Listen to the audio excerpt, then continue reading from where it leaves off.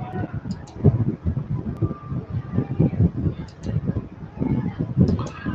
hello, YouTube. What's happening, fam?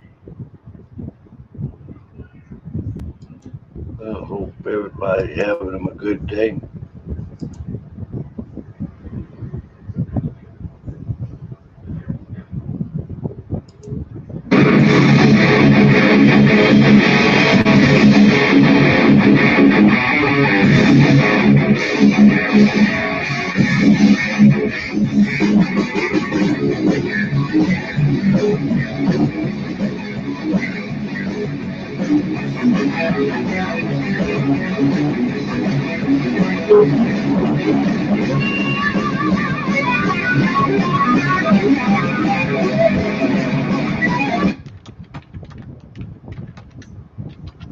Why, hello there, everybody.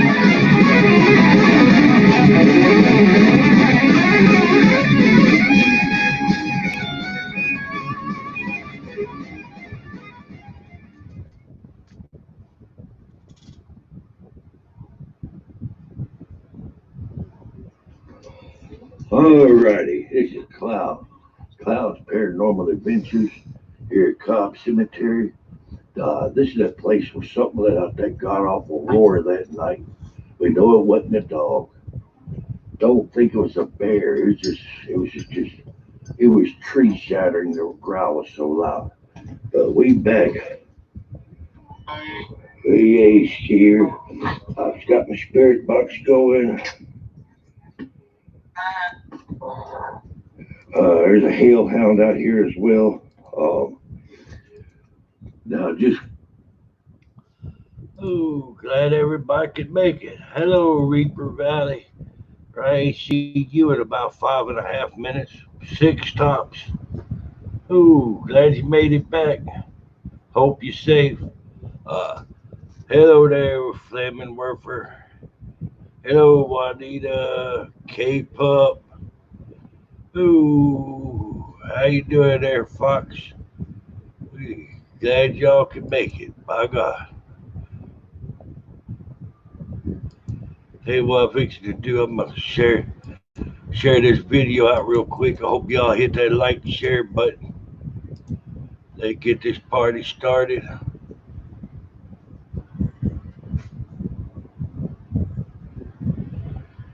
Okay, Flavor Werfer, well, I hope you enjoyed the show. I've been try to get JB in here. I figured today we'll see about helping JB out.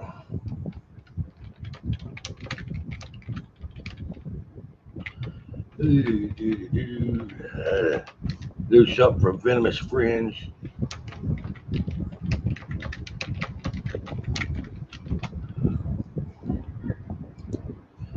There we go.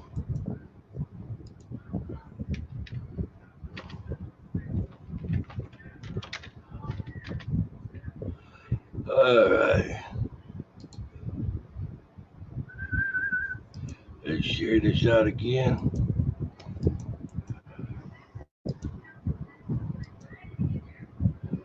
JB will be along here in a minute.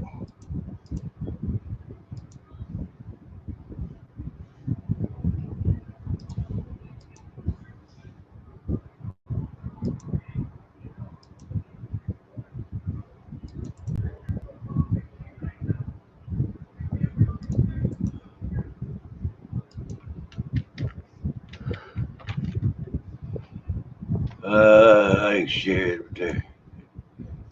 Let's see, by God.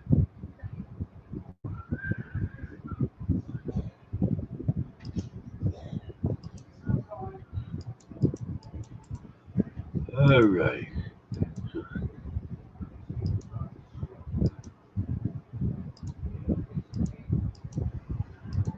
Yep.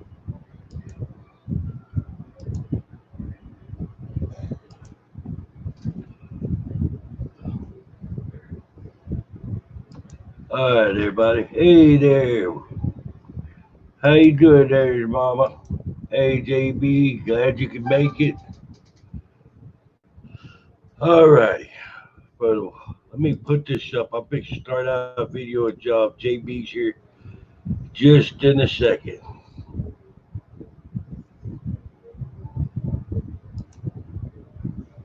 Okay.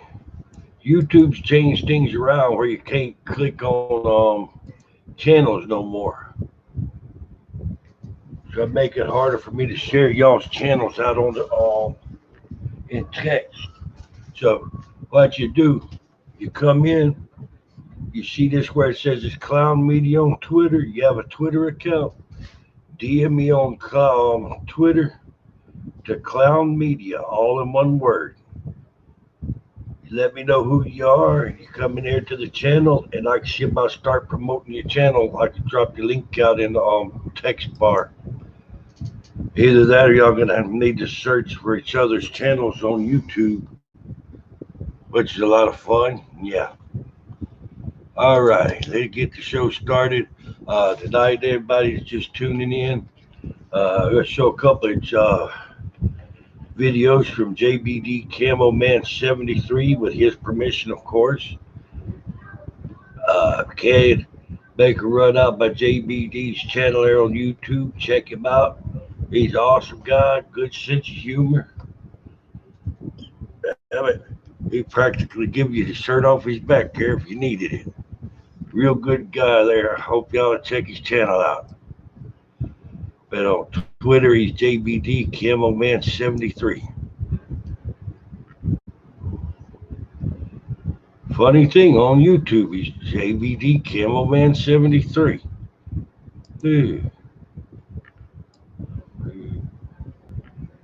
Alrighty, let's see.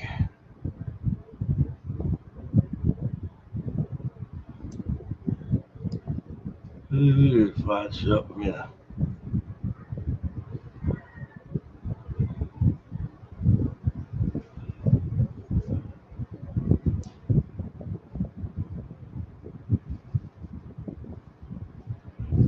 Alrighty, cool.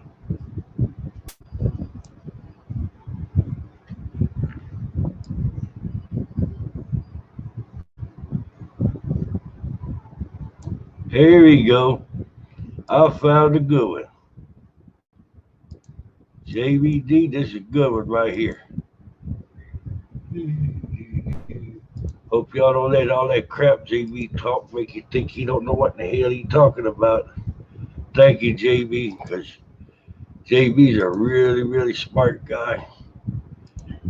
He can teach us all a thing or two about the paranormal. Smart guy, he got his shit together.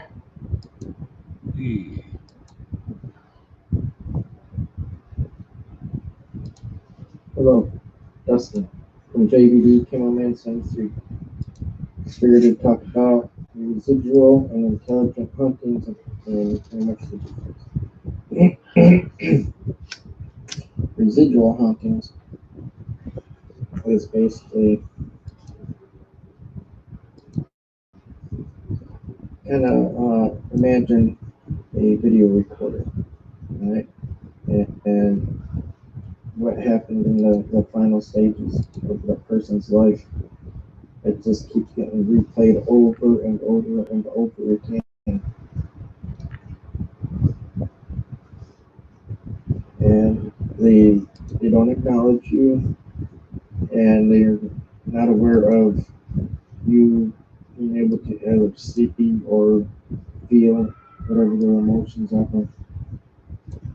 So it's pretty much a residual hunting. You know, it just keeps going and going and going every day over and over again. And then the intelligent hunting, there's a whole lot to that one. Intelligent huntings, spirits that are aware of everything going on in our living world, can move objects, open doors, and etc. They can even communicate with us, unlike a residual hunting, where it's stuck, as I said, reliving a situation over and over again. So remember, even after you leave a location, that spirits, the intelligent hauntings and intelligent spirits, or remember who and what and everything that happened while you were there. They can even follow you. So, be sure if you're new to all of it, you realize what you're getting into, some dangers that may happen, may not happen, the consequences of dabbling into the paranormal world and the spirit level. Um, Investigators like myself have spent years and years and years, investigating and researching and hands-on experience with a lot of different type of hauntings and situations that have happened. You know how to deal with it. So just make sure that you're mentally strong. Do your research. It's not a game nor a joke. And it's not very friendly at times because you don't always come across a friendly spirit. And you may think it's friendly or it's saying it's friendly when in fact it's the opposite. It's tricky. So just like with people in real life, you can't trust everybody. You can't trust everyone around you. You go to the store, you can't trust people. It's the same way with the spirit world. You cannot trust a bit. As soon as you fall for the tricks, it's all over. You're in a world of hurt.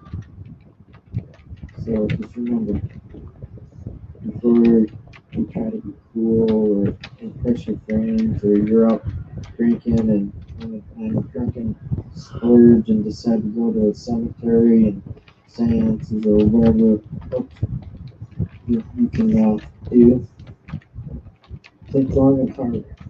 You really want to do that because chances are you're going to open a door you won't be able to close on your own. And you'll wish that you had never even thought about doing it. So study, research it, learn it, and then make an honest decision on whether or not you want to become a paranormal investigator or research and ghost hunter. I don't like calling it a ghost hunter. You're not hunting it. You're researching it. You're investigating. You're wanting to learn. A hunter don't want to learn. A hunter just wants to grab proof and bam, look at me, look at me, look at me, look at me. Kind of like a trophy type thing. But that's my opinion. We're all entitled to our own opinions. So I prefer paranormal investigator, paranormal researcher. So with that being said, you've been warned. Thanks for watching.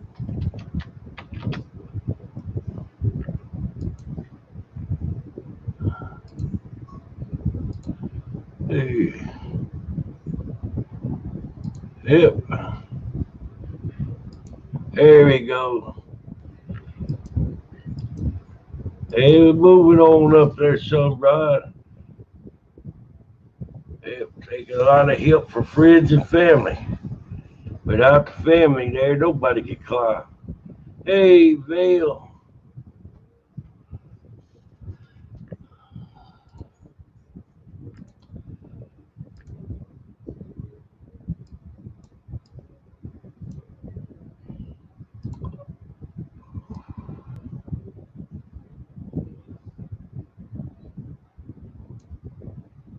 All right, y'all. This is Clown.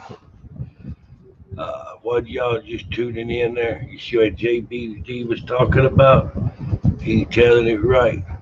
You start into paranormal investigations, and you get started too soon. Don't know how to defend yourself. What you're getting into, it can get really, really ugly. Uh, it's serious business. Not saying be scared, don't try. I'm saying do some research. Learn ways to protect your house, protect you, protect your family. Uh, some spirits, some of these damn demons you can run across. You can meet one, run up on one in 5 minutes. They can put an attachment on you that be really hard to get loose from. Demon ain't got no good wishes for no human. They won't mess over us in hard.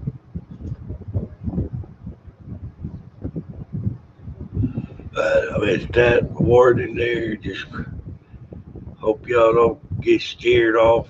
Just keep open mind. Do some research. Make sure you know how to protect yourself. And it is fun. If it's something you love doing, have fun doing it. Don't be scared. Go in and have fun. But common sense, gut instinct tells you now is not a good time, and maybe you ought to beat feet, go in the other direction.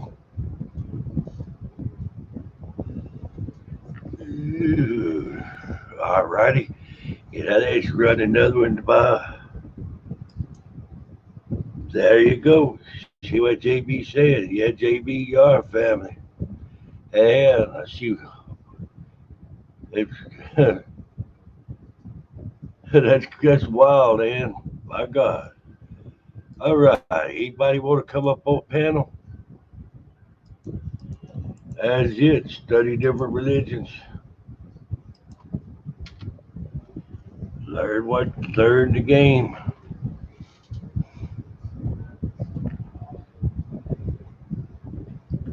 I know one hint I could throw out there for people is you might have a skull like a brick, a hammer won't put a dent in it. But get the full of demons and evil spirits, they might not do nothing to you.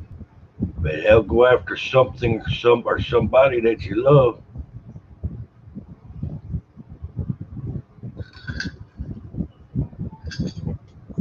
Be prepared, make informed choices.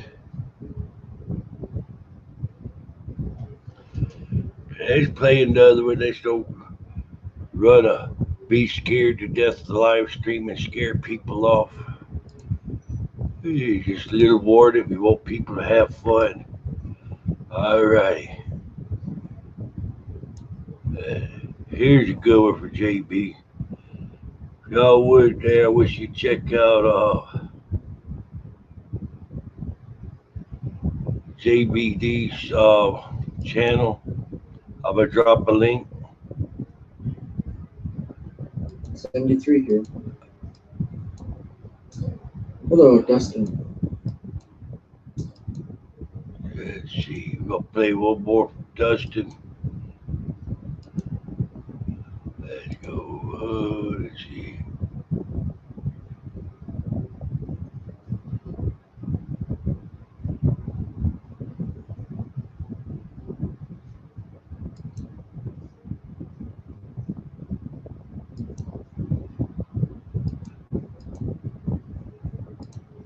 Hello, Dustin.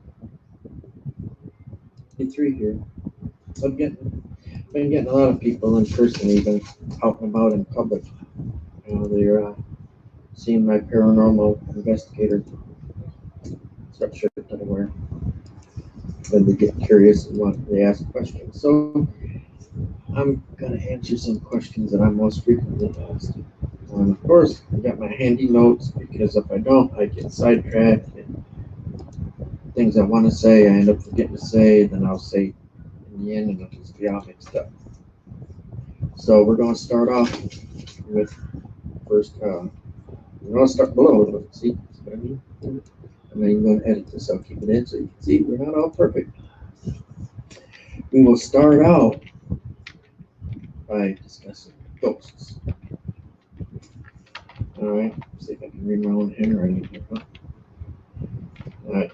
Ghosts are people who have passed away and make themselves seen by people that are still living. They can also speak to us, touch us, go through us and even change the temperature. That's why some people, they feel that coldness in the room when they walk in, or in a certain part of the room and it be cold, but the rest of it's warm, or they get a quick little shiver like something cold just went through them or touched them. They also have a smell of a perfume or cologne, flower scented, and even like their favorite flowers or anything of a scent. And the ghosts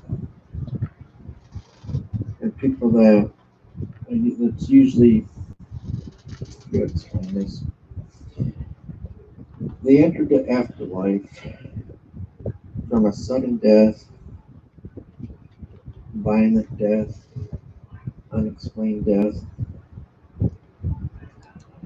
They may even have unresolved issues with loved ones, friends, or whatever it may be on earth in the physical human realm. Uh, they have the same personality as what they have while they were alive. Some can change, yes.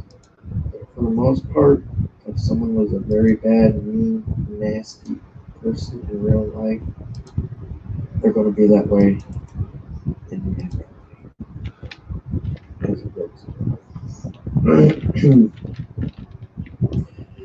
And they already talked about that. Okay, most are confused or distraught by the horrible way that it passed. Some may be helped to move on to the new spirit realm, and some just plain refuse to accept that they have passed on. And some, they just don't want to. They know that they've passed on into that realm, and they just don't want to leave. They're not comfortable with even, and they just want to stay there. And which is kind of, you got your residual haunting where they're reliving everything over and over and over and over and over again. So let's see. Okay, on to the next. There's a little bit about ghosts. Next is poltergeist, or if you research it, a few people that I know that know they're paranormal investigators and researchers and all that, the noisy ghosts. And they can scratch, throw things, bite, burn, levitate, cause destruction to your property, body, mind, and soul. Active kinetic energy that causes physical disturbances. They are very angry, very aggressive, violent, and physically interact in our living room. Not living room, living realm. So, yes, ghosts can be scary to some people. They may freak out, and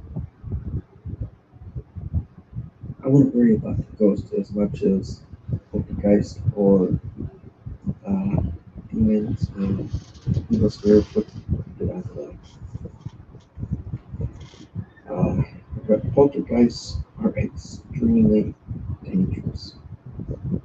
Extremely dangerous. Ghosts don't get stronger like poltergeists can. Ghosts can't do nowhere near what a poltergeist or even evil spirits and demons can.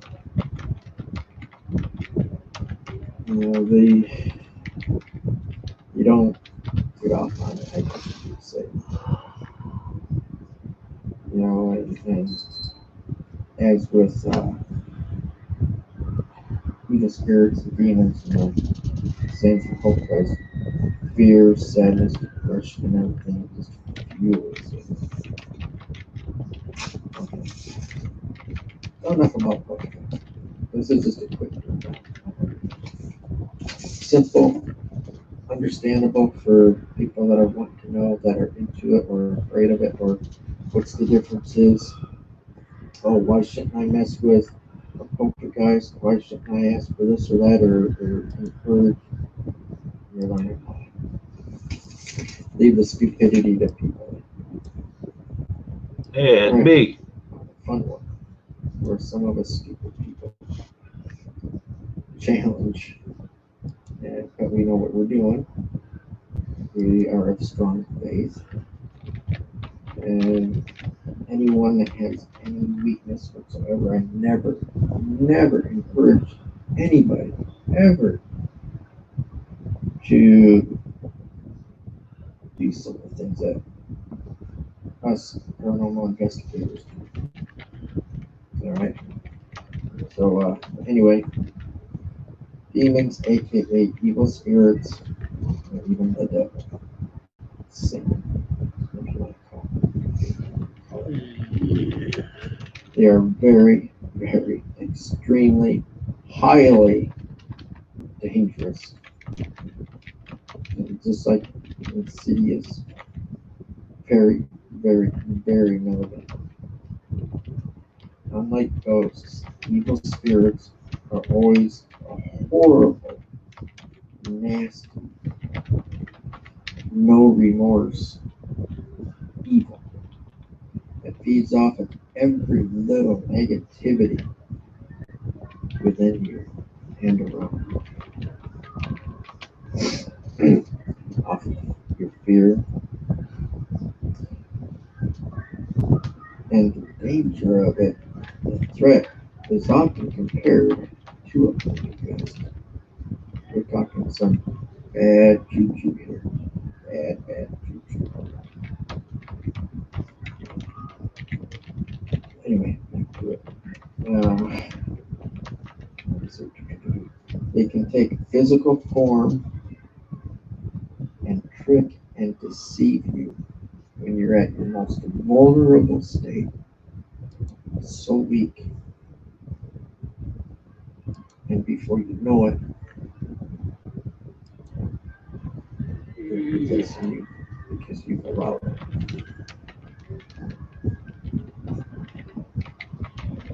Don't fall for its lies. Don't fall for its deceit.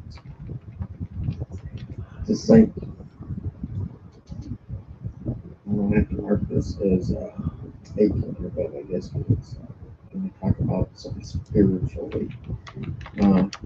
Just like with Adam and Eve and the snake, based on how sneaky and conniving, whether or not you believe in biblical stuff or the Adam and Eve situation. No matter if you don't, just end the video now if you want. But, just like that scenario, it will trick you. Do whatever it can. It's like a thief in the night.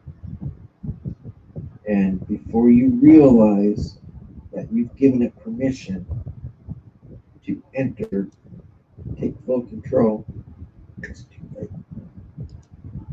You better be ready for one heck of a nasty, most awful, unfathomable, undesirable ride of your whole entire life. So there's a quick rundown of some differences between everything of the paranormal world. You can do your own research online if you want. Google it. What's that other something Fox browser, Opera, whatever it is. Type it in, do your own research, and be mentally prepared for whatever it is that you're going to do. You can't just jump in and say, I want to be a paranormal investigator, let's go. No, You got to know what you're doing. You got to know the different types of, like I said, the poltergeists, evil spirits, ghosts, residual hauntings. You need to know all that stuff. Learn it, memorize it before you even think about actually starting an actual investigation.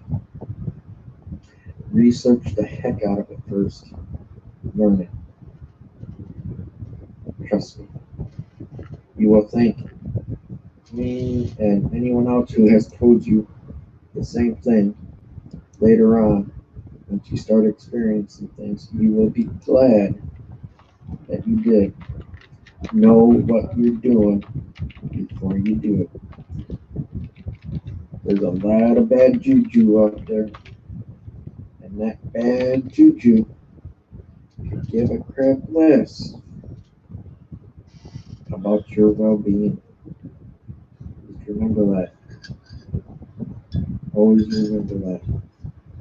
So if you want to dance with the devil, as I like to call it, and I often tell people, I love to dance with the devil. Be sure you really know what you're getting into. With that said, I hope this kind of helps you in a way to motivate you to do more research. Don't take my word for it. I'm just going through on my experiences, things I've learned over the past 30 years of being into this. So don't take my words. Do your own. I encourage you. Do your own research. I'm just trying to help you understand. It's not just all fun and games and let's go take a K2 meter out and see if we can get it to light up and call whatever. Don't do that. All right? Please check it out. Books, library, online. Ask other paranormal investigators. Do that. Don't just step into a cemetery, graveyard, haunted house or haunted building or whatever and take it upon yourself that you're going to investigate and research and try to make contact or prove this or prove that. All right? Be smart. Think smart. With that said,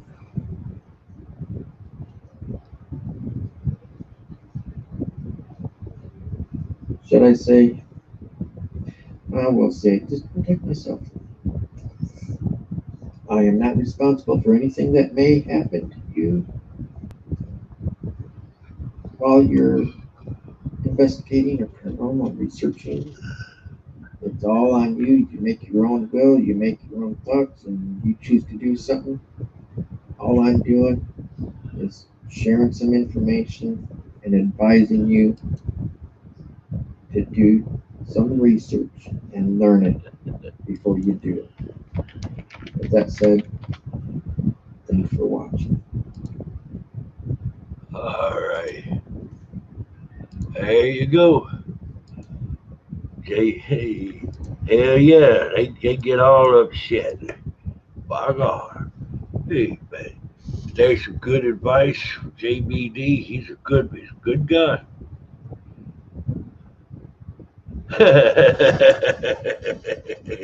Hey, they got that crap trademark there, Ryan. I put that on a video, and right after that, I'd have them Warner Brothers or somebody after my ass.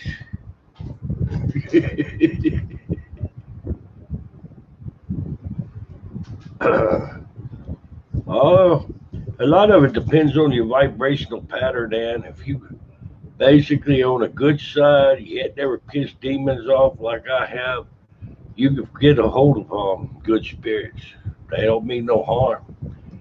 If you've done like I have in the past and go around trapping demons and crystals and sitting there banishing them and whatnot, they get mad.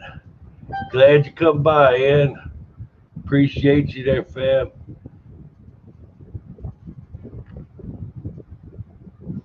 There you go, Ryan. Oh, all right. Anybody just tuning in? It's Cloud Paranormal. I hope you enjoying our content. We're doing kind of an educational format today. Little warnings here and there, trying to help people out.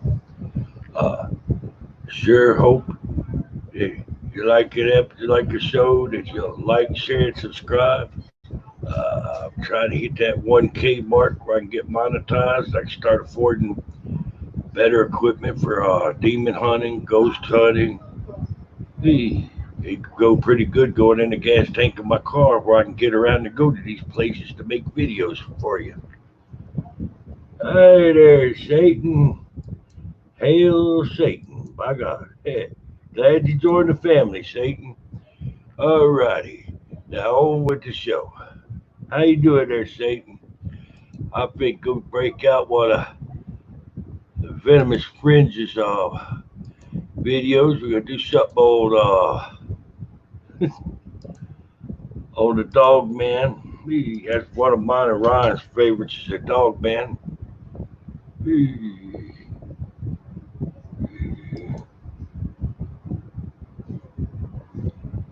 Let's see. Let me see. My God. Alrighty. Glad you joined the family there, Satan. Ooh. Let's find us a.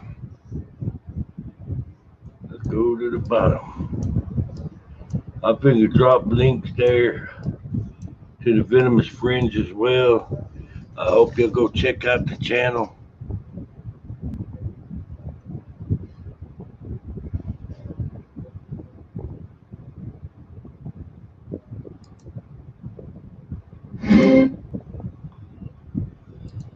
Let's see.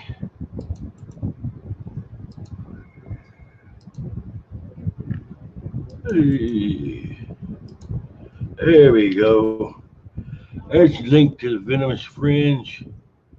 If y'all would there, check out the Venomous Fringe.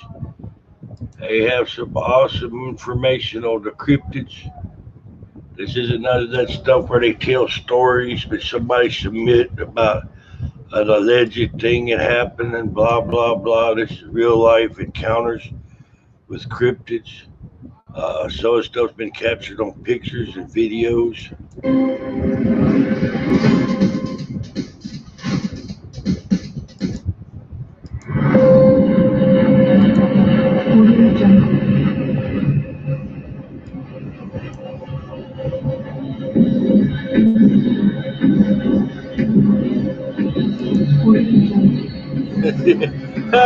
Good one, Ron. Good evening, ladies and gentlemen, and welcome to another episode of the Venomous Fringe. Tonight's episode is going to be a little different as we decide that during the weekdays we'll upload one episode on par with regular Sunday at 9 programming of the 10 Tales of Dogman. Do keep in mind that this is not a YouTube channel dedicated to 100% Dogman, but other topics as well. Just an FYI. Tonight we're going to discuss an encounter coming from Oregon. For the protection of this individual, I'm going to give him the name of Alex. Thank you, Alex, for submitting this story. And for you guys, get ready. Be by the bonfire. Have the nice burning warmth chirp through the wood. And prepare for a Dogman encounter. I grew up loving the outdoors. I never had a bad encounter outside. I've always seen deer, bears, cougars, you know it. My father was a hunter and salesman, whereas my mom was a stay-at-home. We always liked to go down south of Oregon to a cabin we ran every summer when we would have the warm weather approve. I always had a thought to more in life. I always believed that there was more to life. I know that sounds a little silly, and maybe it might allude to my encounter. But I will say that I did have a pretty interesting mindset on what roamed the woods at night, especially if you'd go down every summer to a cabin. Thank you. By 2015, I had already graduated college. My girlfriend and I were on the verge of moving into a new home. On the property lines, however, I wanted to at least spend another summer at the cabin, this time without my family. I had spoken to my father about it, and he was perfectly comfortable with my girlfriend and myself going down to the cabin to enjoy ourselves. When we went down there, it felt rural. It felt like there was more and more less people every year as time went on. It felt a little strange going down and not noticing a couple people that we always see no longer be there. I felt maybe they just decided to not give up the cabin anymore and sell it to somebody else and have them rent it out.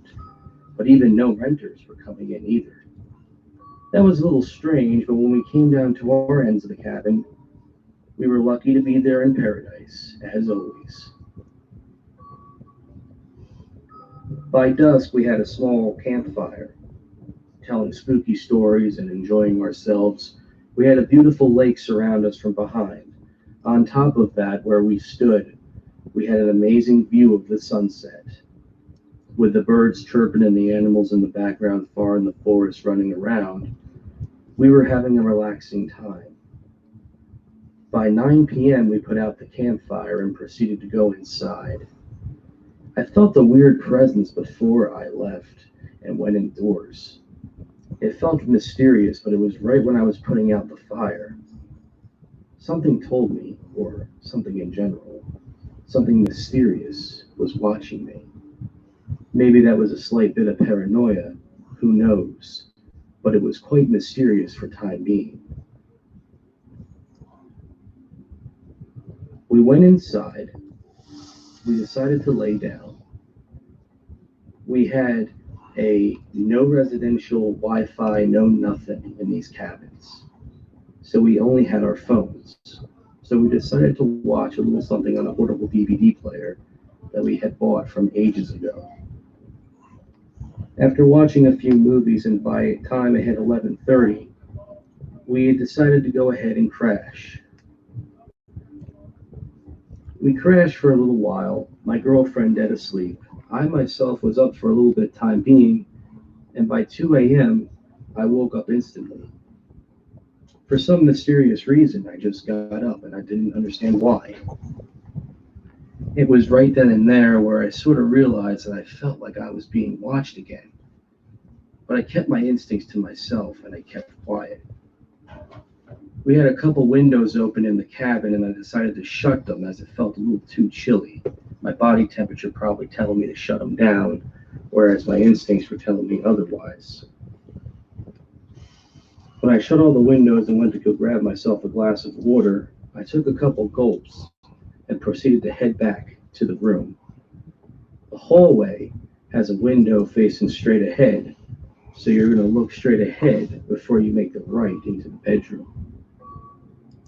And on that window, there was a creature staring right at me. I could see through its red eyes, the red eyes of evil as I could soon. It sat there staring at me, looking at my every move as I sat there face to face with it. We were behind a window, but that didn't matter. This thing could have came in and attacked me either or. It had any option, it had any value. It could have attacked me. It didn't. It just stood there and stared at me. It grinned. Keep in mind, the lights were out and the moon was shining, so I was able to get a good look at the snout and teeth.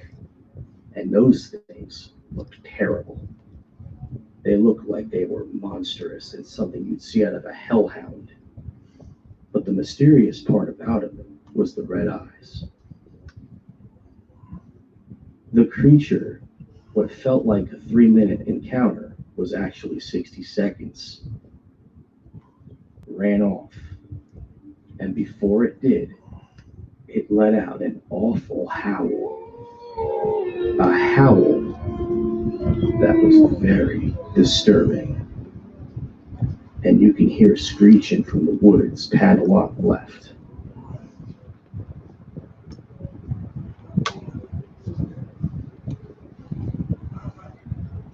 That's my encounter. I didn't say much afterwards to my girlfriend. She was dead asleep. I had no clue what these things were, and I didn't even bother to go back to the cabin the following year. I told my parents I didn't feel comfortable anymore going to the cabins and felt that it was time to give up the cabin lifestyle. I didn't want to make that decision, but I didn't feel comfortable or even safe, as childish as this might sound, to see such a creature there so menacing and so intimidating. My girlfriend even asks me to this day why I don't go out into the woods. Not as much. And we're expecting our first child. One day I hope I can have the strength to talk to her and tell her about what I saw, but at the same time, for the protection of my future child and my family, it's best not to say. I hope this encounter can help others come forward about their experiences with the mysterious Dogman creature. That is all. Thank you everybody for watching this video, and I hope it was interesting. We will see you on Sunday. These are the darkest of times for Europe and indeed the rest of the world.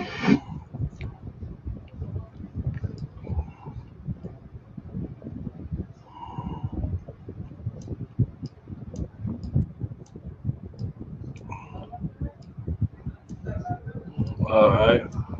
That was pretty dang spooky.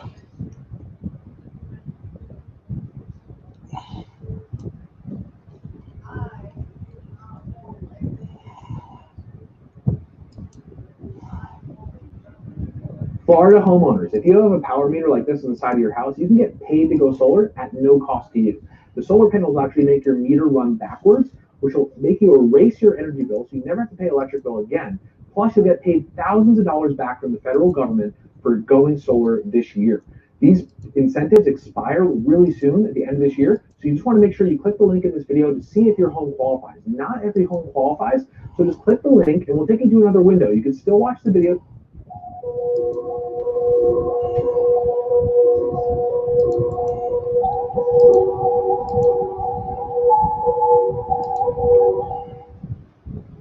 My guest at this time is none other than D-Dogs. Hey, David. From the Bigfoot Dogman Research Project.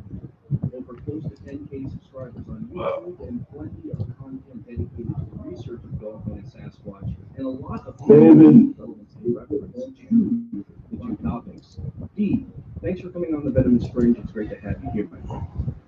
Thanks for having me, Chris. It's been a long time coming, and I'm glad to be on talking to your subscribers and listeners. Thank you there, Jump Steve. into it and talk about the Dogman monster. I'm telling you, man, everyone was like, get D Doss on your show. And I was like, I'm going to get D on the show. And I sent him a message and we have time. And here we are, finally, after over a year. Here we are, you and me, sitting down talking about Dogman and other mysterious creatures. For sure. It's an honor. Very much so, my friend. And with that being said, D, I mean, can you please tell us a little bit about you? Where did it all begin with Dogman and Sasquatch? Where did it all start? It started with my first encounter down on the Red River in southern Oklahoma, North Texas. I had a non-visual sighting. I was going through the woods, getting some footage for something completely unrelated to the topic. Was a Halloween contest at North Central Texas College. The grand prize being $500. Was rambling through and heard an unusual bipedal creature stalking me throughout, shadowing me. And for whatever reason, I whistled and it whistled back, but it wasn't normal. It completely and perfectly mocked the whistle that I gave it, and it blew its lips at the same time, which is physically impossible. And that kind of snowballed into where we're at now. Got hooked up with Kirk Stokes, who's a prolific Dogman investigator, field investigator from Kentucky. He's 25 plus years, and he kind of, trimmed off the fat as far as my field research goes, and coached me through it, to do it the right way, to get close to the creature, not to spend too much time on the peripherals, such as the structures and the footprints and whatnot, and how to actually track and come close to the creature itself. with a research like Dogman, and I have to actually also ask you this, I'll ask you in a second, but coming forth from just doing a simple Halloween thing to seeing one of these creatures and also having a contact of whistling left and right. Now that's pretty interesting, by the way, and I want to get into that in a little bit, but I also want to just mention, for that to start off, did you have any other belief of the fact of this being a creature, or just something that, as like a fantasy before you even started with researching Dogman? That's a good question. I believe that they were real. I just didn't put my mind towards where they could be. It was always a thing for the Pacific Northwest, parts of Arkansas. Thought it was a very, very rare creature to encounter. Growing up in Oklahoma, I was inundated with the legends from the Choctaw and the Chickasaw peoples. So I was very aware of its existence, and I did believe that they do exist before I got to this research. But I didn't believe how prolific their numbers are and the places that they occupy. I wasn't aware that there are that many in these remote areas and rural areas of southern Oklahoma, Texas, Arkansas, Louisiana. They're just about in every landlocked state there is, I believe. So I was unaware that they were that prolific, I suppose.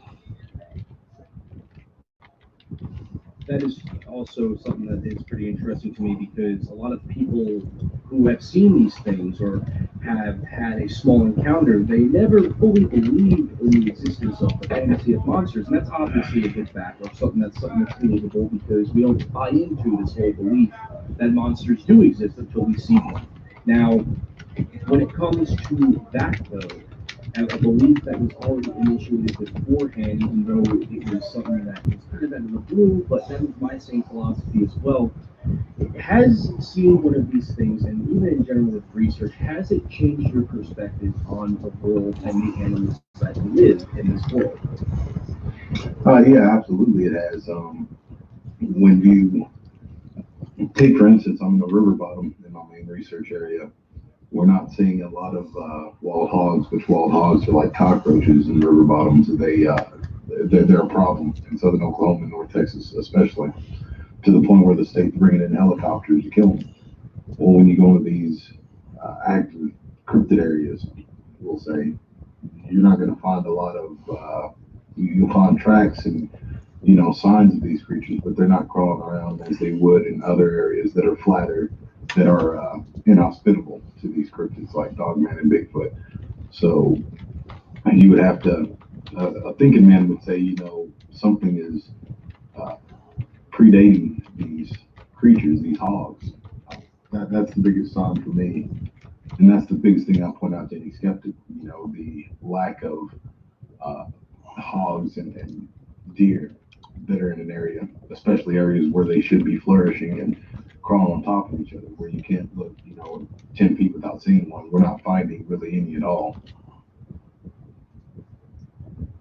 And because of the situation that is with missing with the hogs and whatnot and other wildlife, has your residents of where you live in the township and in general the state, have you come across any deception, any negative reaction towards the belief that this is a bear activity, and the cover-up belief that it's kind of being confidential on what is really out there? That's a good question. I've spoken to people in other areas of the state where that's, you can't help but run into some sort of state official that's saying, oh, well, it's a mountain lion or it's a black bear, where there's no mountain lions or black bears reported. So, not in my immediate area, because I've never really dealt with any state officials as far as fish and game or anything like that in any of my main research areas, but you'll find that all the time. There's always some sort of, I hate to use the word cover up, but there's an excuse found for why these creatures are, these predation creatures, like, the hogs and the deer, while they're disappearing in vastly high numbers, higher numbers than they would anywhere else, which says that there's a top tier predator, stalking and eating. I've not spoken to anyone who's pointed that out, but it's something that's obvious. I'm sure if I was to talk to some sort of state official as far as wildlife goes, that they would have one of those excuses. But just I don't really deal with them. As a matter of fact, I try my best to avoid them as much as possible because where you find these creatures at, they're usually nature reserves, wildlife management areas, and I think they're managing the wildlife to keep those top tier creatures, those top tier predators, happy, so they don't leave these wildlife management areas. So best to leave well enough alone. Is what I say. I agree with that 100%, and that's one of the reasons why I brought it up is because there is a controversy surrounding the idea and the belief system of one of these creatures having the ability of manifesting wherever it's at as inciting, and there is a big cover up. There's I hate to use that word as well, but the belief of a confidential situation involving high-class officials and these cryptids is something that is not unheard of, but it's becoming more and more elaborate as time goes on because of the amount of information that you're getting every day, including former people who work under those categories and go under aliases to protect what's going on. Which leads me to my next question. Are you someone who is pro-kill or anti-kill, but with caution? I'm definitely anti-kill. I wouldn't want to kill one of these things, and I don't believe that I could if I wanted to. In some of the areas I've been into, there are just way too many of them. They're very militaristic and strategic in the way they move. There's never one by itself, so even if I was pro-kill, I would have to sit down and put together a flawless game plan to actually want to take one of these things out. But I'm anti-kill all the way. There's some sort of a natural creature. So, and I was always a fisherman. I hunted when I was very young, but I was a fisherman for the simple fact that I don't want to kill any of these things. We have grocery stores, so and this isn't anything against hunters, but it's just not my way. That is something that stands out the most, I feel, as well, when it comes to going to the woods and knowing that there is another predator out there. So it's interesting, I would say. Now, when it comes to other eyewitnesses that you've spoken to you and Dogman stories, can you share some of those Dogman encounters to the audience and about what you have collected in reference to Dogman research? Yeah, sure. I'll start off. I think I told you about this one a little bit before, but this is the craziest story that I've probably ever heard since I've started this, and I absolutely believe it. There's a woman in Arkansas. She's a registered nurse. She's been living at this house for 15 years. It's her parents' house. Both of her parents are pretty much bedridden now. It's this woman, her 15-year-old daughter, and her husband. 15 years ago, when her daughter was a baby, they had these sightings, and it's quite a bit of land. It's a atypical farmhouse that sits in the middle of a decent plot of land. They started having these sightings of these wolf-like dogman creatures. So time goes on, these dogman creatures begin to become a whole lot more comfortable with them, and they actually build some sort of relationship, much like Kirk Stokes has up there in Dangaboo National Forest with the dogman creature he calls Lily. This woman called me not because of these natural dogman creatures, but because these unnatural creatures started showing up. The smell of sulfur and burnt and rotten flesh started accompanying them.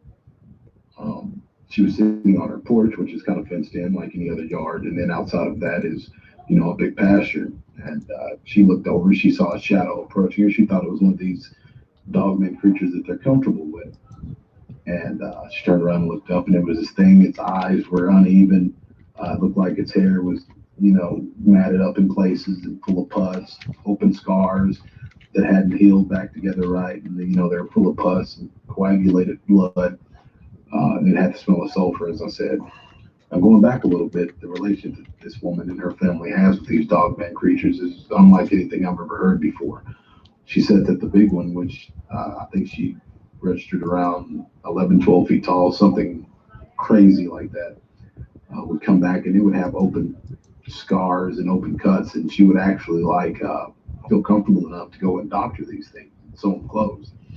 They leave out at first 10-piece puzzles, and they work their way up to, I believe, 500-piece puzzles that these dogman creatures are starting to work out. As her daughter would go through school, she would leave out school supplies. These things are writing in rudimentary first grade sentences, which means that they're communicating thought, which is amazing to me. It blows my mind. These natural dogman creatures are so comfortable walking around this property that in the middle of the day when the mailman was coming to bring the mail, they were just kind of walking around in the pasture, and started walking towards him, and they had to take the mail bag back to town. They will no longer deliver mail to this woman's house. The reason she called me is she wanted to research it, wasn't afraid to come out to her property because of the amount of these unnatural creatures that would show up. Now, when this unnatural creature showed up and she was sitting on her porch, she ran in the house, and this thing, I guess, kind of meandered off. Later on in the night, she heard a big ruckus. She said the trees were being smashed and ripped up. She went out the next day and found a big puddle of blood.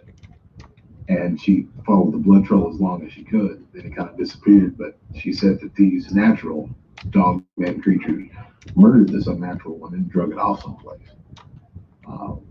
She said that there was at least 5. I believe there was a male, a female, a couple of younger adult males, and some adolescents. The adolescents would go to her daughter's window. The daughter would open the window, and they would sit there and watch TV with her through the open window. I've never heard of any kind of relationship like this with these creatures. And like I said, I'm a pretty good judge of character when it comes to this kind of stuff. And this woman was 120% forthcoming and honest with me. And my only regret is I never did go to that property. I just didn't know what to make of it. I couldn't wrap my mind around it when she was telling me at first. Well, first of all, that's a very interesting story because you don't really hear that as a researcher from anybody who goes out researching and collects the stories of a creature on a property, especially if it's a family or a clan of them, and that happens. Now, one thing I want to just ask is, have you kept in contact with this woman since she requested that you want to go on the property?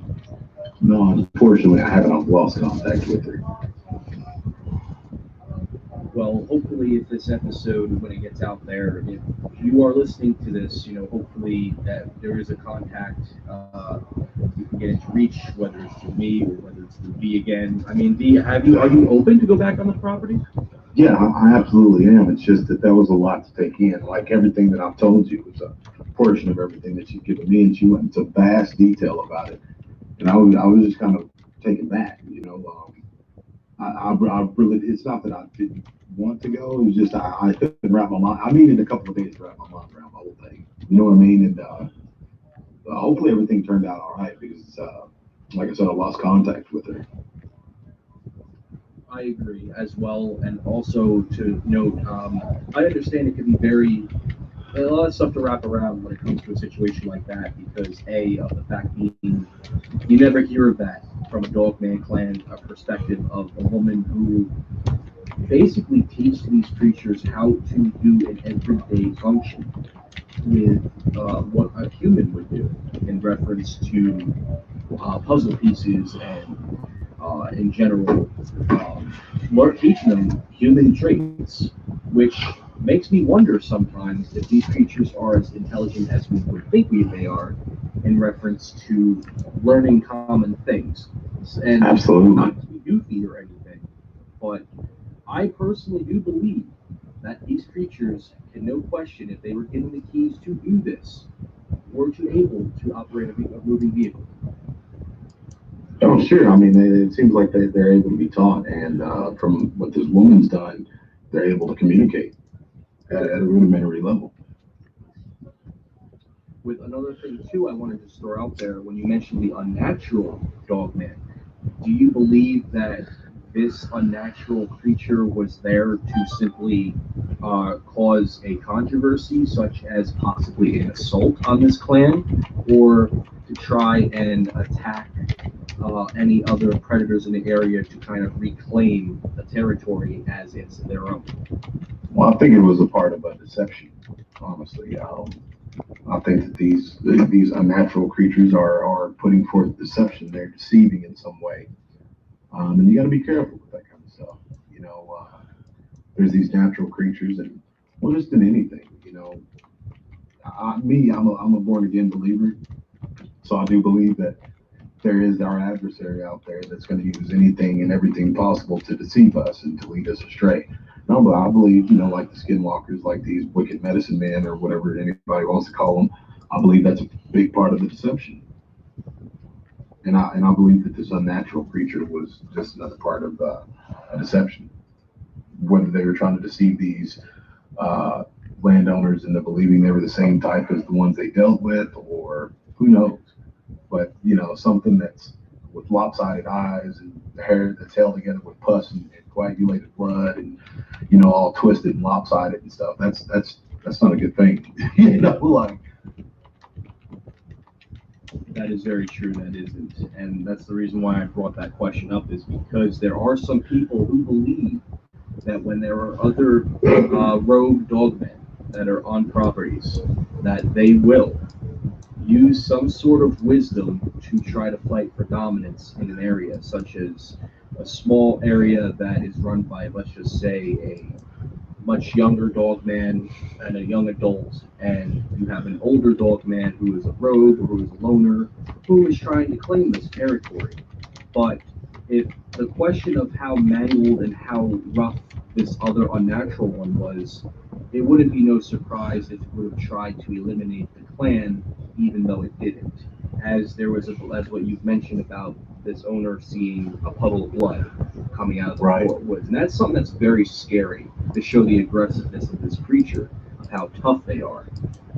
One thing that really startles me about this case is the ability that these owners have taught these creatures to do basic human traits.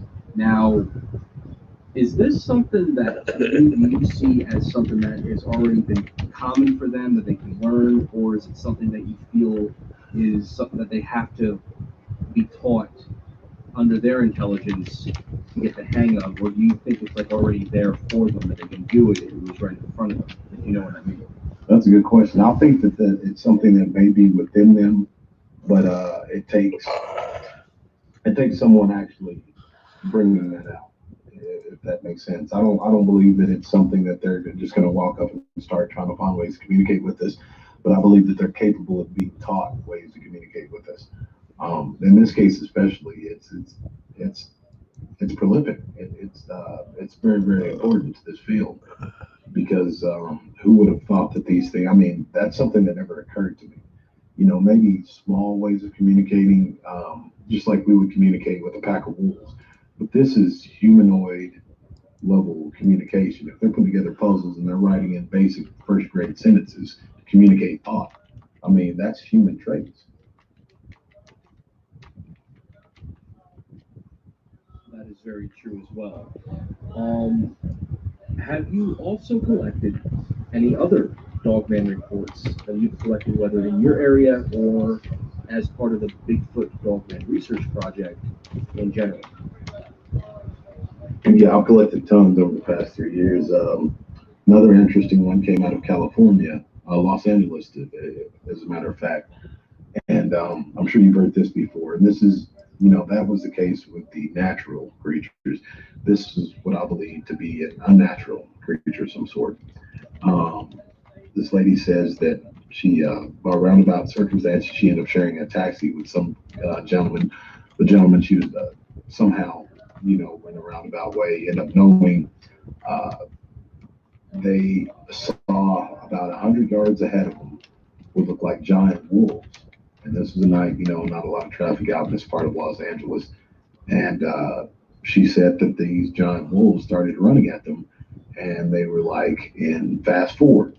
They ran like they defied time and space as they ran towards them. And I've heard that before with these unnatural sightings. Um, these three dogman type creatures, these entities, surrounded this taxi that her and her friend were in, and they started speaking in some sort of a broken language, back and forth. She said it was definitely a language. It was deep and guttural, but they were using words that she was unfamiliar with, and she spoke several languages.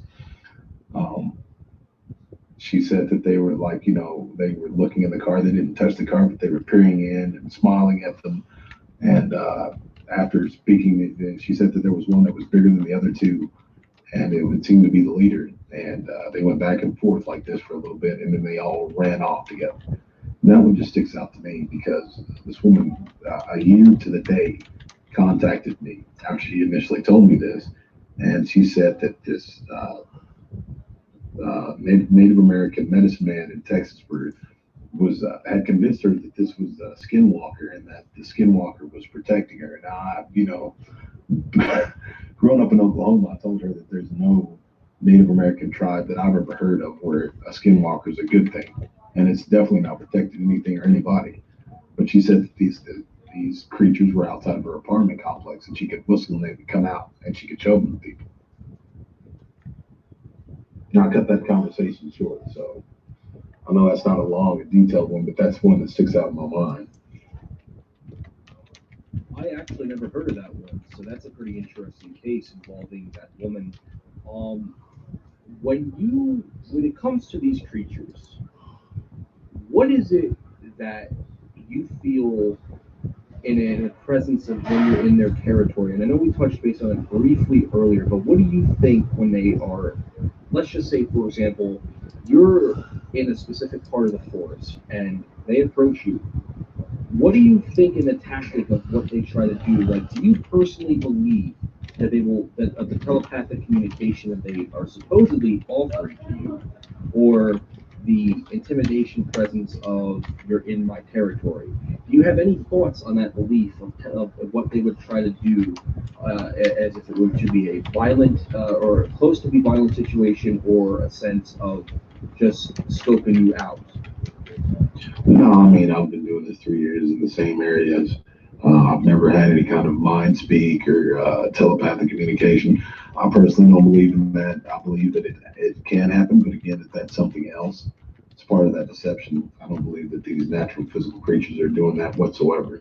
I believe that something else is, and something else is mimicking or aping these things. They're trying to make people believe that they're these natural creatures, but they're completely unnatural and they're completely nefarious. Um, that's just my opinion on it. And again, I've never had anything outside of my own thoughts when I go through these areas. And the way that they communicate with me is I mean, subtle things. There'd be a change in atmosphere. You can feel it. There may be something with the electromagnetic field as far as that goes. But other than that, I don't think that they're doing anything supernatural or any kind of mind melding or anything like that.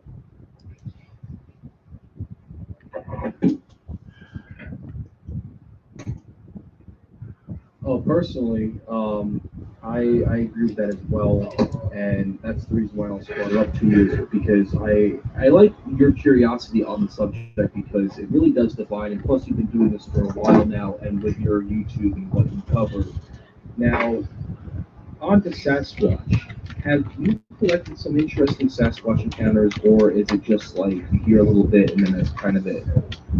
I mean, being an active researcher, going out in the field myself, yeah, I've collected hundreds of them. But honestly, and this isn't taking anything away from anybody's personal encounter, if you heard one, you've heard them all. If you heard mine, you've heard 1,000 people just like me. You know what I mean? Most of the time, they're sightings. I've not heard of anybody having tea parties with them or going out and like having some knife fight. Yes, nothing like that. It's pretty much straight up and down. I was walking through the woods. I looked over. I saw this creature. It scared me. I left. It traumatized me. Or I followed this creature until it bluff charged me. It's not very and not to put your listeners off or anything, but once you've been doing this full time for 3 years in the field, plus listening to people, the encounters are pretty much, I don't want to say mundane, but once you've heard one, you've heard them all. They know that they're intimidating to us. They know that just the sight of them is scary to us. So most of the time when people even say they have a violent encounter, what they're having is a sighting. I agree with that. I really do. I personally believe that that is the same argument I have as well.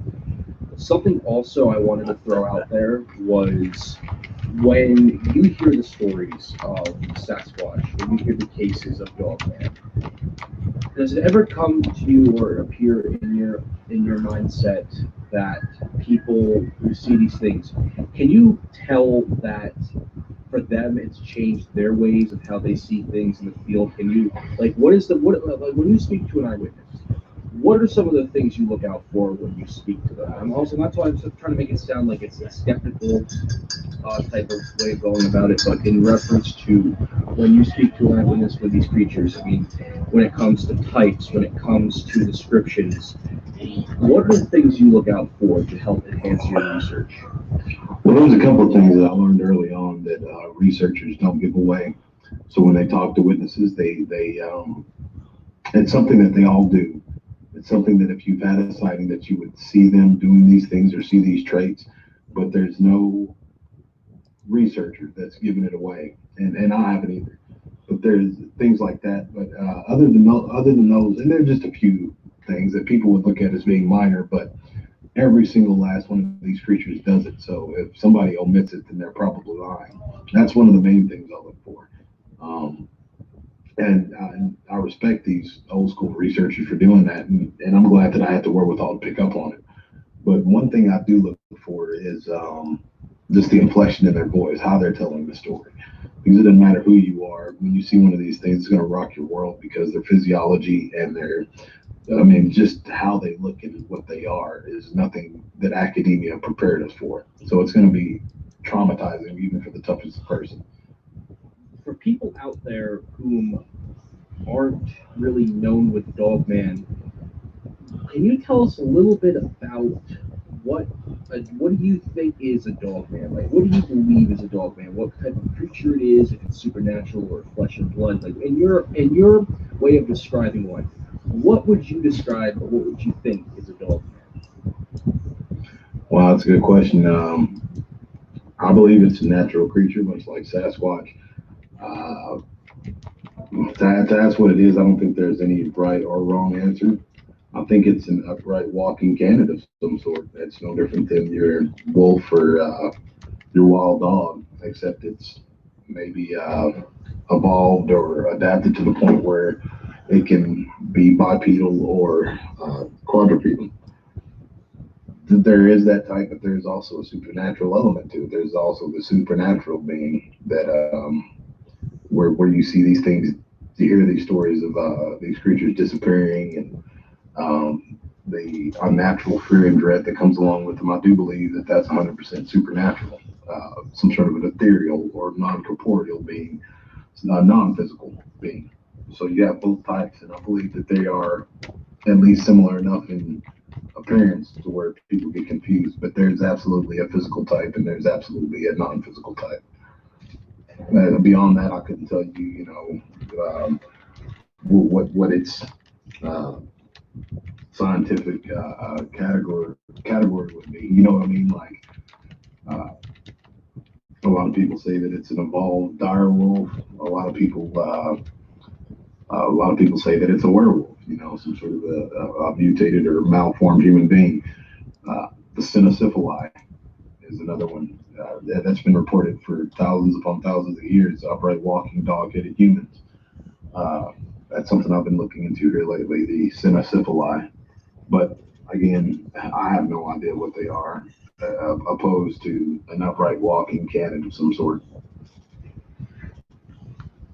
I have to agree with that. I don't think there is a right or wrong answer because these are creatures that we are still learning about to this day. And on top of that, I believe that they are a bit of both flesh and blood and supernatural, more on the flesh and blood aspect because of the evidence that we have recovered involving flesh and blood, in reference to hair, footprints, and whatnot. I don't think a supernatural entity such as that would leave a trail, if you know what I mean. And For sure. that is something that, to me, in my opinion, I would say more on the lines of the flesh and blood. But going back to it though, for your residence and where you're at, you've had some encounters there and there, and some interesting experiences, and also collecting various pieces of information from other people. Would you be able to go into a little bit of detail about some of the encounters that you've had with these creatures? Yeah, sure. The I've only experienced what people call Dogman once. It was very, very close to my main research area. I don't really give out the location because it's just, it was that strange. Um, there's, of course, you have the Native American burial ground within close proximity. This is where, I really started grinding home on the difference between the two. My experience with what people call a dogman really split the difference for me. Just from what Kirk Stokes had taught me when I first started learning about these creatures and the information that I was gathering, I knew that there was two different types. There was a non-corporeal ethereal type, a ghost type being, spiritual in nature, and then you have the physical being. I've had over a year to actually sit and digest it. And I think what I ran into was one of these spiritual type beings. It was tall and gone. It was in an area that I'd never been to before. I found out that it was close to this Native American burial ground that, even the locals have a hard time finding it, and most don't know about it. But there is something else that the natives in Oklahoma, my homeland, call the skinwalker. Most people think a skinwalker has one discernible trait or is one type of creature, but it's a Native American. The lore goes it's a Native American who kills someone he or she is close to take on the attributes of some natural creature. But being an unnatural and wicked act, this creature is going to look unnatural and wicked, twisted. And that's what this thing looked like. It was way too long, way too skinny and gone. Its features weren't anything of a natural creature or how a natural creature would evolve. It walked upright.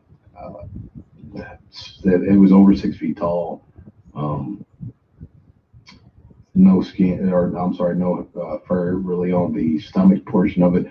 But the most discernible feature to me was the unnatural and just terrible dread that it brought along with it that I felt way before I saw the creature and realized what kind of situation I was in. That's not natural of any kind of physical being. And going on with the project, I've talked to many people, and they've ran into similar creatures or entities. And yeah, that out of everything that I've ever encountered, that was probably the most jarring. I'll put it that way. It made me want to quit. It actually did make me quit. I came back just, because I'm no slave to fear. But the teeth weren't. It was just unnatural. If you were to have it under a microscope, if you were to have it on a table and you were taking this thing apart to see how it worked, everything was exaggerated. Every feature it had was over exaggerated. It wasn't practical for hunting or for sneaking up on anything. And one thing that I don't know if I've ever said before is the smell of death. It wasn't an overarching. It was just the smell of death. It wasn't rotting meat or anything like that. It was just, I don't know if you've ever fished before or have ever gone hunting, but not rotting meat, but the smell of death came along with it. Its teeth didn't fit in its mouth. Its eyes didn't look quite right. There was an evil that came along with it, and it wasn't that they were scary, it's just that they had evil within them.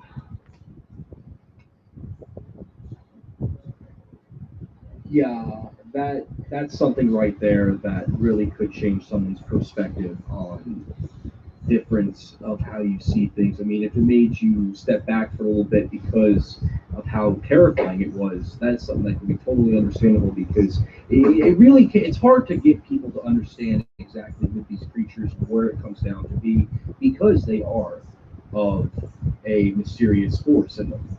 because of how they are a presence to people. Now, in reference to a skinwalker, however, these are creatures that I would not want to entirely mess with due to the sake being of the abilities they have, under the belief that they have American lore, and the facts being that they are a creature that can definitely do a whole lot of collateral damage compared to your typical bear, if you know what I mean.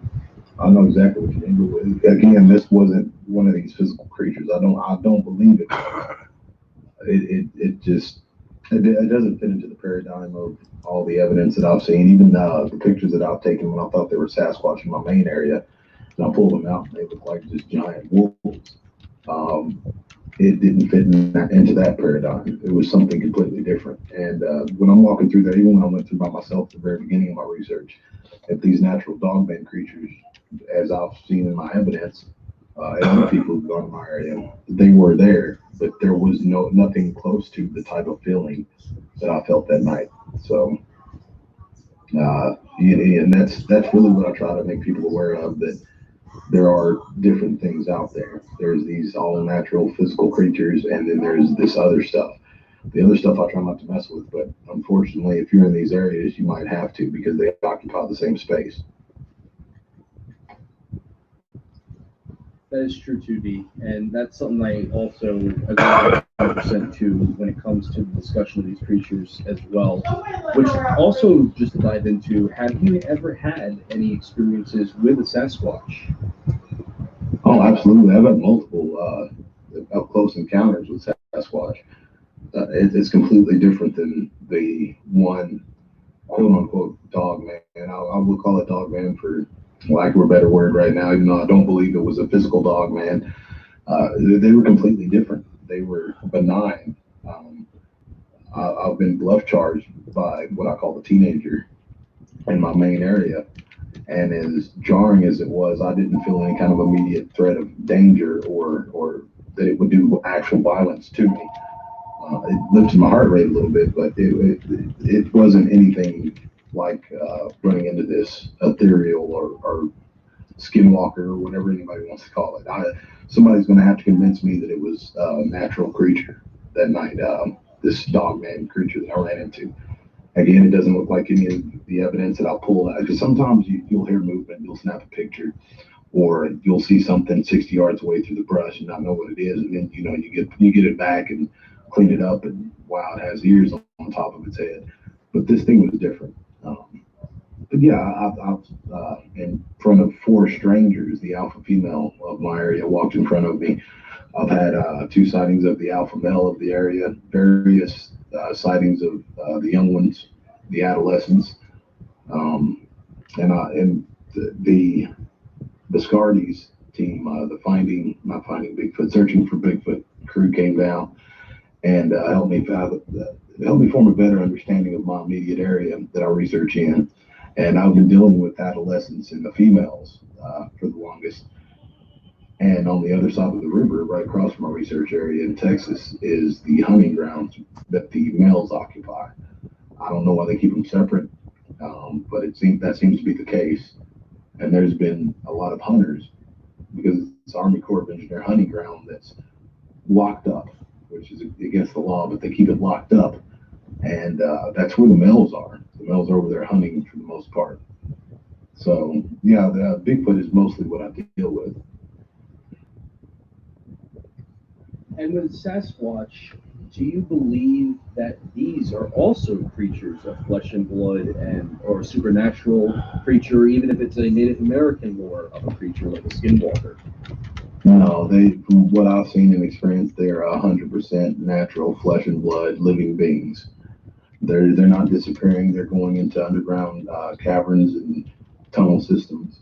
I believe that over the Bigfoot Dogman Research Project, we have been able to validate a lot of what people are experiencing as supernatural behavior as just extreme cunning and tactical and militaristic reflexes that these creatures have.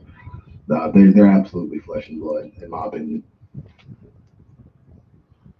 I agree with that as well. I never really thought of them as a supernatural type anyways. I've always felt they were more flesh and blood due to their trails that they leave. one of the reasons at least. But with a Sasquatch, would you feel in a reference that you are more comfortable around Sasquatch than Dogman? Honestly, I'd be more comfortable around the Dogman creatures because the Bigfoot. And I've said this. I've said this before. And this is from Kirk Stokes, who's been in more states than probably any Sasquatch or Dogman investigator. And from my experiences, I believe him. There is probably one Dogman per 10 Bigfoot, and the Bigfoot are really hesitant about letting their presence be known and running you out of an area. So, and a Dogman creature is going to be up in a tree watching you as you go along, quietly. It's probably not going to bother you at all. So I really do believe that, and this is just me personally, I'd be more comfortable around the Dogman creatures because they're not going to bother you. They sound scarier than they are. There's a lot of scary stories around, but they're not going to bother anybody. They keep to themselves. They're a whole lot more docile than the Bigfoot creature. They're willing to give you more chances for messing up. Like if you come into an area not knowing what's going on. That is true as well, even though that it can differ because it's normally the other way around.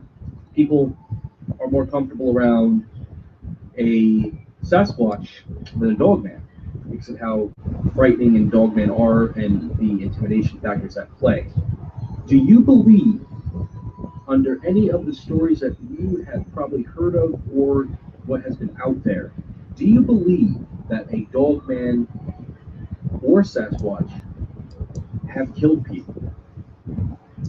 It's very hard to say. I'm sure it's happened, but I believe there's different types of Bigfoot, like what they call the Genasquar, the rock giants, that are the more carnal, more feral version of an animalistic version of the Bigfoot. I believe they have, but there's stories also of both of those helping children. So it's very, very hard to say. I've been in there by myself, and they've had ample opportunities to not only take me out, but take my kid out as well. And they haven't. It's been quite the opposite. The younger ones come out whenever children are around, or women. So I'm sure that it's happened, but I think that they're isolated incidents. The reason why I bring that up is because there was an incident that happened in Kentucky. You're probably familiar with it, called Land Between the Lakes.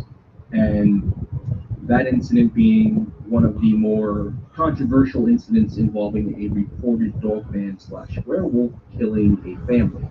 Now, one thing I want to bring out too with this discussion, and this is going for both Dogman and Sasquatch, do you believe that these creatures, there is a respected bond between them and a respected war between them? I don't believe there's any war. I think there's they have just as many wars as bears and wildcats do. I believe that they respect each other's boundaries and they have to occupy the same space. When I first started, and I say this week after week, I look at their relationship much like the hippos and the crocodiles in Africa when the water's low. You can look up this footage and it's amazing. You'll see these two top tier predators swimming on top of each other, completely ignoring one another, because when the water's low, then that means resources are low. That means they're going to be exerting a lot of energy that they don't have fighting amongst themselves. So I believe it's that type of situation, much like the crocodiles and the hippos in Africa, that they are forced to occupy the same little remote regions of forest, and that it would behoove them being extremely elusive and taking pride in their elusiveness to kick up a bunch of ruckus, warring amongst themselves. So I'm going to have to see some sort of evidence that there is some sort of war, but I do believe that they respect each other's boundaries and they respect the fact that they are both top tier predators, and they pretty much leave each other be. Yeah, and that's something that I think a lot of people who are researchers as well have an open mindset on when it comes to these cryptids. When it comes to going out into the field, what are the things that you look out for when you're researching these creatures? The thing I look out for the most is the structures, the unnatural structures that they make and the signs. But anybody can look at a map and go to remote areas that have flowing water within 2 miles. There's always little pockets that they like to occupy near rivers, or especially where rivers can join. That's how I started my research, especially in new areas. And as far as anything else, just the subtle things that, something large is occupying the area, breaks, 6, 7 feet up on stems and trees. It's small and subtle things. I don't really spend a lot of time messing with the glyphs and footprints and all that. If you're in an area, you'll know by the feeling. Once you've been around one, the feeling that's there is unmistakable to any other natural creature in creation. Do you believe that they know you're in the area, even if they are at least a mile away? Yeah, they have absolutely. I mean, if your foot's hitting green grass in an area that they're near, they absolutely know about it. You're being watched. And I implore everybody to keep that in the back of their mind and everything that they do in these active areas. They know you're there. You can't sneak around them. They have an understanding of the natural world that goes far and beyond anything that we do. So, in reference to the BDRPD, what is the best way to contact you for other researchers and eyewitnesses to get a hold of you into the reference to your where we can contact you? I kind of mixed the words up, but anyways, where can we contact you, D? You can contact me at Bigfoot Dogman Research at gmail.com or BDRPBlack@gmail.com. And the BDRP Black is our cryptid files, which will be our narrated encounters and our this will be the first time I do any kind of fictitious tales of Bigfoot and Dogman and all the rest of these cryptids, ghosts and whatnot. But we'll take a lot of what we've gathered over time and put it in narrative form and put it on the Cryptid Files channel. Absolutely, D. And for folks, I'll throw that email in the description.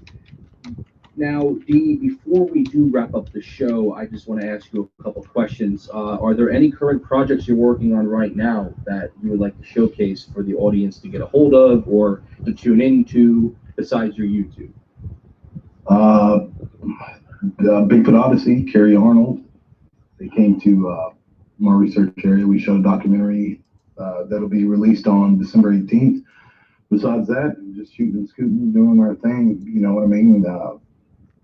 Taking calls, going to properties. I'll be going out in the next 2 weeks into my research area with a gentleman named David Glass, who's an outstanding researcher. Aside from that, the big wheel keeps on turning. Well, D, I wish you the best of luck with that, and always with what you do as a researcher. Like I said, I'm very fond of you. I like what you do, and I'm a huge fan. And on top of that, D, do you have any closing words or anything you'd like to say to the audience who are researchers or intrigued by these stories of Dogman and Sasquatch? Any advice you'd like to give to them? Absolutely. My main advice is don't listen to me or anyone else when you go out there. We're not going to be able to help you. Follow your own heart, follow your own mind, have deductive reasoning in the area that you're in. Just don't wander about. Actually kind of decipher what you're dealing with instead of, looking through a viewfinder. Go without a camera sometimes and actually analyze the area you're in. You'll be surprised at the results you have. I think that's probably one of the best ways to go about it when it comes to research, when it comes to perspective as well, D. Well, first, D, thank you for so much for coming on the show. I was really great to have you on and speak to you. Thank you, Chris. Absolutely, and I would love to have you back on in the near future when the time is ready. Until then, D, best of luck with everything show-wise and content. And always, folks, the BDRP, the Bigfoot Dogman Research Project, check it out, guys. I'm telling you right now, it's one of the best accurate YouTubes I've seen when it comes to Dogman and Sasquatch discussion. And as always, D, thank you again, my friend, and you have a fantastic evening. You too, brother. Thank you for having me on. Can't wait to come back. Always. You take care.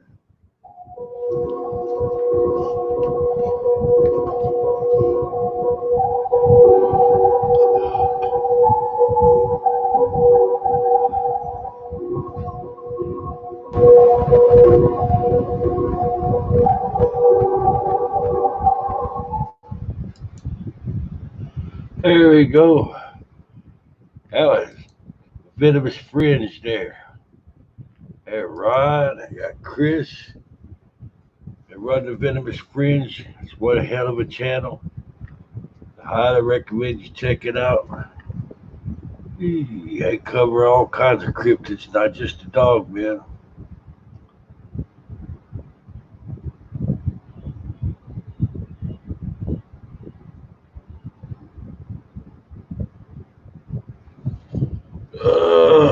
Lord.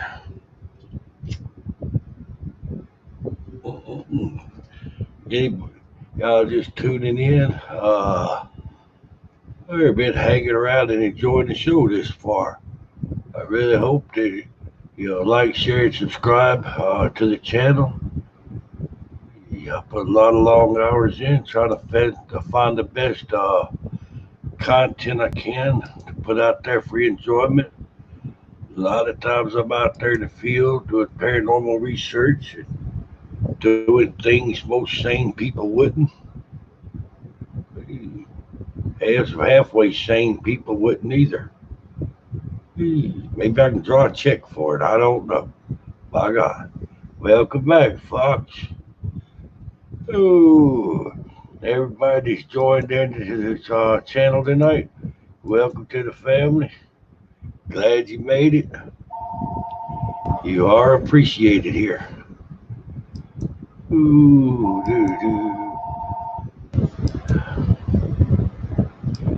Hey, Fox is back. Hooray. Glad you're back, Fox.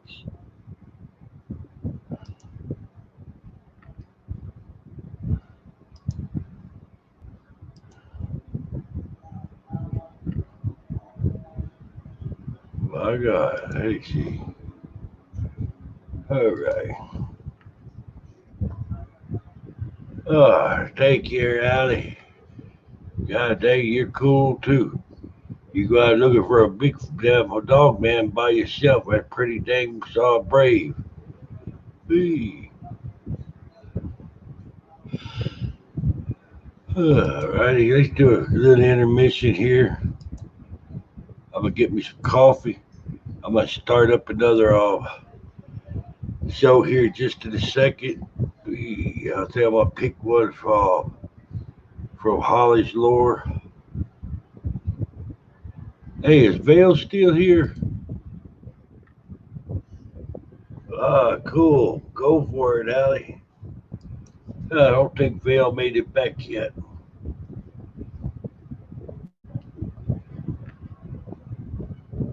Hey, I gotta get some more coffee. I thought I drunk that Coke a while ago, and I'm diabetic. That sugar wants me to go to sleep. And there, go to sleep. Hey, I ain't got no damn time for no sleep. We gotta grow. We on the roll. By God. There you go. Electric guitar.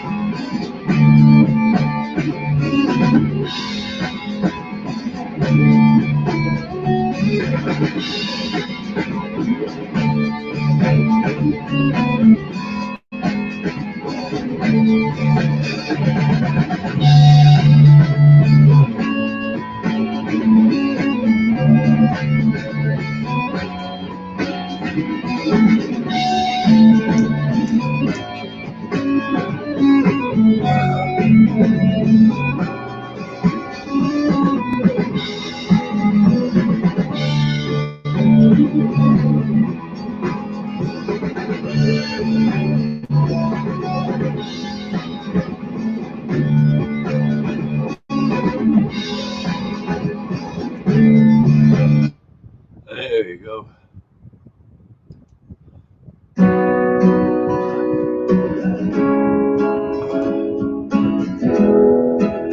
Hell yeah, it'd be fun, Allie. Hell. All right, I'll take about a 3-minute break here where I can talk with y'all too. Play a little music, break up the thing, break up the vibe there, get something better going. Although I don't think nothing better than watching videos on the Venomous Friends channel.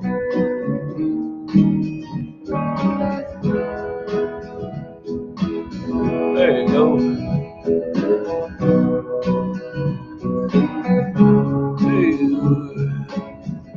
That's right, yeah, over in Kentucky there, ABD. There you go. Here you go, JBD. How about this one? I was out in the barnyard on my hands and knees and heard a chicken sneeze. And I said, you got the corona, you bitch. My God. Oh.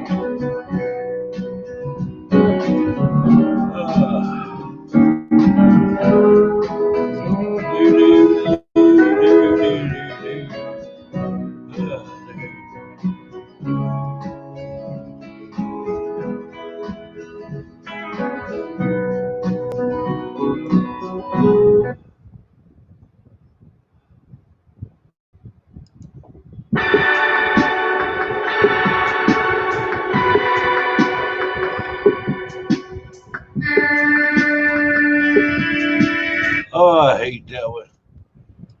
There you go.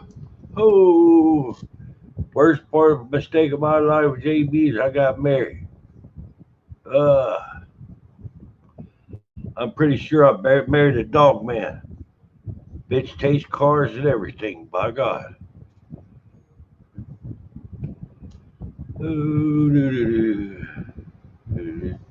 Oh. Where you at, Ryan?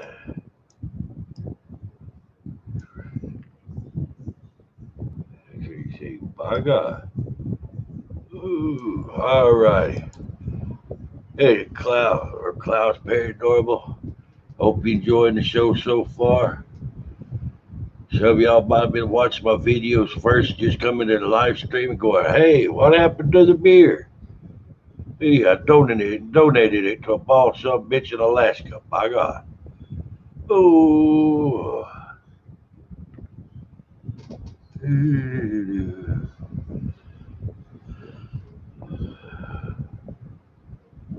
There you go, Ryan. My God.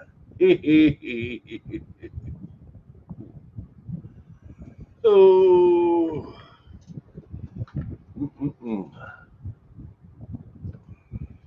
No, man.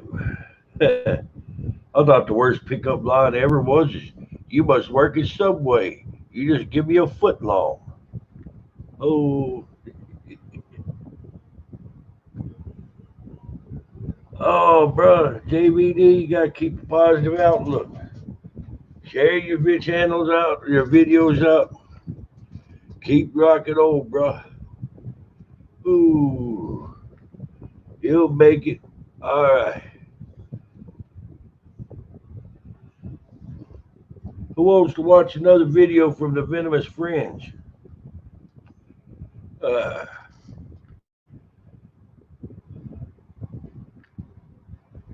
Thank you. Vale made that one for me there, Allie. There you go, Ron. Hey, Ron, sure, he know how to get a goddamn charge and get slapped. Ooh. Hey, I got one for you, Ron.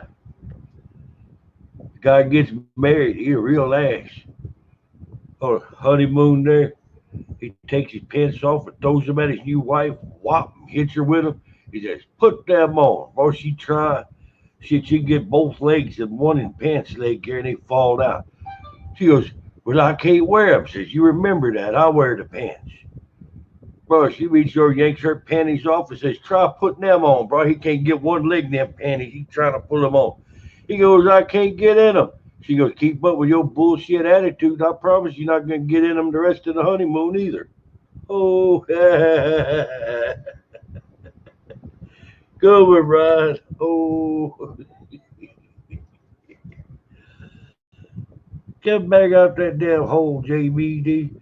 You're like fucking Oscar the Grouch. Hey. All right. Y'all want to see another video for Venomous Friends?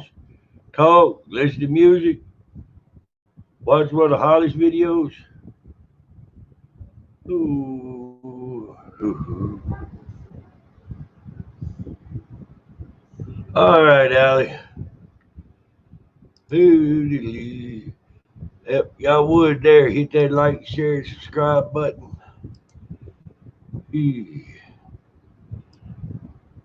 And wherever South Cack Mama's at, I got one word for you. Swamp. Ash. My God. Oh, Michigan Dogman. All right, we're going to run this in out there for Allie G from Michigan.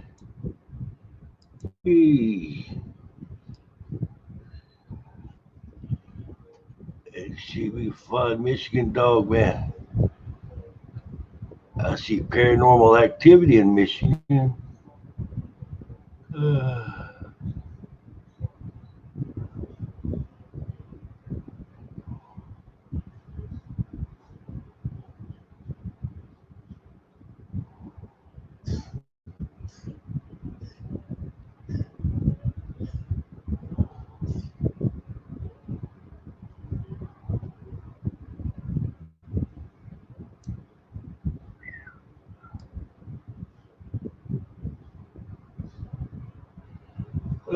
Romanian, Mississippi, Alabama, New Mexico.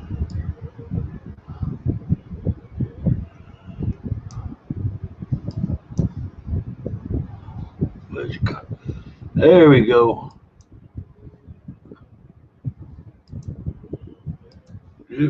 All righty. Let me hit the like button. Hit the share button.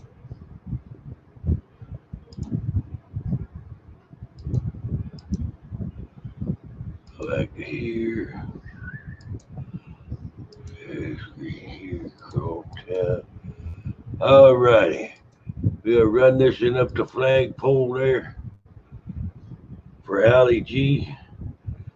Hey, Michigan Dogman from the Venomous Friends. I'm going to drop the link in the channel. Hope y'all enjoy.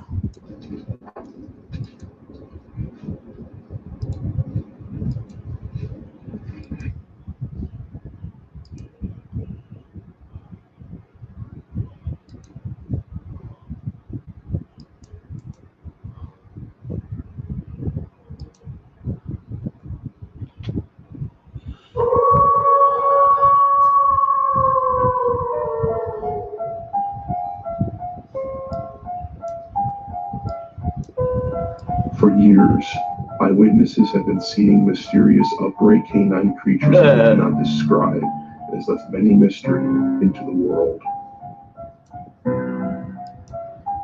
It is unknown what lurks around these creatures, but with sketches, drawings, and thousands of accounts, the mystery is. Join us as we talk about Dogman, the most terrifying cryptid in the world.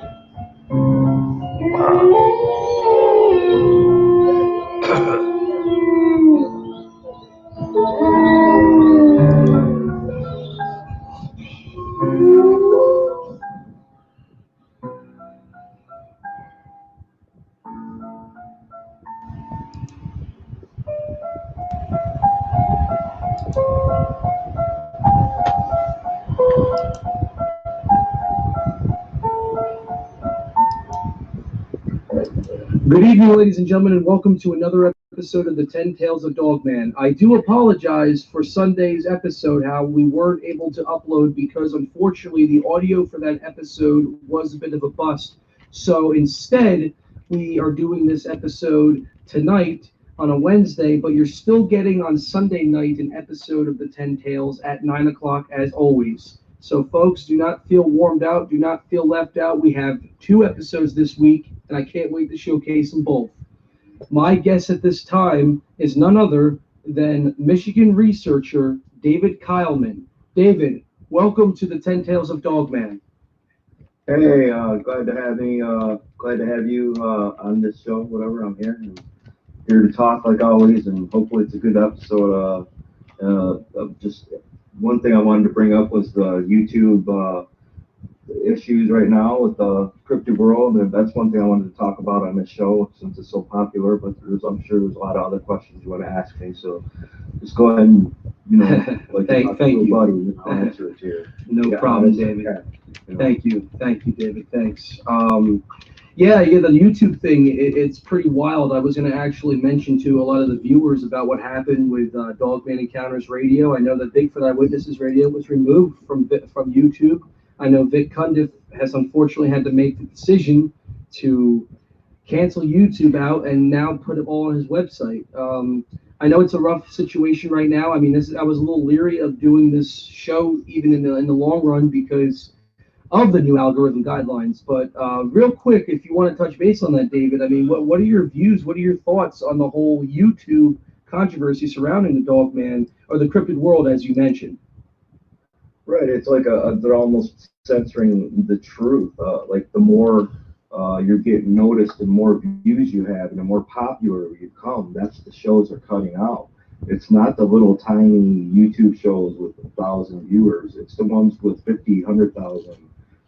They're picking on the bigger ones that are making waves, for the government because people are, hey, is this really going on? Is this, and it's getting back to the authorities, the FBI, CIA, all the people are starting to hear this. Well, they have power over the YouTube because of who owns YouTube. They're connected to the government. Google, and Google has been monitoring searches for a long time and editing them to say you put in Dogman, this, and that. It don't come up like it used to. Okay, you have to actually search differently because they changed all the Google settings. Well, that's the same people with YouTube. So we're gonna have to get together and make our own cryptid YouTube that we can share whatever we like, and we'll have our own video hosting site. I mean, we can't be fake news because we're real. That's what they're trying to say, is that we're reporting fake stories and all this stuff. Well, maybe some is because we don't know, who tells the truth and who lies when it goes on these shows, and so there's got to be some kind of place where they can put them, where they can't take them off, where our people that have these interviews feel safe, sharing information and sharing their stories where they know it's going to be out there and they're not going to remove them 3 months later. We got to have a safe place to do this. So even the Vimeo is better. And what was the other one we were talking about the other day? Daily Motion.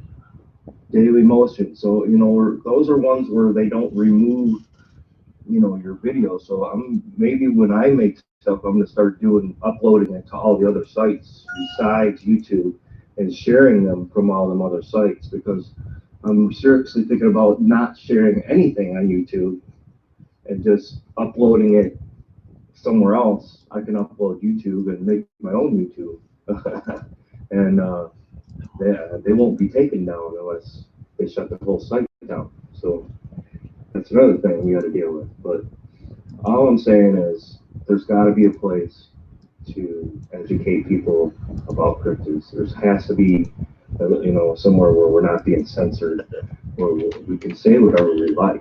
This is America. We're not supposed to have this happen to us, but unfortunately we are. So, what are your thoughts? Well, I'll make it brief because I don't really have a lot to say on it, with the exception of the fact that it is indeed, you are right, it is a controversy at best. But unfortunately, without the knowledge of our domains, of how we use and work our technology, it'll be a little impossible to go ahead and make I would love to see, don't get me wrong, I would love to see a cryptid YouTube or a platform like a website that could be made to put on our own nature of what we do here. Unfortunately, however, I mean, with time and a budget and trying to find the right resources, it might not happen until another few years to another 5 years. We may not know how long down the road. I'm not saying that it may never happen, but with how it is trying to fund, trying to get somewhere nowadays with this type of stuff, especially with a topic so controversial like this, that, and one of the reasons why I wanted to do this show was to simply discuss the topic of, well, what is the unknown? What is the existence of these mysterious phenomenon? It's very out of my reach with the content I provide, but it is interesting stuff to look up. I mean, come on. I mean, if you cannot tell me that someone does not enjoy looking up stories of the paranormal and the Loch Ness monster and find it intriguing, or and just say, oh, it's a waste of breath because of the possibility that something like that may exist. Right. We gotta open our minds, and you can't be closed minded about everything that supposedly exists through science. There's science, natural and supernatural, like I've said before, but technology makes things supernatural. Like say, all the things they were teaching on Star Trek years and years and years ago, we laughed at it, and now half of them are things we do. So it's just technology. Very interesting. Everything evolves eventually through technology as well. So, isn't it, what if we have technology 100 years from now, they could teach monkeys to talk? I mean, just think about that kind of stuff.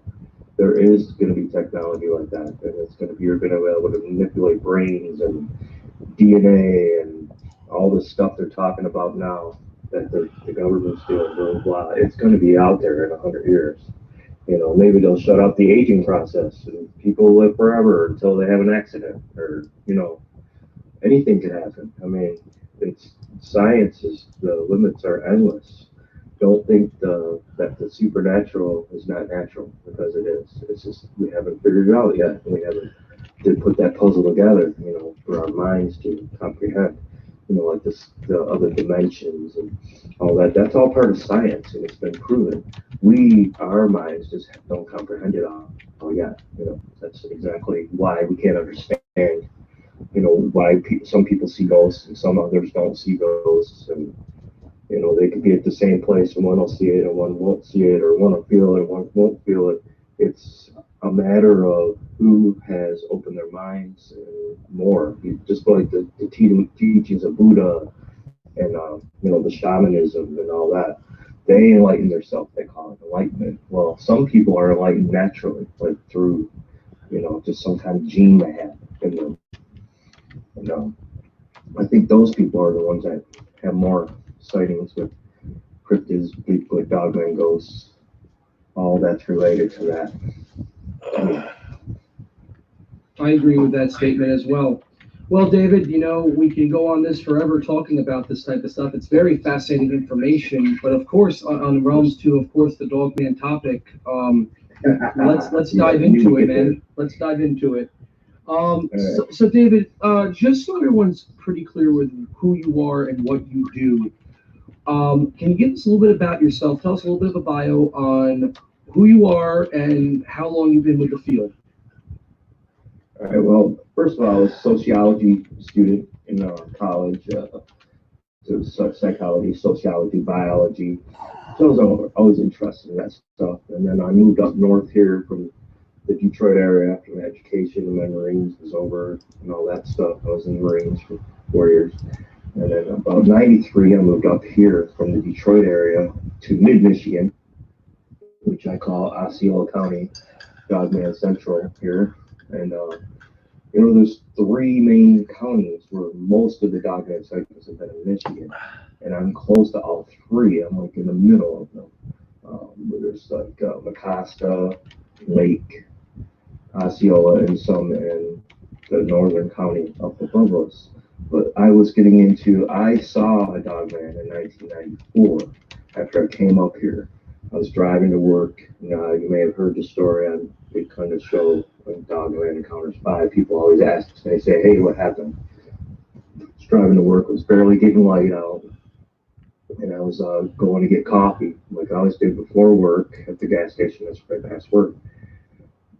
A large creature ran across the road in front of me in my little Chevette, and I was the only car on the freeway that I could see in either direction at that time. It was just hard to believe. It's a little two-lane highway, US 10 in Reed City, and this creature it ran across the road, but it had ears and a snout, and I don't remember seeing a tail at all on this creature.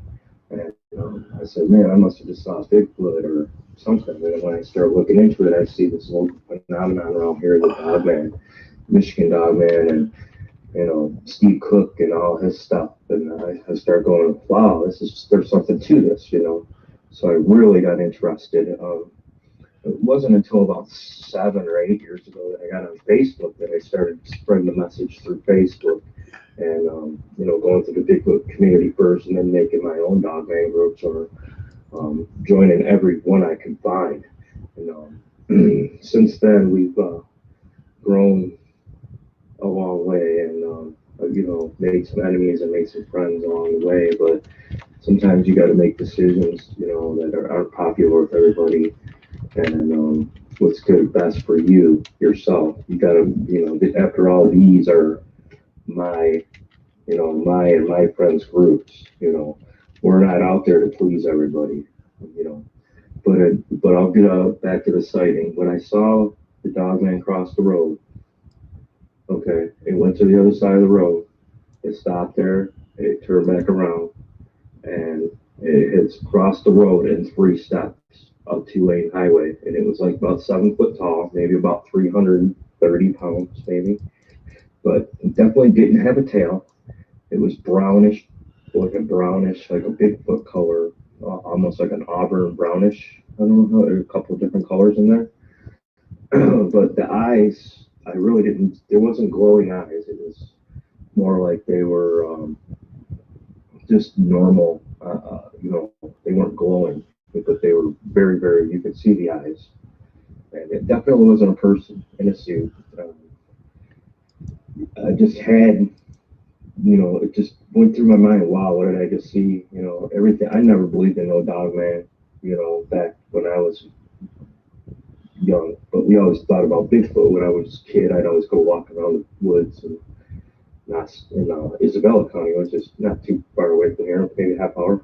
And I would have things happen to me, rocks thrown in the water, but I think that was Bigfoot, but I don't really know because I never really saw it when I was a kid. I just thought things were following me in the woods, and I thought it was kind of different, But after that, I really got interested in Dogman research, and I didn't never call it research. I call it going for a walk, and in areas where things have happened. I've had personal things happen, and others have had personal things happen. There's a lot of things I know that's not on the internet from local people that don't want to be on the internet, don't want their name out there, don't want anything known. And some of them even died. So I had that knowledge of what they told me and where this and that in Michigan here. I know personally of over 300 to 400 sightings just in these 3 counties in the last 20 years. So it's something that they report to the police, and the police don't even come. They just write it off like, oh, okay, all right. Like they're, but how can they do that for hundreds of people? There's something to it. They're not coming to investigate. After that first time seeing them, I knew something was out there, So since then, 23 years now, I've really been into going to tracking at night, or going out in the woods at night and going walking around, and just observing, and trying to see what I could see, and try to be as respectful and as quiet as I could be, and not interrupt any wildlife that's going on. Just kind of blend in myself. But I think the Marines helped me with that aspect of things. Like I know how to really walk stealthily through woods. I don't really make a lot of noise. I'll keep my feet up. there's a way to walk in the woods, and there's a right way and there's a wrong way. And animals know, if you're just walking through the woods and making a bunch of noise, hey, that's whatever. But if they're used to it all the time, it's just a normal sound in the woods for them. The second time I saw Dogman, this is really exciting.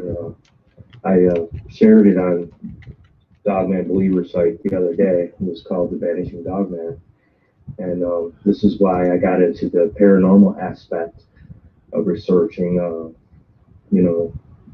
Michigan Dogman and all that stuff. It's because I was in my shed thing. I call it a shed. It's like 10 by 12 little building out in this little plot of land that I had planted apple trees and pears and peaches, and corn every year grows, and tomatoes grow back every year. And it's a plot of food plots because I feed the food chain. So whatever comes to eat the food, maybe that gets 8 and 2. I've seen bears there. I've seen cougars there. I've seen a lot of wildlife there. And it's still there in Osceola County, but it's a little flooded this year. It got kind of whacked by the floods. They're pretty bad. I've only been able to get out there one time this year. And I got to walk. It's like 3 miles to the woods. So, and I call it my bug out area, my research area. That's one of them. But I don't really own the property there. It's like it's a state land, but no one goes there. I mean, they don't log there. They don't. It's It's kind of like I just put a shed up. That's all I did really. So I don't know what they could say about that. It's a hunting blind to me. And there's lots of hunting blinds on state property up here. So that's all I'm going to say. It's a hunting blind. But I was sleeping there one night, just fell asleep because I was asleep, and then wake up the next morning ready to hunt in the blind. I'd go there at like 12, 1 o'clock in the morning, and it was bull hunting that morning. And I woke up about 3, 4 in the morning. Something, it was making noise, a bunch of coyotes howling, and there was a bunch of racket outside the shed. And I come out there, sleeping on a little cot, and I open the doors because they got kind of swing open. They don't have a normal door. They kind of swing, like a shed, like they swing open. And out there was 3 small creatures, coyote-like creatures, but a little bigger, and one standing up 2 feet. And this was about 6.5 to 7 feet tall, and it had a really long tail, like big kind of profile picture, and it was blackish, more blackish, a little bit of white on its chest, and it was staring me down, just kind of sitting there in a pose like, okay, what are you doing here? And these other ones are howling. It's just being silent, and all of a sudden it made a noise. And they all quieted down, and they all backed off from the shed, and then it started walking towards me, and I got spooked, and I grabbed a 22 and shot it up in the air, and because my pulse was racing, my mind was racing, what's coming at me, and I knew it was coming at me, and I was just trying to get it to go away. I did not want to take it on, fight these 4 things, because it would have been the end of me. I knew it. And so I fired it in the air, and as fast as I could see, it went from a solid to a see-through, almost like a ghost, and then it completely vanished, this creature. And it was only like 30 feet away. I mean, there's no way I could just mistake it for anything else. There was hardly any trees around that area where it was standing, and the other ones were on the trail. They just ran off. So I don't know if they were coyotes or what, but they didn't disappear. They just ran off in a southerly direction. But it was just really spooky, and then I had to come to grips with myself, what just happened. But I never thought that I would, ever have anything like that happen. It was really spooky. But that happened in about 2000. 9, 8. I thought it was later, but I was checking the dates. And when I always give dates, I'm always off because I don't keep track really. I don't really write it down. Just kind of keep track in my head. Well, in my head is not always right. I mean, what happens is right, but not the time, exactly what month. But, it's a matter of what I remembered because I didn't write it down. Well, after a while, I started writing it down.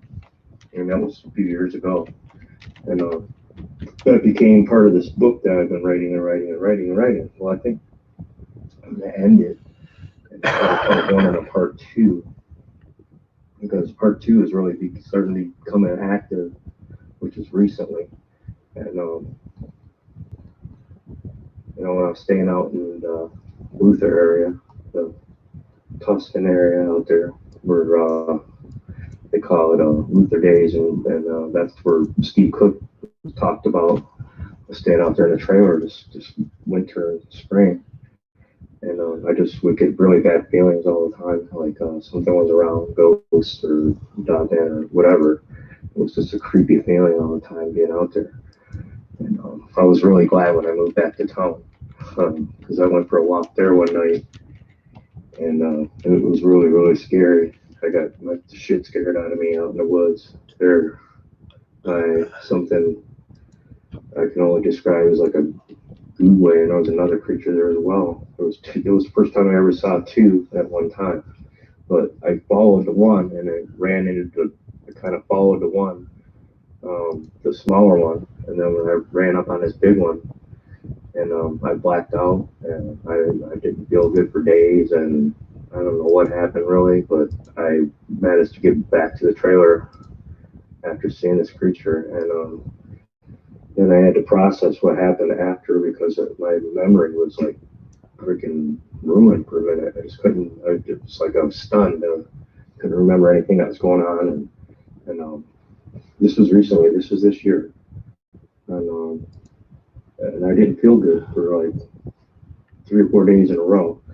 So I don't know if you want to call it infrasound or getting zapped or whatever you want to call it, but that's actually happened this year. And I didn't really realize what it was like, but now that it's happened, I'm just a lot more leery about going out in the woods and this type of stuff because, I got my son all the time, he's 8, my girlfriend, and I just been trying to just hang out at home mostly, only go 2-tracking once in a while and stay in the truck. And this year I'm trying to be a little smarter. It seems like they're a little more scary to me right now, but that's basically all 3 encounters broken down small. You have any questions about what I said, or? Well, the thing. Well, I just want to go off and say thank you for serving the country. First of all, that's an elite honor. Thank you for serving the country. Thank you for being a Marine. Secondly, you mentioned earlier about with police how they disregard majority of the encounters. Do you think that there's more to that theory of them covering up, as we all hear all the time? Now, I know I'm kind of taking a gamble with that question, especially from how I'm progressing with it, but my point is that you mentioned how, like, if the police do keep things covered up, they do keep things on a small leash and on the DL. Do you think that purpose is to prevent mass hysteria, or do you think there's more to it? Yeah, it could be both. There's well, I don't know if people would have mass hysteria if they said, hey, a werewolf type creature exists, but I think what they're connected to, otherworldly beings is the only way you could say it. Like different dimension. If they can go to a different dimension, wouldn't the military be really interested in that technology, how they do that, and try to get that creature and see what's in them and see how they operate so they could do that, because that's what our governments do. They try to get any advantage they can on the enemies. Well, that would be a big advantage to be able to zap into another dimension, wouldn't it? I do agree with that, actually. Yes, you are. I will stand by that because that is a good theory. When you had your first encounter, how long did the encounter feel? I hear all the time that there is this stance where it's not like being hypnotized, but you feel as if the encounter feels like it's more than like 3 minutes long, but it's actually Yeah. just like a minute. How long did you feel like the encounter was? The first one was probably 90 seconds, but it felt like 10 minutes. Everything was in slow motion, it seemed like. And you can remember every detail because it was so unreal that it was so unreal to me that time just slowed down. It seemed like 10 minutes went by in a minute and a half. I'm not even kidding. And by the time I pulled the car over and looked over, it was already gone. So it was really only a minute and a half or whatever, but it wasn't in a hurry. It surely was not in a hurry. And it just kind of looked back at me and gave me a really weird look, like a strange, like I don't even know how to say it, just scary look. And looked at me like, yeah, I'm here. And I tell you what, that 90 seconds felt like 10 minutes. You are right. When it comes to the whole controversy that some researchers, especially in the Bigfoot world, feel that these are actually more aggressive Sasquatches, your analysis on that, because when you mentioned how it felt like it was like a Sasquatch encounter when it came to encounter two to an extent, from what I remember speaking to you with, and even now, what do you think it is when people get the Sasquatch and Dogman mixed up? Like, do you think that these are just similar creatures of the same ancestry, or two separate creatures as a whole? Well, there's Bigfoot, of course, and everybody pretty much knows what they look like and what they do. But there's offshoots of Bigfoot. There's the Googway, which has a snout and ears, which is maybe what I saw, the last time. Or they call them the fathead soldier type, which it could have been one of them, I guess, because I really don't know the difference if there is one. They call that what, the type 3. You can hear my notifications on my phone, sorry. But every time I do something on Facebook, it goes off on there. I don't know why, but I guess I'll get out there. But the Googways are an in-betweener, and then there's the regular Michigan Dogman with the long tail. And like the second one I saw, that I believe, the first one I saw, I don't believe was a true Dogman, to be honest with you. It didn't have a tail. I mean, it was more Bigfoot-like than Dogman-like, to be honest with you. And it's an in-betweener to me. It's almost like not a Googway, but a in-between a Bigfoot and a Dogman. So was there manipulation going on, and were they mixing things and back in the olden days, thousands of years ago, probably? And are there 3, 4, 5 races of things running around in North America? Yes, there are.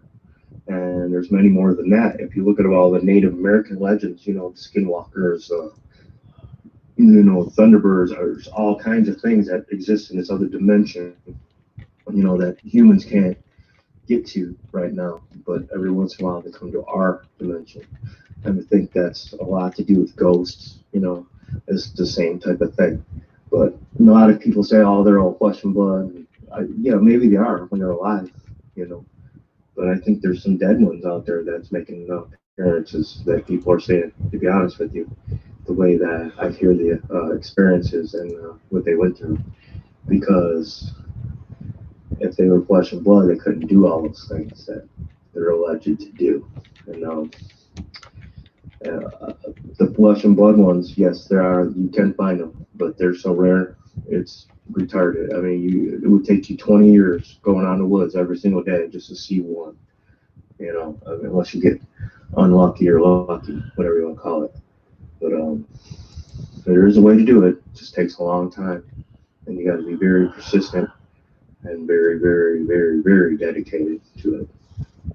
There's a reason why my legs are very muscular, and my whole body is in shape, and I'm 50 years old. That's because I walked hundreds of miles through the woods in the last 12 years. Hundreds. I call it walk through the woods, but you walk into the woods and then you sit there and you observe, in your areas. That's the best thing to do. But when you go by yourself, it's a little spooky, and I just take like a survival knife, flare gun, simple stuff on. I'm not really trying to, harm them in any way. It's just I'm just looking at them and trying to see some and interact. But anymore, I haven't been doing it as much. I'll just go on a 2-track and park, and roll the windows down, and do it that way. It just seems a little safer, even though I don't think you'd be safe in a truck either, to be honest with you. But there's days I disappear and nobody knows where I go. Well, that's where I go. I go to 2 tracks and I go out in the woods and I vanish for 4 to 6 hours every once in a while. But that's how it is. Do you think that these creatures have the tendency of an intimidation factor on them that give you guys, at least us, the humans, the message that says, this is our territory, you don't belong here? Do you ever feel the slight intimidation source of being watched? And do you feel that if you were to have another encounter with one of these creatures, it's just 2 questions, but when it comes to intimidation, do you feel that if you were to see one again and it gave you a bad vibe, do you feel that it would chase you out of the woods, or do you feel that this thing would just watch you wherever you go so you don't touch sacred ground to them? I've heard that theory a couple times about their land being sacred, that they are very protective of their environment. Yeah, and where I walked into last time, I believe that happened. So just a native burial ground area, big mountains by a farmer's place out there, and it's called Lake Yolo Road. It's on the border of Lake County and Osceola County. But there's Indian burial grounds there, and it felt like unwelcome from the time I got there. Like I didn't belong, like I wasn't supposed to be there, and felt very unwelcomed, very. And that's when it happened with the last time when I got zapped, and I guess that's their way of saying, we don't want you here. We don't want you around here looking around, and and I guess that's how they said it through their actions, But I've never had one actually say, oh, I want to, I don't want you here, I don't want you there. They've said things in the past, I remember, like in dreams and blah, blah, blah, but I don't know if that's real or if that's just me. So I can't really say what was in a dream, because that, that's kind of just put it out there, a little weird, but I feel like I do get messages every once in a while. And they do help me to go where I got to go and find them sometimes. So there has to be something to it. When it comes to evidence in the field, do you feel that at the moment right now we have enough evidence in the field to say, hey, that's a dogman, not a Sasquatch, not a bear? Or do you feel that we don't have enough evidence out there to say, hey, we don't have enough to tell the whole world that these things exist? Or that we have newcomers who are intrigued by the subject to say, hey, that's not enough proof to say that this is a real creature? Well, scientists, there won't be enough proof till they have, that's who actually says, hey, this is a proven species. It's scientists like, cryptozoologists, even like Scott Marlowe or, Adam Davies. I mean, they can prove things like that because they actually go and prove, other species of unproven things, and have done it.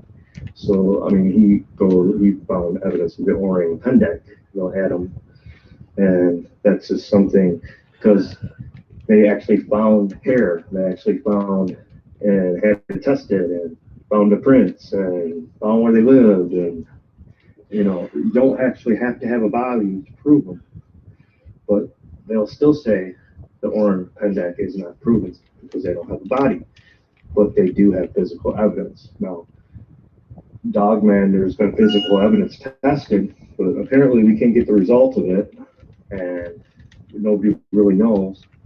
From Melba, Melba Kitchum, whatever she did with her DNA, she said it's, it's this, it's that, it's this and that, but she didn't really share her results scientifically to other scientists. So other scientists are not supporting her. You know, there's a way about it, and there's a way to do it, and there's a right way to do it, there's a wrong way to do it. Well, she did it the wrong way. So that's not how you prove it. You have to have a group of scientists all agree on it, not just one, you know. Right, and I do agree with that statement 100% when it comes to that discussion of evidence, and actually a good reference as well. You know, it's interesting to note that when it comes to when we have these encounters with these creatures, do you feel that in any case scenario, there is this whole rumor, and I mentioned it briefly a couple times, of telepathic communication? Do you feel that these creatures have that telepathic communication with somebody that could say, hey, look, I know what you're doing, I know who you are, and going in efforts to the intimidation factor? Do you believe in the telepathic communication and the interdimensional disappearance out of the blue? That's the second one I saw, made me believe, because seeing's believing, but could have that have been a dead one, you know, or spirit of it, but I did wake up for some reason, and something told me to wake up, and it wasn't the howling of the coyotes, it wasn't this and that, because I sleep with headphones on there, and something told me to get up, and whatever told me to get up, if that's telepathic, so be it. But some people are telepathic, and some people are not telepathic, and ones that are maybe can, you know, get to closer to them or feel them or walk towards them when they feel something, when you get them goosebumps all over. Or, you know, a psychic has a good advantage over a person that has no kind of feelings, because they can say, hey, just like how they found dead bodies, you know, and it's actually, and that the police actually ask you psychics, and they're actually right. There's something to it, you know. Just like the people that feel it, you know, say, hey, they feel this and this and that, and then they see a Bigfoot. It's kind of the same thing, and it's really similar in thought to me. Now that you live in Michigan, have you spoken to any residents or anybody in general about if they've ever had encounters, especially in the Michigan? Is it a real popular thing there of the Michigan Dogman? Have you spoken to anybody or any eyewitnesses who may have had an encounter as a researcher? Oh yeah, I have several friends that are on our group. Jason Tattoo told me about his. He was at Lake Miramichi only 4 or 5 years ago, which is only 5-6 miles from here, and it was actually in his truck when he came back from fishing. It was sitting on the passenger side going through his truck because he had snacks in there and blah blah blah blah. And the door was open, and if you look him up, it's Jason Tattoo. That's his name on Facebook, because he does tattoos. But he would be somebody to talk to, you know, about his encounter, because it's never been out there. He's never talked about it. And there's a lot of local people around here that have seen Dogman and have talked about it for years. And it's a local phenomenon around here. If you ask half the people around here, have they heard of Dogman, it's probably a 50-50 thing, you know. And I'm making it more than a 50-50 thing, because everybody I see, I always bring it up. And you know, it's a small town, things get around. But you know, there's not many people in this county. In fact, there's more deer in this county than people where I live. And it's just a middle of nowhere place, you know. That's where we're at. And the people around here, even the Amish, they don't believe in sort of thing. They talk about these werewolves that are around here. Well, they're not werewolves. I mean, maybe they are to them, but even the Amish people I've talked to, which they don't talk about that stuff. I talked to one, and another one was with them, and they shared the story together, and it was pretty amazing. And that was when I was out in Sears. I talked to them. So all around this county, this is going on. If you're a researcher, if you're somebody that wants to discover these creatures, I would say there's no other place besides maybe 2 that is good as this county if you went to the places I know where to go. I mean, there's some spots where in the summer they'll pretty much always be there. During hunting season, they leave. I don't know where they go, what happens, but when it's hunting season, rifle season, people are all in the woods, they're gone. And it ruins it for a while, like a month or two. And but it's a local phenomenon here in Reed City, Michigan, Everett, Michigan, about this Michigan Dogman for sure. You had mentioned that you had heard of Steve Cook, of course, with Steve Cook, with the infamous legend of the Michigan Dogman. Have you ever tried to get in contact with Steve Cook? No, I online I did a long time ago, but then right after he shut his website down because I was telling him about my counter in '94, and he was overwhelmed with so many people coming forward when he made his website, and after that he stopped doing it because he had no other time to do anything else. So it just became overwhelming for him. So he just stopped doing it. Like if you go to Steve Cook, whatever, MichiganDogman.com, Steve Cook, he might answer eventually. But, I don't know why he stopped doing it. Maybe somebody said something to him and stopped talking about it or something like that, maybe. But he became disinterested really fast. You understand what I mean? Yes, I do. Yes, yeah, it's crazy to think that there is a small, I wouldn't say conspiracy because I don't want to sound too lewd, but I mean it could be easily be viewed as conspiracy, but it is a little odd how some of the things kind of go bye-bye real quickly when things are kind of well open to the blue, if you catch my drift. Now, when it comes to the whole Michigan experience, you said that you had visited, or at least around Luther, Michigan, at least. Yes. There was an infamous case in 1987 involving a cabin that was brutally damaged by an unknown creature that was reported to be a dog because of the fact that it had claw marks and cane and paw prints. Have you ever visited that site or had spoken to somebody around that area who possibly may have? Yeah, that was my friend's cousin that I know. That was actually their house, and I went there with him. His name was Rodney Keithley, and that was his cousin. And this was years ago. We went there, 20 years ago maybe, and they said it was a large dog. Well, I don't think a large dog could reach 9 feet up in the air. That's what it did to this little place. And I personally didn't see it, but he talked about it to me. I was like right down the street when we didn't have permission to go there. I'm like, well, okay, well, I ain't gonna go there if I don't have permission, and all that kind of stuff. But you could see it from the road. It's a dirt road in the middle of nowhere. Out by Tustin, Luther, like where I said, where I was in that trailer, that's like 5 miles from there. That was this year I was out there all the time. Do you believe that these creatures can kill human beings? And what? Do you believe that these creatures can kill human beings? As in other words, they could kill people, as you've heard reported some stories of LBL and some incidents with. Easily.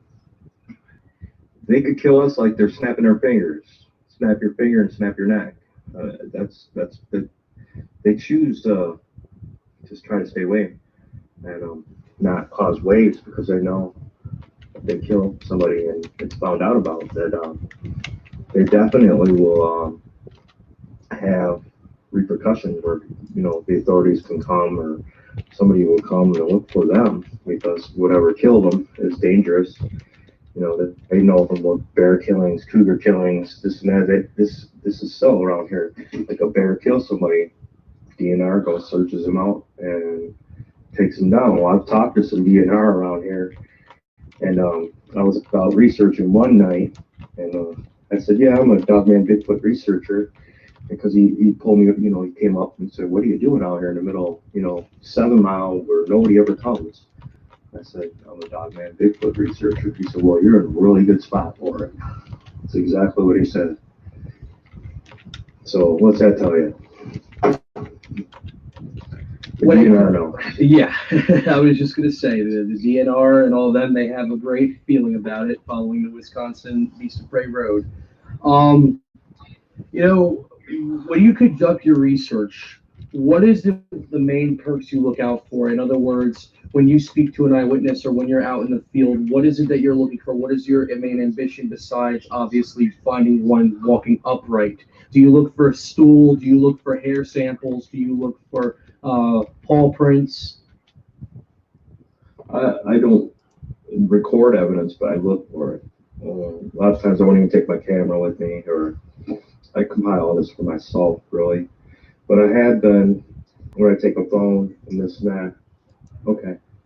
All right, get it. Hang on. I think UPS is here for me. Yeah, hang on 1 second. But anyway, I have had where I found footprints and all that kind of stuff. Get that in? I got a big monitor now. Sorry, y'all. But anyway, I have found things, and I have a few pictures, but I'm reluctant to share them because people, oh, there's nothing in there, and blah, blah, blah. So I'm not going to argue over it. It's going to be released when I release it, whatever. But I'm not out there to get evidence for others. I'm not even interested in that. I don't even care about everybody else. They can go earn what I know. And that's, you got to go out there and do it. Can't rely on others because they're not reliable. You got to rely on yourself and your own self-teachings. If you rely on others, you're going to get things wrong. You're going to be in a hurry. Take it slow. Take it careful. And do things the right way. Don't try to be something you're not. Don't be going out in the woods looking for Dogman if you've never been in the woods in your entire life. If you're not a fisherman, hunter, somebody that's not like that, you're going to be in big trouble if you come across something like that. Because they can tell when you're scared, and they sense fear just like dogs. All animals can sense fear. Well, these aren't quite animals, but they sense fear. And they know when you're afraid. And they know that people are dangerous when they're afraid. That is true. Yeah, like any other animal or in general, even if they weren't, or more, or you could say of an unknown, they have the instincts. Um, Before we wrap things up, I wanted to go off and ask you about your book, which you mentioned. This book. Now, tell us a little bit about it, and tell us where we can find it, if when it does officially do come out, where we can get a hold of it, and of course, what we're going to see in it. Well, it's going to be a part 1, part 2. I'm just going to cut it off at 14 chapters, and I've been filling up the chapters even more and more and more with more local knowledge, more sightings, and it's actual witness testimony from my friends here. It's never been on the internet. It's introduction to myself. Chapter 1, chapter 2 is and MK Larson's maps and all the details of where they were. Here in Michigan. It's not the entire world. It's in there. It's just Michigan, and then her videos are also there of Michigan. And it's called Dogman is Real. And it's a cry in the night, but it's all about Michigan Dogman. I really don't talk about the sighting in Ohio or a sighting here. It's all Michigan, and it's all true. It's everything in there. There's no bit of fiction. Everything is word of mouth, firsthand, from people I know or myself, and it tells a lot of things in there that have happened to me over the past 20 years.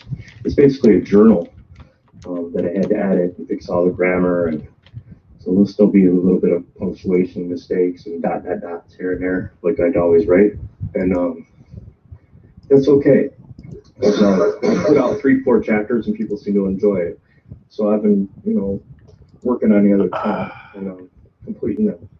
And it took a long time, and it's a labor of love. And to me, it's never going to be good enough, but I'm sure I could release it. And 14 chapters will go on. You could download it. But Jody Cook wants me to get it on paperback, and he gave me a bunch of information on how to do it. And so I'm probably going to go ahead and do that. But I just have to complete it. There's a few little tiny things I want to get. And there's a few, I need a few more artists to come forward to help me as well, like with a few things. I would like some illustrations for my book, but that's about it for me. I'm going to release part 1 and part 2. That's what I'm going to do. So I'm going to continue working on part 2 and release part 1. That's what I'm going to do. Well, David, I cannot wait when you release everything, and I would love to read it all because I'm a big fan of your work, and of course, I admire what you do. And I couldn't thank you even more for coming on the show tonight. I'm glad you came on, and I'm glad you discussed your stories to the public as well. And I want to thank you again for coming on the show. No, you're welcome. No problem, buddy. No problem. Well, folks, I'll leave you some information in the description down below of David. I mean, David, do you have any contact information, or would you like to be contacted in general if you would like, where people can reach you if they wanted to report an encounter in Michigan? Yeah. If they're in the Michigan residence. KEILDAVE56@gmail.com. That's Kyle, like KEIL, Dave, DAVE 56@gmail.com. And also we have a thing going on, Dogman Believers website. It's almost 5,000 strong. And then there's the other groups, of course. There's Dogman X, and then Minnesota, Pennsylvania. There's all of them. But the main thing to remember, if you have an encounter, don't be afraid to come forward. Don't be afraid to tell somebody. Don't be afraid to ask questions. I see people are leaving some of the groups because we're talking about killing. We're not talking about killing. We're talking about defending ourselves. There's a big difference. So I haven't had to do that, thank God. But the best way to get a hold of me is on Dogman Believers Only website, Facebook site. And then after that, I'm going to try to have some kind of website for the group pretty soon. So that's what I'm going to do next. Everybody have a good day. Well, David, thank you again for coming on. And of course, folks, you know where you can contact David now. David, I want to thank you again, and I want you to have a fantastic evening, my friend. You take care of yourself. All right, you too. All right, have a good one. Bye-bye. Bye-bye. Well, folks, as always here at the 10 Tales of Dogman, another story comes, another interesting case. Let me know what you guys think in the comments description down below, of course. And as always, guys, have a great evening. We will see you Sunday.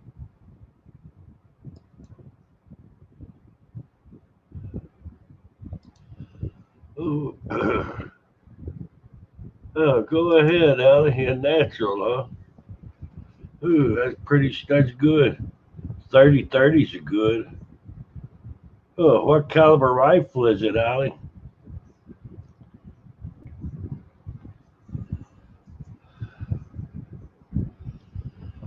Yeah, but 30-30's pretty good. Ooh, pardon me for 1 second. I'll be right back.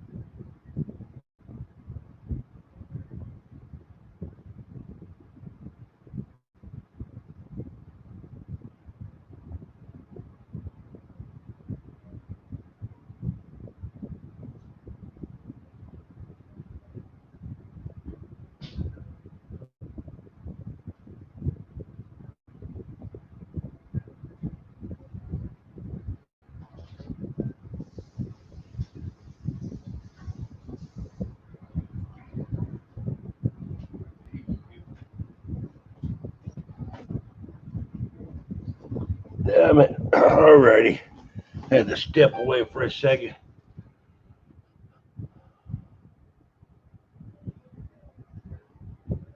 A 49 caliber soon. Huh. Cool.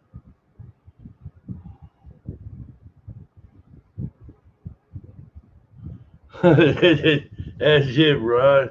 By God, Ron's back.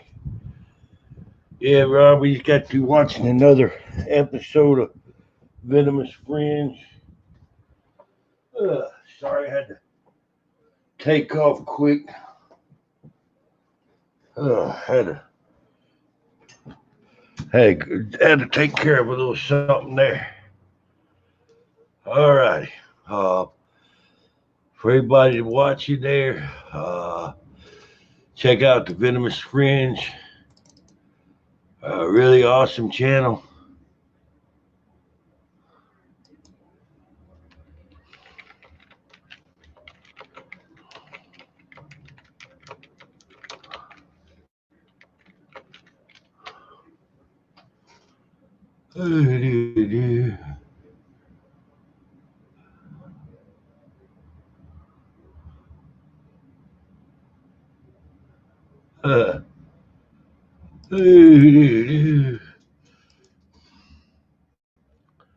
Yeah. It's cybering.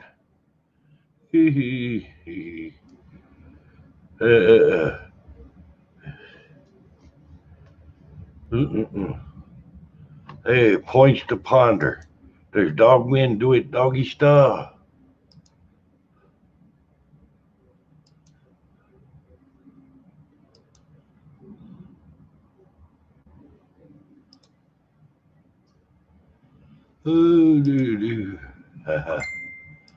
My God. All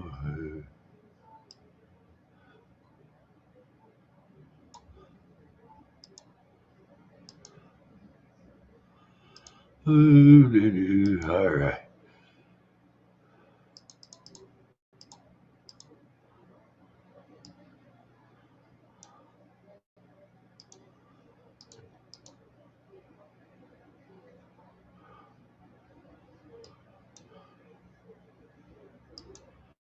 Oh,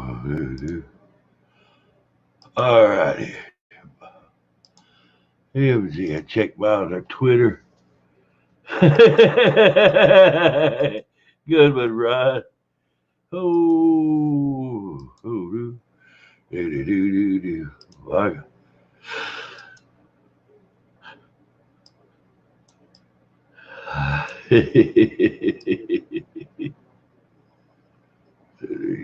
my God. Oh, pervert, huh? That's terrible. Ooh,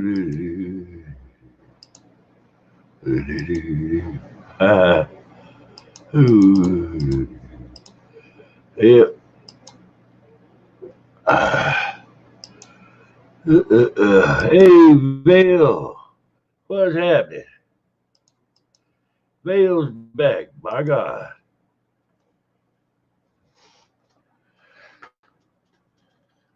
Ooh, still here, Fox? Hey, we glad you're back, Vale.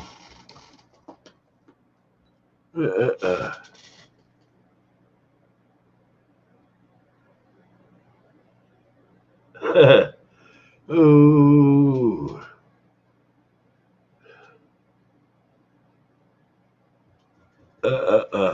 I got one for you. Welcome back there, JBD. I've got one for you, Ron. Hey, what's the screwiest cryptid you know of?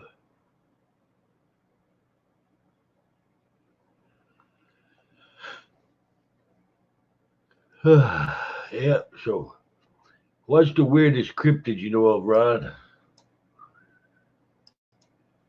Ooh. Yep.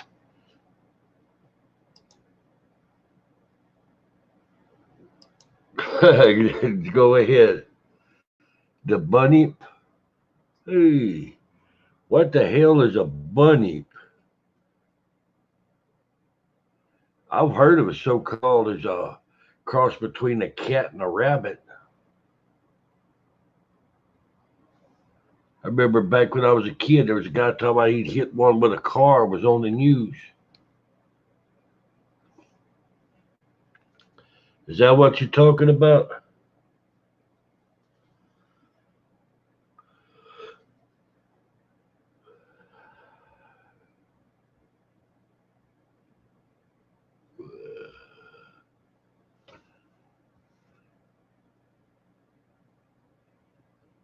Huh.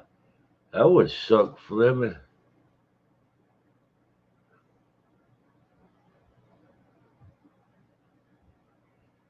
Huh. Are they dangerous?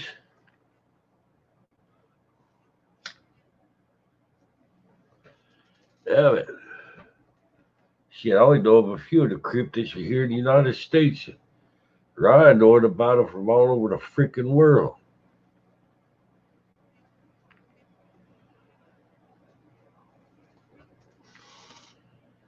Mm-mm-mm. A bunyip. Let's see.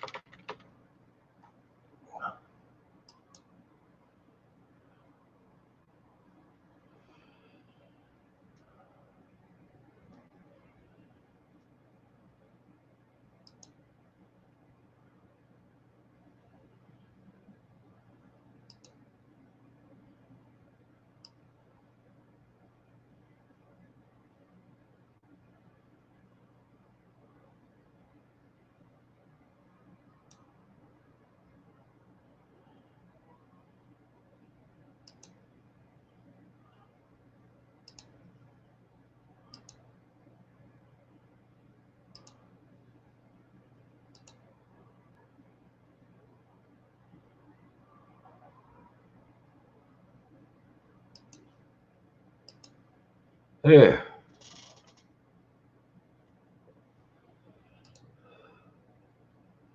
Like that. Huh. Nandy bears.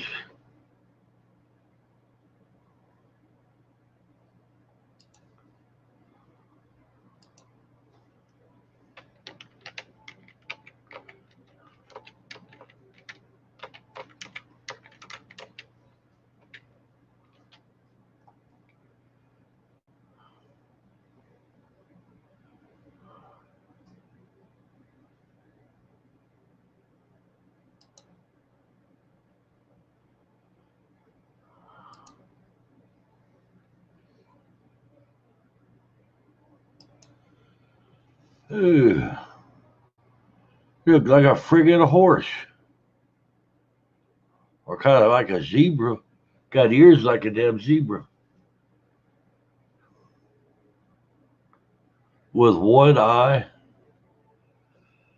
That, let me guess, that's from Australia too.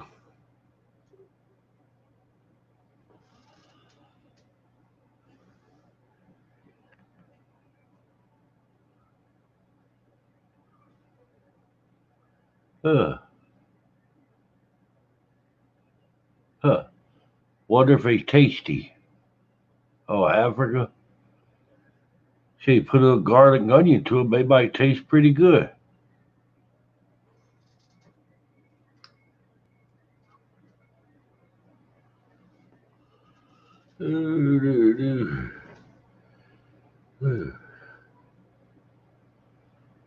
Muck monsters.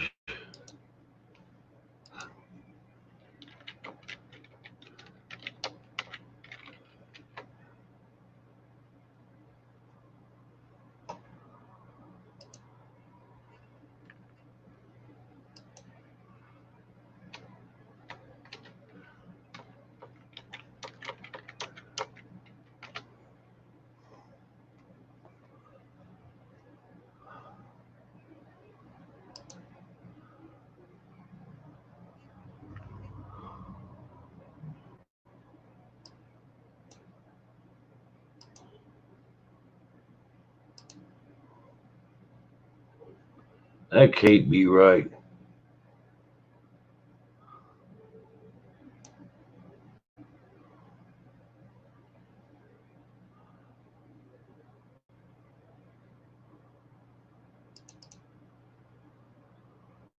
Uh, There. Anything like that? There you go, Ryan. Is that what you're talking about, a muck monster veil?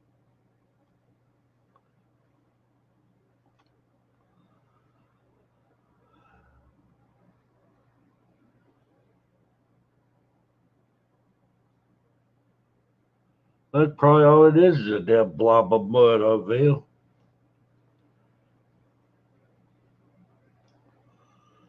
Uh,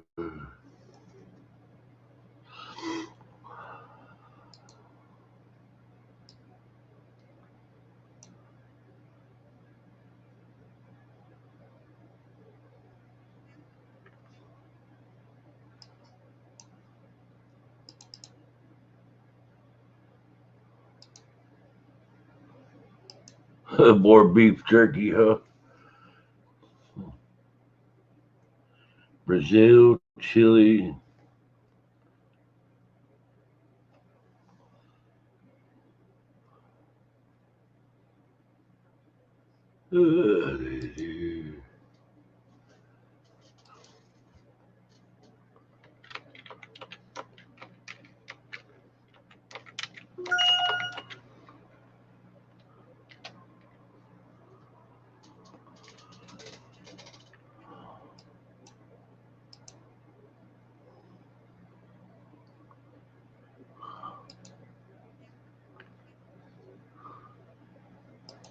Might be, Ron. Eh,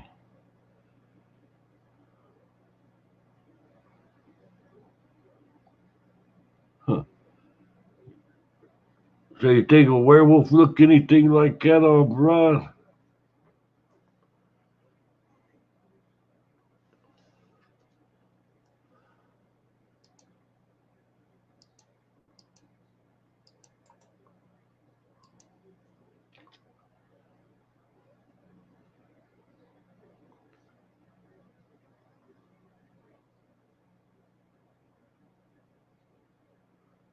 Ooh.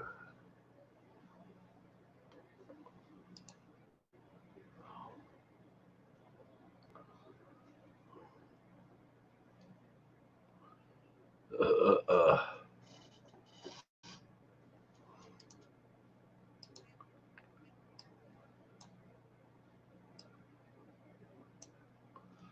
I just don't understand what the deal is about supposed to be able to change shape and go back and forth. Ugh. Look like a huge hyena.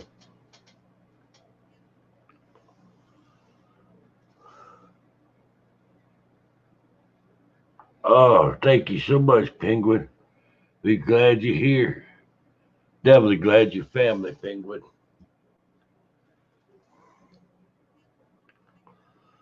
Ugh, I'll be working my butt off trying to get ahead. See, I'm still trying to make $1 out of 15 cents. By God. Ugh. One of these days I might be famous like Rod.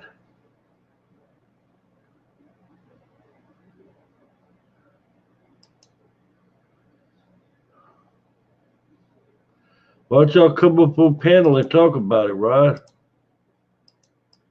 Hey, be easier to say, Rod and Alec. Why don't y'all come up on panel?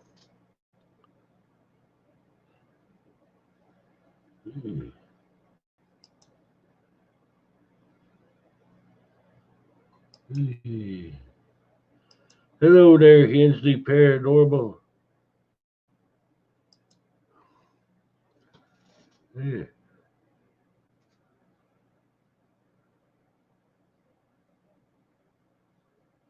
All righty, Rod.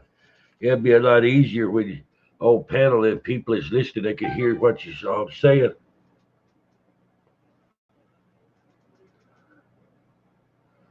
I don't fool with that Patron stuff, Penguin. I'll fool with Patron. Hey, I'll do YouTube. Maybe later on I might fool with Patron, but right now I ain't worried about it. I'm just trying to be somebody right now.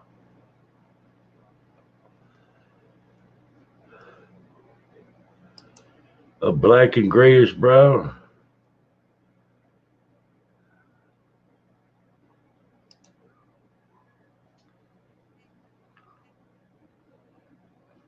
Huh.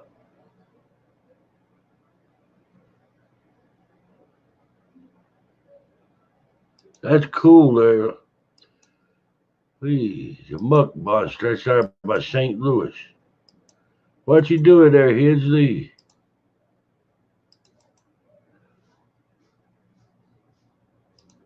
Uh, Aye.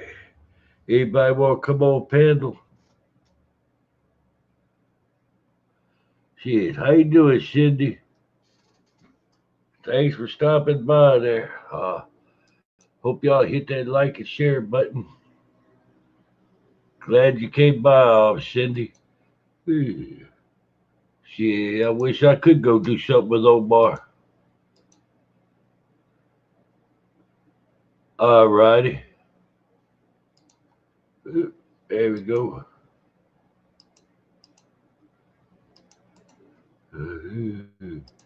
So how you doing today, Cindy? Welcome to the family. Links up there, Vale. Bottom of the text bar.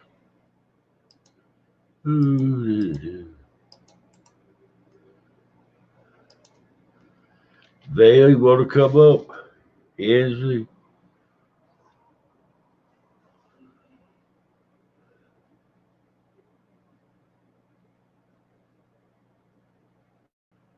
That sounds like it there, Allie.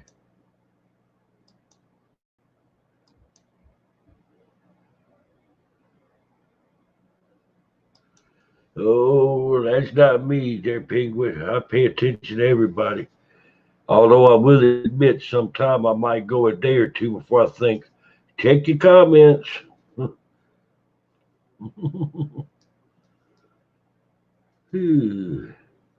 That's cool, Allie. Yeah, if I'm going a couple of days, don't reply to a comment. I'm sorry. I get so stretched out there sharing channels out for people and posting stuff on Twitter, doing live streams a couple of times a day sometime, and I purely forget to check messages. No, Penguin, you got every right to say something if you're aggravated. Might make you feel better.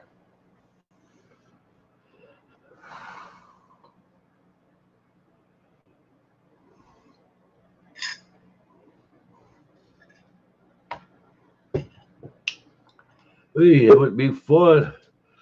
Wouldn't hurt to try there, Cindy. Why, hello there. Howdy. Duty. I'm awake. We got to feel back.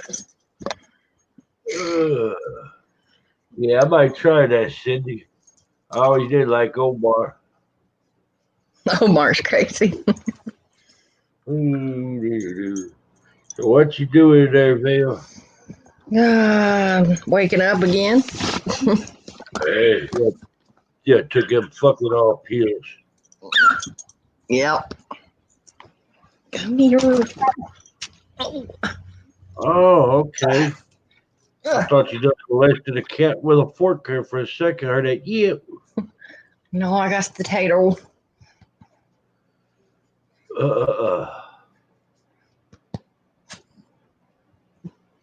No, don't lick me. Your mouth smells like butt. Red dog. Alrighty, JB. I'm gonna shout some more of your videos there after a while. Now, we definitely gonna put in and try to help you get your channel bumped up. If y'all would there, check out JBD Camo Man 73 on YouTube. He's a good guy. I've been pimping you. That's why I feel cheap and dirty. My God. Didn't even pay for none of that. That's all right. I'm cheap. I'm a cheap bastard. Oh, damn it. It happens, Hensley. See, I got here one night with South Cac Mama, got to talking Bible scripture. See, I went back looking next morning when I woke up with short 5 subscribers. I deleted the video. I watched the views start going. I was like, well, I guess that won't work. I lost 2 the other day, then gained 5. I don't know. It goes up and down. Good night there, JBD. Night, JB. I can't see anything. JBD's a good guy, bro. Oh, yeah, you lose some, you gain some. Hell, I hit 666. 6 times on subscribers. Mm. The second one was the worst. I went from 666 to 639. Oh, wow. I was like, what the hell? What did you do? I don't know. Whatever it was, I hope I don't do it again. My God. It was 6. That's 7th time, though, and I hit 7. And I stayed. I seen Leslie was trying to go live. I don't think she was figuring it out very good. She didn't have any sound or.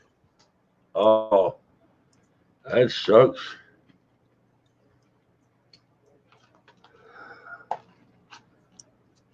Yeah, I know. I'll be sitting there going at it 7 days a week, 20 so hours a day. Yeah, whole lot better. That's a whole lot better number would be 1,000 out of. You'll be there before you know it.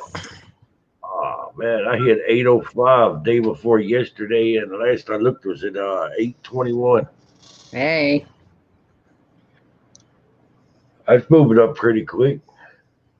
I think mine will get moving once we get moving. I mean, we haven't really been able to do anything, get out there and. That's the secret right there, Fleming. You sit there, you have somebody subscribe to you. You watch their channels too. Yeah, I've been doing a lot of that. Hey, I've streamlined things. I got a new thing. I look on somebody's Twitter page, and I go about this far down the Twitter page. I don't see one of my videos. Then I'll go about this much further down, and I don't see one of my videos. Then I delete them out my DM box, and they not on my promotion list no more. Rocking on and get up first thing in the morning and do 6 hours of sharing channels out for like everybody. And then do 4 or 5 hours for you, 6 hours for you, and then go to live. Then you go back. Yeah, I'll pass. Oh, Penguin's solid, bro. Give him a bath. He stinks. Penguin says he gets sore flippers. No, he stinks. My hands stink. Hey, I'm not commenting on that. Let's see if we can get you a bath. Go get you a bath. Bring me some of that alcohol wash for my hands. He stinks. He's never stunk like that. Come on and get off my lap. You wrote in something yesterday. Come on, go. What you doing? You're not in trouble. Go get you a bath. Bring me something.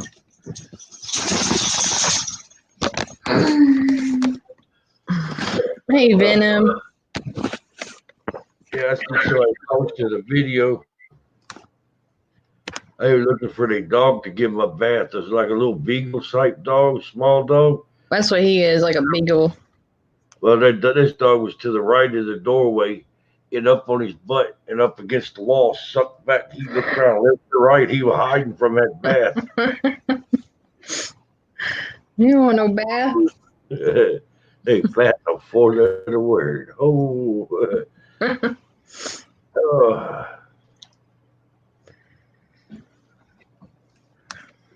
Look at there. Hensley says he's going to order some of your merch there Friday.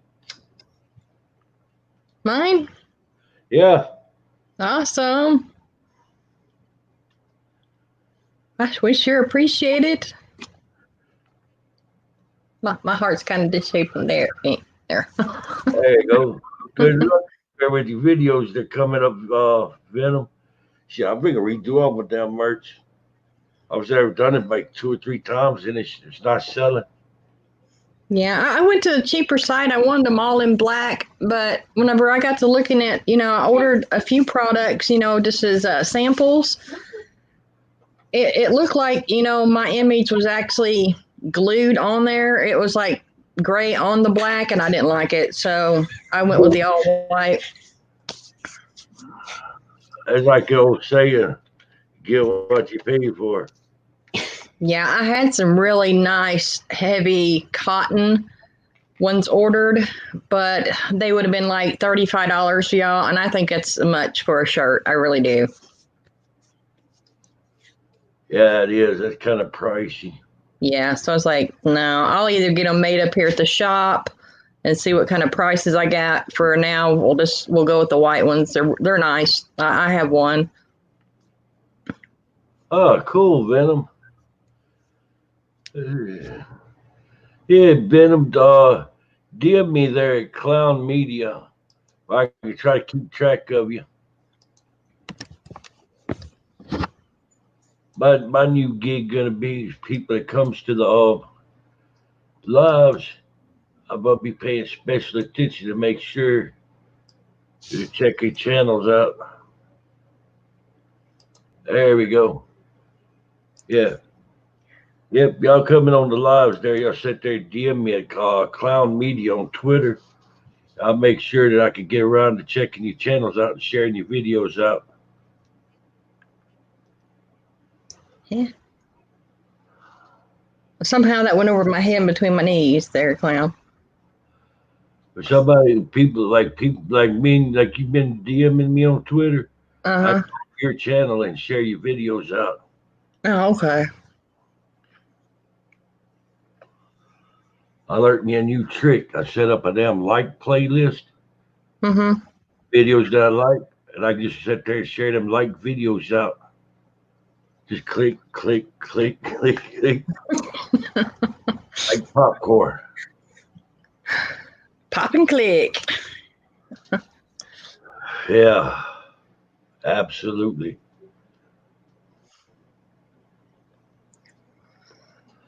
Man, I've thought about playing another video, but shit, we've been in this for so far into it that I don't want to keep running videos and it's not really getting the views. The videos it's not real helpful.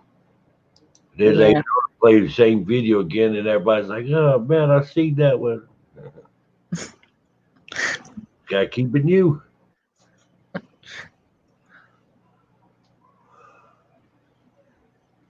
That's it, Venom. By God.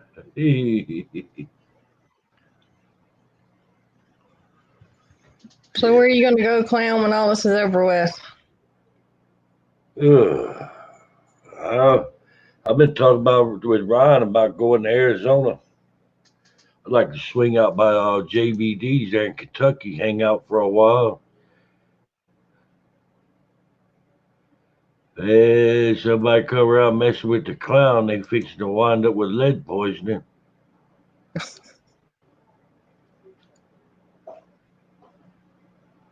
Hell yeah, that helps, Penguin. That helps out immensely. Yeah, I want to go to Bobby Mackey's. See where JBD's at? He's within like an hour of Mackey's. Yeah, we talked about that meeting up down there at Mackey's because he was wanting a psychic medium. I said, I'll do it for you. Shit.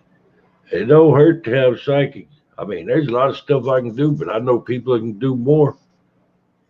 With me, it's not competition. It's teamwork. Yeah. I said, I almost sound like a bar joke, a psychic, a demon hunter, and walk into a bar. That's it. I sound like a winner there, Hensley. Hell yeah. Oh, I love about them Bluetooth speaker I carry on my belt loop on my pants. Things get to getting nasty, and I said start running exorcism rituals in Latin from off of YouTube, clear it out. Venom's leaving us. Oh, damn, enemy, this guy here. Have a good one. Thanks for stopping by. Hey, and eat more peanut butter, by God.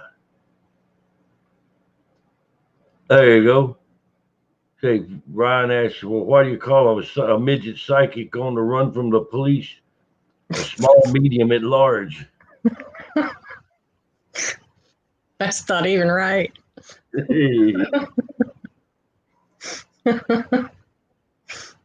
I'd use that, but I'm 5'9". Damn it.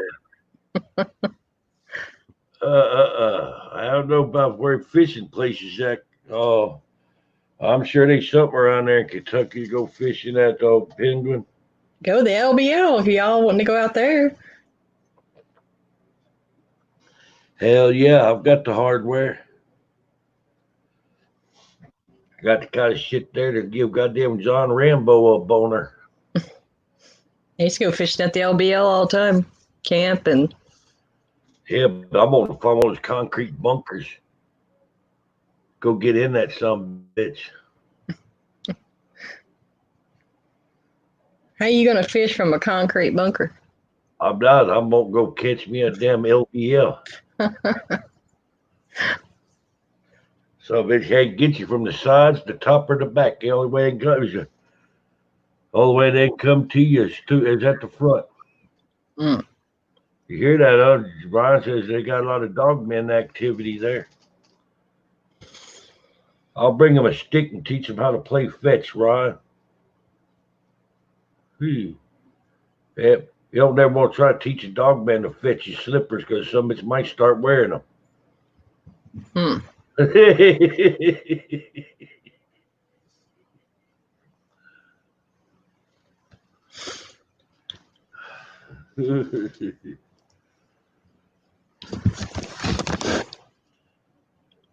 I don't think them dogmen really would bother you out there.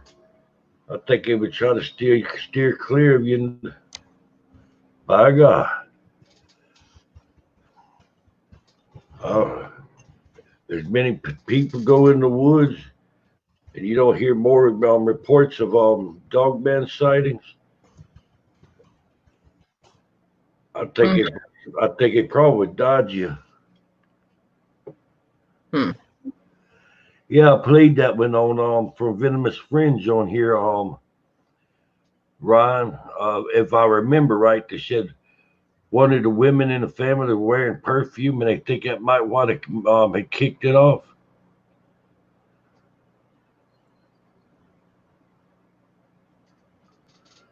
I'll make sure I don't wear any perfume then. I don't know about that, Fleming.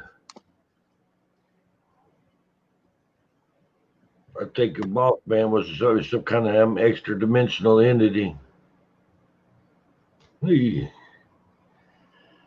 Yeah, the story on it there from Venomous Friends was there was an evil shaman that lived on the land.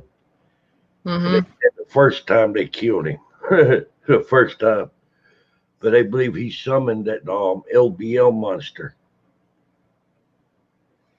It's not a Bigfoot. It's not exactly a dog man. It's something else.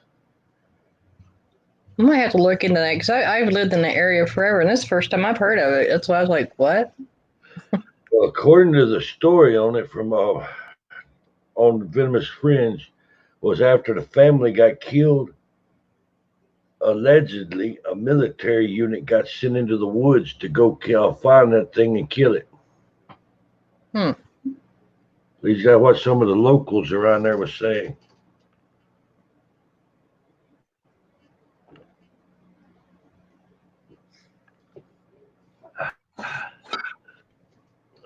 Too late, Allie. Venom's gone. You break out your damn beef jerky, you might can lure him back.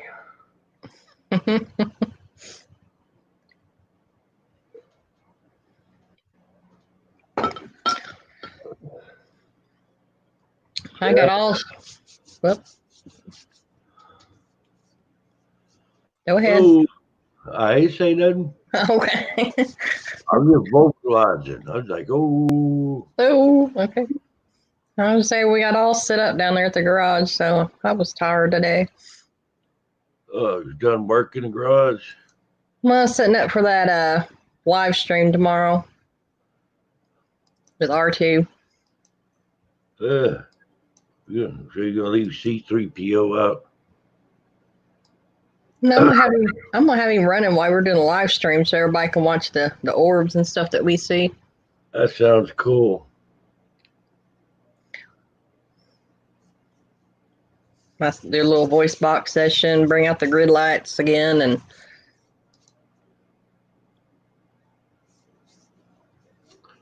Hey, I hope you have better luck than the last time. I hope I can't figure out how to get my screen to split without, seeing all that background. I don't know what's going on with that. That's where my problem is. Now it might go. I had an watt splitter ordered. It was supposed to come in March 22nd. It's not here. And then I went and ordered a Wonder Box. I was supposed to be in 2 days ago. Haven't got them.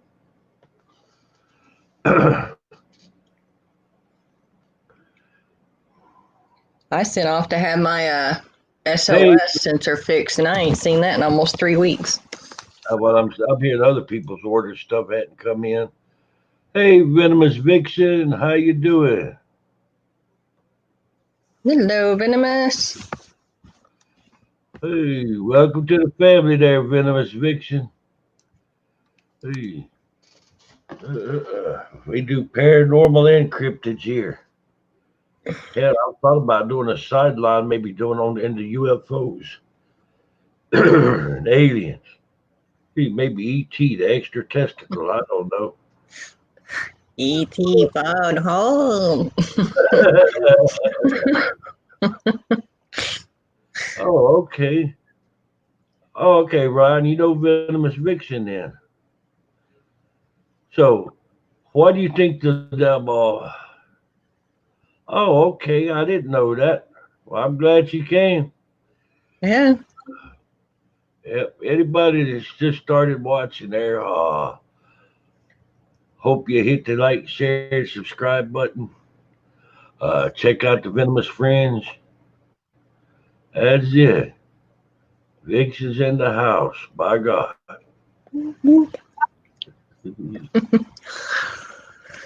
So Ryan, what is the damn LBL?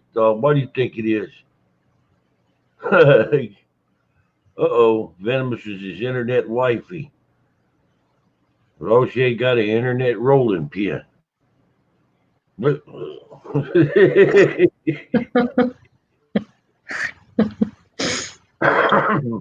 Thank you there, Ryan. Thank you there, Vixen. I'm still curious though what that LBL is supposed to be. Yeah, that's what I was kind of looking at too.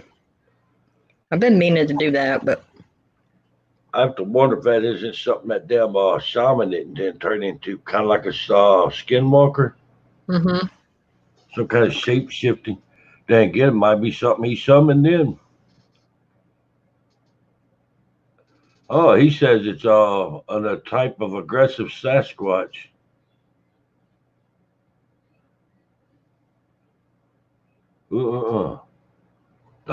Get one of the nice concrete bunkers with one of them 454 Castle Magnum and 300 grain hollow points.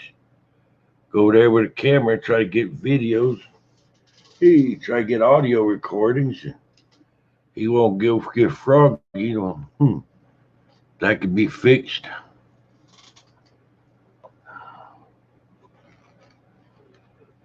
I always blame the Dogman, Ryan.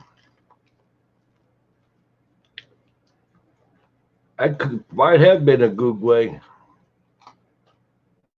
I was hearing about a sister-in-law was telling me about here in Florida a couple years ago. He went to go on a trail and he was in a swampy environment here in Florida. They had a picture up for a guy that went missing out there.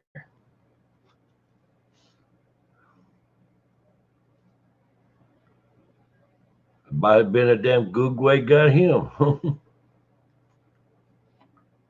Then again, could have been too close to the alligator and the damn alligator got him. Yeah. How fast, what's the top speed you think it is an alligator can reach coming out of water to attack somebody?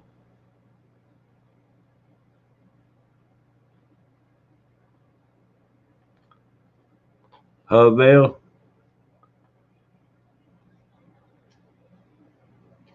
Oh, I think Vale froze. 25 mile an hour. Vixen is right there at it. 30 miles an hour. A freaking alligator can run at 25 mile an hour on flat land.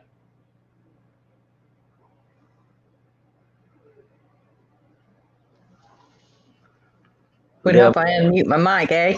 I was wondering because I asked him, he's like, sat there with that constipated look, wasn't saying nothing. I didn't know if he froze or what. I was like 30? 25. Okay. Things can move. I was like, oh, yeah. Yeah, you got but one hope if a damn alligator come out the water after you. Run crossways. Run zigzag. Yeah. That long body of theirs, they don't make good turns there. Yeah, my ex-husband lived in Florida. That's it. Oh, man. Yeah. Freaking alligators, they've been figuring out here in the last few years, they've been surviving in the cold where ponds and stuff freeze over. Let's say they stick the tip of their nose up above the surface of the water, and the water freezes around them, and their nose is up through the damn up above the water, so it don't freeze over. And hell, they got air. They've taken them alligators or something that could only live in the South, and they've been finding them in Ohio. Them things are bad. Hell yeah. Shit, freaking alligator lay in the water, you not know it's there, reach out with his tail. Who was saying last time that there were sharks in the river? Bull sharks can get in fresh water. Absolutely. I don't think they would swim this far, though, would they? I don't know how far are you from the ocean. Damn, Allie leaving. About 12 hours. Hey, have a good night, Allie. We glad. Night, Allie. Uh-oh. Ooh, so what you been doing today, Vixen? You hear this? In New Jersey, a bull shark killed a bunch of people over the summer. It inspired the movie Jaws. That happened back there in late 60s, early 70s. Hey, there we go. We're going to miss you, Allie. Night, Allie.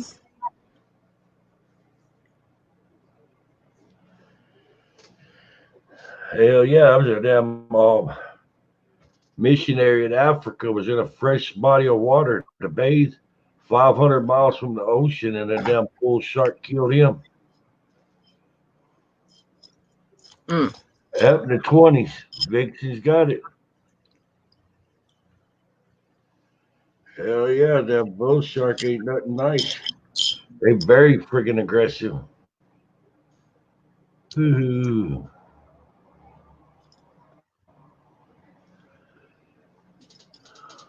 I think any shark would be aggressive. You also, I'm trying to think of those ones out in Florida, those little bitty striped mean things. Tiger sharks are striped. Yeah, they don't get very big, but they are a shark. I get up 14 feet or so sometime. Well, I was thinking these were shark, hammerhead, great white, bull shark, all man eaters. Mm. Hey, ding, ding, ding! You win a prize. You get some beef jerky. By God. I watched that movie Deep Blue Sea. That was enough for me. Where they made the I would have brains the size of a pen of a 6-cylinder engine. and they like swimming backwards. It's like no. I know it's exaggerated, but still made you wonder and think what they can do to animals. Mm-hmm. Exactly. Oh, damn it. Hell yeah, sharks are nasty. Shit, you got them damn oceanologists that's in love with them sharks, and they'll try to tell you how they're not dangerous. And all the time, if they bite somebody because they mistake them for a seal and this kind of crap. Mm-hmm. I was about 100 miles offshore on a crew boat at a platform loading up a boat right there as the sun was going down. Mm-hmm. Had a 3-foot long 2x4. I noticed it bobbing and jumping up down there in the water, the ocean, surrounded up by damn sand sharks. They wasn't no more than 1.5 feet long or so. And they was tearing into that damn 2x4 and wouldn't stop. Welcome back, Callie. Ooh. Hell yeah. They wasn't just striking and swimming away going shucks. And steady hitting that damn 2x4. Oh, okay. Welcome back, Allie. Hey, what was you trying to call him? Hey, I hope it was something repeatable. By God.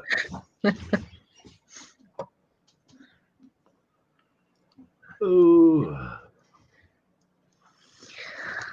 Oh boy. Shit. Damn sharks come up on something and they hungry and they taste test it. They like the taste of it, they'll come back for more, or they'll sit there and eat the whole damn thing. Mm. See, what a lot of people don't realize is it's not the great whites that kill so many people, them fucking sand sharks. They get a chunk out somebody's leg and tear it loose and rip that femoral artery and they bleed out. Right. A few years back, they had surfers was coming up missing at the beach there in California, one of the big beaches. Mm-hmm. The beach shut down for the day, and there's somebody's towel, and they bought personal belongings and no person. I got to watching. Was a 15-foot great white was getting in water waist deep and easing up, and he come up out the water just long enough to grab somebody, go back down with them. Mm. California beaches don't have no damn nets offshore to keep sharks out. You say shark attack, they want to lock you down there because they don't want to say nothing to hurt tourism.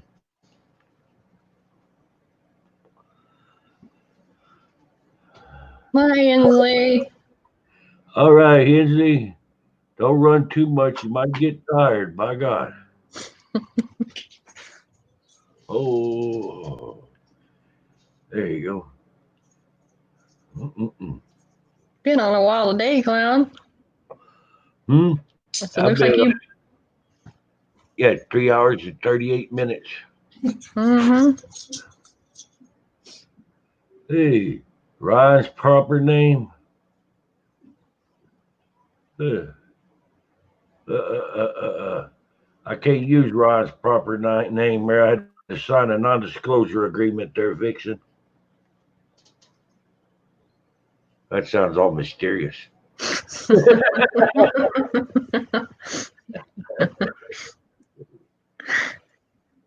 My God. I knew I thought I got a text.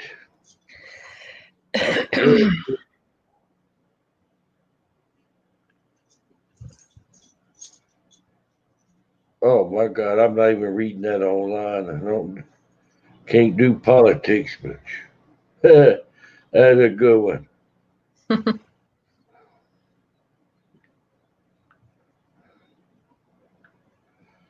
It's messed up too. There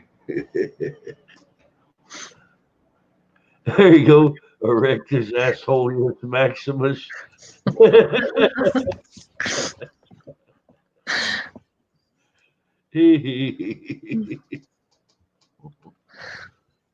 Oh, I just knew that.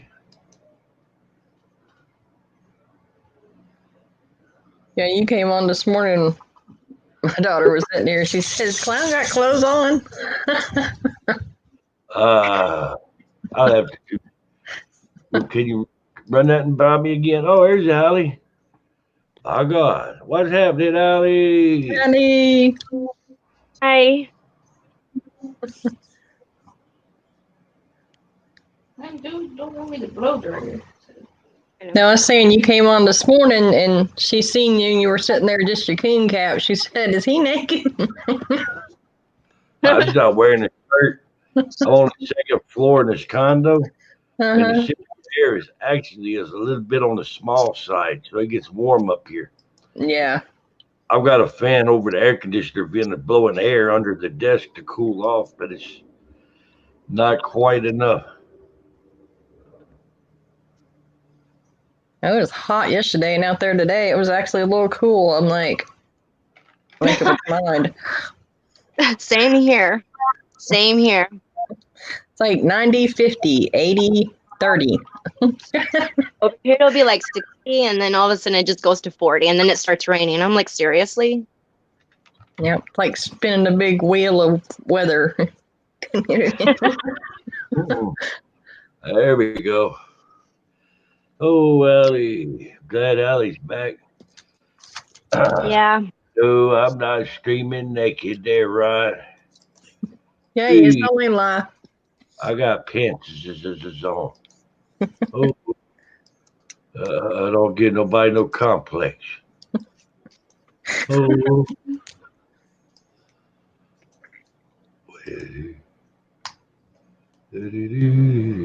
My God. Oh, what? I better stop that. I'm trying to grow.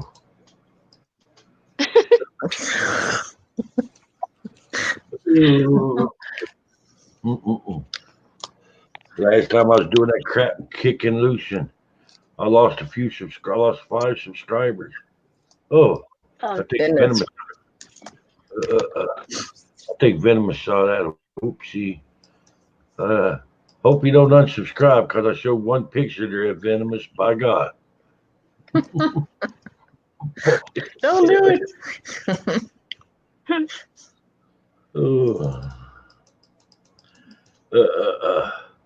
That'd be cool there. Valley had one of those R2 cameras.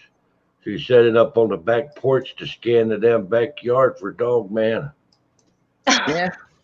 Yeah, we got all kinds of cameras. We have one now. I don't even know what it is. So it's actually one of my family members, but he's got more. So we'll put them all out this summer. We'll see. Don't pay any attention to that StreamYard crap, Vixen. Hey, glad you joined the family. I used to be in trouble all the time by them. Me too. I was a trouble. Yeah, I remember that. Me and you, always no caps and. I've actually went into settings to try to do away with that and can't. I remember when I initially set it up, it was give that option, and I picked it.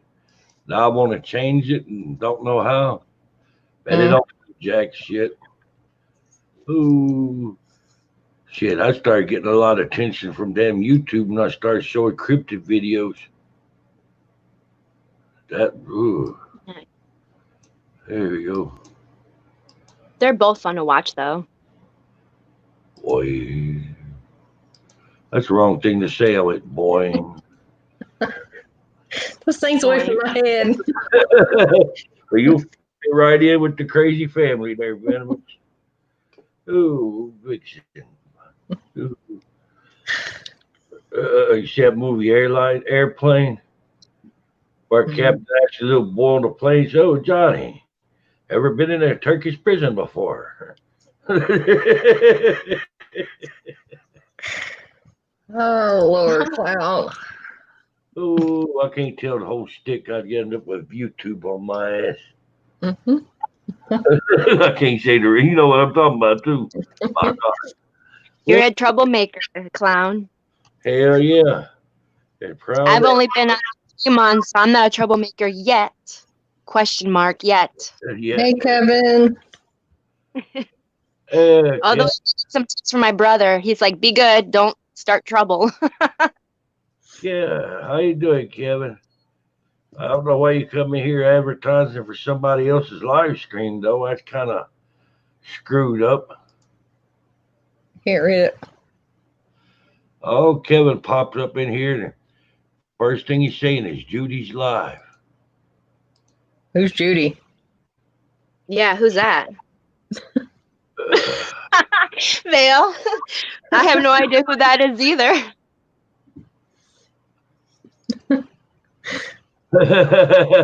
There you go, Ryan.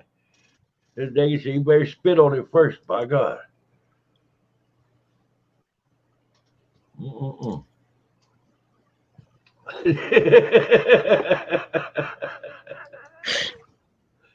Ooh.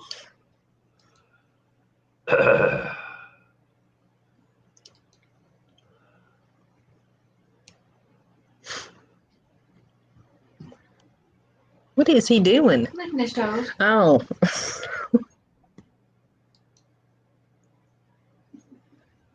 I was hearing some weird sounds from the floor, and I didn't know what it was. Ooh, so what you been up to, Kevin?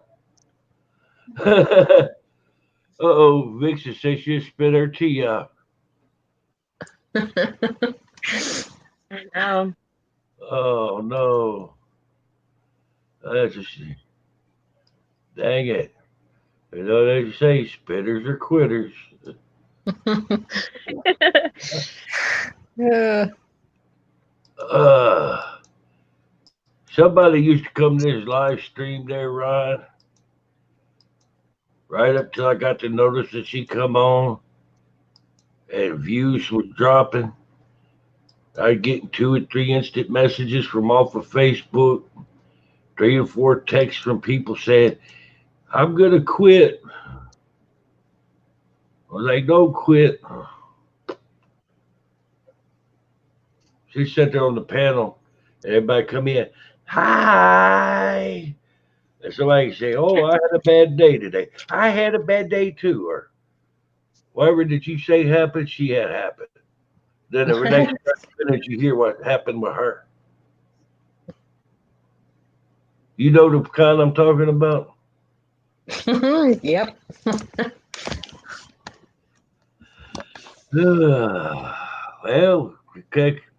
Virus crap dropped down, Kevin, and you'd be able to get back to doing exploring again. Maybe go back to that school again.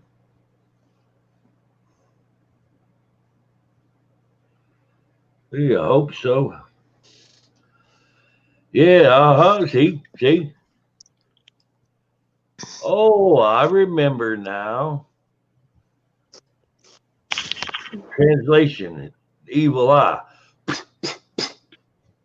And then across with the fingers.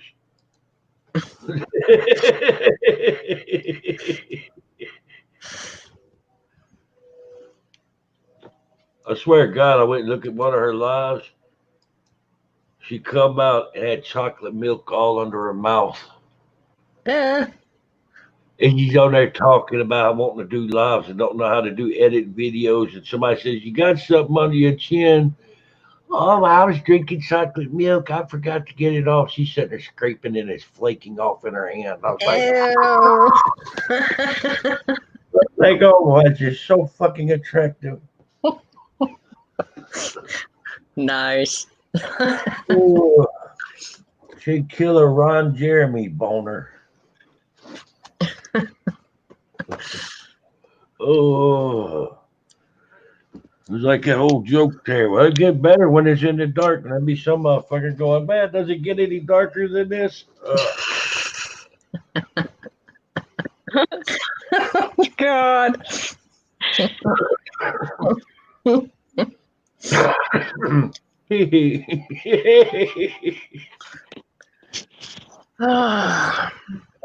And you're peeing for trying to in the bathroom, bro.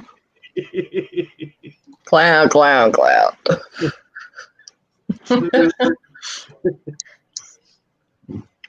It wasn't chocolate. Shots fired. Shots fired. I'm fixing to do it. You made me spit my fucking cigarette out my mouth. My God.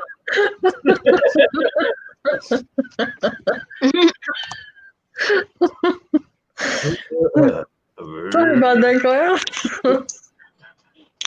Ooh, I'm gonna leave that alone, because I ain't doing no joke about spitting or nothing else. My God. Yeah, that sounds good there, Kevin. Oh, that wasn't chocolate milk. Got a head up there going,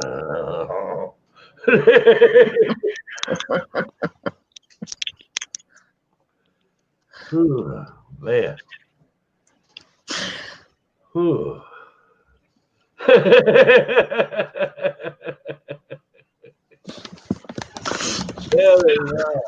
My God.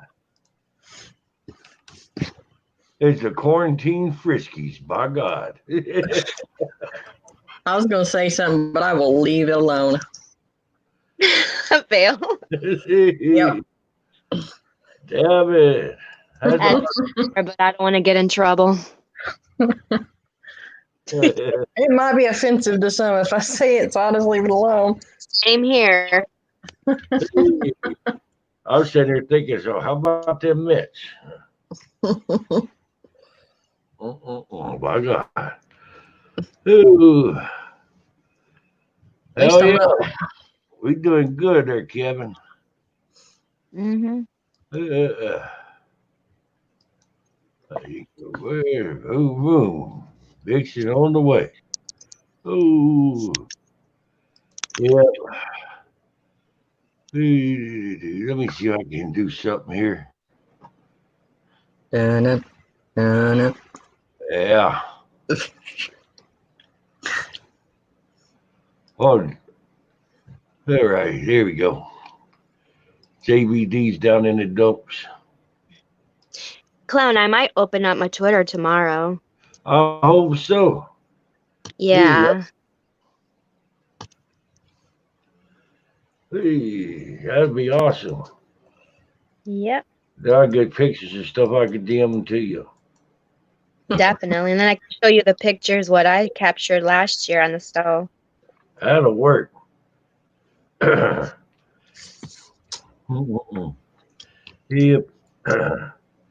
Anybody hadn't subscribed to JBD's channel, would you please subscribe? JBD getting on up there close to 1,000. He's hit a brick wall. He's finding where people's not sharing videos out for him. I'm pimping. Nope. Nope, not like it should. He's a good guy, too. I'm going to start back to doing like I was doing before. I kind of slacked up.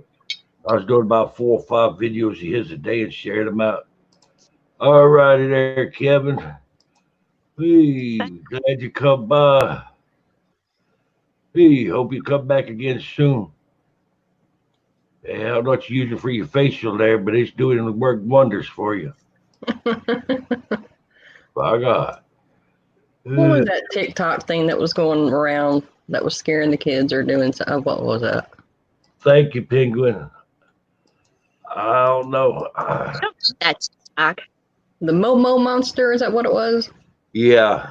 And Yeah. they got some bitch from a lot of places. For some reason or other, they got all freaked out over that Momo there. They put it in and people off of YouTube over it. That and Slender Man. Well, Slender Man crap's a joke.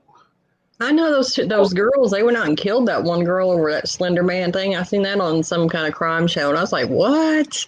They killed a girl. Yeah, right? What happened? These girls, they sacrificed one of their friends. They went out like walking down a old trestle track, and it was a girl that was kind of out of sorts with everybody else in the school, and they made friends with her just so they could sacrifice her to Slender Man. And yeah, they walked her down there and killed her. It was a big thing on the news. They went to prison. I think they got life or so many years for it. Yeah, you have to look that up. Damn, that's foul. Mm-hmm. Oh, I saw the guys done it. I saw them guys done his damn videos conveniently in the daytime and a damn open pasture behind them. And oh man, wow, look, man, it's the Slender Man. There's a big guy looked like 7 feet tall, was in black, Mm-hmm. walking, and you could see some bitches on stilts. You know where your knees would be at if you were 7 feet tall? There was no bending right there. All that was stiff. You could see where the legs was at. The way that he was moving was on stilts. I mean, it was just patently obvious to some bitches wearing oversized clothes and wearing stilts. They all doing, oh my God, like the little boy got left home alone. It's the Slender Man. Yeah. Hi, Fox. Ron says Missouri Monster. Why that Momo's supposed to be, but how you doing? That's the mud monster, the muck monster. Oh, they didn't kill her. They almost killed her. It says here that she crawled to the road where she was found. They stabbed her. Didn't that happen in Wisconsin? Yeah. In 2014. Oh, yeah. That's what I thought. They were 12. Yep. That's insane. Oh, look, Fox said he's seen 2 foxes. What did the fox say? Okay, I haven't heard that in so long. I hated that too because my ex-niece would always sing that, and she just like, oh, especially when that movie came out. I'm trying to remember that movie. On that song, Let It Go. Uh-huh. Yeah, she would sing that constantly. Now she drove me crazy. I'm like, little girl, please. And she's like, Auntie Ali, please, please. I'm like, oh my gosh. I had a buddy of mine used to run his wife crazy with Heard It Through the Grapevine on CD. The version was like 13 minutes long. They kept playing it every day, working on her nerves. To one day she grabbed this son of a bitch up and throwed it out in the damn road. We have a road here called the Grapevine Trail. We used to play that song through there. That's funny. I used to hear that song. Was it from what do they call the Raisins? Do you guys remember the Raisins? Mm-hmm. Yeah. Oh, I heard it. Or was it a cartoon? It was. I like that. That's what set him off on that one. The lyrics in the song about I think I'm gonna lose my mind. That's in the Heard It Through the Grapevine. Yeah. They got him with it for like a week straight every day. Her cussing and fussing and having a fit, and he just sat there and smiled at her. He wasn't smiling when she threw this fucking CD out there, and an 18-wheeler run over that son of a bitch. Here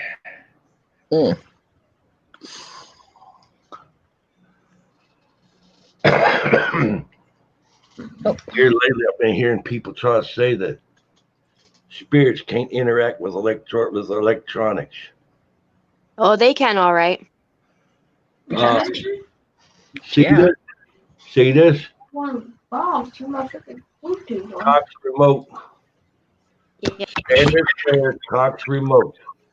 But when you push a button, it lights up a blue light on whatever key you push.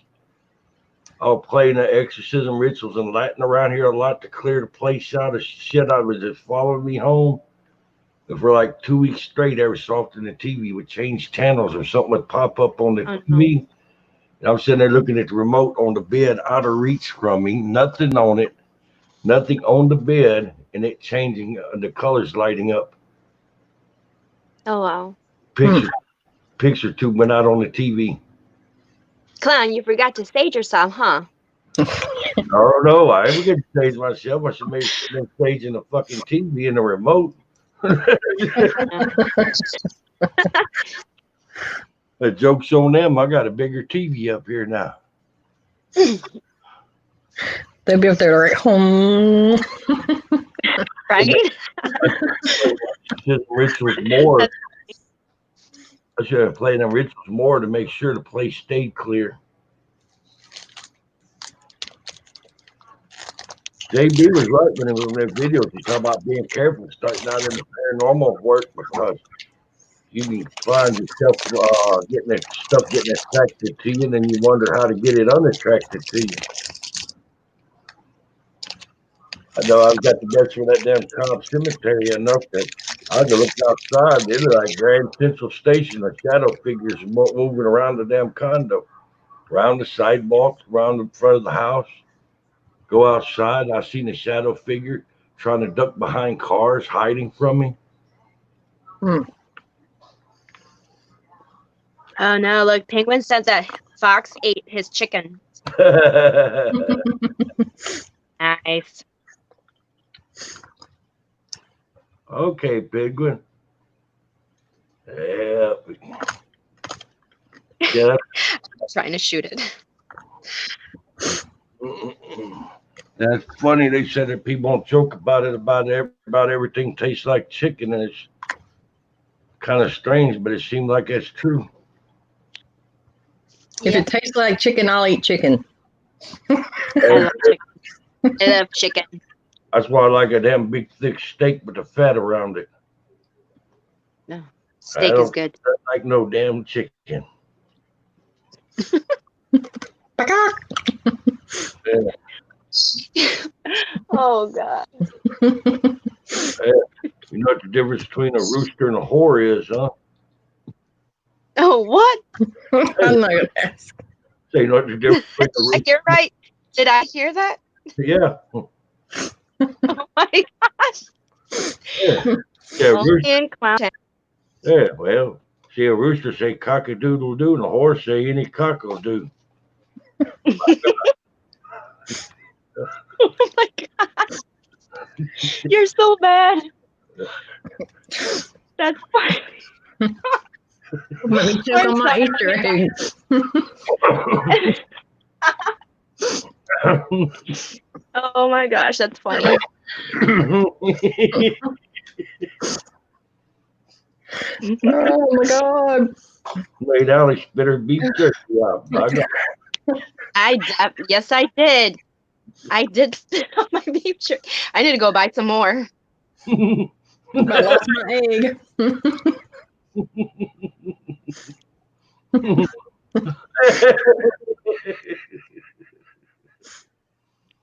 He broke out. Oh God.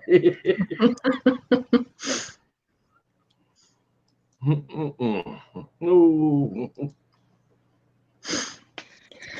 Oh. I won't go out there where Allie's at and go down and see Dogman hunting.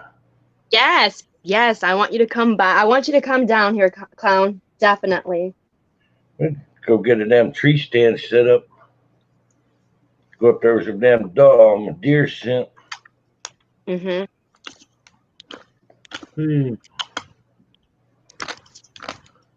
I don't know how that thing would actually sit there and hide in a tree.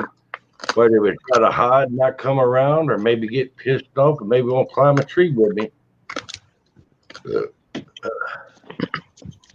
I know I get out there with Ryan and them Arizona and go down to the Cryptid hunt. That's gonna be cool. Definitely, Clown. When it gets better, you can head your way this way. Hell yeah, they're gonna be fun. She'll even make you peanut butter pie. That's it. Clown, maybe I'll have my brother here since you've already met him. Yeah, I like Isaac. Yeah. Isaac's pretty cool. Yep. Yeah, I use you for bait there, Fox. You come out there with me and I'll take you out there to Cobb Cemetery and drop you off for an hour or so and then come back.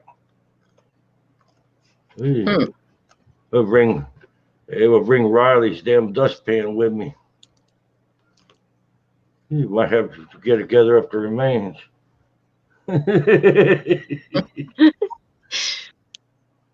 Shit. What they saying, damn dogmen getting up 7 and 8 and 10 to 10 feet tall. Yeah, they're tall. Person would stand a chance against them. Definitely. Hmm. I think they would have. Well, I'm not gonna say. You said I can't say those words anymore, so I'm not gonna say it. Mm-mm-mm. Oh, how tall was it? The ones that I saw, they look about to be 7 to 8 feet tall. Damn. Yeah, they were tall. I mean, because my tree is tall, and that thing was almost the size of that thing. So yeah. I mean, what weight are you talking about? 300-400 pounds? When I saw it, Mm-hmm. I don't know. He looked thick though, so I was like, okay, I don't know. I wouldn't know. Seriously, I wouldn't know. Ron said, kick him in the nards.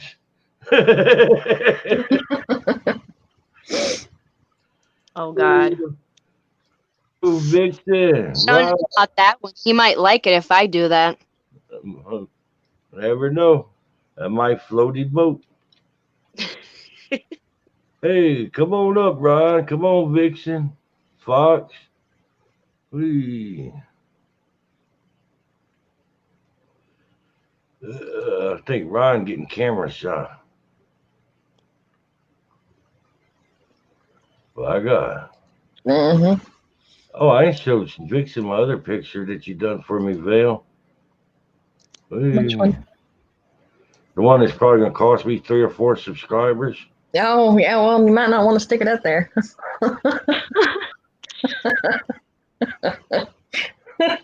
There you go. Kiss that. There you go, Ron. My God. My God. Come on up, Ron. Come on, Fox. Or Vic. Yeah, Fox. Come up here, Fox. Hey, Let's see. You dirty dog.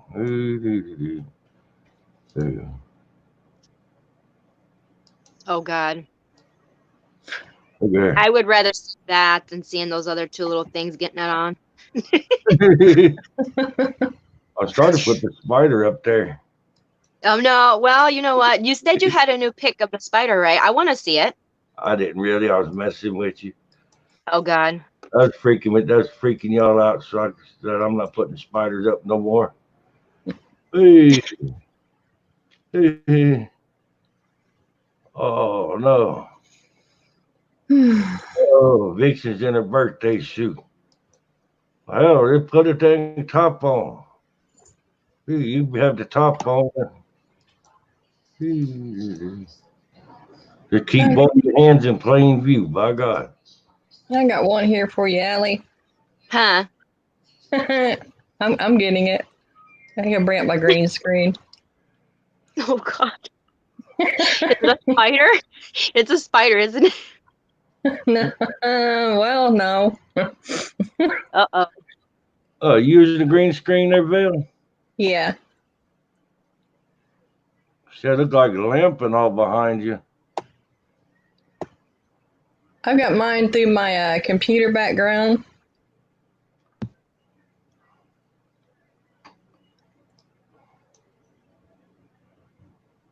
What the heck is that? There's a cricket.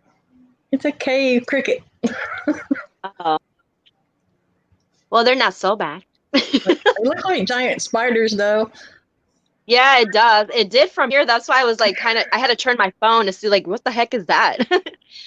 See, overdeveloped back legs for jumping. I was way scaring off predators. They think it's a damn spider, and they're like, "Eee!" Leave it the fuck alone. I like to know what his middle legs are for, though, because they got legs like a spider. Yeah, that's true. Gotta Google it. They're all over my basement. Them things are ugly. Yeah. Well, at least you didn't have, like, I know when I lived down south, we had like flying cockroaches, and that was disgusting. I didn't even know they could fly until one ate my taco. For real. Guess I Yeah. found out the hard way. Oh yeah, you look at another one back there, Fox. Ooh, look at Look at there. that booty. There you go. Pucker up, Ryan. Ooh, I'm starting to like Vixen, Ron. She says yes an awful lot. Hey, I hate them four-letter words like stop and don't and quit. You get them all mixed up.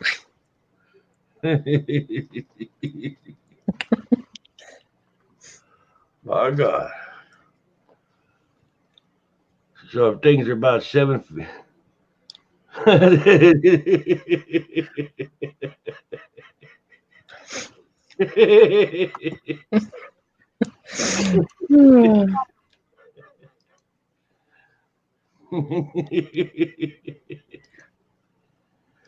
So a dogman was like 6 or 7 feet tall.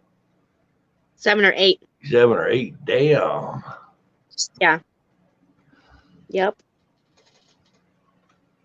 There you go, Ryan. Ooh. Damn it. Well, how far away from you was they? It was not. I mean, it wasn't that close.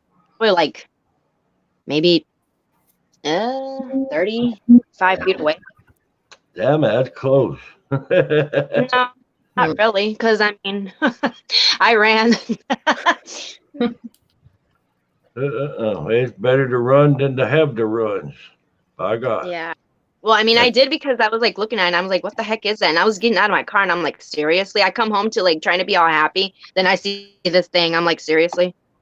And then it had the gall to actually freaking growl at me too. See, that's just trying to help you be happy. See, if you get the hell away from it and you don't see it, then you'd be happy.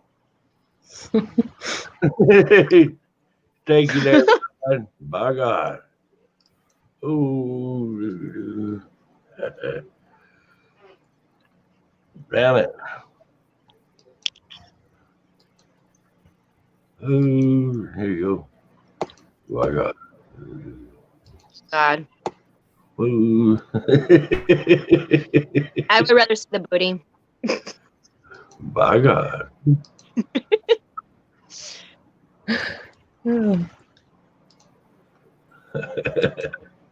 Hey, Eb, hope you keep coming in there, Vixen.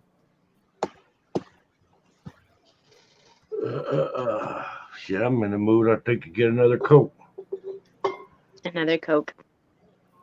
That's one good thing. I got my green screen.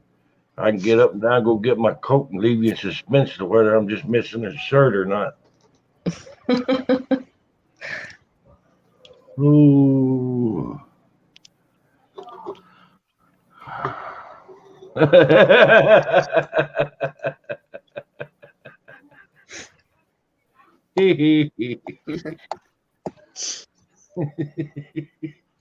Moose, Knuckles. Oh, yeah, we doing good. Hopefully there tomorrow I can go from 8:21 to 8:30. Surely I can swing 9 subscribers between now and let's see, it's Thursday, Friday, by Saturday or Sunday. There we go. I'm trying to get a picture up here and it's not working. Let's see if it wants a FEMA check.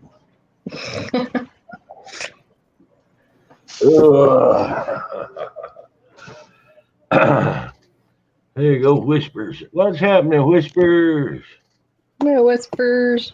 How you doing? Yeah. Welcome to the fam there, Whispers. Hope you hit that like, share, and subscribe button. Hope you had a good day there, Whispers. Hey, Flemingwerfer's back. Remember where we're sitting out there in the swamp. You want to catch him a dog, man. Hi, Fleming. Hey, there you go.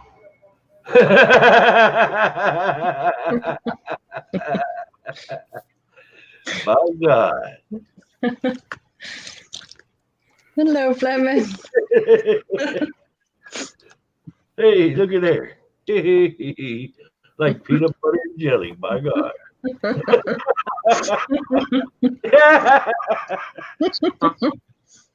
Wow. Nice to meet you there, Whispers. Clown, it took me a minute to figure out what was so funny. I was looking all over in the comments like, what's so funny? What's so funny? And then I look up at the screen, it's like, oh. Maybe that'll keep you out of trouble. Mhm. Hey. I knew you were doing something over there, Vale. I still couldn't get the word tea in there, though. I was like, oh, well. You make tea? Yeah, there you go. I knew he was up to something there. I'm psychotic.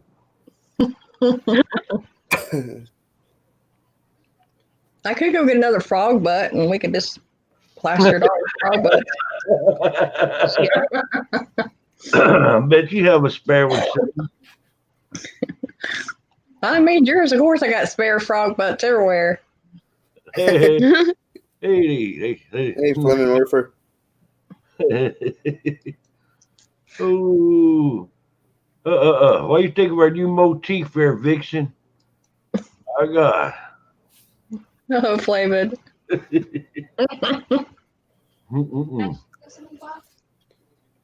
Oh, they got quiet. We better take the frogs down. But it might have just killed the chat. They're too busy licking the screen or something. I don't know.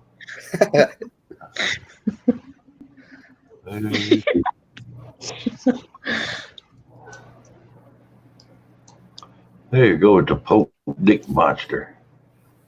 Look at there.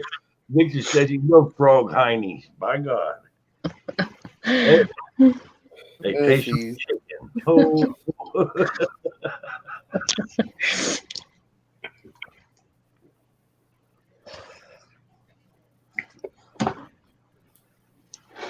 Yeah, you gotta see my daughter, and I was looking for them frog butts. So I was sitting there trying to find the right one, and she's like, "What are you doing?"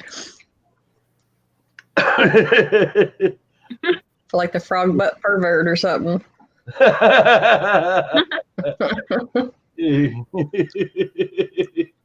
Thank you, Whispers. And we put the fun in dysfunctional, by God. We are family. All my froggies and me. Hey, come on up, Venomous Vixen. Please. Yep. Every day here we try to play at least one episode from Venomous Friends. We do paranormal videos on here.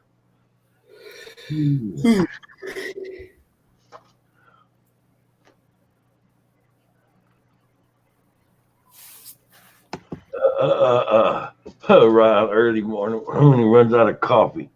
I got a picture of Clown without coffee. That was a bad day.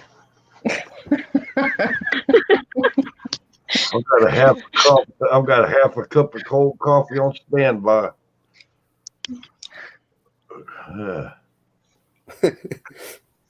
But damn, how many times have you saw a Dogman then, Allie? Yeah, Jeremy. How many times? I saw it 3 times. 3 times, but I've heard it many more. Oh, we have fun, Vixen. Shit. They must have a path or something around you. Must have a damn. I don't. They might have a damn. Okay. That's friggin' sweet. Hello, Leo. You're making me break out the heavy artillery, by God. That's clown without coffee. Oh my goodness. There's war. That's funny. Hey, hey, There you you have go. kids? Hey, go with that. Hey, you go with this. There you Please, go. you wind up with that. By God. No. All the pickets. Hey, Thank Clown, God you you're forgot the so spider. clown. He left out the spider. Poor spider. I was kind of. Hey. Spider didn't get Let's no go love. chicken. That over the front, I say, by God. I'm used to seeing him with the spider. He left out the spider. Hey, let's see. I got a choke once again. Let's see. There you go. Oh, peanut butter. Ooh. I'm gonna knock this Ooh. room. All right, I'll knock this one out. Clowns on a roll. This all right, let's go.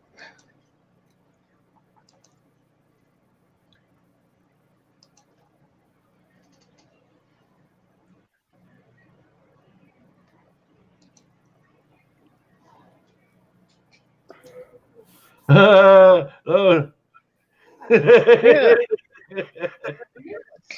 There you go. LOL, Ryan. That is the most ugliest spider I have ever seen. Okay, I lied. No, it's not, but that's an ugly spider. Oh, he looks like he's gonna jump at someone just by looking at that fight. Ugh, That's God. the most deadly spiders in the world, right there. Sucker bite. That is. He bites you got about 4 hours. I'm gonna be terrified now when I go to bed. I'm gonna be thinking about a spider coming at me. Ghost spiders. That's, Come on up, Brian. what kind of spider is that? Orb spider. Oh, that's like kind of pretty. And He got me. I hate to say it, but some of those spiders are pretty though. Oh, Not deadly. don't leave, Vixen. We'll get rid of the spiders here. Look, everybody likes Ronald McDonald, by God. I don't know. He's by Sasquatch. That'll scare someone. Don't leave, Vixen. We won't show no more spiders.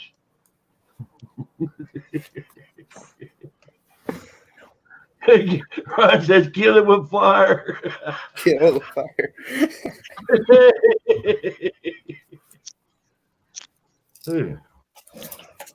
How about this?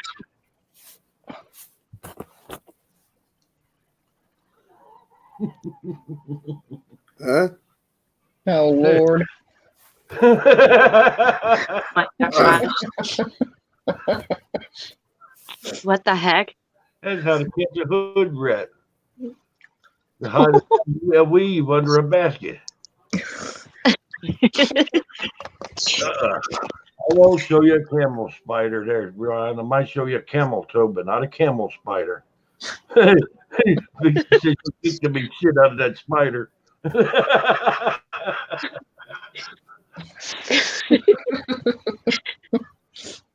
Oh, I got. I'm surprised you don't have the evil Ronald McDonald up there.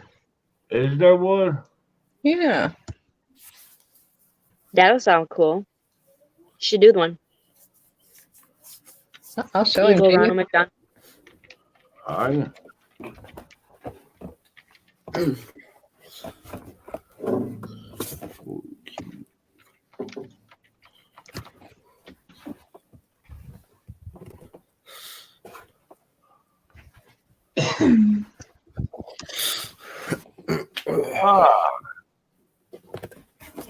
There we go. I found it in one. Y'all done start creating a monster. I thought I was the monster.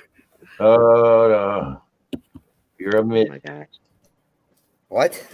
I said, no, you're a midget. Wow. By God. Whoop.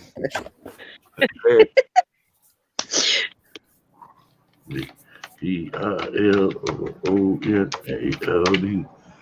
Who? Huh. I actually like boxes, so I think boxes are cute. They're so small. Yeah, they hardly even make a vault sound when you run over them with a car. Ah.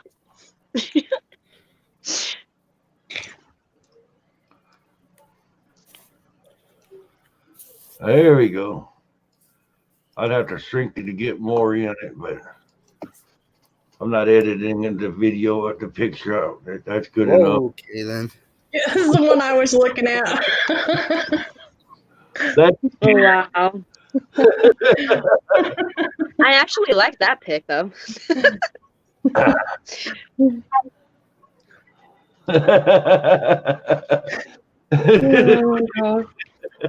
Clown. Why? And really, this is how chicken nuggets are made. Mm-hmm. Oh. How's that? That picture you have? I did it. Strike choking the McNugget out of her.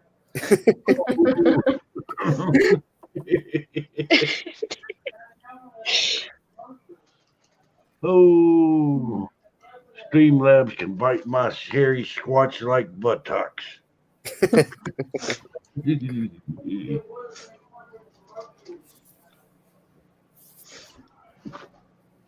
Ah, Oh my goodness. I'm making my damn Ronald gonna make a new sandwich. That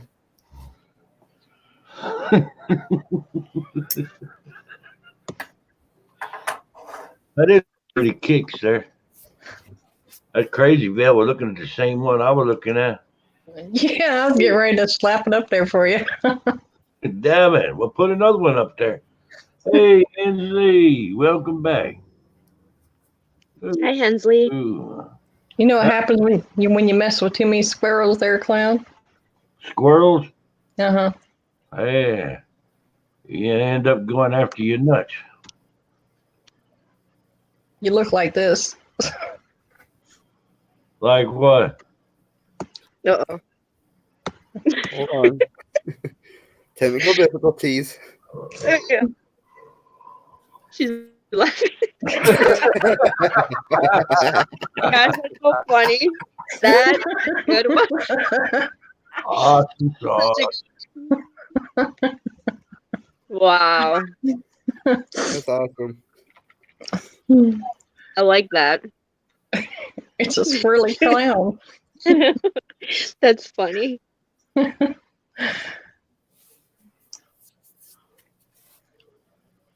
That's not funny. I'm looking,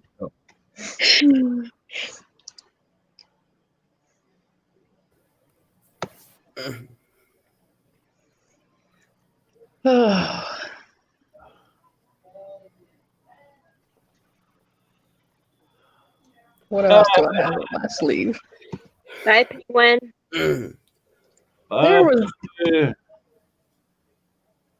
There's the one I was looking for. Uh-oh. Oh no.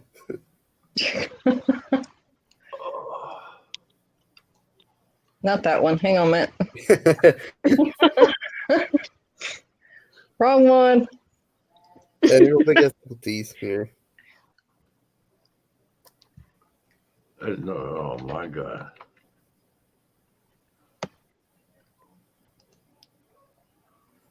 Ah, it got lost. Oh boy. Hey, probably the first time you said that. Oh, shit. Shut up, Dwayne.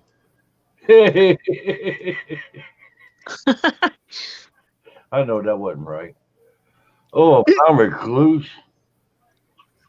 Oh, Those these things are worse. All right there. Oh, bro, Ryan's leaving. Ryan, you can't leave. Damn it. I got it.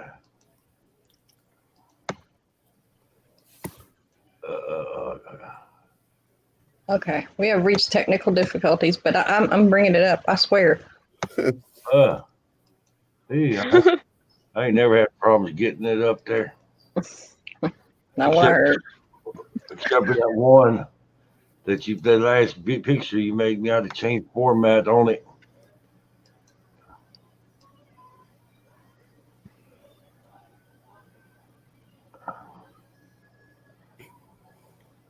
There we go. Isn't that hardly gonna do the picture justice? I don't know what's going on with my screen here. In the picture is pot plants and stuff all over the floor and broke. The cats and jumped up there off the table. It was like, dude, your shit was in our way. Yeah, but I can't believe Ryan leaving. Take it easy, Ryan. I know why Ryan leaving early like this because you're getting old. Ooh. Huh. Okay, we gotta do this a different way. Hey, that's what she said. You snorted. I heard you. I got witnesses.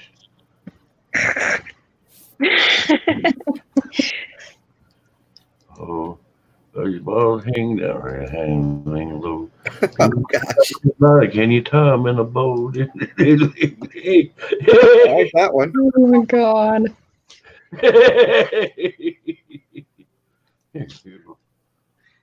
Oh, there you go, the blue balls.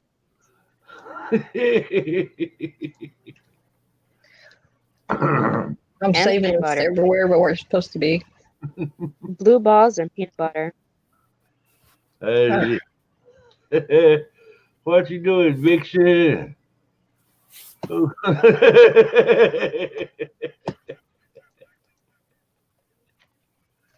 It's not letting me do the whole thing, but I'll get close enough. Yeah, as long as it gets the job done, right? There you go. Oh my goodness, what the heck? Whoa. Wow. Donald on meth. he's got his Ronald McDonald suit on, but Wow. God. Oh, goodness. We're in the presence of greatness. Perfect. Okay. I'll behave now. Peanut butter legs.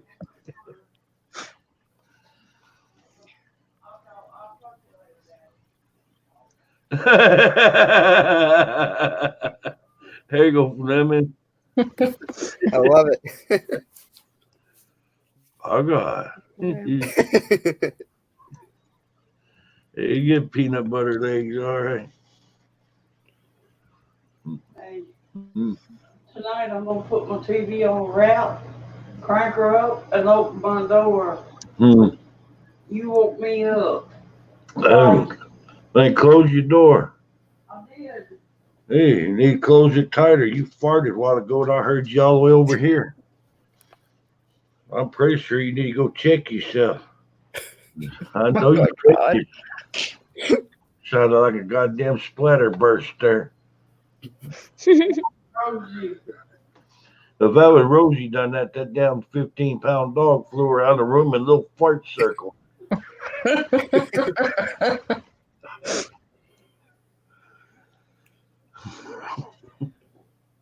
Squirrels have thrown acorns on my head twice.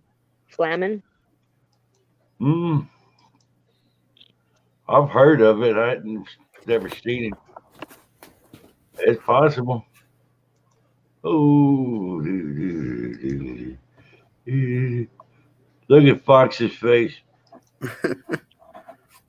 Huh. Yeah, man. I think Fox been smoking them acorns. No. Yeah. He's tired. Hey, ain't tired. He's Chinese. My God. Yep. Oh, Damn, I gotta get a new picture put up now. I'll just stay with this. No. Okay. Here we go. Uh-oh. Oh hell. Oh No, boy. not that. God. God damn, Ronald need a fucking makeover. At the Ford clinic. He's a goddamn crack zombie. There you go. There you go. What happened to Ripley? Hey Ripley, believe it or not. Ripley's believe it or not. Come on up, Ripley. Hey, Ripley. Hey. I dropped that link for you. Come up on panel, Ripley. Hey. How you doing there? Oh, I'm gonna redecorate. I like it, Vale. Look at there. Got a goddamn Star Trek sign around his neck. He's a nerd. I could have stuck the buzzard up there. Put the buzzard up there, by God.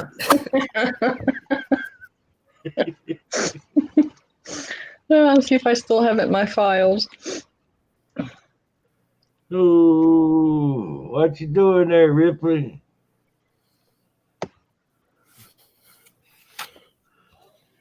Yeah,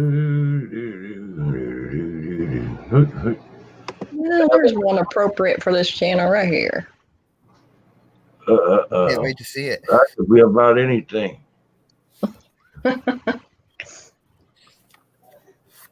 Oh no, lockdown got extended. Yes. Fuck. It got extended over here. For how much longer? I think like a whole month, 2 months, something like that.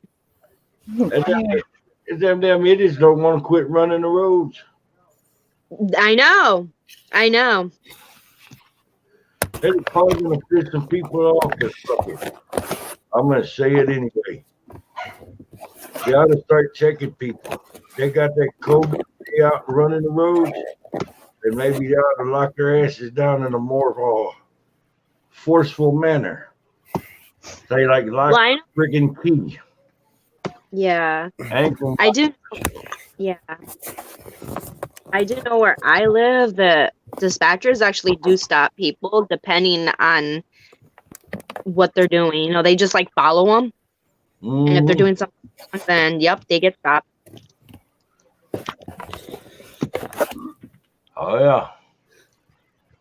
Oh yeah. Probably, every time they go out like that, they jeopardizing people's lives.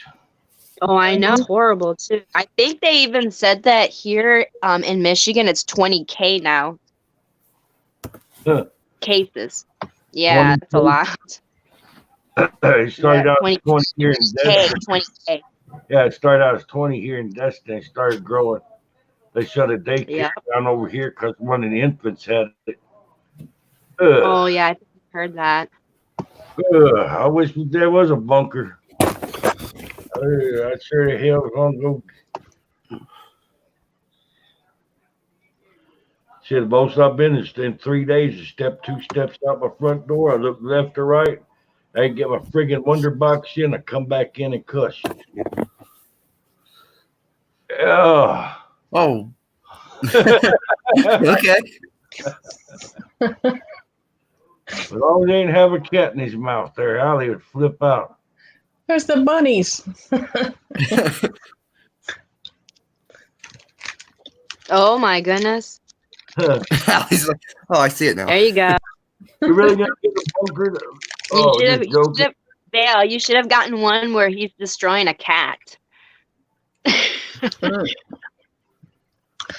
Don't tempt me. I can't find one. Poor kitties.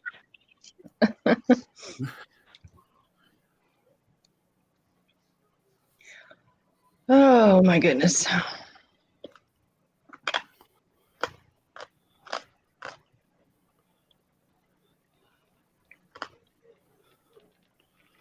I'm done playing. What do you mean? Huh? Taking over your channel with these weird Hey, cartoons. over channel shit had been fun. It has been fun. She's bored. She's like, I don't want to do this no more. Ah, See if I can. Oh, there's Ripley. This laptop's giving me fits. Oh, okay. I thought you just being uppity. Ha ha.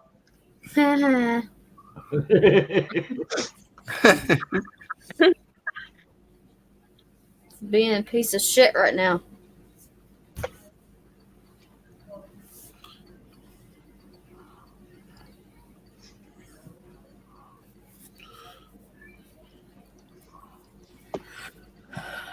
I was on Leslie's chat for a little bit.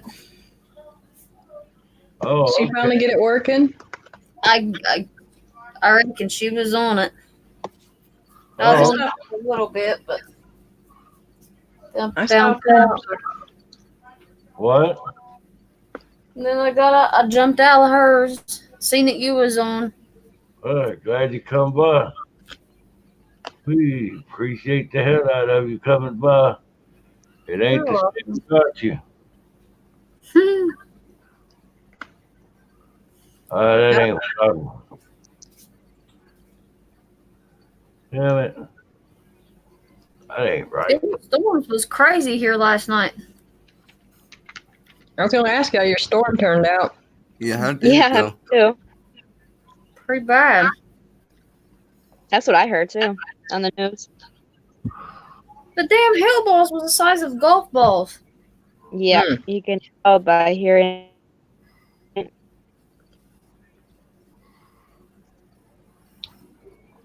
It was rough. Husband had to go out and check the windows in the car to make sure they were still in the car. Okay. Your car didn't get hurt, did it? Mm-mm. Good. Good. Hi, David. How you doing, David? Hi, David.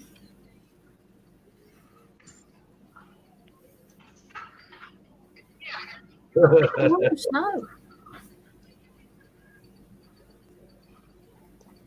Oh, I know. Flamin' it did. It snowed over here too. It snowed, then rain, then the sun came out, and then it was windy. Then now it's like windy and cold. It's That's how cold it's been here all day today. for me. Yep. That's what we got today. Except no snow or rain, just wind and cold. Oh no, we got all kinds of stuff over here. And then I guess upper Michigan, they had hail.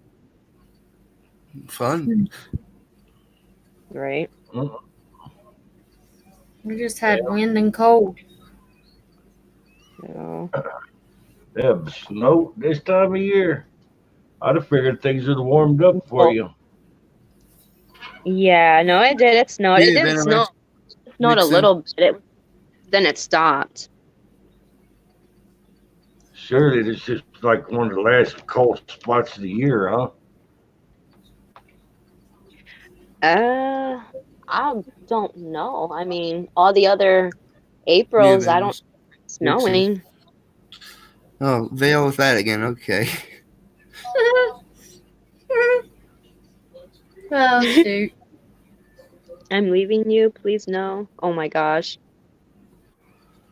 Shit. Have a good one there, Vixen. We're glad Yeah, you that's stopped by. true. Hey.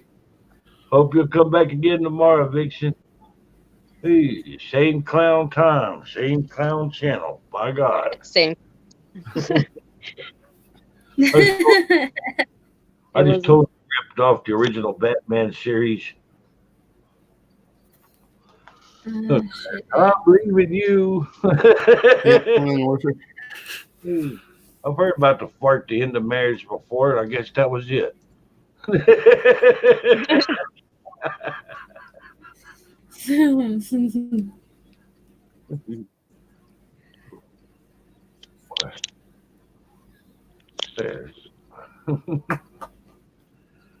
Swamp ass.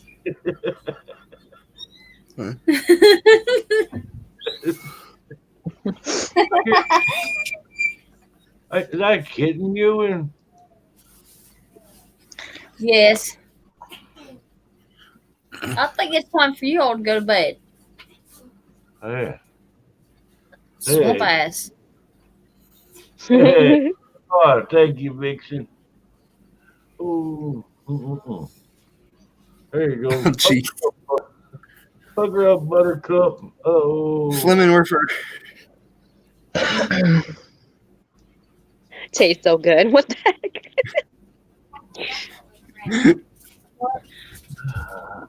Oh my goodness. Hey, Woman's mine. I hey. just took woman. Don't call me woman. Let me see your phone. Let me see your phone. Let me see your phone. No. Hey. Fleming Werfer.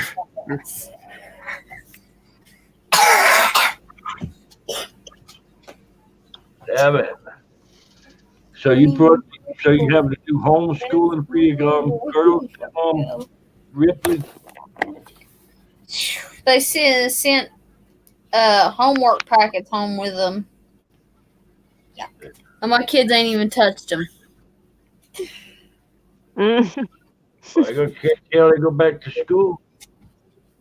Mm-hmm. I don't think they're going to send Ohio back. Oh, they'll start back sooner or later, but can you imagine how many kids are going to be repeating the school year? Actually, I don't think they're going to make them repeat. I think they're just sending them through. Yeah, that's what I heard the too. same because I'm in high school too. They would have, damn near would have to, because there'd be so many kids that couldn't. They'd have to start it all over. Oh, that's crazy. What is your sister in there doing? Here, take your phone. I just wanted to be nosy. I want a smoothie. I'm not making a smoothie tonight. Hey. I make a smoothie tonight. It's going to have something good in it. Yeah, alcohol, child. No. I'm not making no smoothies. You could It was always pretty off, Fleming Werfer. Fleming Werfer. Damn it. No, Whitley. Clown, I think I scared Fleming Werfer off. I hope not. We lost somebody. I see. Allie still G. got, Allie G, but she'll be back. She might not be out there trying to chase that dog man down with a piece of beef jerky.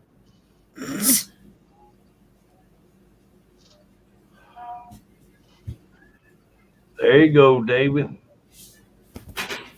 Damn, how many kids you got, David? Like Rodney Dangerfield talking about his son was so mean. Everybody's going, how mean is he? He says, little fucker Scotch takes worms to the sidewalk to watch birds get hernias.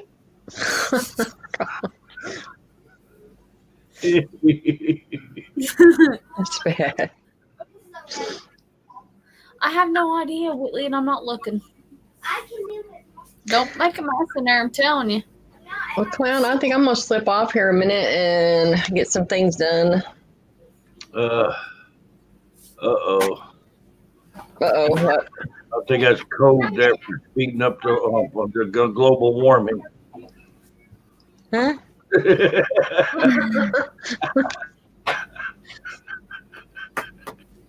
I'm glad we can come by, Bill. I'm going to go wash my butt if you want to know. All right. You got smell fast. How about them Mets?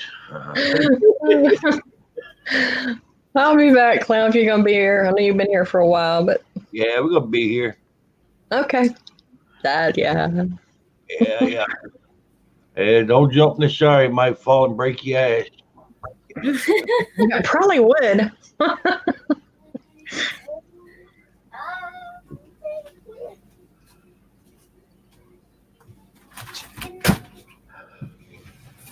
Oh my God! Ah, I want to get a picture of that damn crack cunk Ronald McDonald that she put up. did you see that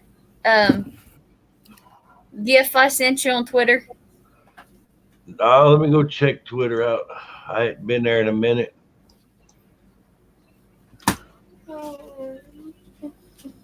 Ugh. There we go. There we go. I'm gonna look again. I'm on Twitter and looking.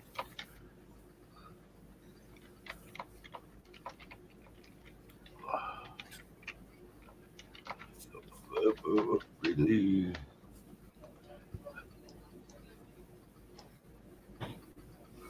I don't see no Twitter. Nothing from you there. It was a reply. Let's see. I'm scrolling down looking for Ripley. It was a reply to one that you sent to me. Well, I'm there we go.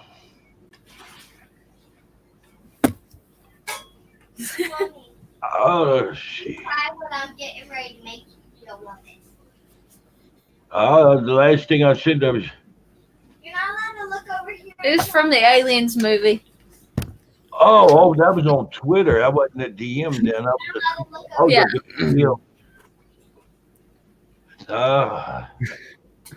Really? All right, let's see if I can find it. This might be interesting.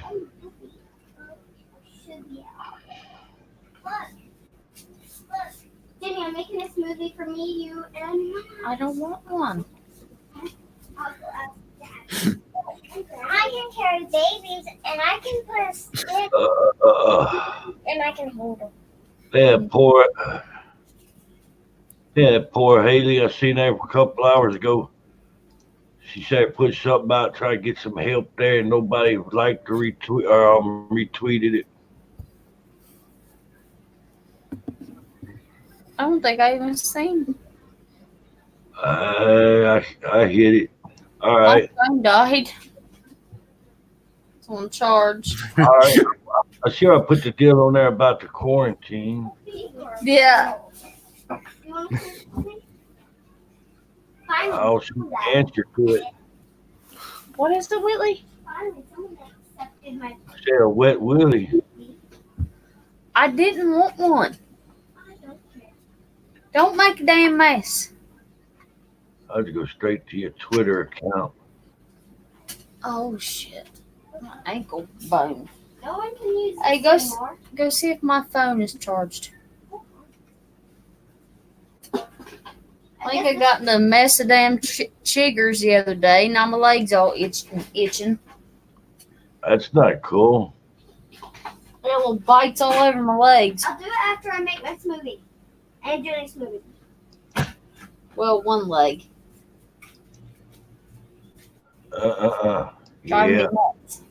Yeah, them damn little chiggers, they're gonna be irritating as hell too. They really are. They were itching so bad last night I had to take a damn Benadryl. Yeah, we call them red bugs.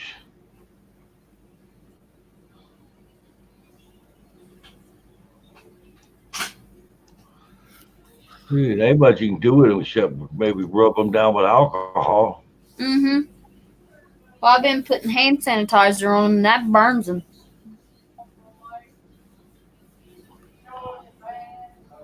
Clown, while you and her are having your little conversations, me and Flemonworth are having our conversation in chat.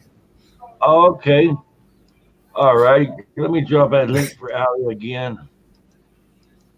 All right. Well, I hope y'all hit it off there.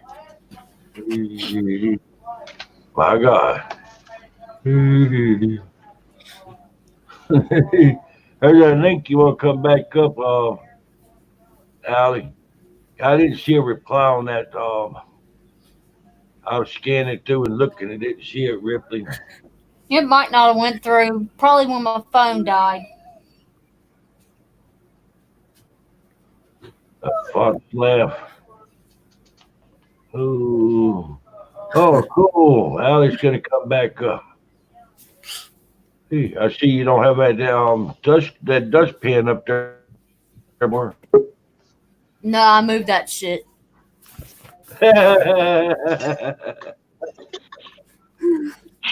I think the house was in Alabama. I'd have to ask my mom and see. I remember we lived in a house, and we had an aluminum glass, and if you put that glass up on the windowsill in the bathroom, it's right by the toilet, and leave out the room, you would be set down good and hear that glass hit the floor. Something didn't like that glass being on the window ledge, so we could put it up there to aggravate. Ooh, fox laugh. Hey, Allie. Hey. Where did Vale go? She's gone? She had to go. Went to wash her ass. That swamp ass got to her. Swamp ass, my God. Swamp ass will do it for you, huh? Yeah. Bring a knife here. You. Whatever. Swamp ass is a killer, bro. Go get me a knife. No, I don't want you to do it. I want me to do Whatever. it. So I'm gonna cut it. Yeah, but watch your fingers. Oh. Yeah, watch your fingers. Yeah. You have to go to the damn hospital by yourself. Oh no. Oh, bro. This time right now, I wouldn't want to go to the freaking hospital. No, that's why I've been right up my kids' asses, and they're accident prone. Shit, I'm gonna need to go slide up and down my appointment and go to the doctor. I hate to do it. Here, they're only letting the patient in, and that even includes children. Hell yeah, Back with them. it's bad. I'm telling you, they make my 5-year-old go back there by herself. They're fixing to get cussed. I really don't understand the logic of that one because And not by me. It'd be her cussing people. I don't understand that because you could go back there to try to keep you from getting exposed to it. But the kid gets exposed to it, they still bring it back to you. Mm-hmm.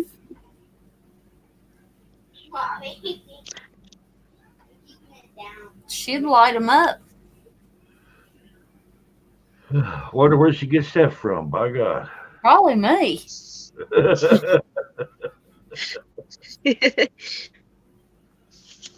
Hey, you being too quiet, Allie. I'm just listening to you guys. Me and her share the same favorite word. My God. Share The F-bomb.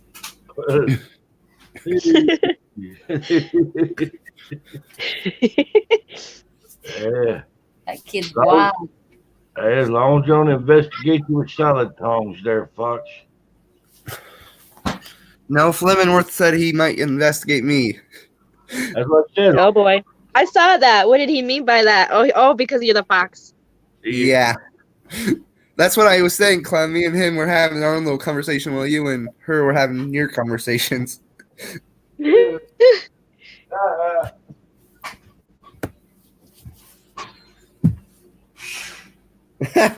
Flemenworth. Werfer. Shoot.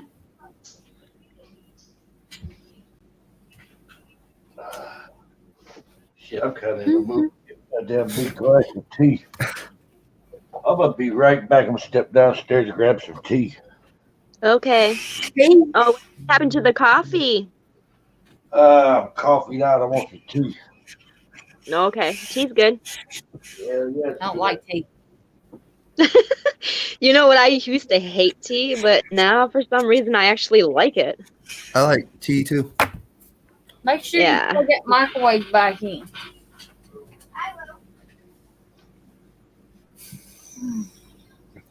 Hey, Ensley. So, Oh, our neighbor's home. I'm being nosy. I can be that way sometimes. I mean, I could just stand out on my porch right now and probably spit and hit her. Our houses are that close. Oh, wow. They moved here from Florida. They're working on the pipeline. Okay.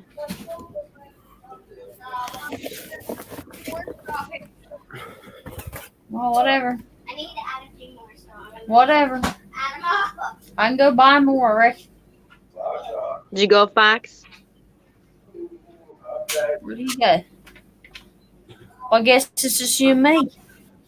I know, right? They left us.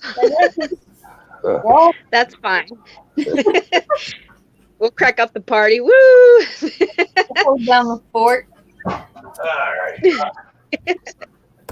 Oh, Sounds like clowns in a bad way. no. Yeah. All the way downstairs to get tea, and there wasn't any. Aw. Hey, Hensley. Well, if I would have been your neighbor clown, I definitely would have went over to give you some tea. I have plenty of tea here. No, I got to come visit you. Please, I'll be after you for your tea and your beef jerky, by God. There you And go. the peanut butter Well, I don't clown. know if Don't I forget walk from. Yeah. I like the beef jerky. There I don't you like go. to eat and keep it. There you go. Oh. Aha. By God. I think I'll take another one of My them God. Golden girls tonight. I like it. Yeah. Uh-oh, Fox lagging out. I know. Oh, no. There he is. I thought Flip had caught Fox. What? What? What you been doing there, Hensley? Hensley. I'm back. Welcome back, goddammit. I had a bit of an internet issue. Oh, bro. Oh, good. We just, That's okay, Hensley. You got to do what you got to do. that's it. Damn it. Yeah. I won't come Yes, shit ma'am. there one of these days, David. Come Okay, sit put the down mic and down. laugh. Yeah. There. There you go.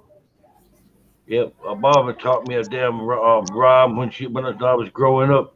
She always go out there and go, I was out in the barnyard on my hands and knees and thought I heard a chicken sneeze. And every day I added to it. They said I thought that little bastard got the corona. Oh, shit. Oh, wow.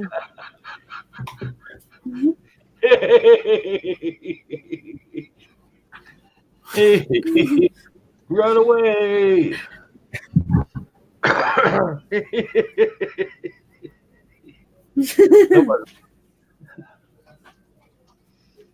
My God. Oh, man. Damn it. Where you work at, Hensley? Hey, I'm going to try a little subterfuge and change the subject now. By God.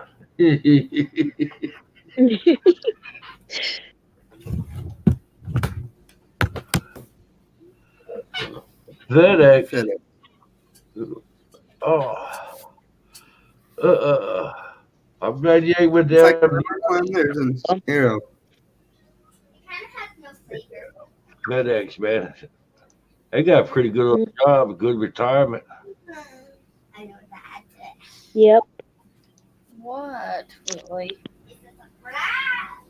Don't make a mess. These kids, you clean up one room and they come back to and just tear it up. Clown. He delivered. Hey. Did you happen to know that in FedEx there's an arrow? Huh? Oh, what? Like, what? Where in FedEx, like EX, there's an arrow in it. Yeah, what's the... All right, what's the deal? Are you Googling it? Yes. It's in between the E and the X. On the bottom. That's funny.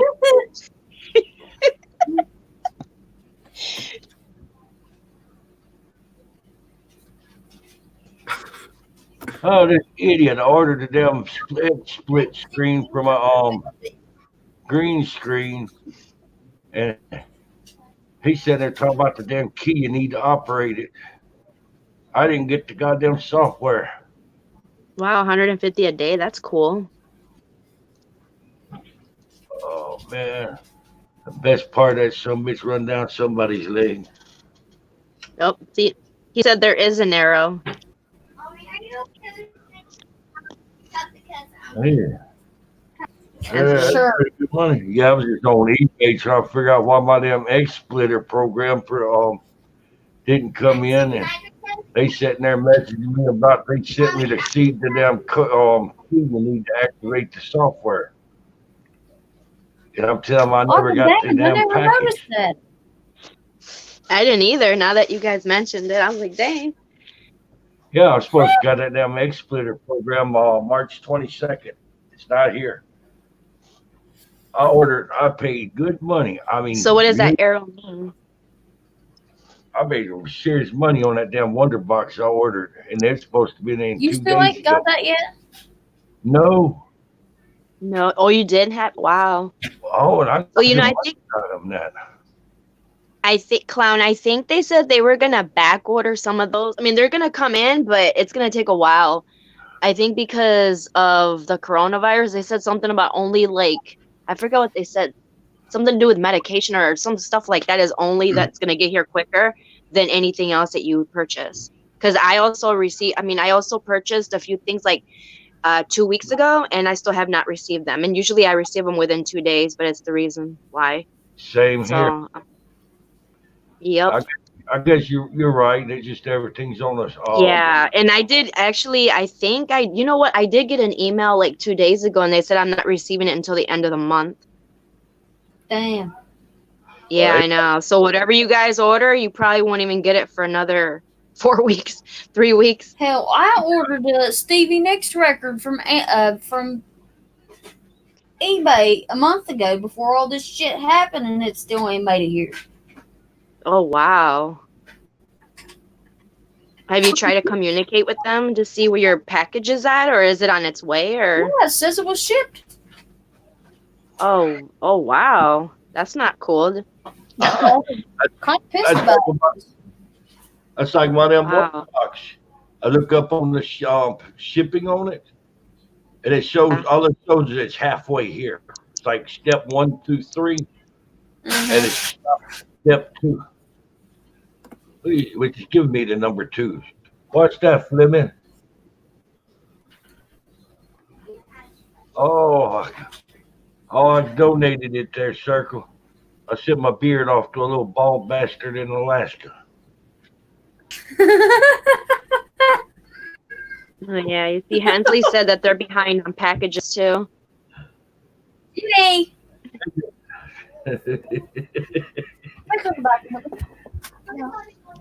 No, you. No, Kitty, I'll take it.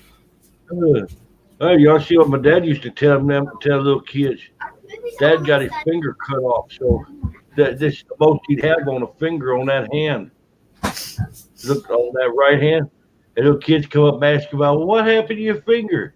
He'd look at him and tell him, well, I was scratching my ass and a tapeworm bit it off. Oh wow.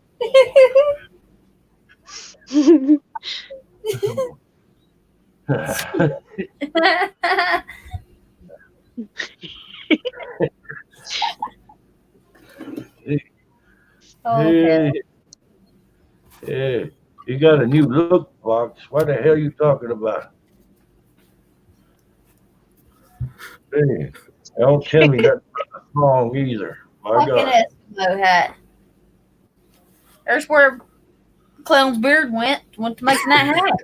Oh, was wondering where the beard went. That's funny. Head. Shoot. Damn it. Yes, ma'am. Oh, you two. I swear if I had $1 for every time you two ratted on each other, I'd be rich. What? Hey, kill him. What's up, snitches. Flamin?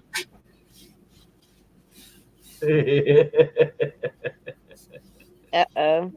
Flamin's like, guess what, Ali? Don't you even dare. I'll pick on you. Ooh. Fleming says, guess what, Ali? I know. I'm still waiting. Fleming, you there? Ooh. Damn it, hot up. And he just says it again. He's messing with me. I would say so.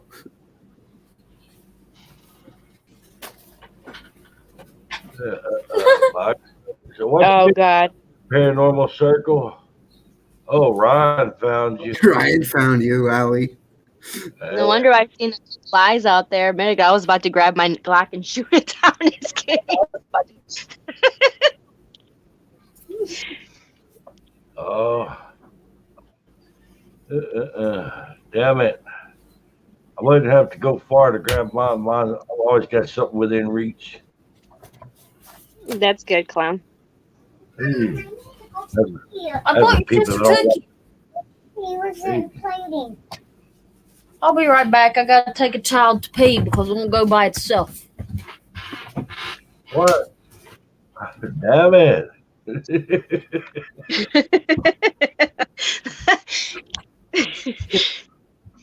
Hey, damn. That's funny. Mm-hmm.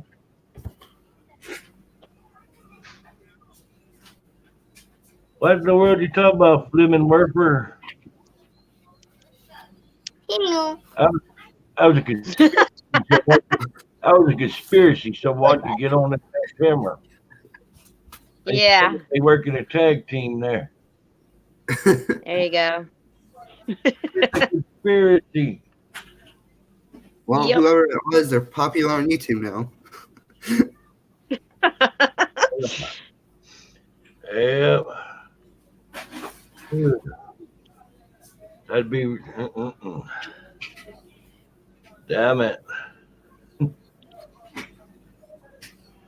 Mm-hmm. What you been doing today, Paranormal Circle? What's that, Living Oh, Worker?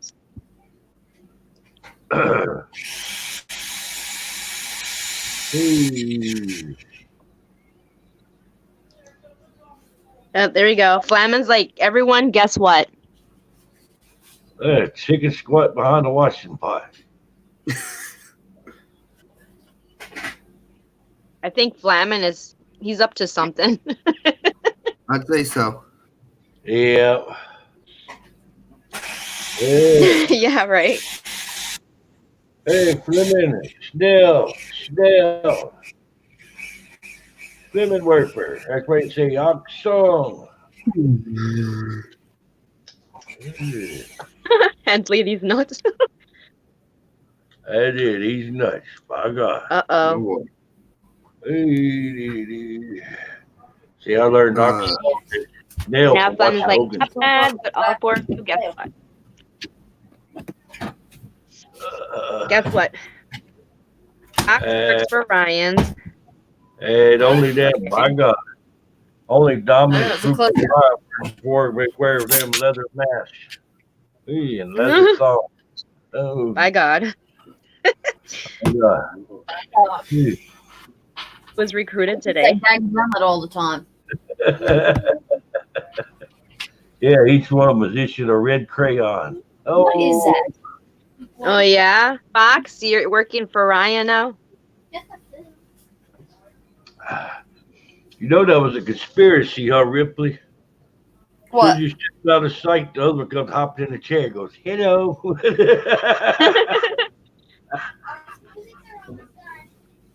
graham crackers and strawberries, that's going to taste like ass. Adds some Vegemite to it. Then it tastes like camel's ass. Was that Fox or Spox? Anyway. He keeps disappearing. I know. I'm telling you. It says here, Fox is a spy for Ryan. He's got his corona mask on.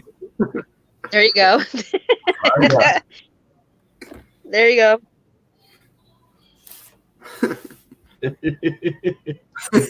I feel like every time he goes away, he comes back wearing something different. Very quiet. Next time, he might come back with nothing on.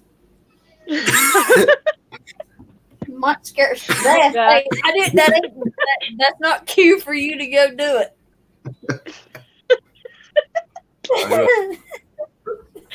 Oh my goodness. I've been up too long. Same here. I'm testing. I'm running on very low fumes. Uh-oh. Eat some beans and you at him. Oh, Flamin, you're a wolf too, aren't you? So now he's recruiting. He recruited him. Okay, never mind. Yeah. Eat some beans with some jalapeno peppers. There, you have plenty of fumes. And a burnt ass. The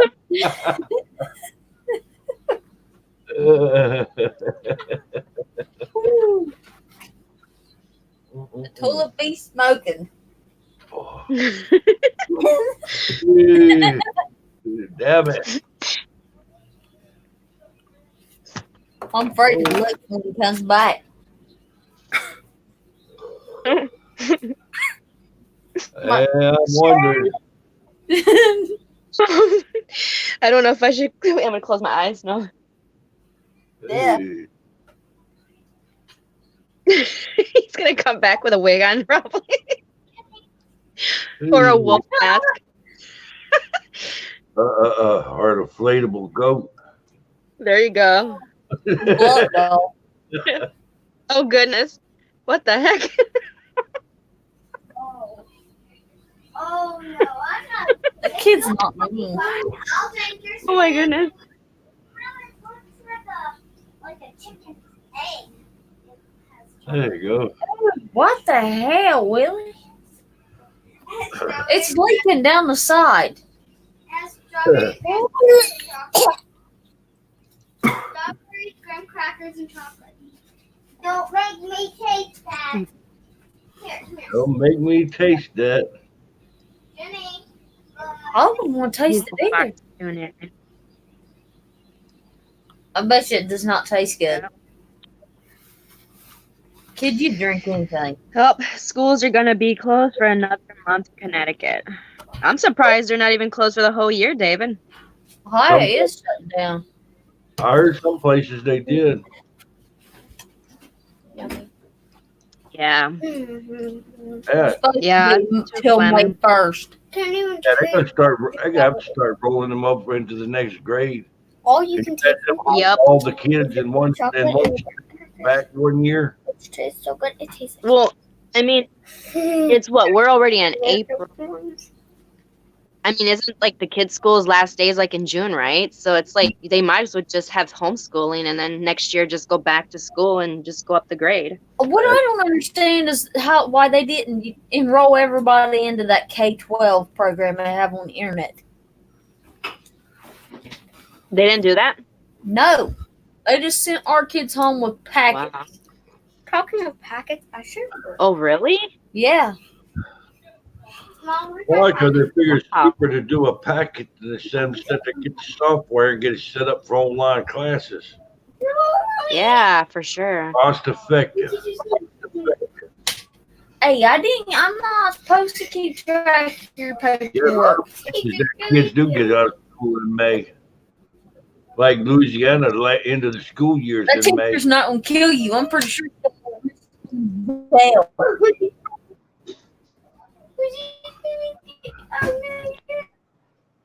Yep, some don't have internet either. There were some kids in a few states that didn't have Oh Lord God, just go that way. laptops and stuff. They were giving them away. I I bet.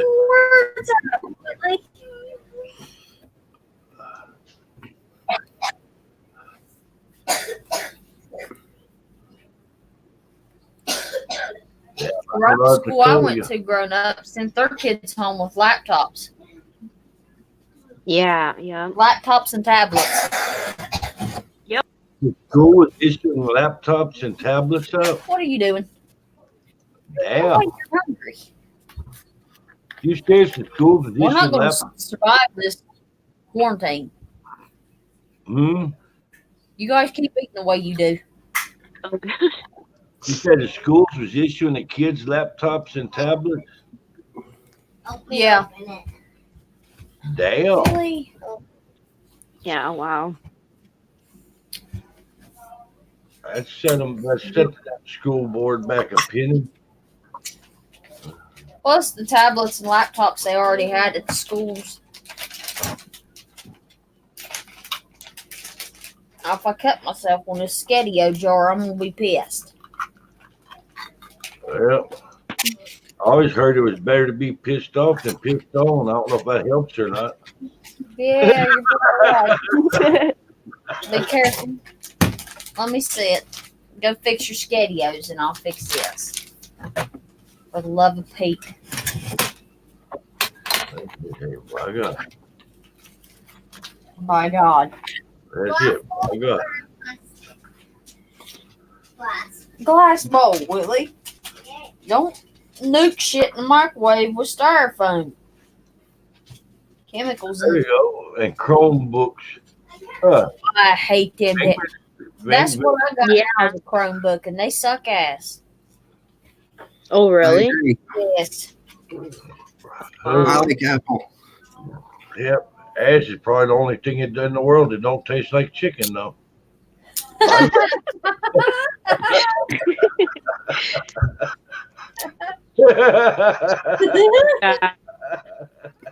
Shit. Too funny. And I thought I was the funny one here. Hell's far. That's far. I That's got, fun. Right there. yeah, I got a BS. My God. Daggum. Hey, there you go. He working that pretty good there, Rip. Think I'll be broke up in no time. Oops. My worst fear? How you gonna be in trouble? Honestly, I mean, I don't think I even have one. Maybe jumping off a plane on a, well, yeah, I guess. Skydiving. Actually, no, I do like skydiving. I mean, I would love to do that. But I think I don't do it because I had surgery and I think I'm afraid. Like, if I do it, I'm going to hurt myself. Huh. I think that would be my fear. Yeah. What about this one? That's it. My God. Oh, Allie. You're probably gonna I laugh. see you. Oh, he's I'll so tell you what I'm pretty. afraid of. I tell That you is what. actually a nice looking spider, though. I mean, creepy, but nice looking at the same time. I'll be honest with you. Spider that big dropped down in my face, I'll be flipped this damn computer and everything over. Oh, yeah. I think anybody, actually, you know. I'll be got out of Dodge. Hello there, Nighthawk. How you doing? Ooh, welcome to the family. My gosh. Ooh, Now looks snazzy. give me a home. Yeah. Keep it up there, Fox and people them suits with them wraparound jackets can come see you. Hit the stop button. Oh, just good night. Will be coming Then near type me. in I what don't know what hit him. Hey, how you doing there, Nighthawk? No, Limmerwerther says I found a spider. I'm not really afraid of spiders. It's just the fact that I don't want them around me. That's what it is. Like I've noticed when I see a spider, if I will definitely like, I don't know, if I feel threatened by it, I'll just kill it. I mean, I guess I'm mean, but at night they'll attack me. That's why I don't like spiders, because when I sleep they attack me. I have like bruises all over me from them spiders. We have a tarantula. I've seen tarantulas. We got one. Cute. Tarantula is cute. You'll make fun of me to tell you what I'm afraid of. Clown. She's afraid of clowns. So what you been doing today there? Oh no. I'm wondering. Here. Put it down here. This is what? Hey, my God. Well, then go find another shirt and put it on. Go on. Don't waste this. You better drink every slippity sloppy. You made it, you drink it. Every last. Every last drop. But I made 2 of them. One for Jenny. You gotta drink Jenny's too. No. Flammenwerther. Oh, geez.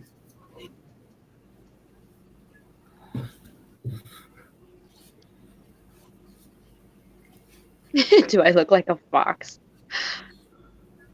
Fox is a Soviet. He's a Soviet. I didn't know Michigan had many tarantulas. I believe that. I've seen spiders that look like they would be a tarantula here, you know, but they're mean too, just as much as you're explaining. So. Yeah. So what you been doing today, Nighthawk? Hey. I love spiders. Hey. I like spiders. I see a spider and it's got to go. Yep, that's how I feel, Clown, when I see one. That's why I don't like to be me. That's why I don't want to see one, because I don't want to murderize that thing. You know what I mean? But it's just if I see it, especially in the house, I have to destroy it. You know what I mean? Like if it's outside, it's different. You're in my house, you're a dime turkey. Yeah. Mm-hmm.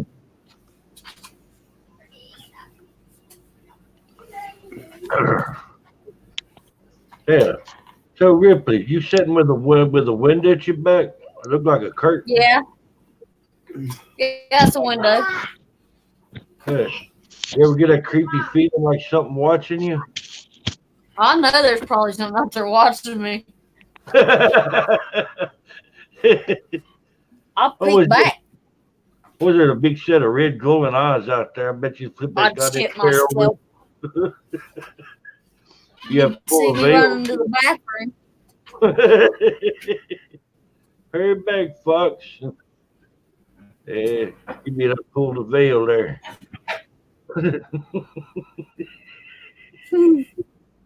First you say it, then you do it.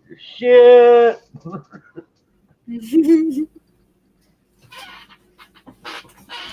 the damn demon that followed me around for a while was actually trying to get it.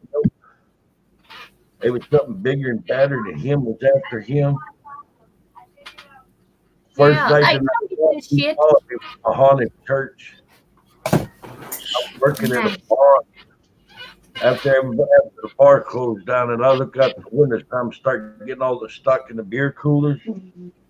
I look out the window, and all I see is 2 huge red eyes about the size of them. They bigger, about the size of a biscuit pan apiece. Looking at me, I was like, "Holy shit!" All we knew to call him was red eye. To drink here. You don't want it, do you? 'Cause it's nasty. I thought he was after me. Go dump it in the trash. He could talk to him a little bit because I thought it was gonna taste he wasn't after me. He was trying to get help. I was like, bro, I didn't tell him. He said, what's after you? It's bigger than me too. I can't help you. And the only time I've seen a damn demon come to me for help on something. Hey.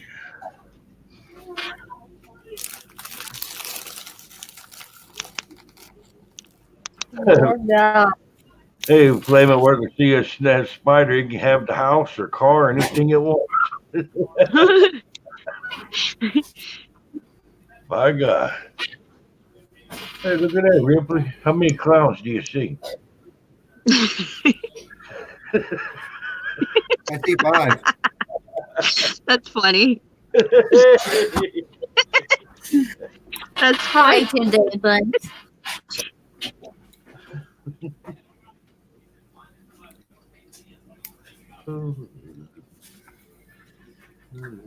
What's your dad in there laughing about? What he do his time?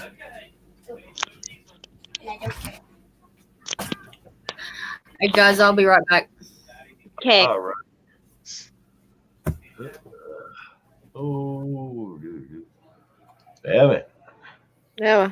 That wolf spider, I don't know, bro. I don't like them wolf spiders either. Oh, Yeah. damn it. Well, she wasn't kidding. The Fleming says she 5 clowns.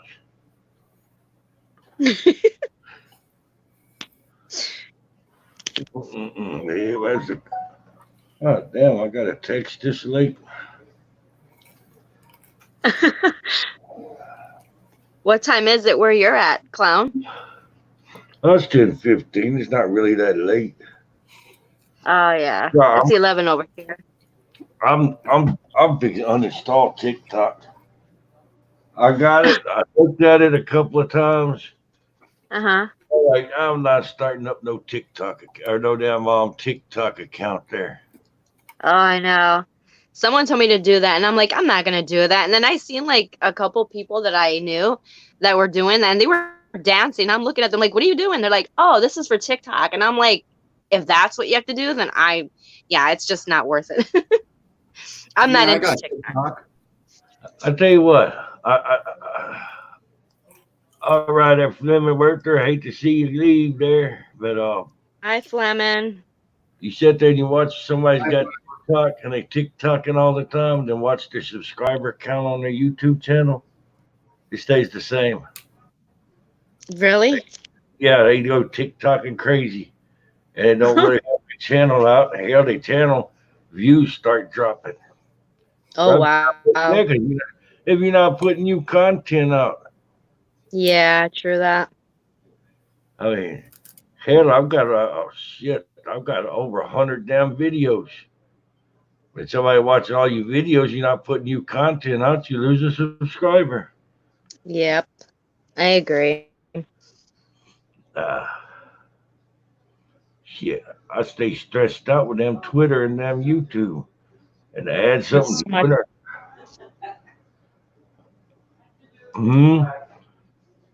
Yeah, I used to have Twitter a long time ago. It was like about 4 years ago, actually, but I took it down.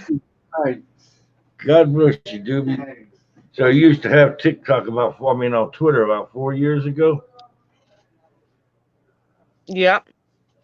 I took it down. But I'm gonna put it up. I think tomorrow I'm gonna get Twitter again if I can. Not on my phone though. I'm gonna use it on the laptop.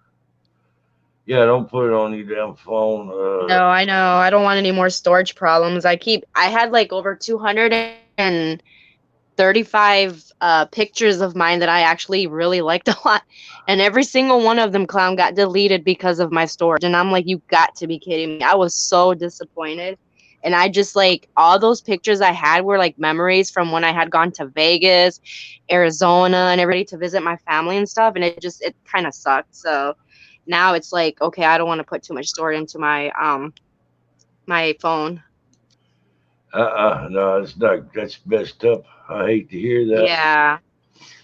Yep. See, Twitter helps with your YouTube channel. Fleming, you're not leaving. Okay, Fleming. I'm gonna get Twitter though.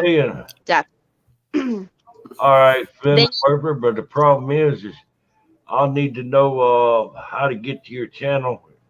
If you'll DM me at Clown Media on Twitter. Ripley will be back in a minute. Yeah. If you'll DM me there on Twitter, I can find your YouTube channel a lot easier. Yep. Yeah, I'll definitely look for you, Clown. Say one of the things I don't do, I don't look for people's YouTube channels. Yeah. But you like, all right, I was like Fox. Look up Gaming Fox on YouTube. Okay. There's a list about 2 miles long. Everybody's got Fox in their name. And you're scrolling and you're scrolling and you're scrolling and you're scrolling. Yeah. And then you need some Prozac.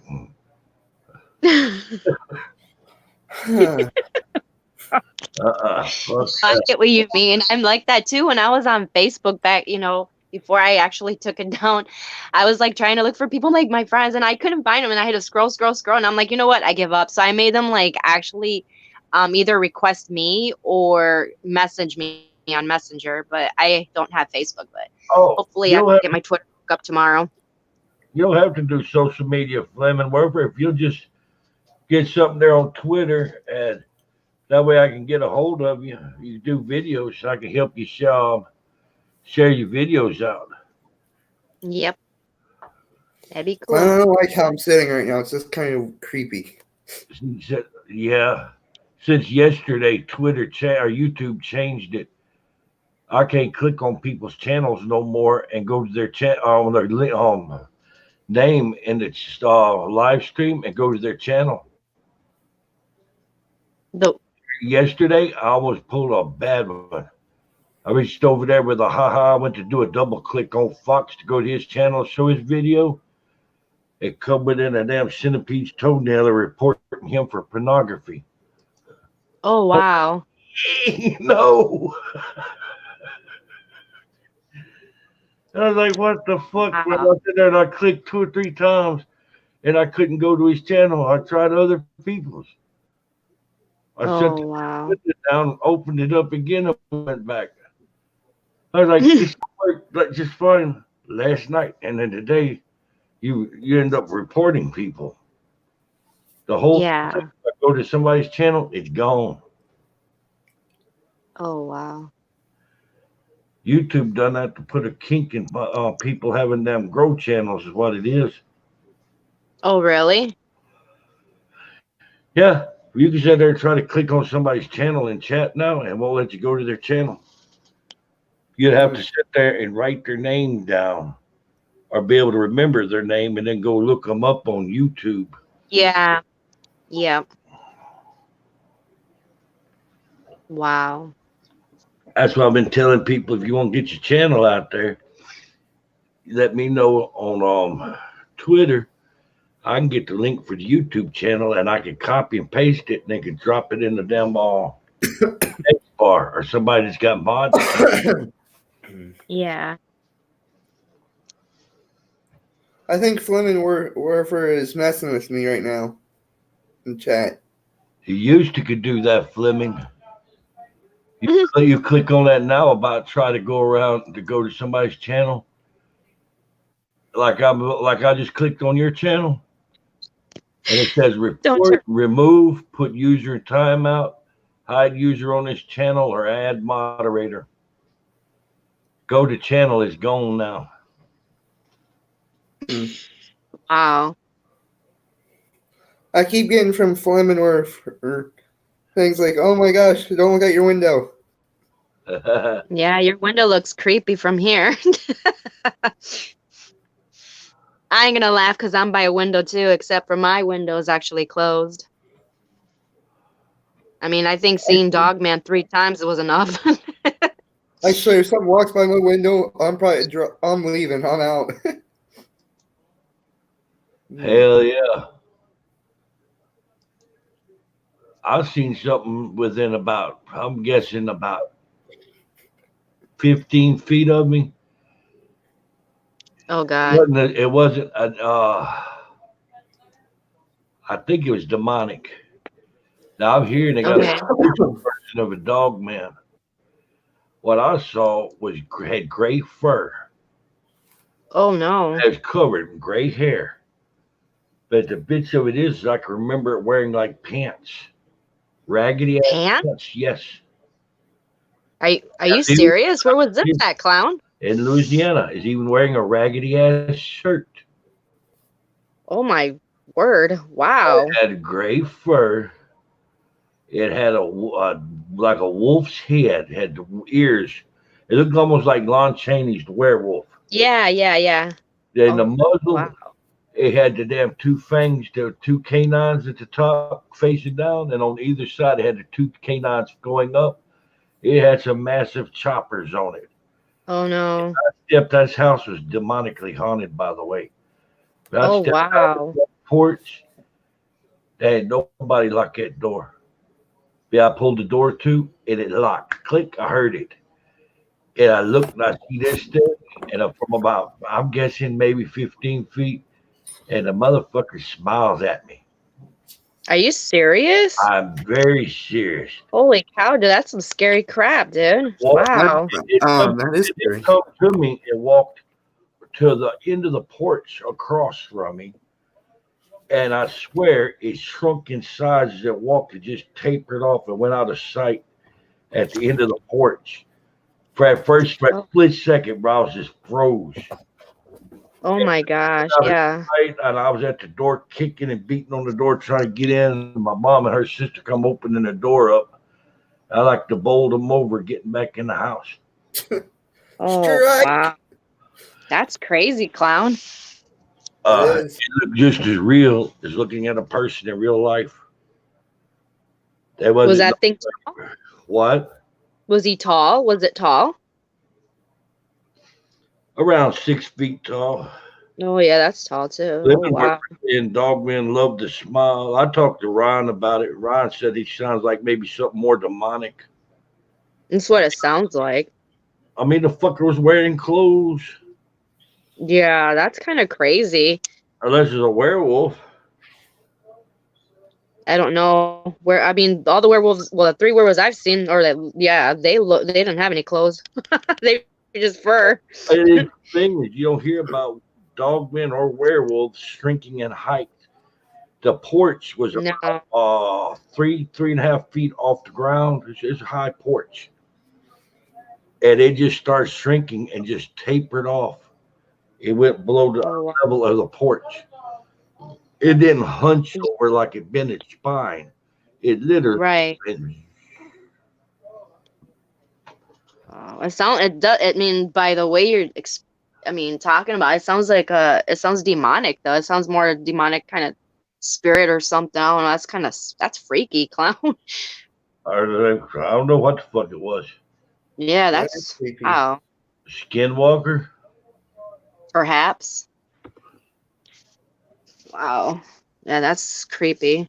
And one thing I'm glad to say, I seen that fucker that one time because I sure didn't want to see it again. Oh no, I wouldn't want to either. Screw that. Yeah, that's crazy. I was a teenager, bro. I wasn't grown. But even now, being grown, I see something like that. I believe I still want to shit twice and play in it. Yeah. Oh, wow. It can take on physical form, and what the hell else can it do? Yeah. I prefer stuff that's flesh and blood. If it's going to be a dog, man, if it's going to be a ghost, goddamn it, be a ghost or a demon. Don't be something in between. Yeah. Well, I mean, I heard like people say too, though, Clown, that sometimes spirits or like demonic spirits, I guess, they turn into your worst fears when it comes to monsters. So like they'll turn into something that you'll see that'll scare the crap out of you. That's what I've heard from people, but I don't know if it's true or not. But that's what I've been hearing. That's what they try to do. Fleming, yeah. I dare you to put beef jerky by your window. Shit, you already do it. Beef jerky. Clown, I moved away from that window. I know. You want me to put beef jerky at my window? I got my window covered up. I'm gonna put my gun there if I have to grab my family's gun. I'm not gonna put no beef jerky there. It looks scary out there right now. Oh, I shit you not. I get ready to go that cryptid hunting with Ryan. I think get some ammo made up. Definitely, Clown. Oh, I'm on special issue shit. I'm wanting a damn silver jacket with a damn iron center in it. Mm-hmm. Yeah, when you go to hunt like especially cryptic monsters, you have to have some kind of weapon like that. You know what I mean? Because you're walking in the woods. It's not just going to be monsters out there. You're going to see bears, wolves, things that can come at you too. You got to protect yourself. That's why I want an iron center. That Yeah. center will penetrate the damn skull, and the silver will splatter really nice. But that'd be expensive. Be like, Yeah. $5 bullet or get mauled by a bear. Yeah. But do you think that taking down a bear, I mean, would you have to carry some powerful gun to take down a bear, though? Would you think, Clown, or no? I've got a 454 Castle Magnum. Shoots 300 grains hollow points. It's a rifle cartridge. I can stop a friggin' moose with it. All right, well, perfect.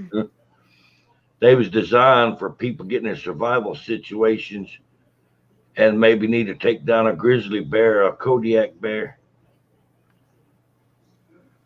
Oh, they talk about killing Dogman, Fleming, wherever. Ain't nobody trying to kill the Dogman. Dogman is just cool. I'm talking about self-defense. Yep, definitely. You gotta carry protection though when you go out there, Whether you're on the streets or you're in the woods. If something come at you and mean you harm, and you do what you gotta do to protect yourself. Exactly. Oh, bro. Right when I first started my channel up, there was a girl that subscribed to my channel. They got mad with fussing with me on Twitter about being so negative toward demons and how she was friends with demons and she let them possess her and they were so nice. And I was like, oh, wow. Okay, that works for you. Yay, more power to you. Right. Now, voodoo lore, they all talk about spirits riding them. They'll let spirits possess them. I saw a documentary on this voodoo people that's into voodoo, and no shit, they let them film one of their ceremonies, and they had this long trough, it's like 15 feet long, that they had poured charcoal and stuff in. It had fire coming up, geez, 2.5 feet out the pit. They were literally putting their hands down in the fire and coming up with the fire and separating it from the ignition source and then bouncing it back and forth between their hands like a goddamn slinky. Oh, wow. Wow. Oh, yeah, real deal right there. Yeah, I believe that. Flimore says he's got a gun and a big light, but just got the feeling of dread. That's probably all righty there, Fox. Hell, plug your damn laptop up and let it charge. Oh, bye, Fox. Glad you come by, Fox. Yep, bye, Fox. Yeah. Take care. Watch the window. No shit. Nah, it won't hurt. I'm not wanting to hurt nothing. Hell, Yeah. Actually, I've heard enough on it to know that if you did shoot a damn Bigfoot or a damn Dogman, you probably gonna be like if that end of the movie scene from Harry and the Hendersons. Yeah. Turned him loose, and all of a sudden they look and there's Bigfoot all around them, looking around trees. Yes. Yep. Yeah, well, you see one damn Bigfoot or one Dogman, and you might have 3 or 4 more. Yep. And there, and you not see them. You shoot one, and the next thing you know, you up to your damn armpits in them. Yep. Well, it's like that movie. Have you ever seen the movie when I forgot his name? Have you seen the movie Wolf? Jack Nicholson? Yeah. You see how he ran over that wolf, or he hit the wolf, I mean, and then he walked out there to see if he was okay, and then he jumped up, and he bit him, and then all of a sudden there was like a bunch of wolves out there. It's crazy too. Yeah, that was a good movie. That was a very good movie. It's actually one of my favorites. I like Jack Nicholson. Always did. Yeah. I like him in The Shining. Oh my gosh, I love that movie. The bathroom door. Here, I'm home. Like, yeah. Like Didn't they make a new remake of that movie, Clown? Yeah, and I didn't really care for it. It's already out, right? Though, or no? I haven't even seen it yet. of the Shining. They'd done a remake 10 years ago, maybe. Oh, but oh, okay. I thought it was a recent one. A bolt action. No matter if it's a bolt action or not. If you sit there and you got good aim, there, Fleming Werper. But nah, I believe in them Viagra caliber size guns. That's like my Yeah. carry. Like I've got a concealed weapon permit. I don't carry Okay. a little 380 or a 9mm. I carry a Glock Yeah. 57 Sig. It's not quite as powerful as a 357 Magnum, but it holds 15 rounds. Oh. Yep, it's the first semi-automatic pistol I've ever pulled the trigger on. It was I was standing behind my truck when I shot it, and I thought I broke the back glass out on my truck. The shell ejected out so hard, hit the back glass on my truck. Oh wow. And I've specialized with them guns for years. While I'm working in Angola, I say lock out here like this, bro. I pull that trigger, it is wow. It's like holy shit. You take on the trigger, you know, and the Glock, like I've had a 40 caliber Glock. You know, you shoot the Glock like pow, pow. Yeah. Shoot that motherfucker, wow, like holy fuck. A Glock kind of light in the ass for that high power of a caliber. It's a hot load. Yeah. But you shoot something, bro, it's shot. Yeah. At 357 Sig don't have quite the amount of penetration that the 357 does of the Magnum round. On the ballistics gel test, it comes up a little bit short on it, but it's more concealable than what a 357 Magnum is, and holds more bullets. Oh wow, that's cool. Yeah, Fleming, there's a lot of spirits that like doing that. They put off that fear in a radius, and that's to scare you off.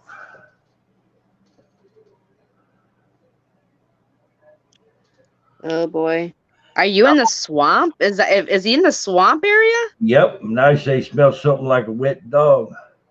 Oh God, wow! Be careful, Flamin. And you know what likes to hang out in the swamps? Googway. The what? Googway, known to frequent swampy areas. Oh. The three-toed kind of version, kind of like the baboon version of the Bigfoot, to get up as much as 15 feet tall. Yeah. Uh-huh. Face eater. Uh-huh. Uh-huh. Not the fact. Oh, me and Athena went out there in Crestview, Florida. Used to go out there and there's sand, and there's this big, almost like a cliff. It's about 15-foot drop down to the sand. There's handholds and shit. I'd climb down there at night or let her run down it. She's nimble enough. She'd run straight down it and out there on the sand and go play. I took her out there one night and the damn demon growled at me. Oh, wow. Got the full 360 growl, like something growled all the way around me. Hello there, Leslie. Hey, Leslie. Any damn time you hear a growl and it sounds like it come from a full 360-degree radius from around you. Uh-huh. That's not a dog growl. That's a demon's growl. That's a get out type thing. Huh. Yeah. That's what I kind of thought too. Like when I heard those growls myself outside, I mean, yeah, I saw 3 wolf-looking creatures, but I mean, to hear these growls, I've heard growls. I mean, sure, maybe they might be some sort of dog man, but then again, sometimes I kept thinking it might be a demon as well, because, you know, like where I live, it's not just about the dog man clown. It's more, you know, it's paranormal out here too. There's spirits around here too. So, you know, there's always things going on, things that I see that are moving around by themselves, you know, so. Thank you, Leslie. There in a little bit, I'm gonna promote the hell out your video for you. Yeah. Cool. Yeah, that's the thing though. With that dog man, you know the growl was coming from a direction. Right, right. When it comes to something demonic, it's from all the way around you. Okay. Yeah, It's that makes sense. That would make like a sense. thing. Kind of like an Yeah. echo, right? Oh, telepathy. Here's Yeah. a damn demon can read minds. I know what scare you. Come on up, Leslie. Yeah, here a little bit. I'm gonna be pump the hell out your channel there for you, Leslie. But yeah, that's how them demon will know what scares you. Yeah. Or go after to hurt you. They might not come after you to hurt you. They might know to go after your kid. Here's a good case for you. There's a woman having a lot of demonic occurrences happening, scared to death of her basement. So she gets a hold of a paranormal, of a psychic medium to come help her out. Hey, past life explorer, how you doing, buddy? Hi, Hey, past life. welcome to the fam, bro. Do me a favor, hit that share, like and share button, please, sir. But she contacts a medium to come help her out. They set up the appointment.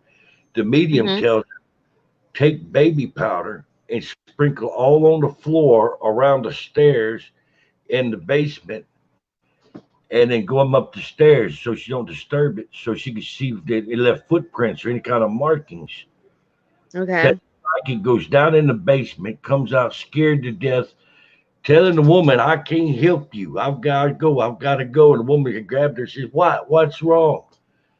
That demon had read that medium's mind from over the phone, way out of sight, out of reach from a person in the middle of that baby powder, had traced out that medium's daughter's name. That medium, Oh, wow. I've got a daughter. Welcome back, Vale. Vale. Had traced her daughter's name out in the baby powder to let her know, I know who you are and what to go after. She flipped that. Oh, my gosh. Yep, the psychic wouldn't take the case. Oh, wow.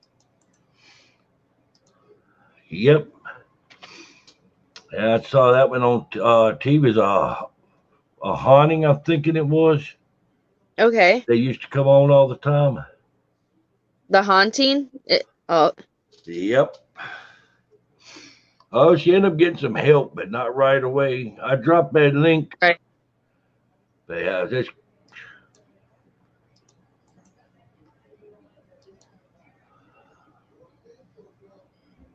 Yeah, be careful there, Fleming Werfer.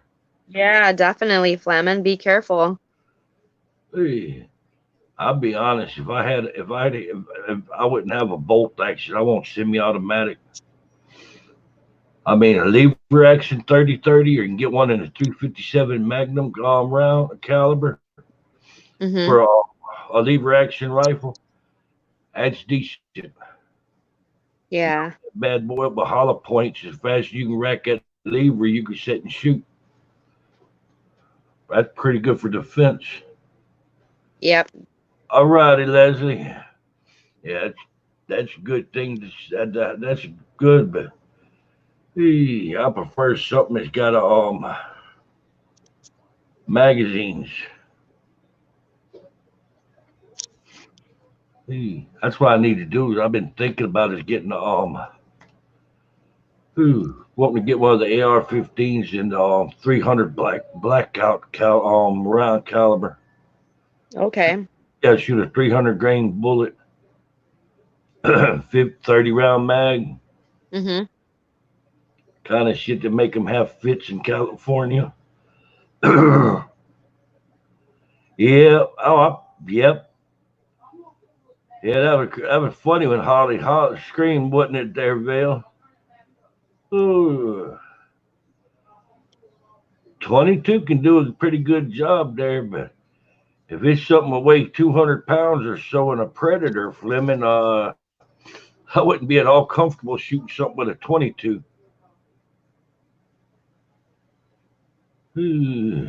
Especially a bolt action. It's like, hey, I pissed him off. Boy, he's really pissed off. Hell, he's really Yeah. pissed off. Oh shit, let me just club the fuck out of him with it.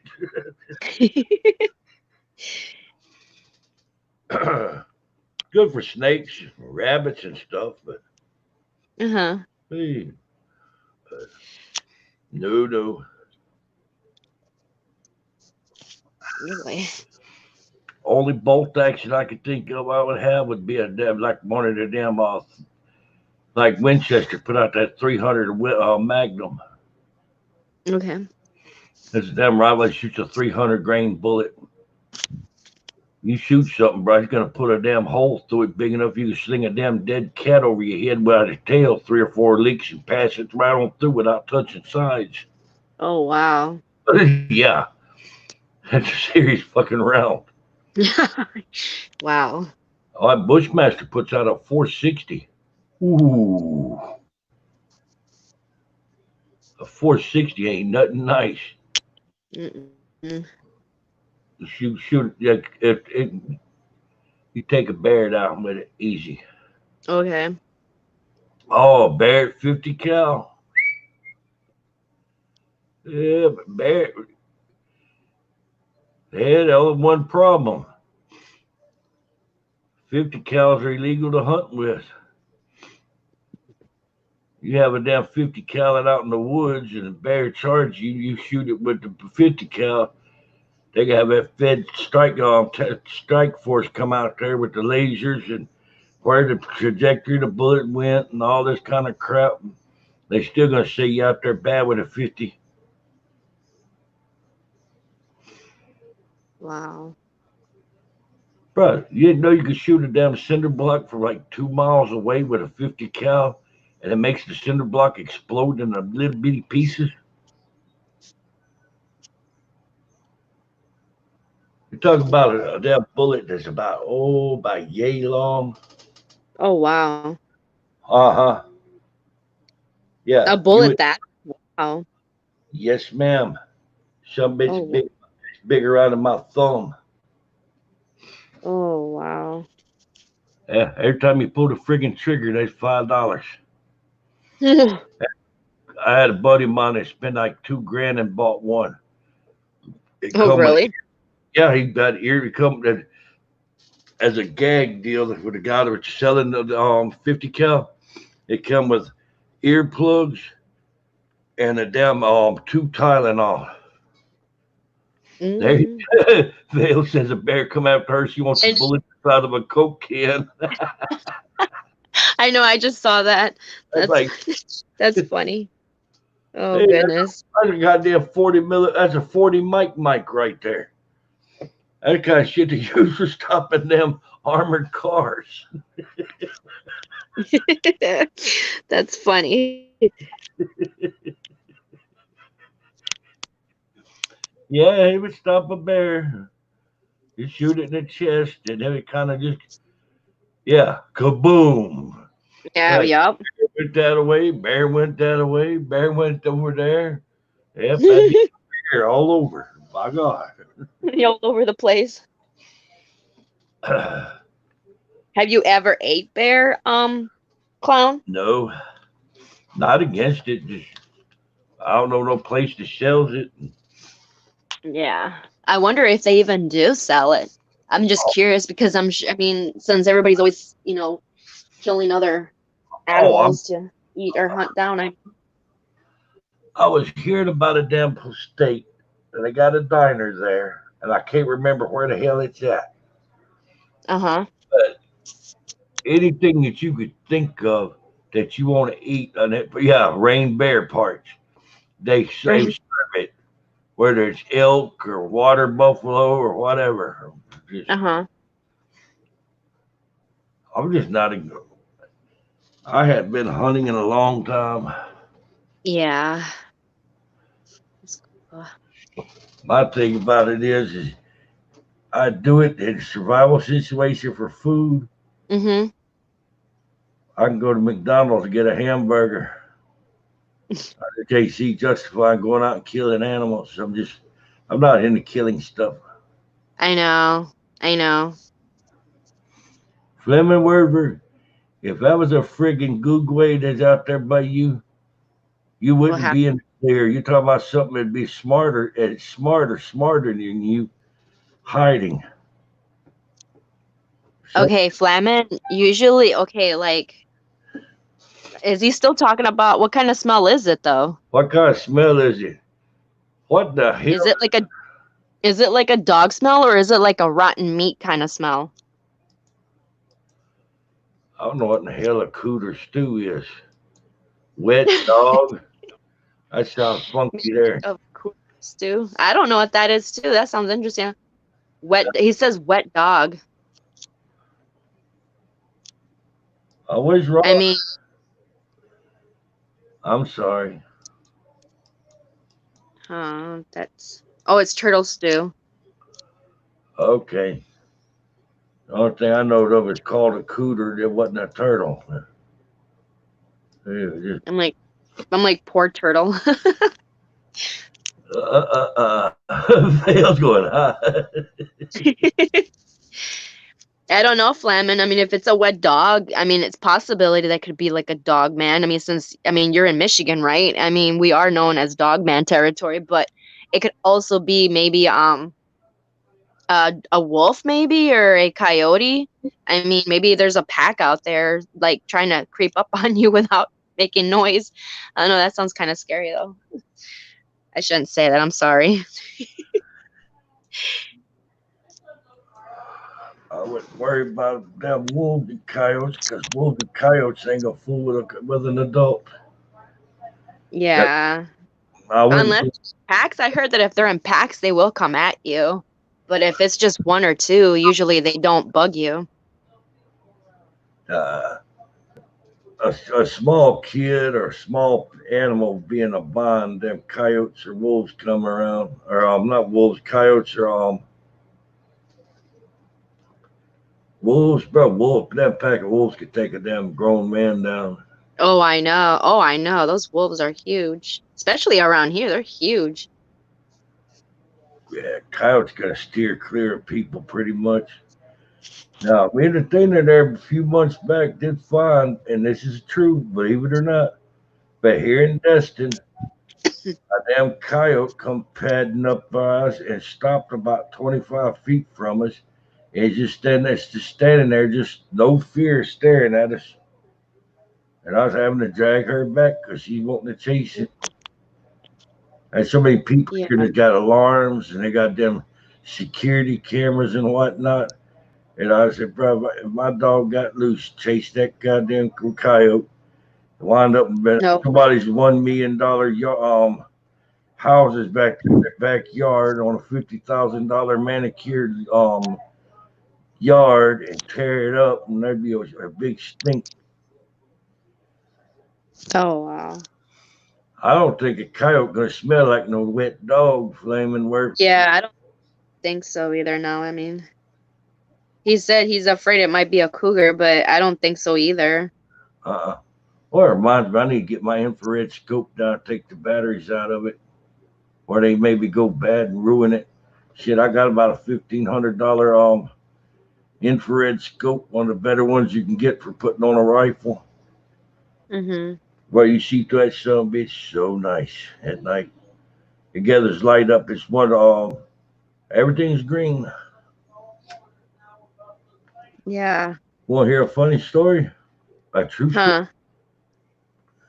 Still living there in Louisiana. I had 2 dogs on chains out there in the yard. Had 2 guys come running. I didn't know it at the time. I found out a little bit later. They were running from the police. And they went up into the undergrowth and all by the railroad tracks about 75 yards down from me. Mm-hmm. And they up in there hiding. And then some bitches hollered at us because the dogs was barking. Some bitches threatened my dog. She put in by, oh, when it's dark, the devil come out to play. And the other goes, yeah, we got to come kill your fucking dogs too. What the heck? What? Oh, yeah. I flipped up an AR-15. I flipped that night scope on. You know, I'm seeing them just clear as day. Only they're green. And then once I see where they at, I reached over, hit the laser point sight on it. I put a laser dot right on into that motherfucker's nose. He's like, oh fuck. Yeah. That's Me to death. funny. No, Heck yeah. yeah, I was gonna exercise their asses. They come fuck with my dogs. Yeah, I don't blame you. Shoot. Wow. Oh yeah. Yeah, I send them a packing. My God. That's funny. Hmm. Hell yeah. Damn. That AR-15 that it sighted in with a damn infrared scope.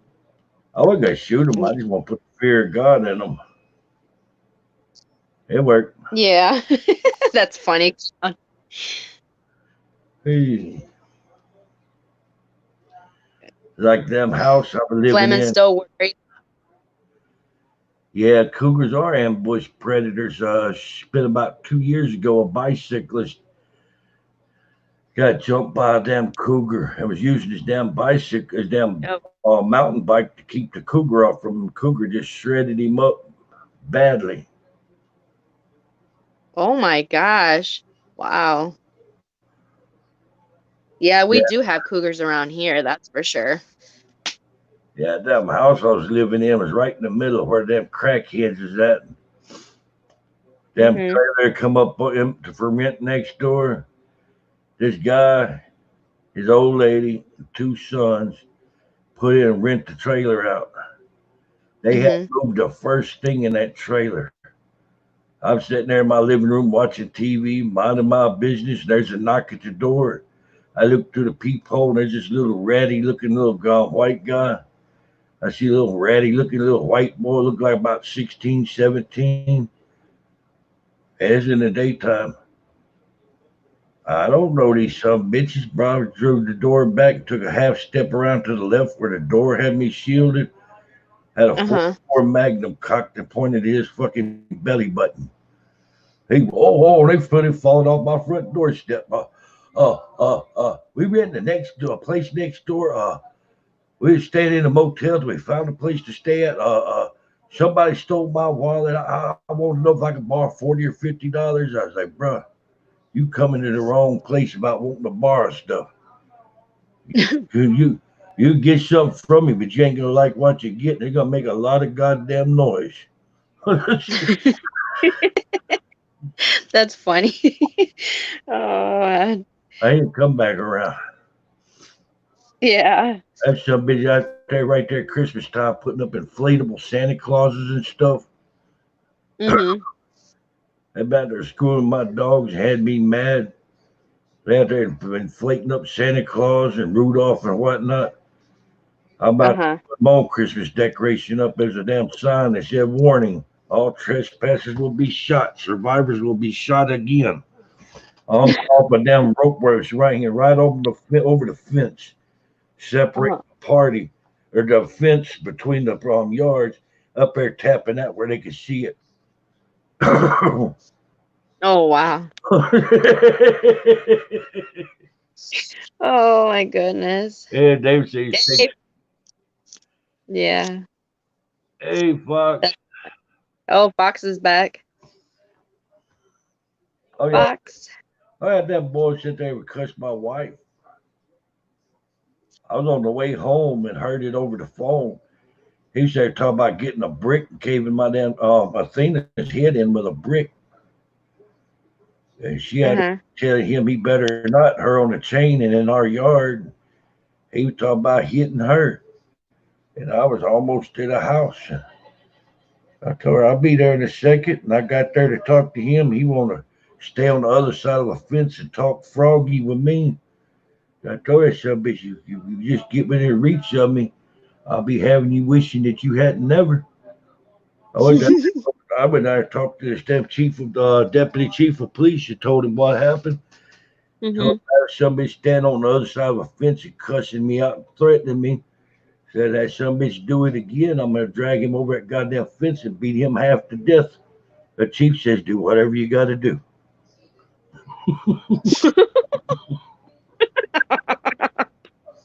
Oh my goodness. Oh, I'm so glad wow. I'm at town. Ooh. Yeah. Oh, Oh, wow. glad you come by, Past Life Explorer. Hmm. Yeah, bro. I don't miss that. I don't miss Simsport, Louisiana at all, bro. Yeah. 2, 3, 4 o'clock in the morning, you hear something, you look, you got crackheads cutting through your yard. Oh, God. Mm-hmm. I would find that annoying. I broke it up. I got to throwing the door open with a 12 gauge and a Q beam and start highlighting them with a 12 gauge. Well, maybe they'll cut through somebody else's yard. Yeah, right. Wow. Oh, that some bitch was stealing everything that wasn't nailed down, and if it was nailed down, they'd steal a hammer to unnail it. Oh my. Yeah. I, yeah, they say it. Yeah, be Gets. careful, Fleming. What, Allie? Oh no, I was reading Vale's. She said get some. What did she say? Get some of those flacca people. Yeah, they say be shaking the trees. Yeah, they're over there shaking trees. I'll be shaking trees. I don't know. Oh, thank you, there, Past Life Explorers. Welcome to the family, bro. Usually, the first couple hours on the live stream, 3 hours or so, videos like cryptid videos or paranormal videos, kind of alternated back and forth. Mm-hmm. Like if you don't hear tomorrow, I'll see about showing one of your some of your exploration videos. You won't try to help your channel grow. You should do it, Flamin, to see what happens. Huh. That's what I do. What do you think I did on one of my videos? I was outside saying hello too. Should get out there and hoop at them. Oh, we got good family here. Past, Sure do. hell yeah. Got her. Ooh. People, that's right, Vale. Hey, you got there going, ooh. And then something goes, ooh, right back behind you. Oh Hey. God. And you feel something run down your leg. It's wet and slimy and runny, and it's snot. Oh no.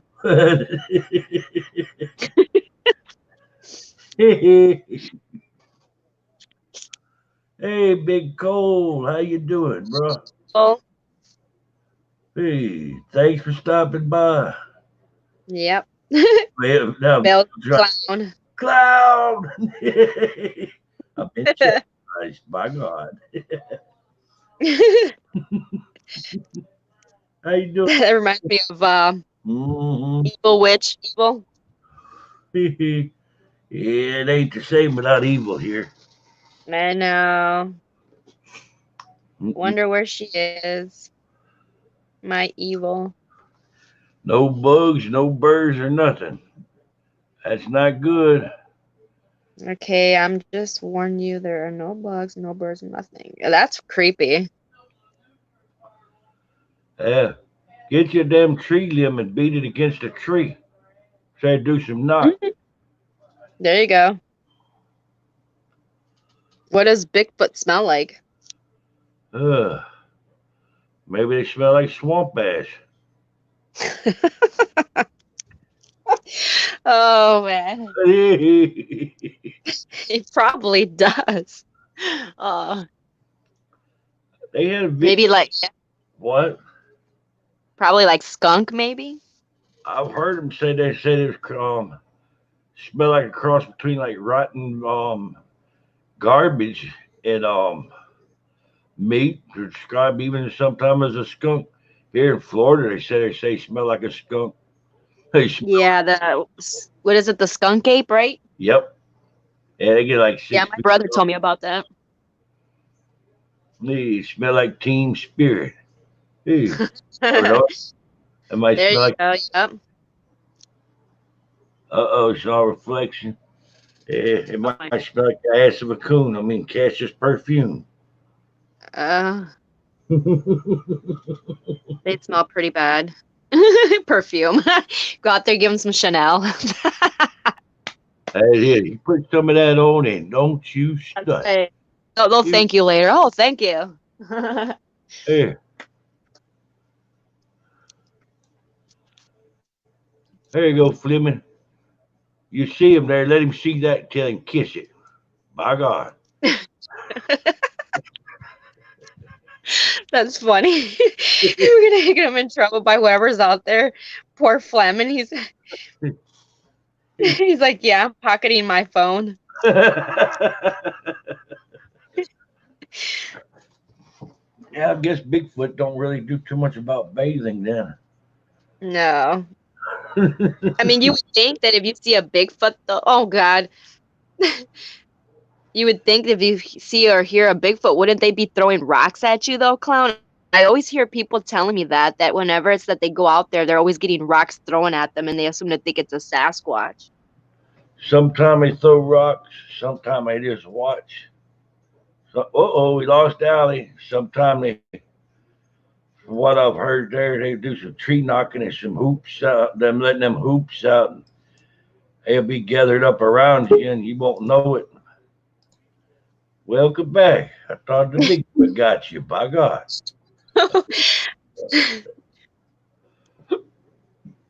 Yeah, cricket. Yeah, predator come around, David. You're right. Things get quiet. Yes, yep, very true. Especially at night. Ooh. That's like that too, Clown. Like, cause like I live out like by the woods and stuff. You know, when you go out there, you can hear something, but then all of a sudden, when you can hear nothing, that's kind of creepy. I don't know. What's the shine? And you talking about, is it a light there, Fleming Werfer? Oh, where is he? The only shine I know about come in mason jars. Hey, Is it bad? The shine is taller than me. that sounds like a light. I know he said something about a reflection. Oh, why is somebody out there too? I mean, maybe someone else is out there too. I don't know. Oh boy. If it were me, I'd be getting quiet. I know, right? Yeah, same here. It's yellow. He said it's yellow. Here you go. Hey, Hi, Gypsy Rose. Hey, Gypsy. Gypsy say, want to squeeze them. By God. Y'all want to squeeze them, Gypsy? Your hand will feel funny. Your hand will smell funny afterward. Oh. By God. Like swamp ass. Swamp ass. By God. Big old butt wiper. How you doing, Gypsy?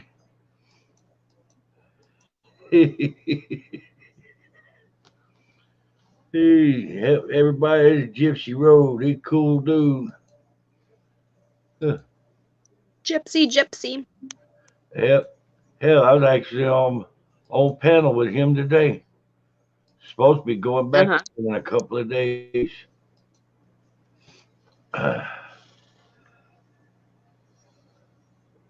right.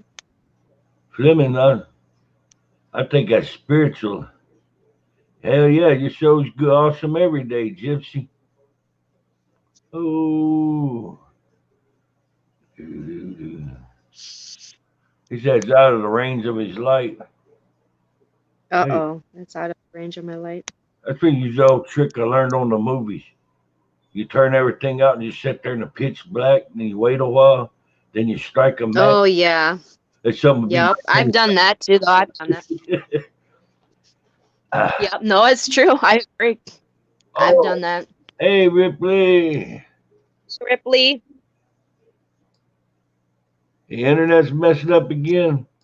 Hell, unplug it, wait about 2 minutes, and then plug it back up, let it reset. Yep.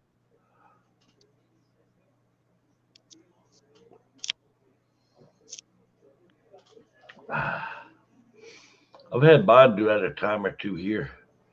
That's about the time them spirits was messing with the remote for my damn TV. It shortly Oh before yeah. the picture tube burned out on that some bitch. Oh wow.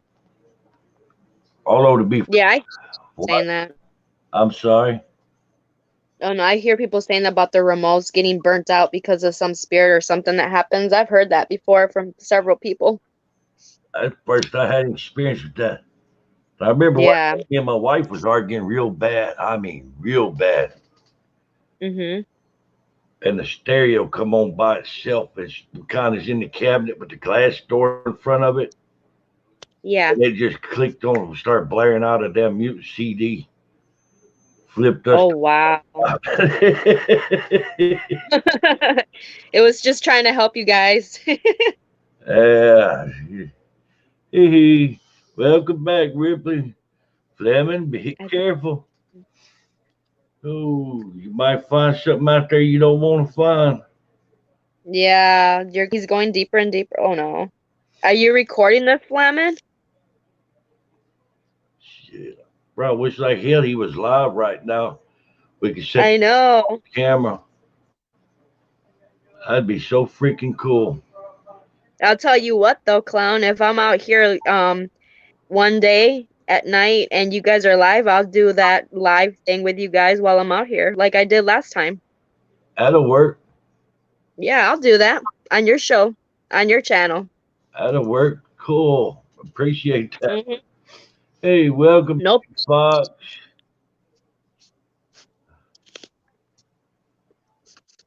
That's those deals there where I'd be still and watch, like Vale said, watching the shadows. Oh gosh.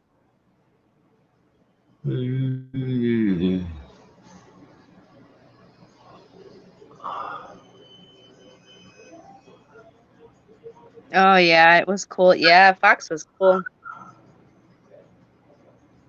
Fox is cool. I learned a trick using doing energy work, magic work. Uh-huh. I hadn't used it in several years. I'd save it for a bad scenario. Charge your hands up with energy and then clap them. Wow! It disperses energy like a damn grenade going off. Anything spiritual that's within range gets its ass busted. Oh God, wow.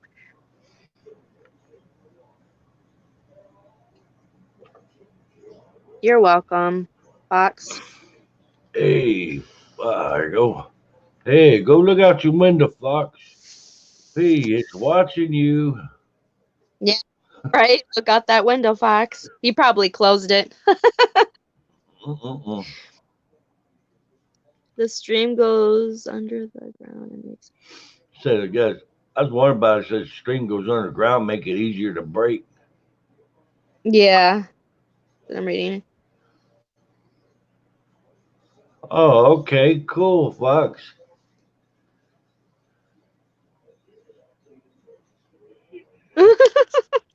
Flamin. Have a person connection. Just.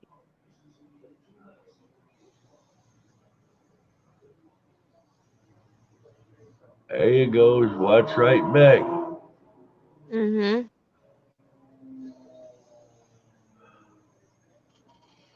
There you go. Let me tell it. By God.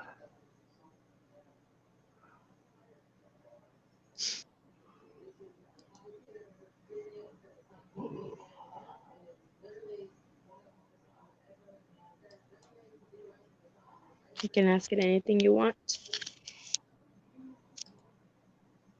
Damn it. Ooh, 822. That sound like a motor. That might have been from my end.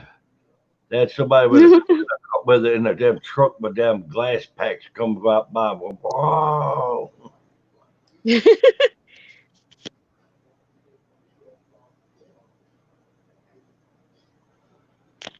Yeah, we live right by the road right here.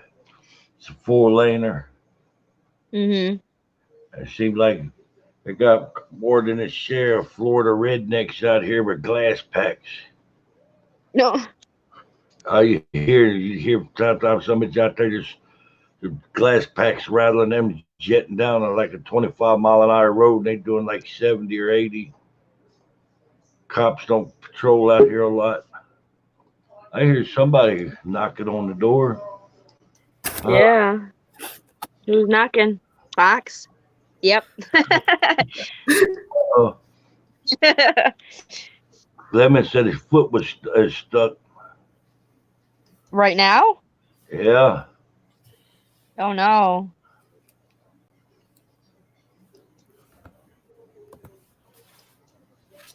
Yeah, I got my window closed. Good. Good. That's all right. I was actually You in covered the up. room, but It's all right. They can still see you. You know what? Yep. Probably with them eyes. Oh.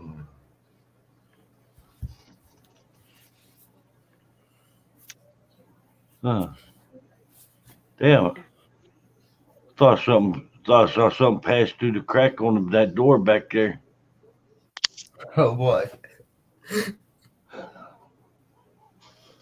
Oh boy. Just don't. I don't even have a care in the world. I just hear constant. I'm like, yeah, I don't care. They said fox tastes like shit.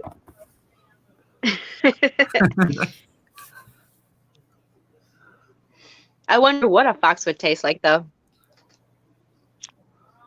Oh, I've got a barbecue pit. So we have 2 of them right now. Bro, you need to back on out of there, Vale or Fleming, and keep an eye out what's going on. Is it what? Hold on, let me see. I'm not going deeper anymore. Yeah, I wouldn't go deeper anymore, Fleming. Hey, one of the things I'd be concerned about is if it would be something like a damn Bigfoot or a Dogman or something, be territorial, and you get to pushing going into its territory, might piss it the hell off. Yep, I agree. And then out there in swamps, they got stuff that's like a mud, but it floats over water. Yeah.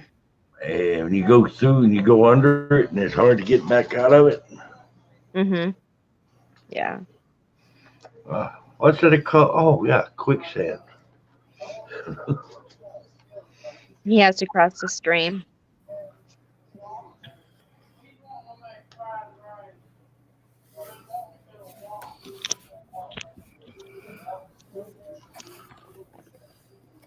He's like, if I'm going back home. Yeah. You don't want to go too deep, Fleming. You don't see nothing, hear nothing, just go back home. Yeah, to go back to where I was at, and got a damn fire going. They had more stuff to the damn fire. Mm-hmm. When I was kind of freaked out earlier when I was exploring, I seen 2 things that looked like coyotes or foxes. I don't know which one. Making weird noises, and I was like, I'm not going close to that. Improv. So what do? I go close to it. Steer clear of them, because I don't know about it in Iowa where you're at, but here in Florida, they've had people get bit by them foxes, coyotes, and them or some bitches are rabbit. They get bit by the rabbits too? They're rabid. They have rabies. Oh, okay. I thought you said rabbits. No, I'm sorry. I misspoke, but I've heard a couple of cases of people, them fox be jumped on, be bit the piss out of them, and somebody's. Oh, wow. I never even thought a fox would even come after somebody, like, you know. When they rabid, they will. Oh, wow. Oh, yeah. I've been several years back. They had a 17-year-old girl that died of rabies. Wow. Didn't know. From a fox? No. She had a horse. Somehow her horse had contracted rabies. They had videos of her giving that horse big, wet, sloppy kisses on the mouth. She got rabies from the horse. Right. And the horse started showing signs of rabies. They had to put it down. They checked her. She's home with it. There was nothing they could do. Well, Wow, that's a sad story. Oh, up there in Ohio, they had some roommates. One of the women that was living there found a stray cat, brought it in, and they all took the cat in. They all got rabies and died. Wow. Oh, wow. Yep. Yeah, that's the thing about when you find an animal out there, especially a cat. Sometimes it's like me, I found a cat one time. It was back in the day, but we took her to the vet though. So, and we made sure she was clean before we took her in. Yeah, because it's like cats, them grooming themselves, and dogs, whatnot. Right. Yep. It's saliva. It's a body fluid. Sometimes it's not, odds are slim, but they do get rabies. You bring in a stray, and it's possible. That's why one of the first things I'd do is I'd want to get them looked at by a vet. Clown, luckily I didn't go. I mean, I went near it, but luckily they weren't around. Yeah. I went up and looked at what I was wanting to look at, and then went straight back to where I wanted to go, home. Mm. Your area looks kind of creepy though. I bet you it's like that at night though. Like it's pretty in the day, but at night it looks creepy. Like it would look creepy.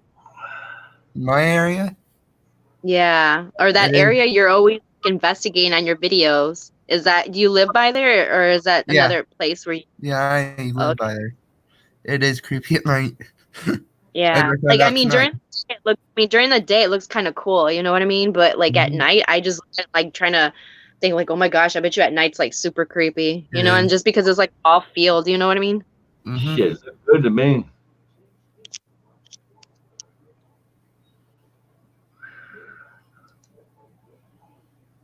Damn it. I'm staying by the stream.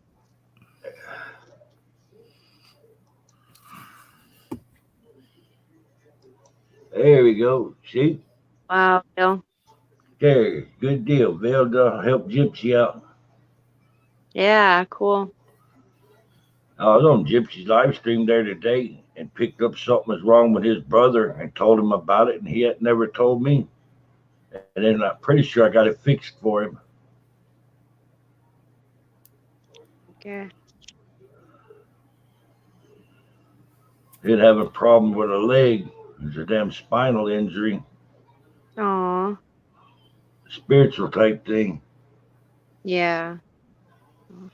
There you go, Leslie. Leslie. There you go, Leslie. You ain't got to have mods. Yay. I was last month. I had somebody popped in on one of my lives, come straight in, straight out the box. Hey, fuck you, clown! And before I could evict him, boom, and Marty got him. Oh wow. Somebody deleted what he said, and the other one deleted him. It's like cool. It's good to have mods, bro. It really is. It is. Especially if you get a damn troll with multiple accounts or a group of trolls. Oh wow. Oh yeah, you say have several trolls hit your stream. Delete one and they still one talking. You delete that one and nothing, and then another one comes in talking. It's just like oh wow, freaking whack-a-mole. Literally. Right. Yeah, I'd like to whack that some bitch with a damn rubber mallet. Not that one I call Vienna Burn. Yeah, we got a guy come on there and goes, "Oh, is this the channel where we show people their dicks?" I was like, "No, we don't do that here." He looked like he's on meth. He was on drugs. He goes, "Oh, wow. and I'm doing it anyway. If I could block him," he done stood up and whooped it out. Oh my gosh. Wow. Look I swear some people are just crazy. Yeah. I remember you telling me that, Clown. Yeah, I think that does sound familiar, but I just think some people can just be just crazy. They're not all there. It's just, yeah, it's crazy. Sound good, Gypsy. Yeah. That's where he got the nickname I give to him. Vienna Burn. It's like, wow, it looks like a penis, only smaller. Uh-oh.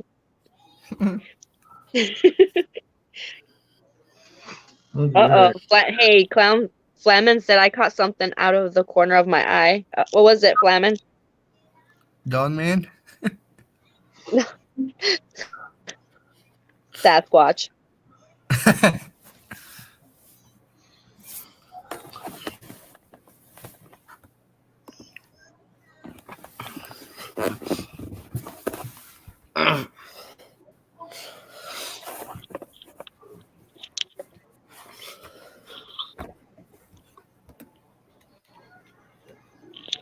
Yeah.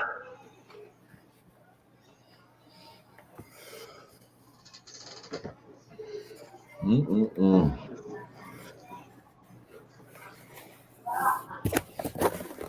Yeah, I was sitting there thinking Movement. about some of that stuff, bro. I was out there in a damn swamp in the area like that. I definitely would be setting up a base with plenty of wood for a fire. Mm-hmm. That wouldn't be good to be out there rummaging around in the dark. No, I know. Knowing my luck, I'd be picking up a piece of wood that would just happen to luckily be laying right across the foot of a friggin' dog man or something. That would be everyone's luck. Hey, it'd be like That's some of that do shit. that's funny.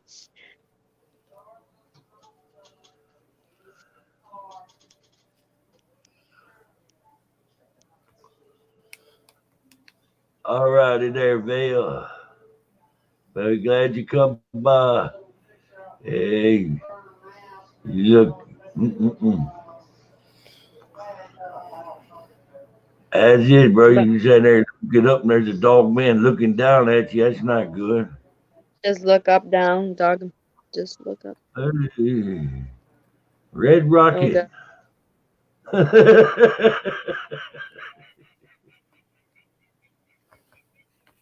I thought that shit was funny. Thank you, Vale.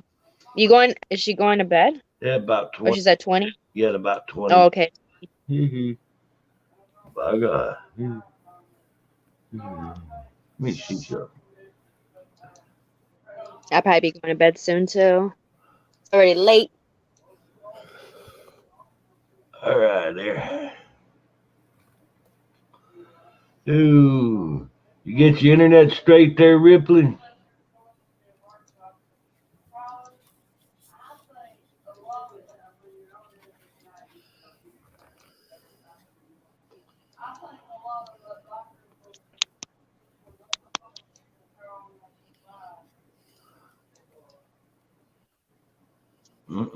Damn it.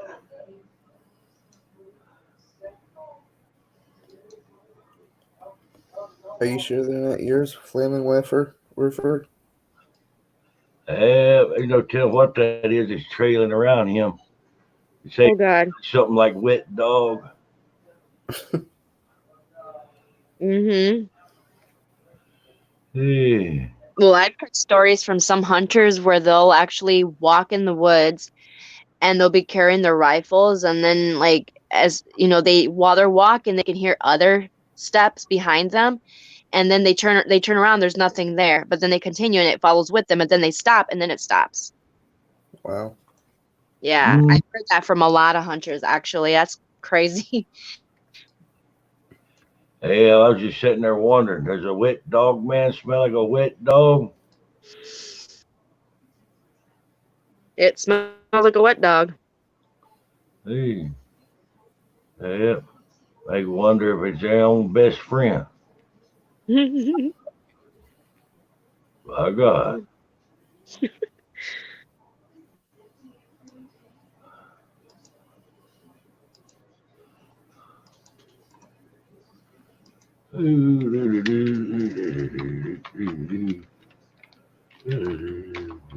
Fox, you're like Dogman.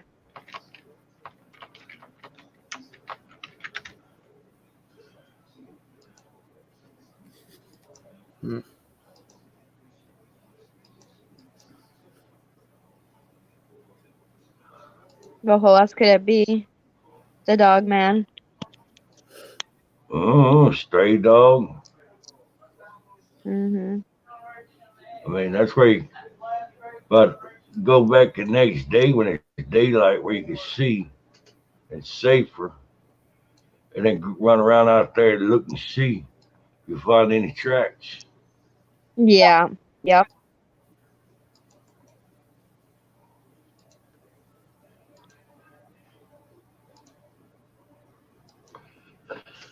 Hell, you found tracks. Yes, I did. Bruh, Oh that must have boy. been cool. I would, yeah, that would have been nice. Wish I could do something like that. Well, maybe one of these days. There you go. There you go. Walk toward the sound.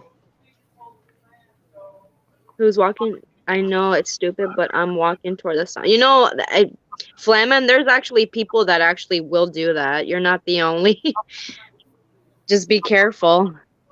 Hey, famous rednecks, famous last words. Hey, y'all, watch this. He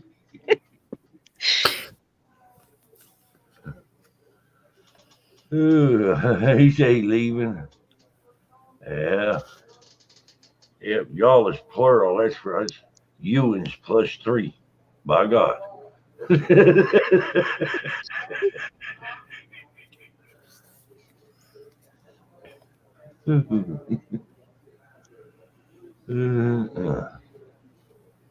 it. Damn a little fan of that central air finally cooling my room off. It's windy down there. Yeah, it's windy over here too. And cold. And it was It's snowing winter. earlier. Yeah. Mm. Damn it. I got to sit here thinking about that damn joke Ryan told. What about what you call a midget medium on the run from the law? A small medium at large. Yeah, him and his jokes. That's funny. that was a good one.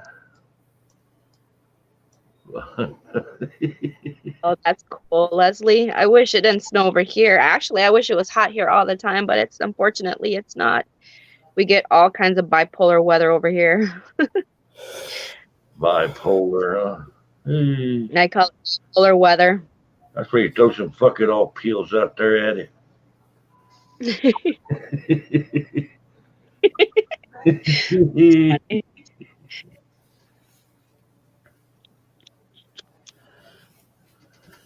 I'm in Michigan, Leslie. Yeah, the state where the winter don't never stop almost. Oh, definitely. Probably gonna snow again tomorrow. I better not tempt it. Last time I said it snowed, they're like, "Dang it, Ali, why do you keep saying that? You're always tempting something." I'm like, "Oh." Yeah. Oh, we'd be cracking off one here and again there, PLE.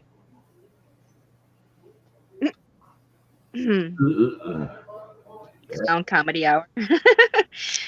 Yeah, I miss my original chair.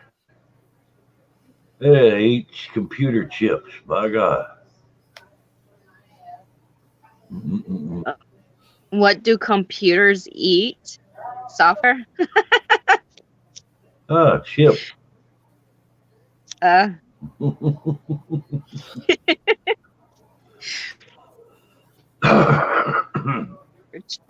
He said he noticed a shadow on all 4 legs.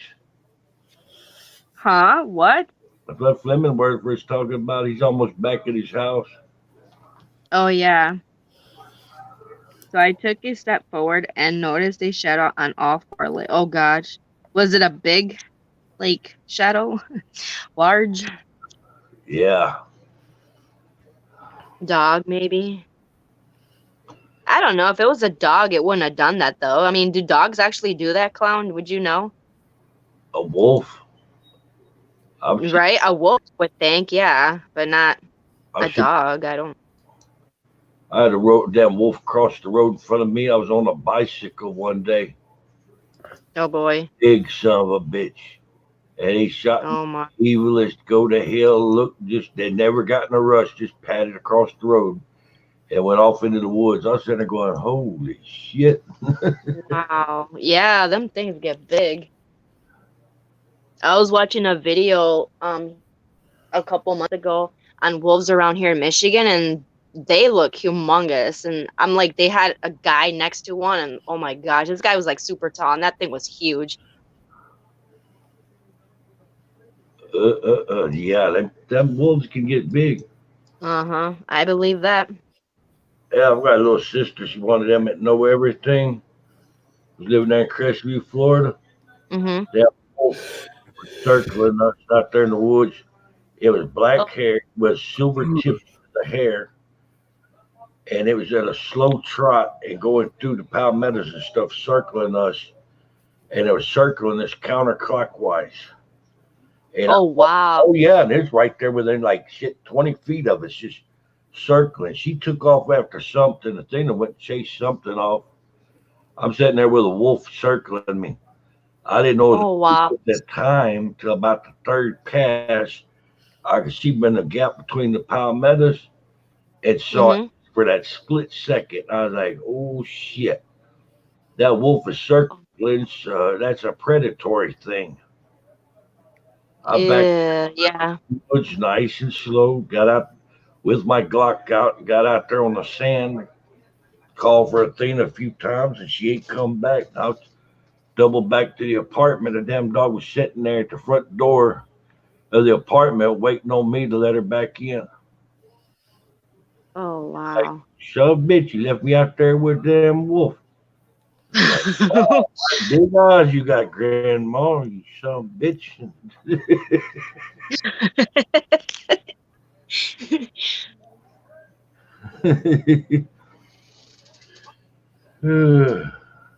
Flamin said it looked bigger than a wolf.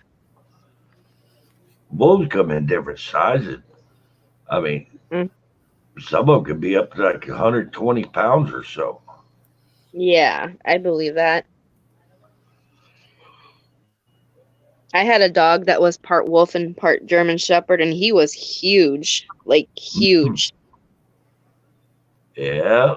From what I understand, though, them hybrid wolves aren't really that territorial. You have a house, they don't really look at that as their property. They still bond with you and you're part of the pack and they protect the hell out of you, but as far as like property wise, they're like, yeah. That's what I heard. I don't know that from personal experience. Yeah. Bro, you had a 22. Somebody charged you a 22 would stop a wolf. If you didn't kill it outright, that some bitch one shot to it, and it'd be out there someplace rubbing a damn knot on his ass. My God. Good night, Vale. Good night, Vale. All right there, Gypsy. Hell yeah. That was funny there. Me and Vale having a green screen show off there.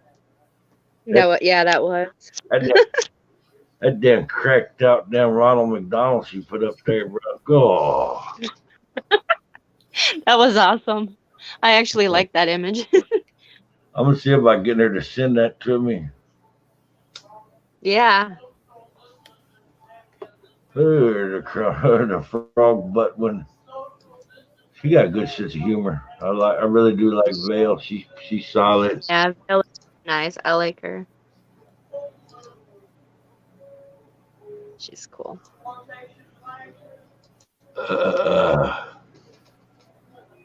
Damn it. I gotta get here a little bit before I go to bed. I gotta edit this video out and share some videos. Yeah.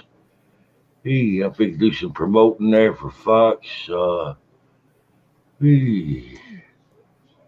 That's cool. Yeah, I need to I put hear my name, I just like, what? I need to put a couple of things out for Vale. I'll put some stuff out for Leslie and Holly. That's cool. Hey, you got videos out there I need to put out.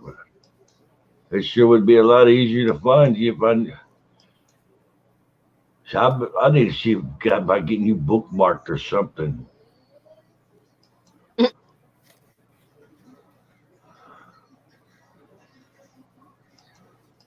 Oh, I'm getting plenty of space opened up on my DM list for promoting. Because I've been sending that list out. I'm going to concentrate more on the people that's coming to the stream there to help their channels out. Mm-hmm.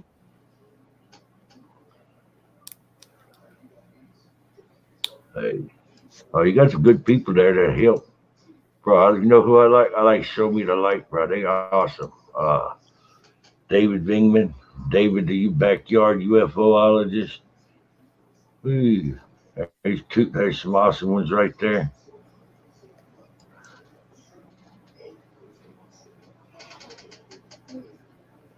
I like the way David talks. He got a real mellow baritone voice. He's just real positive. Good. That's good.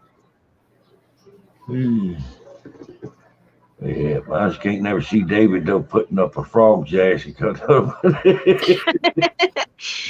That's funny.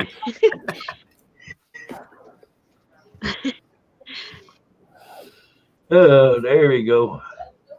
Fleming went back home. That's probably for the best. Yeah, definitely. Glad you made it back home safe and sound. Yep. All right there, Ripley. Well, we're glad you come by. Yeah, get you some sleep. Hi, good night, Ripley. Yeah, get your rest there, because them kids gonna take you to the limit tomorrow. Yeah, a friend of mine, his wife divorced his ass over their kids. Oh. Yeah, Oh. yeah. He's like little girl. She's like 2 years old or so.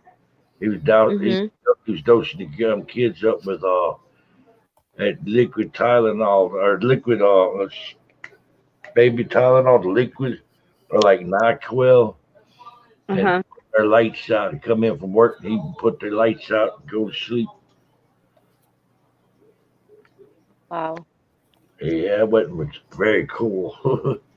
Yeah.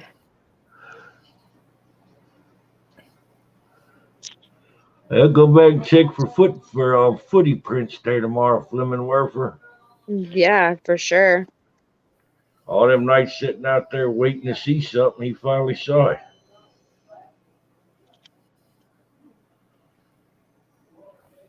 You seen that movie, The Incredibles? Nope. Oh man, you missed out. The Incredibles? Yeah, The Incredibles. Like the original? Yeah. Yeah? No, The Incredibles. Yeah, the dad, all the superheroes had to give up their secret, their lifestyle of superheroes.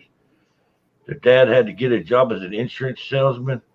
There's this big, bowled up, strong guy, and his car, he hardly fit in it. It's so damn big. And every day he come in from work, and the little boy sitting there popping bubble gum on a tricycle, looking at him, going, he's like, "What are you looking at, kid? To see something incredible." He come in one day from work and full around slammed the car door too hard. They broke the window. He's really strong, didn't control himself. He done got mad, and when he slammed the door and dented the damn top of the car with his fingerprints, he done lost his composure, picked the car up to put the sumbitch in orbit. And look, the little boy sitting there popping his gum, looking at him. He's like, "Ooh."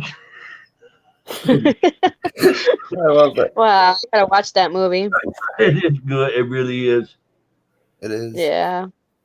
Yeah, there's a lot of movies that are out. I just haven't watched every. I quit watching movies here since 2016. Got to where I ain't gonna go to a theater and pay for a movie. Every time you turn the TV on, you look and there's some actor thinks they ought to know how bad that they know better than us on how we should live. Yeah. I got more than a few of them hollering about that we don't need guns. I'm like, really? We don't need guns. But yet you got 4 bodyguards that's armed with them machine pistols under their jackets. Yeah. Huh. So I live in a condo with all kind of people around me, and you live in a goddamn multi-million-dollar house with high walls, security alarms, cameras, dogs.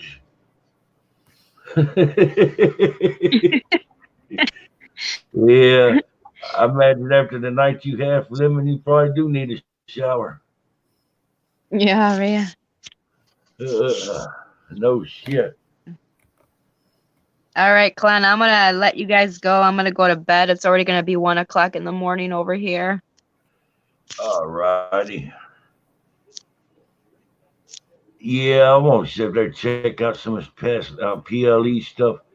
Yeah, PLE, come by tomorrow. We'll be live again. It's 11:45 p.m. where I am. Yeah.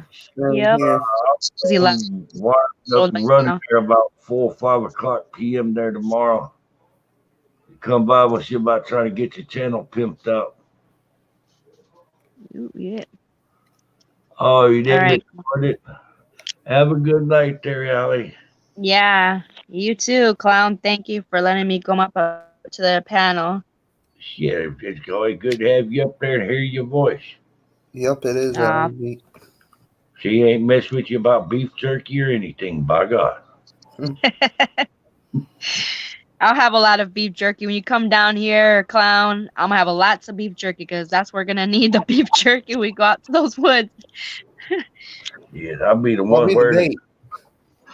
Be the one wearing a goddamn ghillie suit. Right? It's funny. All right, guys. Take care. Bye, everybody. Yeah, Allie. Bye, Allie. Have a good night. Good night. Yeah, much love to you guys. Good night, guys. Good night, Fleming. Good night, Fleming. Good night, Fox. Good night, David. Good night, Best Life Explorer. Good night, everybody. Good night, John Boy. Yep. Good night, guys. Take care. Peace. Talk to you guys later. That's it. Hey, it's peach, love, and chicken grease. By God.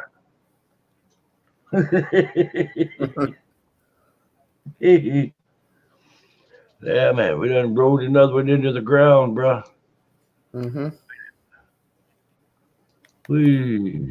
Damn. Oh, man. Can't wait to keep growing, Clown. To keep what? Yeah. Absolutely. It's an addiction. Yeah. You lose 1 subscriber, you gain a few more the next day. Oh, yeah. Absolutely. Hopefully that's what happens with me. And you. Yeah. And everyone here. Oh, I'm up to 823. Nice.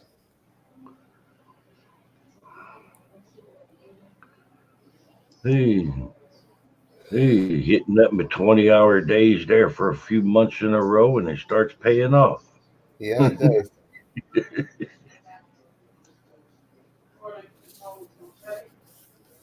My God. Thanks, Ali G. Yeah, Ali G's cool as hell, man. She is. What you doing, David? Yeah, I like that video David done of that damn homemade EM pump he made. Right, that was slick. You seen that? No, I might have to rewatch the live. I never did see it. It's good, bro. David's smart. He's a smart guy.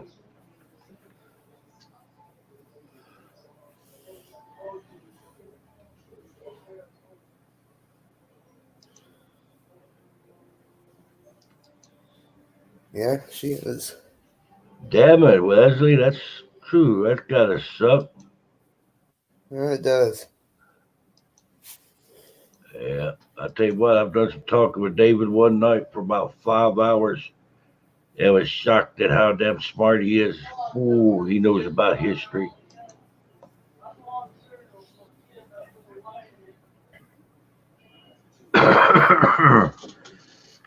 Damn it.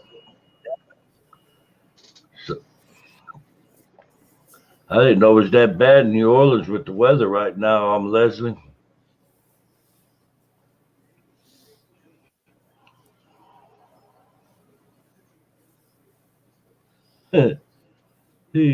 Never know, it might take off anyway there, PLE. By God.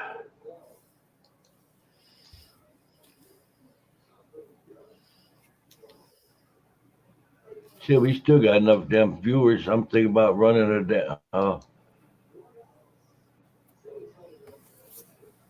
another video. Ooh. How many videos you turn out today, Fox? A few. A few. Damn it. Huh? That sounds cool. I think they're there tomorrow. I want to run a couple of years. All right. Hell, you want to play one of yours? Want to play one of your videos? Sure. I was sitting there tossing that idea over, thinking, no, that's PLE. There's Fox. Let's go. I just hope. There we go. Oh, by God.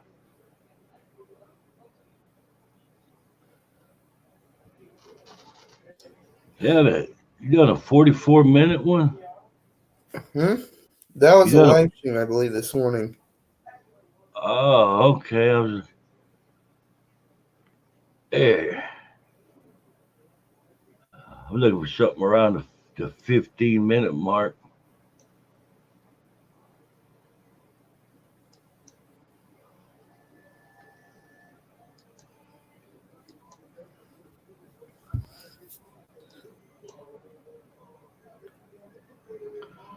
All right, let's see. StreamYard it.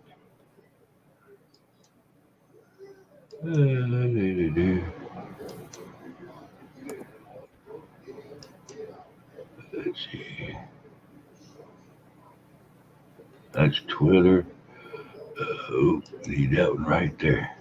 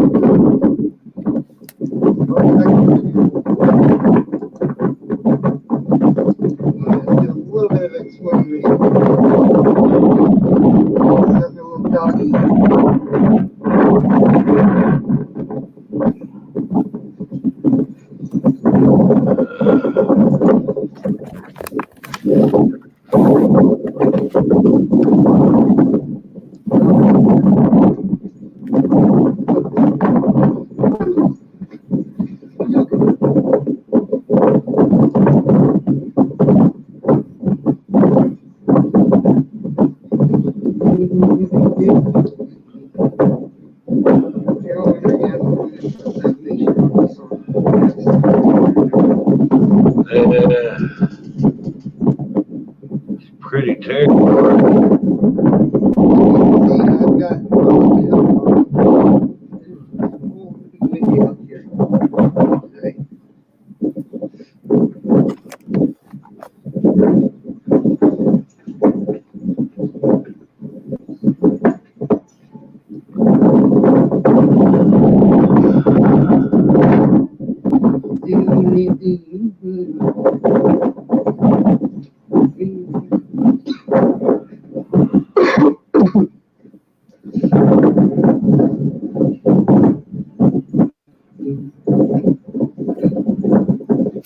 Since everyone likes the exploring freak video on my YouTube, I'm gonna go explore.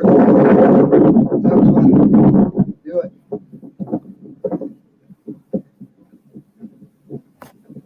Do what?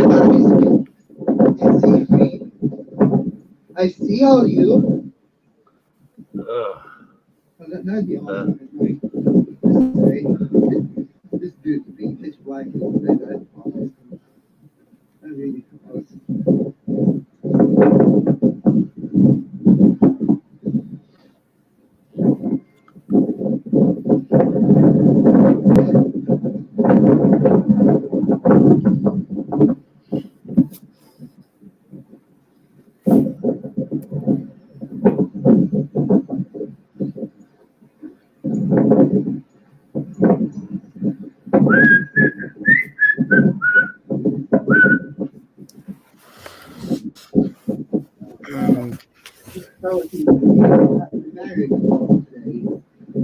Quick little explorer video before going back and uploading. This is film back here.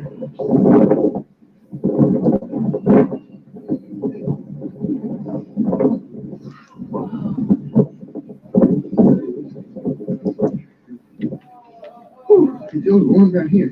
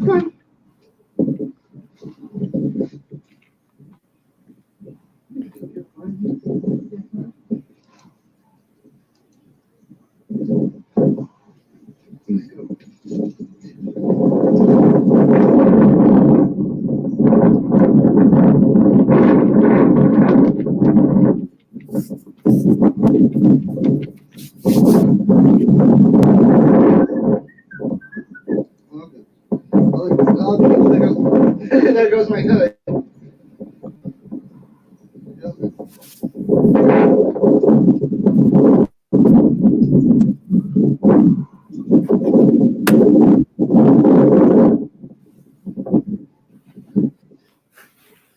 Yes. Come on, no. Come on. You.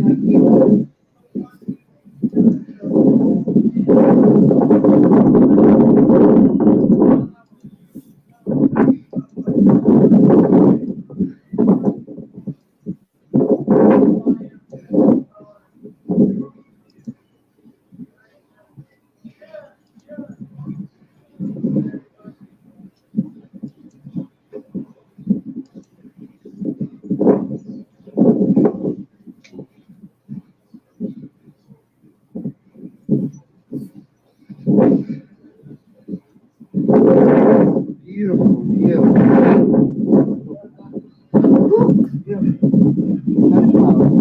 Yeah, I can't speak yet. So probably around 6 minutes-ish. I'm probably turn this video off because it's just a short little adventure. I decided to go last minute. So I get this rain boots help.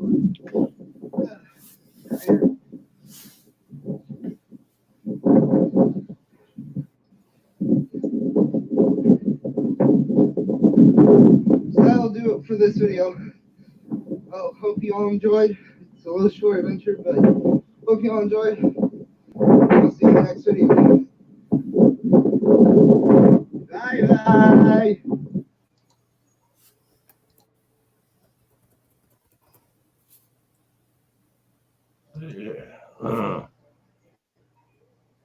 Yeah, we're getting starting to grow a little bit there, Leslie. Hey, starting to get on up there some.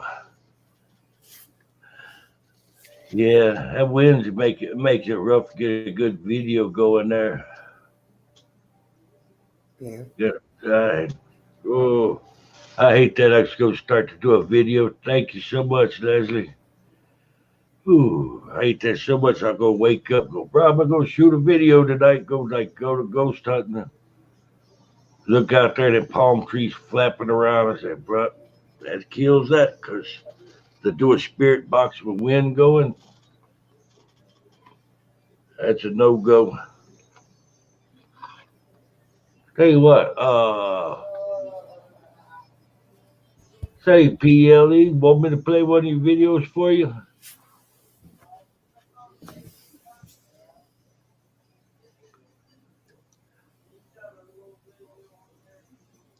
Yeah, we try. Yep.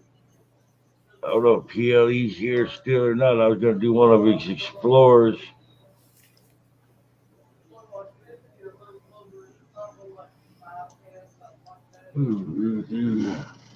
I give a shit.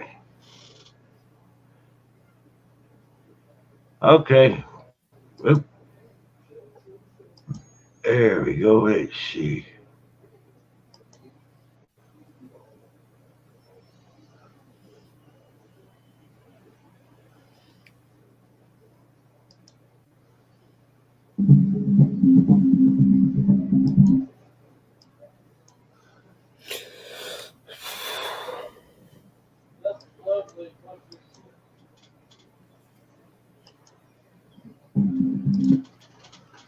All right. Getting it all loaded up, ready to roll. There you go. Green. Tab. Yep.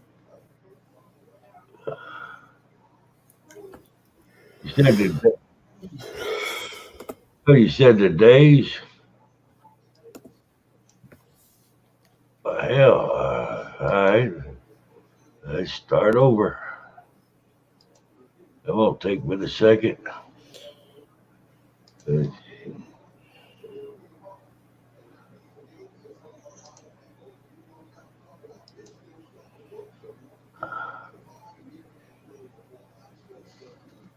not coming out. Alrighty. Green. There.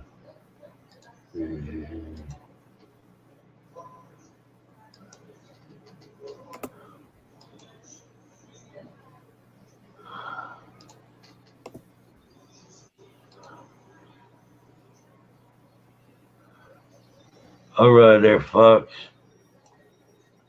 Yeah, it's no problem, bro. I like helping out PLE.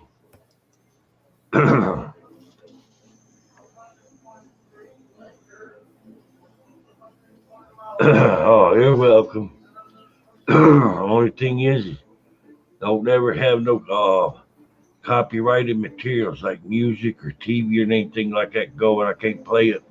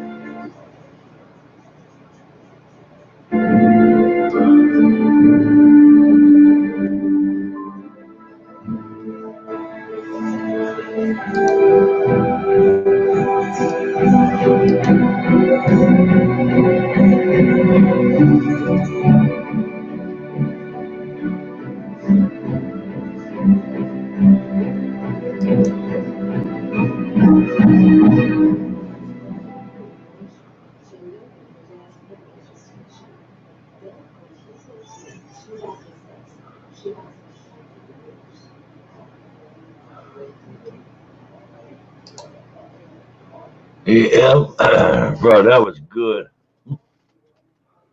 I like the perspective on it. Like when you moved the camera into the bar that was sticking out. That was very cool.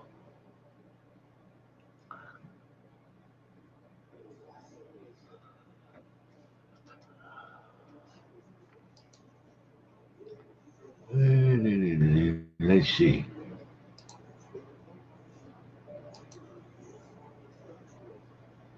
Let's see.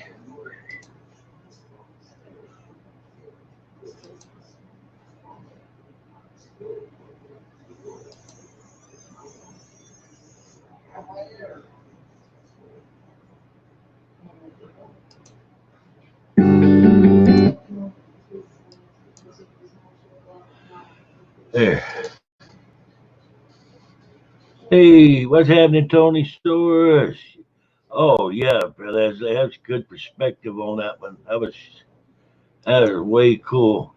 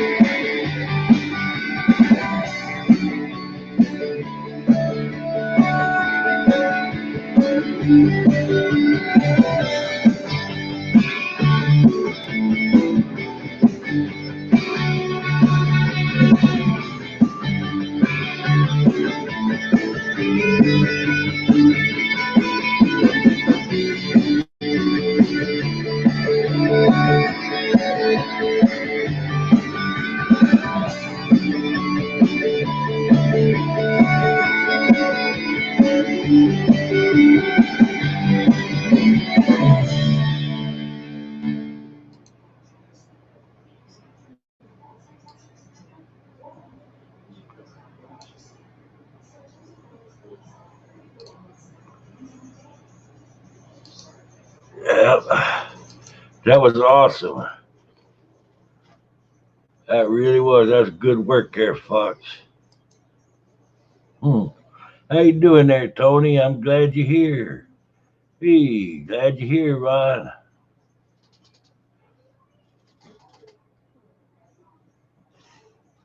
Mm-mm-mm. Yep, that's what I was talking about there. Fox told a good one there together there today. Real good one. That was a piece of work right there on Fox.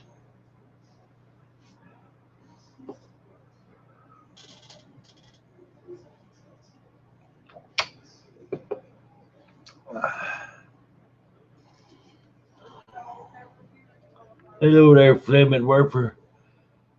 Hey, Ron. Fleming Werfer's out there. It's a swampy area. And I was smelling something that smelled like wet dog. Any idea what that could have been? I'm glad you come by, Tony. Appreciate the hell out of you. Yeah, Tony got a hell of a good channel too.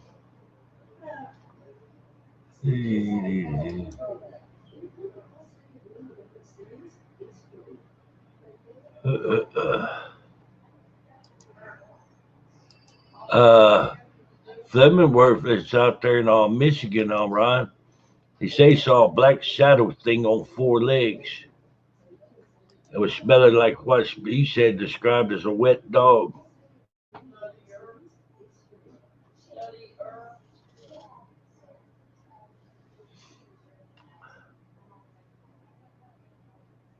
Yeah. Yep, Tony's a good guy. Ooh.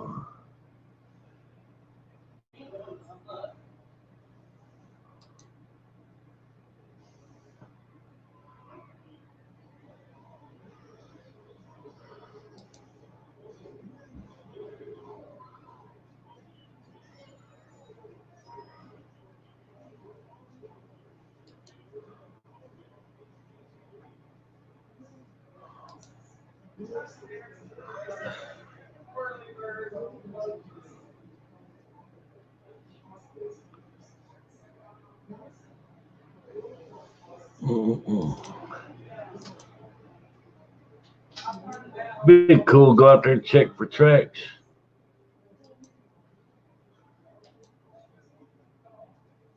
You're very welcome, Fox.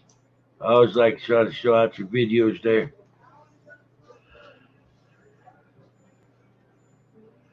There tomorrow on PLE and Fox. I'll show a couple of y'all's videos out first before.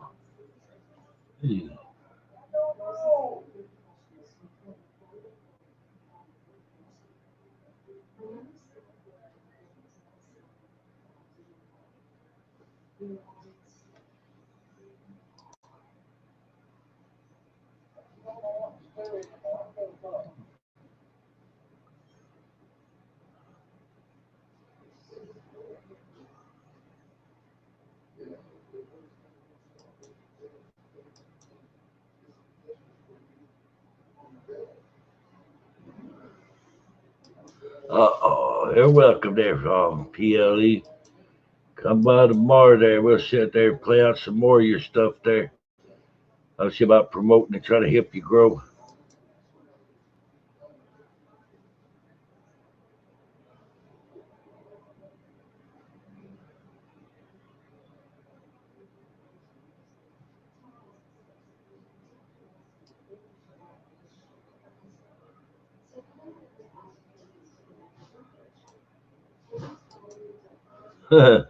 Go ahead, Leslie. My God. Oh.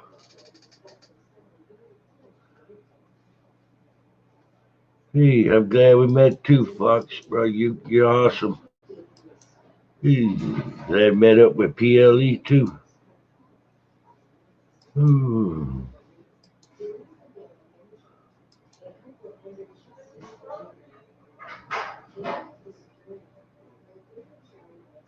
That's it, Leslie.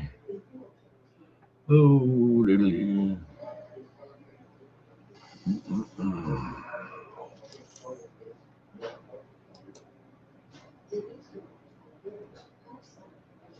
Hey.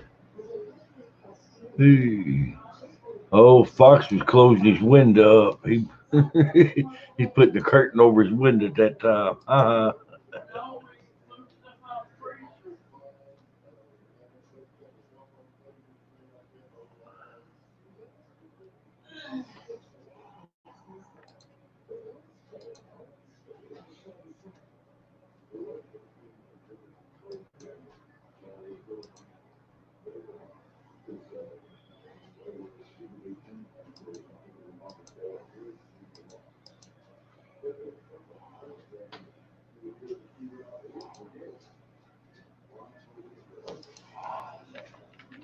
You still alive? Mm-hmm. Yeah. Would be something Rose going out of bed when to fly across the room, wouldn't it? Yeah, it would. I've been messed up.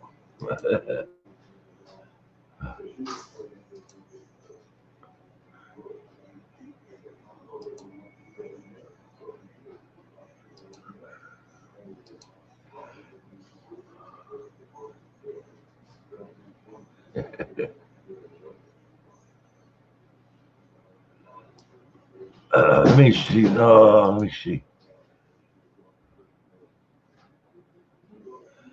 It won't let it. You can't do that no more. YouTube changed that crap yesterday, Tony.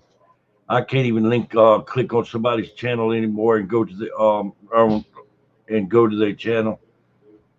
It used to be I could click on somebody's name and get the option to go straight to their channel, and YouTube changed it. I'll tell you what I can do. Let's see.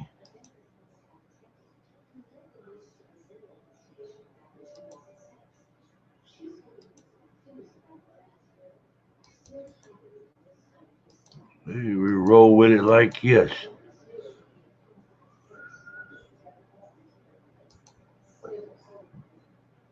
There. All right, there's Fox's link right there. Hey, there's link.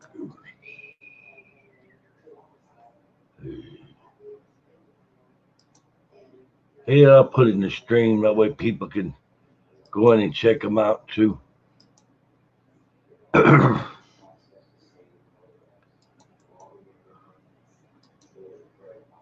All righty. Yeah. All right, Tony. Yeah, anybody just came in. I was dropping a link there for Fox. And I'm dropping a link for PLE there where you can check your channels out.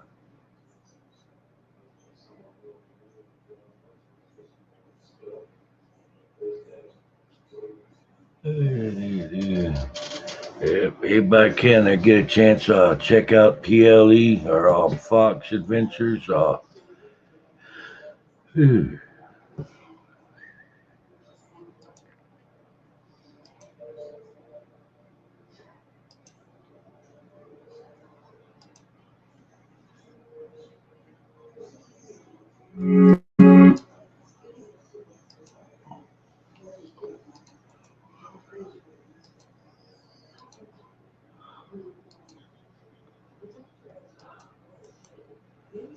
There we go. Yep. There's a link for Leslie's All Things Paranormal Leslie. Another great channel to check out.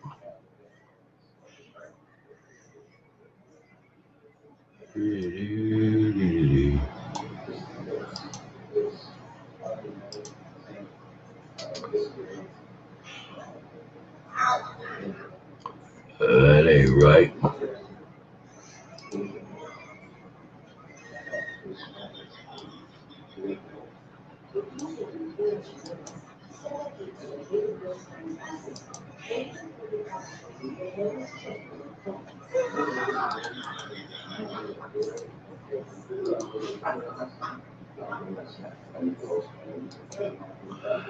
There you go. Hey. Yeah, if you can there, here's the link for Venomous Fringe. That's another good channel to keep an eye on. They cover everything cryptid.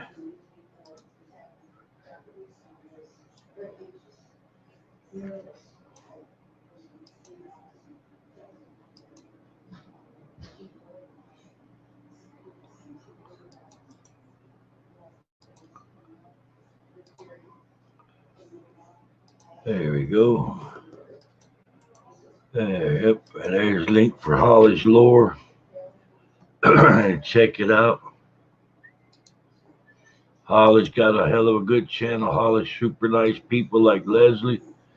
If you don't check them two channels out there, be missing out there.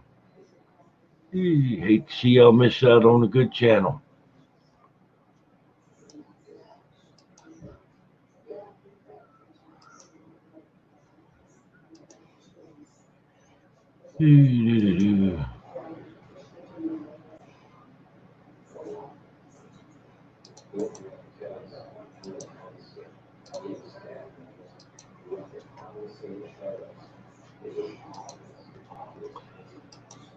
There you go. Yep, there's a link for Tony Soros there. He got a hell of a good sense of humor. Really good guy. Anybody tune in, get a chance, check out Tony Soros. Really nice channel.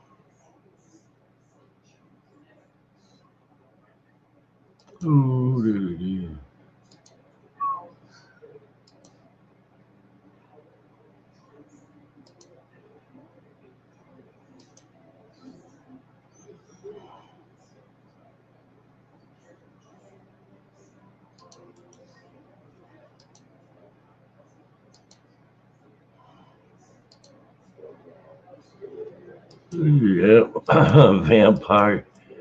There you go. Here's JBD Camo Man 73. I played some of his videos at the start of the stream. You can check out his channel. JBD's a good guy, really is.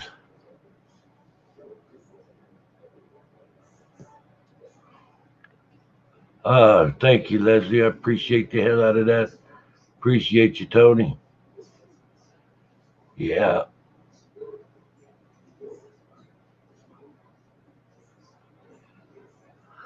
Yeah, Leslie, I played 2 videos for Tony at the start, or JBD at the start of the stream, was giving good advice out for people just getting started into paranormal investigations. He tried real hard to grow.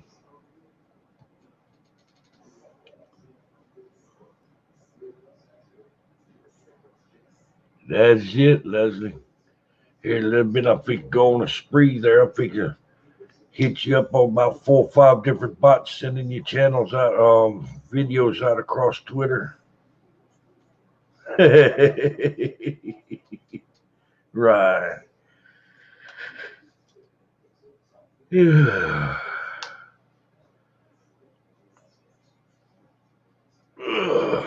Let's see why I kick it. Oh.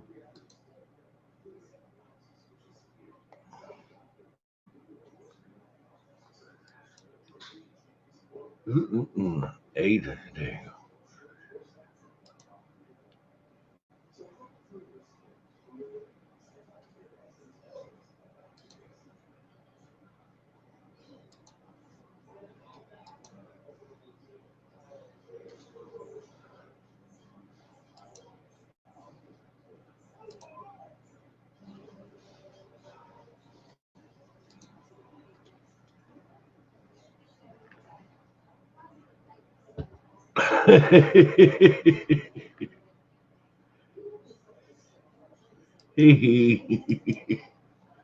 Yeah.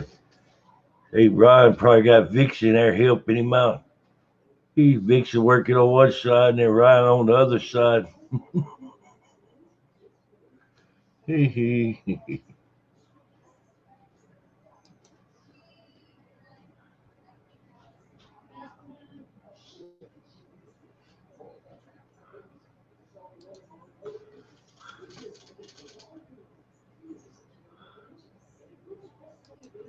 Oh.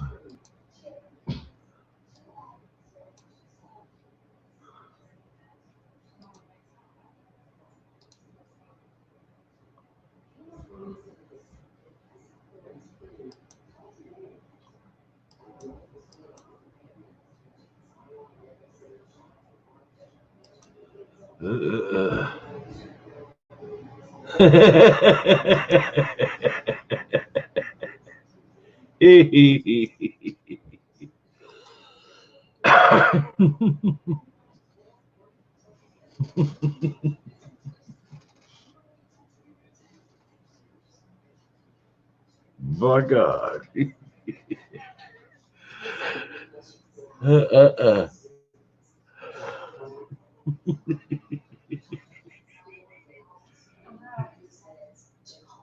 Hey, Ali G in the house. My God.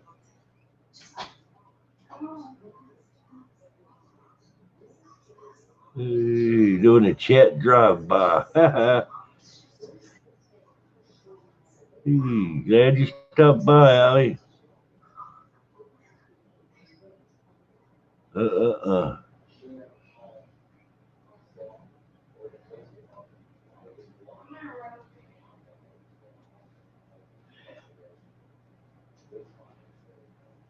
What?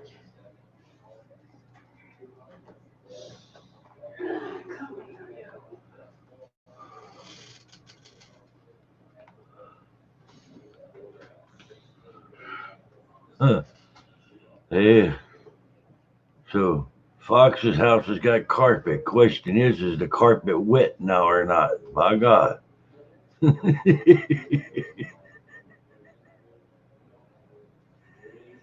Good night there, Allie. Hey, don't get the rug burned. Oh.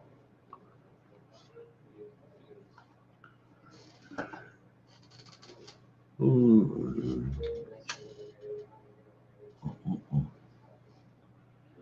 Ooh, yeah.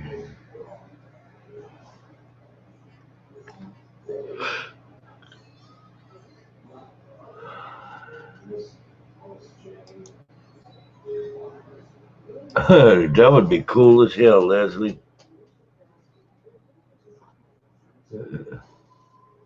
You're in the closet, huh?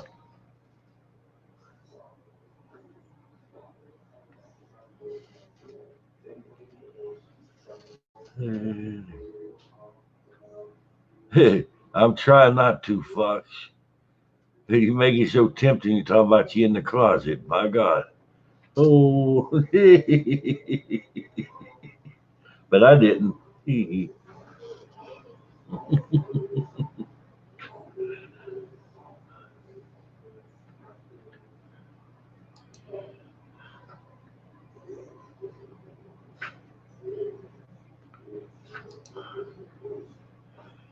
Ooh, good night, Tony.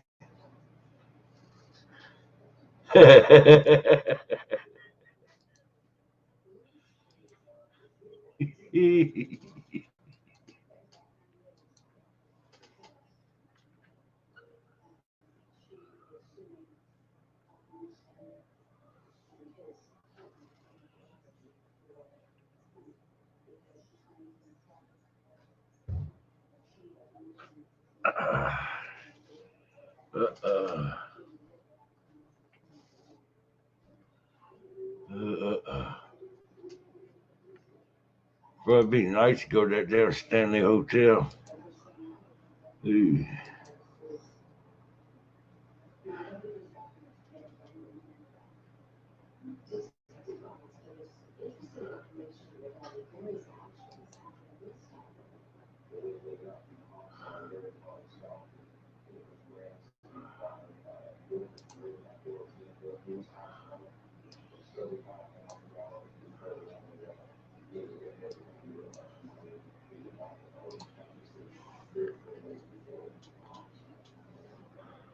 Damn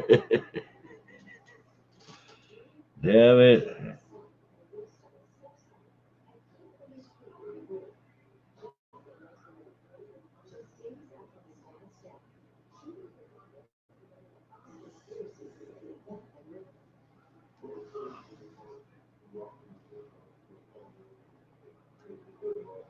Yeah, I definitely want to go there.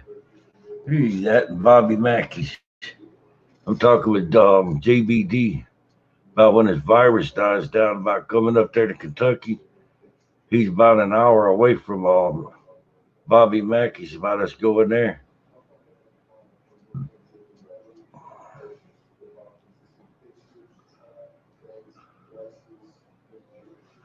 No, we gotta see about going on hanging out over there, spending all night when in there.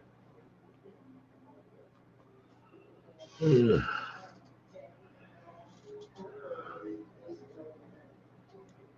That's, see, that's Stanley. I definitely want to go to Stanley. Waverly Hills, Bobby Mackey's. Ugh. Oh, welcome back, Allie. We got Allie. Ugh. Hey.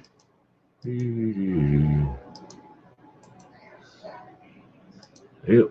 There's the link there. Anybody want to come up on panel? Oh, Amityville would be cool if you could get in there.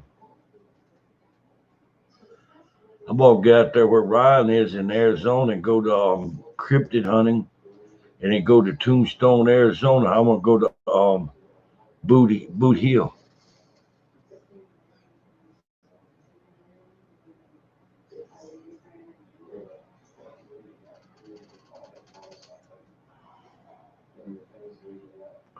That Boot Hill Cemetery have to be kicking. Yeah. Another good one would be that Clown Motel.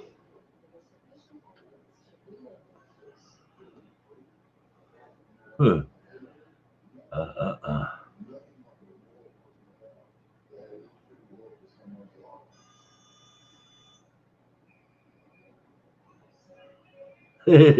Fox. He wonder if wet foxes smell like wet dogs, right? By God.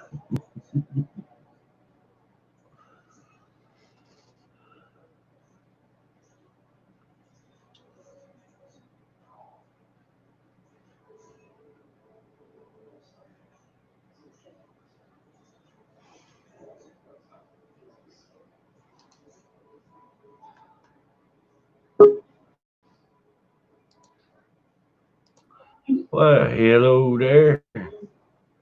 She's still Hi, rocking can you that hear me? new hair. Oh, hear you fine. Still, Right. she's still rocking that new hairdo. I know. Like I was saying in my other chat, I'm doing so when I film, I do different characters, and this time I'm kind of inspired by Dita Fonte. So I'm like, that'd be perfect because we are in New Orleans. So I wanted to do something kind of like New Orleans goth, like burlesque style. Yeah, sounds cool. You put me here. I haven't heard that lady you're talking about before. You said Jiggy Fonzie? Mm-hmm. I'm not sure I'm pronouncing that right. They don't help me. I'm not sure. Hold on a second. DJ, can you go get your the headphones for me, please? The Bluetooth in the room. Hold on. I'm gonna walk and talk. My laptop's losing connection to the Wi-Fi, and the earplugs aren't plugging up to it. So I have my cell phone. I'm trying to find earbuds. I had them somewhere. I found them. I'm going to get them Turtle Beach headphones. I have a problem with my hearing, so try to listen for EVPs. There's a lot of stuff that I miss out up here. Just can't hear it. Worked as an engineer on crew boats for a few years around them diesel engines. It fried my hearing. There's nothing on top of the house. That's it, Ryan. Hey. Yep. You talked to Rhonda today? We'll be in the lobby. Yeah, for a second. Oh, it's Clown. A second, let me see if these things are working. Can you hear me? Oh, yes, ma'am. I'm testing them. Yeah. Earbuds work when they want to. Yeah. It's that cemetery that's out in front of that Clown Motel that's supposed to rock there, David. Had a bunch of miners died, was buried there. I see a DJ.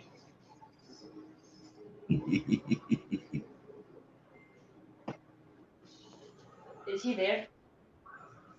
All right. Oh, dang it. All right. Testing these things out because I had issues with them when I was using them for my computer. Yeah, I heard you'd had a problem with sound. I want Raven. Yeah. No, it's saying it's connected, but I still don't hear anything. Why are you sitting down? I want him. Hey. Hey, Alice said hi, DJ. Stop smelling your shoes. Ali said hi. Yeah, I don't know what's wrong with them. I can't hear anything out of When them. it does that, so you're gonna have to leave the chat and then go back in it. So to close out everything, close out your Bluetooth, then turn it back on with the headphones. Then you go back in everything. All right, I'll be right back. All righty. Leave the chat. I'll come right back. See if these headphones connect. All right, sound like a plan. It does that to me.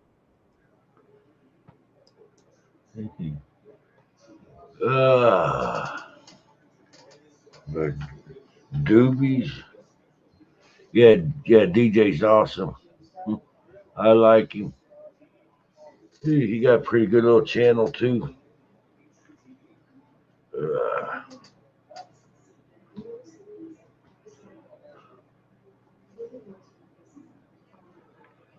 Uh, uh,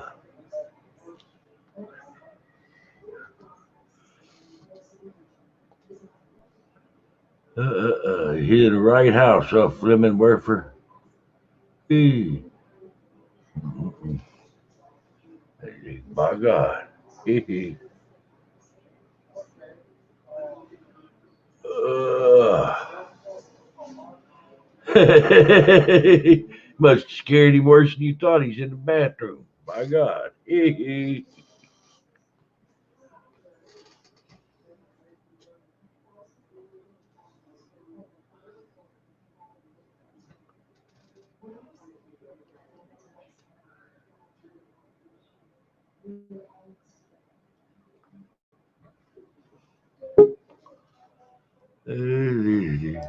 Woohoo! I can All hear. right, good. The same thing when you start a line. Computer software wasn't recognizing it because you was done in, I guess. And when you reset and started it from scratch, then it's like, okay. Yeah. I don't know. He's got the J buds, and like they're the real deal. But I've been having issues with them. But I got they're the off-brand kind of J buds. I got them from my other son, and they work perfectly fine. Cool. Might need to get some. Help me with my down here and for trying to listen to them like playing EVPs back. Yep. And I see Ryan's comment. I was reading that to DJ. DJ's such a cool kid. His mom raised him right. Yeah. Thank you. Yep, I So, agree. yeah, I think it would be really cool, and I'm gonna wait until after the virus, right before the virus. When we get released from our punishment, I wanna like reach out to Twitter, like do a tweet. I think it'd be awesome if like sometime they say the winter time is the best time to rent out the Stanley Hotel because no one's there. Um, so I think that would be really, really cool. Like if all of us, like everyone that's involved with the paranormal, could rent out a different room in the Stanley, and then before you know it, like all of us would have the entire Stanley rented out, and that way we could just like roam each other's rooms and the halls, without having to worry about outside interference. Cool. And how much you think that would cost? I don't know. I'm just saying, like if we all get separate rooms, it's like however much your room would be. I can't look up on my phone right now to see the average cost it would be, but it's an idea I think would be really, really cool. That would be cool. That's Stanley Hotel. That's out there in Colorado, isn't it? I believe so. Yeah. Yeah, because you get out there in the wintertime, bro, you get snowed in. You there, you're there. Yeah. Well, I'm thinking more of like November, October, November. Allie, I thought you had Twitter this whole time. Nah, she got rid of it a couple of years ago. Yeah, definitely come find me. Yeah. I'm cleaning up, like I said in my live today, I'm cleaning up a lot of the people that I'm following. Because I was following, at one point I was following almost 6,000 people, and now I'm not doing follow for follow. I'm just nope. If you're not in my paranormal world, my paranormal family, then I'm not following you because there's so many people that just don't interact, and I have to have that interaction. I have to have the realness, and with me growing, I want to nip out the non-supporters now and keep Mhm. the ones that I actually talk to. I mean, come on, we've had this conversation so many times. So many times, like if you're not like, I'm not saying, oh, if you don't come and comment on my channel and get rid of you. No, but if after a while you start noticing, like, if you have the word paranormal beside your name in any kind of way, and you have a YouTube channel, you can't sit here and get mad at people like me or people like you that are constantly like helping. Like we're growing. You like you and me, for example, Tom, we're growing, and you don't want to. We're growing, so we're helping everybody else. Oh yeah. But I'm not gonna help the person that's not helping me or anyone else.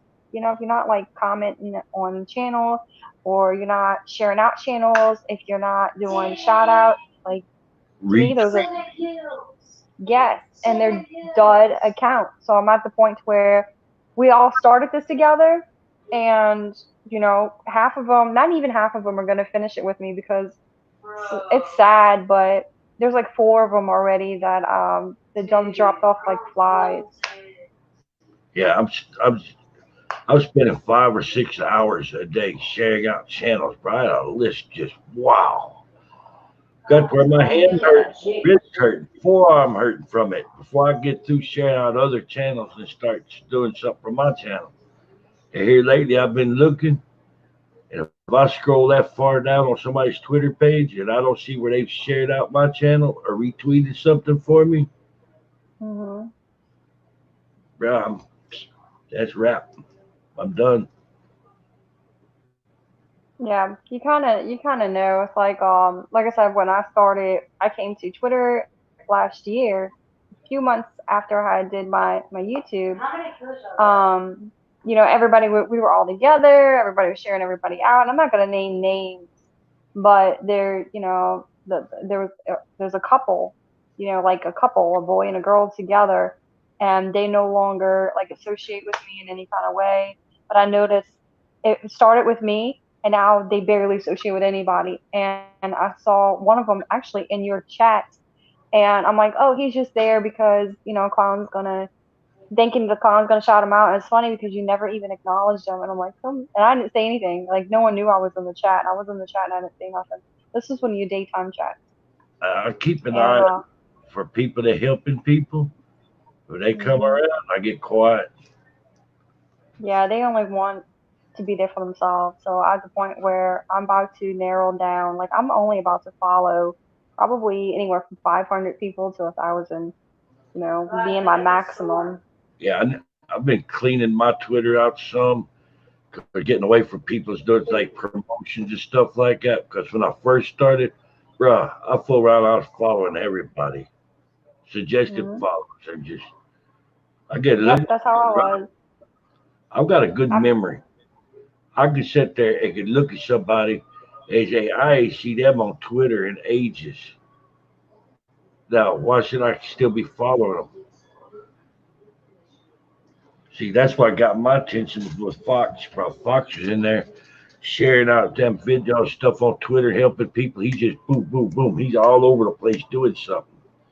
I look around hmm. there and I see PLE in there helping out. And I sat back and I watched that and I said, you know, I bet nobody gonna show up which way is up. They'll come in, they'll help out, nobody will help them, and they'll end up burning out and quitting. Yo, Gypsy Road. Hmm. Me and Gypsy Road sat there about 2 hours last night explaining to Fox about channel tags and hashtags for videos to help him where his channel will grow. Wow. Oh, yeah, Yeah. Yeah. I'm all about helping.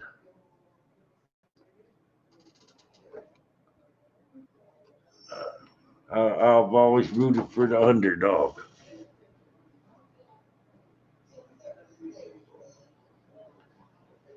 Mm-mm. I think you froze, huh?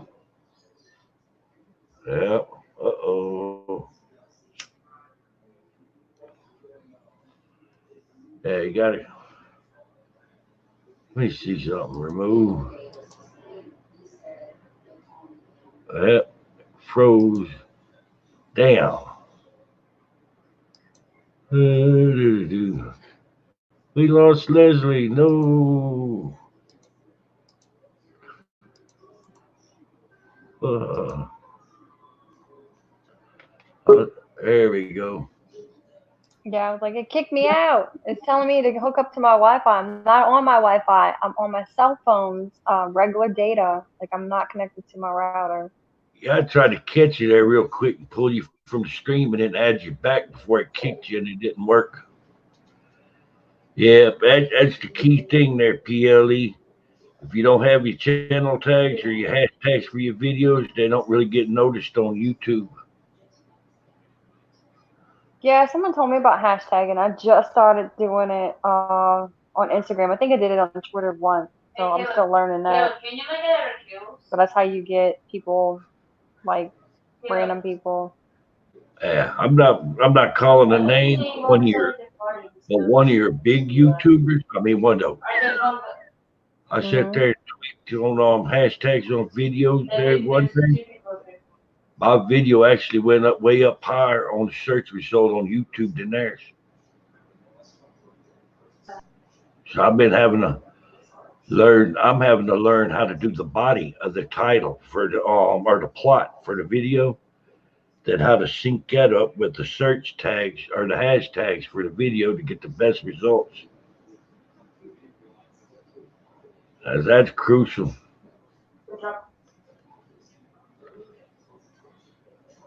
We have a bad connection now. I don't know what's going on. I know the weather's not so great here. Weather's doing it. It's like somebody explained to me that's got a fairly big channel. The more you mention something about what the video's about in the title description, the better it shows up on the YouTube channel rankings. So wait, we hashtagged the Yeah, like doing your hashtag for the video. Mhm. Scary haunted house. You're gonna get scary or haunted in your body of your description as many times as you can.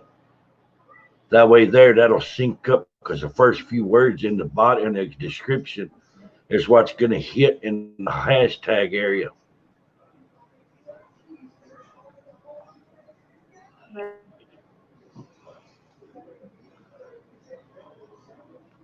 Now, do your title and then your body of it first, and then put in the hashtags. Bro, I'm using that tube, buddy. I'm paying like $50 on the damn the higher license version of Tube Buddy. Sit there and check out which keywords work best. It's even got a feature on there where you can pick another channel as a competitor, and then you can see how they rank. You rank up against them. That way, there you figure out somebody's got a better channel. What are you doing wrong, and how can you fix it? And sit there and try to rise above.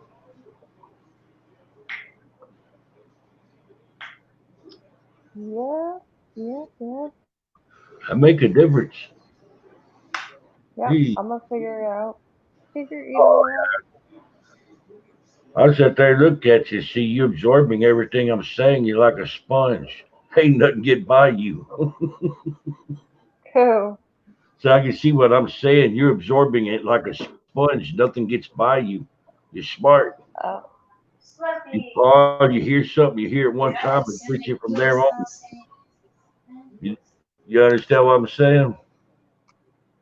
Yeah, I'm losing. Yes, I need to search just you. Oh man. Like this sucks. This sucks a lot. What Okay. sound? Grandma challenges share against your row. Hold on. Cause I'm either my phone's either freezing or now the headphones aren't connecting to my phone. That's crazy. I have more issues and I don't understand why.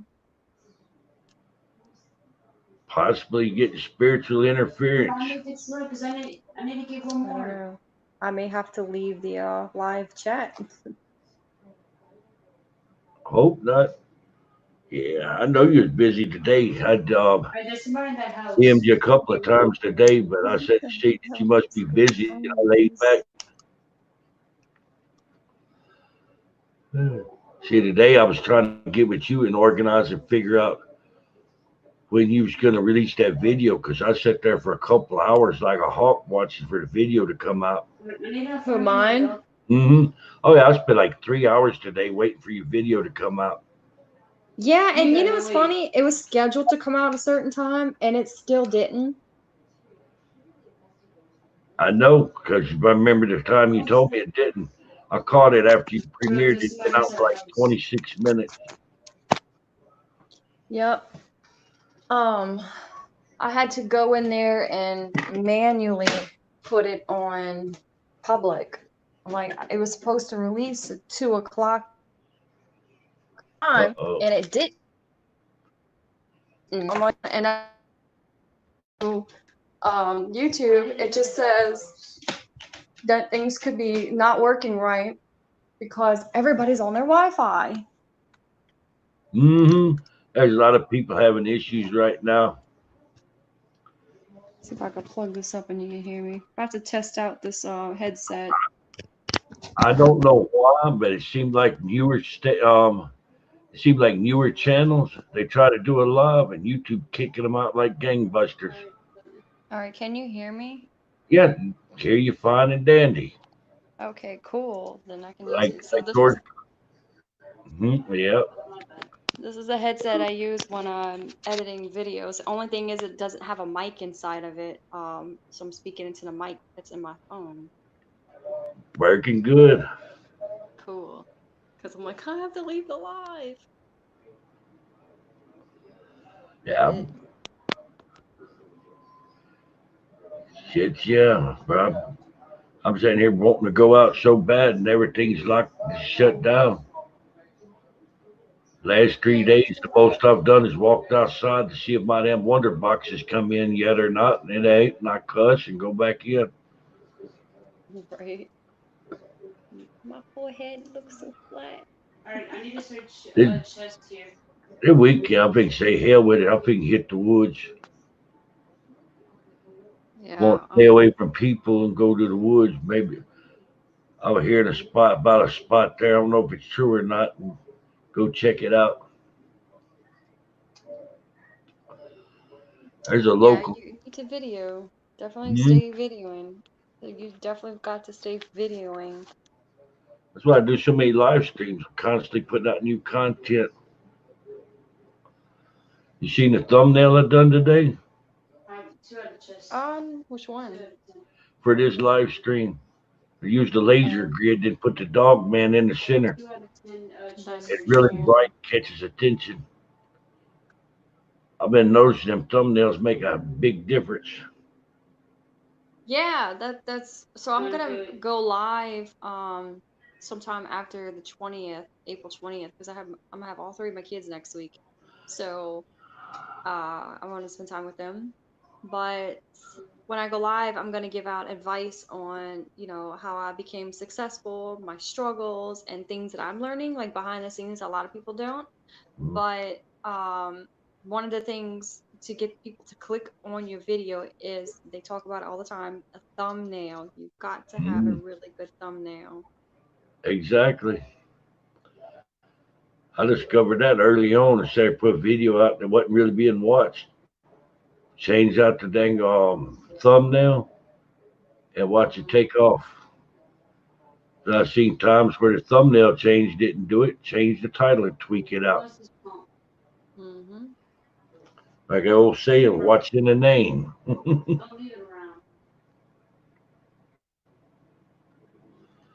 Thumbnails make a difference. So everybody in the chat room right now, how are you guys feeling if we all met up at the Stanley Hotel sometime towards the beginning of November? And we all get like separate rooms, of course. Some of us are gonna have padlocks on the doors. I'm one of them. No peeping toms. But I think that'd be great, I don't think I'd want to broadcast it in a tweet. I think we should just make a list and message everybody. Oh, I'm for it. Just got to figure out how much. Right now, right now, bro, I'm short. Unfortunately, but with Athena dying, I've got about a $700 vet bill to still pay on. That's put a hurting on my finances. Right. Because last month, the initial fee for her going and staying, I done a damn loan. and this month paying almost $600 back on the loan. That's ripped me hard, bro. Oh, sorry to hear about that. What? And I ain't worried about the money so much. I can make good on that. I miss my dog. Yeah, I bet you do. Shit, you can ask Galen and Rosie. First time we met up with them, they met us out there at Cobb Cemetery. You know, got that I don't really know them. They coming in, what do they like kind of thing going on. They pulled up in Alan's truck. Athena met him at their truck door, wouldn't let him out the truck until I calmed her down. Somebody pull up, try to get out of a vehicle, even if it was a cop, she'd be there keeping their ass hemmed up in the car. So I could be out someplace ghost hunting and not worry about a strange car pulling up. Had to have a 90-pound dog there would keep them in check. I'm reading Past Life Explorer's comment. He said, "You're right though. YouTube is pushing the huge channels out to do anything while we suffer." And he said that to Ryan. That is true.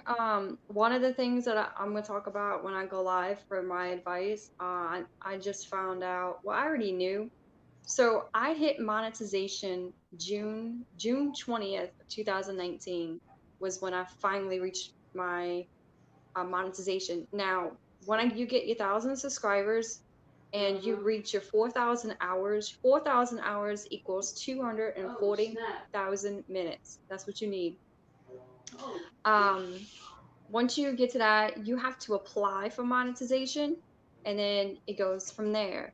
When you first start, like I was getting paid 1 cent, it was like a penny per 1,000 views. It wasn't anything, but you learn later that you are going to a third party. So YouTube pays out, then AdSense gets their cut, and then you get your cut.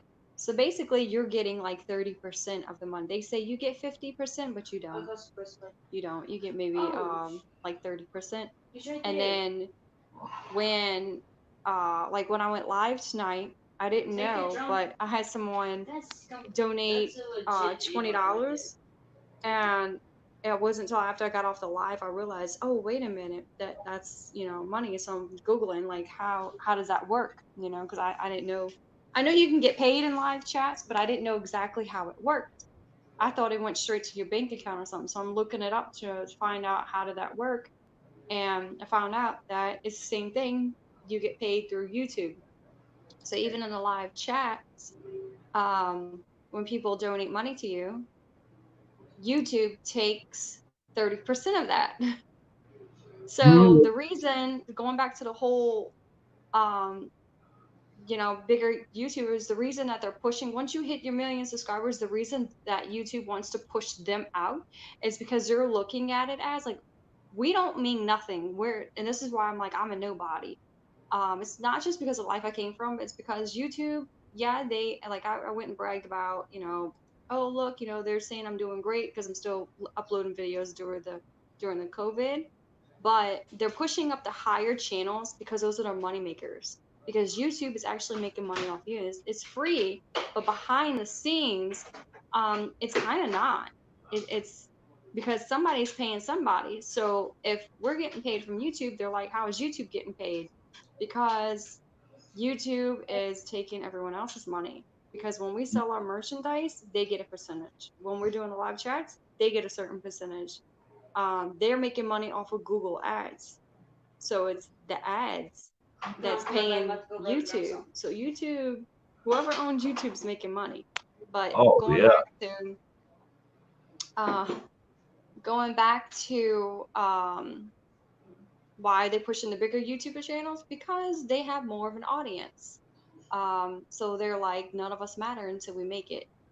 I mean, they're at least they're being nice about it. They're not complete like a-holes, They're still sending us like of course emails to, once a month you're getting your YouTube creator email, and they're pushing you like, you're doing great. This is the likes, your shares, your views, your subscribers. You did better this month than you did last month. Even if you're not doing that great, they still give you this motivation speech. There's also different videos that they come out. because at the end of the day, you know, eventually the older YouTubers, one day people are gonna die, so you gotta have someone else come in and you know, like the other generations come in and build themselves as well, because eventually all that money is you know, you just got to keep spreading. So once you hit that 1 million, then you're like gold in their eyes, because now you're making them money. And they actually invite you into the YouTube studio and start doing things with you know, with YouTube. I'm gonna tell baby. I'm not too much about the cryptid as well as the paranormal channels. I haven't seen anything negative about YouTube not liking the paranormal topic. Because they have, like, I just made it to Google's top 15 paranormal YouTube channels. I'm number 14. I'm like small, but hey, I made it. And Huff Paranormal, he's up there, and I think Huff made the Wonder Box clown. Yeah. But he is, I watch a lot of his videos, and he is awesome. So for him to be up there and for Google to acknowledge it, you know, Google and YouTube run off of each other. Like if you have a Gmail account, a Google account, you're automatically, you have a login information for YouTube. You can create a YouTube channel. Boom. You know. You got a sniper. Then you got a sniper. Yeah, I use Google. I do the two-step verification to log in on the account to try to minimize the chance of somebody hijacking my channel. There a couple of months ago, they had people getting their Twitter accounts hacked and YouTube accounts hacked. Mm-hmm. So yeah, like I said, I'm not too familiar on the cryptid. Like I have to believe things to see it. I have to see it to believe it. But as far as the paranormal, I personally think that's more popular because this is how I found out about YouTube. Me being obsessed with the paranormal, and I've always been a fan of Ghost Adventures. Like when I, you know, was with my husband, I was a stay-at-home mom. So when the kids were off at school, you know, when I'm finished cleaning my house and doing all my chores and whatnot, I would countless hours. I would sit down in front of the computer and just watch all of these paranormal videos, and that's how I came across Chills. And Chills didn't even have nearly as half of the subscribers he has now, because this is like 8 years ago. So I'm like, oh, this is cool, and that's how I knew. I didn't know what YouTube was about. I didn't understand the platform, knew nothing about it, and it's that is in a lot of comedy stuff, like people doing, you know, skits and, you know, something to laugh about. So I'm like, okay, so then I learned years later that you can pretty much Google anything on YouTube. People started coming out with like mechanical videos and cooking videos and stuff like that. So YouTube pushes anything that's going to make them money. That's the bottom line. Yeah. So it doesn't matter about the cryptid or the paranormal topics. You know, some people, maybe they feel like that because they're getting picked on because their channels were dismissed. It takes a lot of, if it could take the wrong person to complain to YouTube over and over and over and over just to get your channel taken down because they don't like you. It could be like a personal vendetta, you know, with somebody, and it could be a complete stranger. But that's how that works, and a lot of people don't know that. Like, oh, YouTube did this and blah blah blah. I actually know, because if your analytics are constantly growing on the charts, like for me, for example, I'm at 120,000 view time hours right now in the past 30 days. Damn. So yeah. The channel that the Duff Green Mansion, like I said, it gained 11,000 subscribers within 4 days. It went from 45,000 to 956. Yeah. And because of that, I gained a little over 3,300 subscribers last month. So, because I just got my monthly creators thing a few days ago, like yesterday, 2 days ago. And for the month of March, my channel did the highest. So they're not going to see it growing and progressing. So you can see in the analytics how much a percentage is up. My channel's up like 30%. From the previous month. So they're going to keep that growing.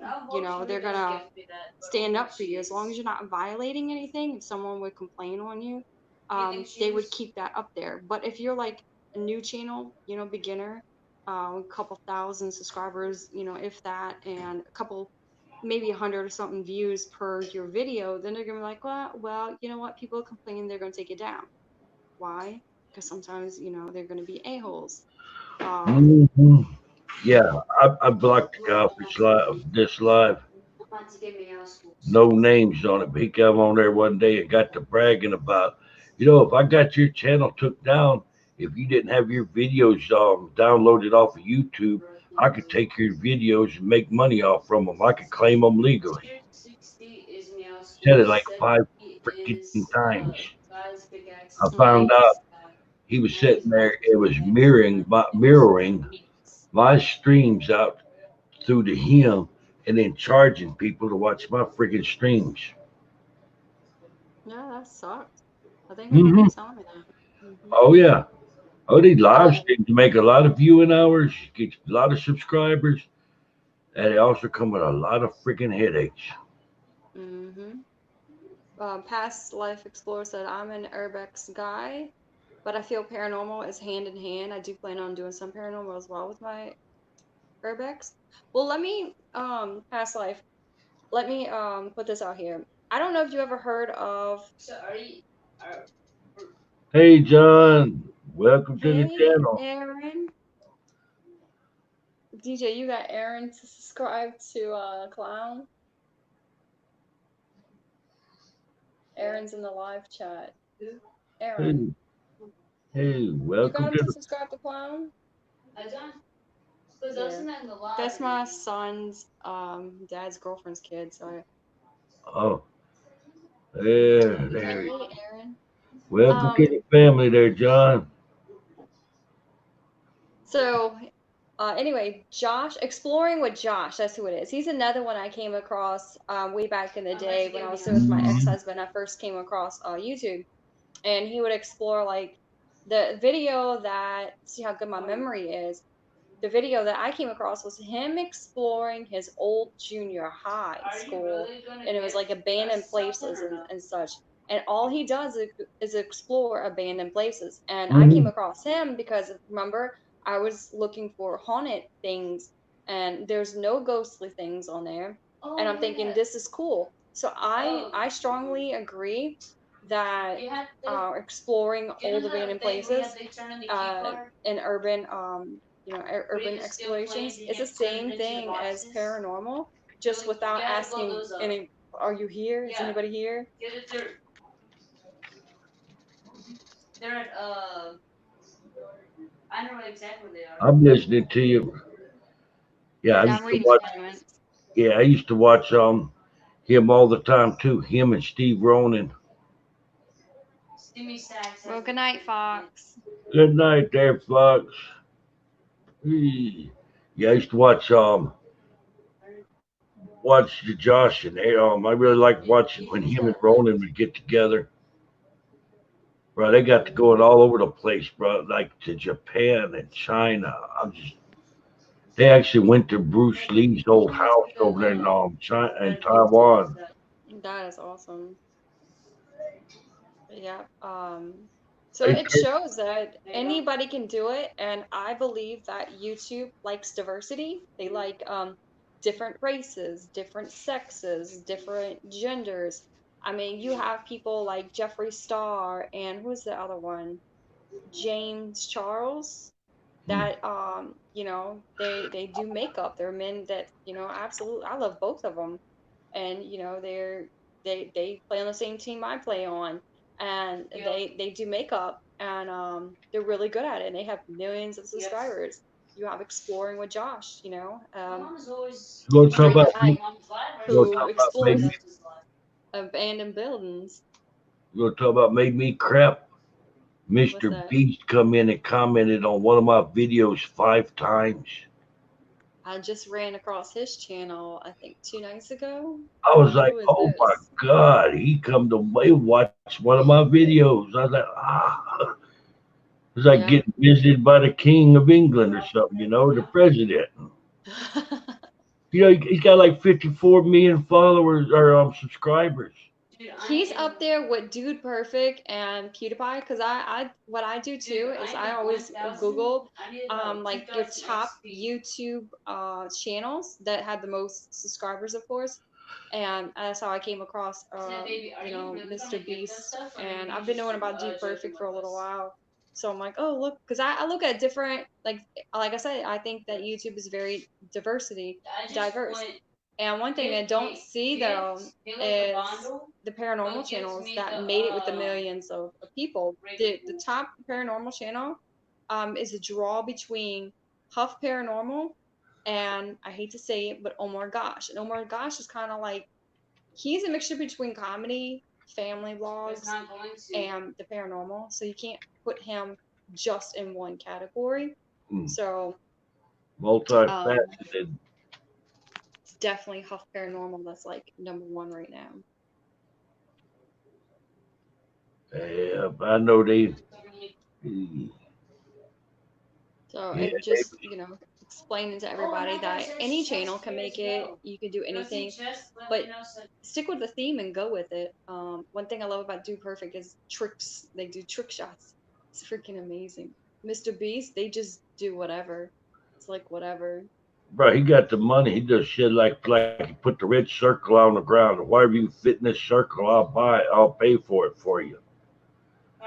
Where he's sending a couple of 18-wheelers loads of food and feeding people. He's doing all kind of.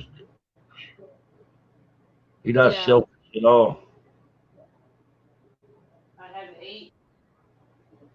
For Mr. Beast, the video that I was watching where they took DJ, how many orbits did they take? The orbits balls?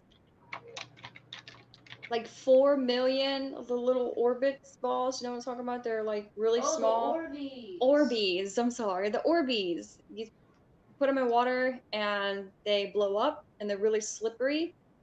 So they took 4 million Orbeez and they filled up their swimming pool. They threw them all in the backyard and it was raining. So and then it poured down raining and they just blew up and they just filmed, them playing in the Orbeez, which is pretty cool. I'm like, how do people do this? Like the mess is going to be horrible to clean up. But I'm like, they're sitting here unboxing all these boxes and I'm like, they must have money to be wasting on something like this because this is insane. He making money back off the YouTube videos. Yeah, PLE's just sitting there saying he had somebody say try to scam him running a fake Mosargi account. Past Life Explorer said, I thought Mo Sargi was following me because he was messaging me on Twitter, but come to find out it's a fake account. I've had two attempts at that by an alleged Mosargi. I tell you what, I respect Mosargi on this. I'm gonna tell you why. First started, and I had a damn little cheap ass camcorder, and all I had that I wanted to do better. I see Mosargi on Twitter one night, and I asked him, "What kind of camera would you recommend I use?" He stopped what he's doing and tells me I've always been a Canon man. I've been at this shit for like 2 months, and he actually stopped and answered me. I was, that really impressed the hell out of me about him. Right. There's a lot of people. There's a lot of them that might not have took time out for something like that. Mosargi's cool. That's actually so the John Miller that's in the chat room. His name's actually Aaron. John Miller's is DJ's dad, but that's his stepbrother that's messaging. So he said he has 32 million subscribers. So yeah, he makes a lot of money, and we're talking about Mr. Beast. Yeah. I looked up Markiplier. I'm a huge fan of Markiplier. I watched Markiplier when he had 23 million subscribers. He now has 25 million. In the year that I came across him, I'm like, wow, Markiplier is awesome. Gamer, commentary for games, and he makes a killing. He makes a killing.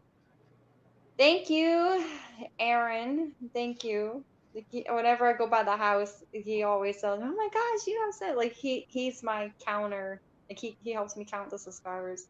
He pays attention to that because he tells me when I'm famous, he's gonna come live with me. Shit, you're pretty well already there. I still have work to do. I mean, my ultimate goal, I know it sounds a lot, but when you do something like a dream, no matter what, even when you go to work, you want to set goals for things. My, original goal was to have 50,000 subscribers by the end of the year. So I feel like I'm gonna beat that.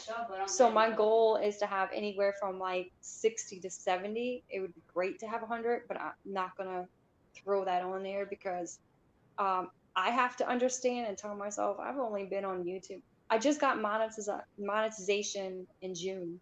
So just think I went from 1,000 subscribers from the month of June of 2019, and I hit 10,000 the day before Christmas Eve of 2019. So just in the year of 2019, June 20th, and I have the email when I got approved for monetization. So June 20th of 2019, I hit monetization. So I had 1,000 subscribers, no more, no less. And then the day before Christmas Eve of 2019, I hit 10,000 subscribers. Again, no more, no less. It was like 10,000 on the dot. And I nearly cried. I dropped to the floor. I was like, Shauna, if you know when you feel dehydrated, I'm like, this is real. This is real. Like from June until December. That's like 6 months, So I'm growing. I'm growing, from talking to other people. It takes an average YouTuber about 7 years to make it to get 1 million. Because once you hit 1 million, you pretty much make it. And Markiplier, he made it possible. He went from 100,000 subscribers to 1 million in 6 months. In 6 months, so you could read that. You could Google that. And I'm like, how did he do it? Because he's great at what he does. And so for me, I'm like, you always want more, and you're like, what can I do to better myself? As for anything. So from going from 1,000 to 10,000 between June and December, that was a huge accomplishment. So I'm like, okay, you know what? 2020, let's put the goal about 50. Now I'm like, yeah, I could probably push it to 60 or 70. You'll get there. You got the camera working, the sound. You got the And I had the lights. presentation to it. The most important thing, whenever you guys film, and I can't wait to do my live and give out advice and like help everybody else grow too. Most important thing, my first professional video was actually the Lent Mansion.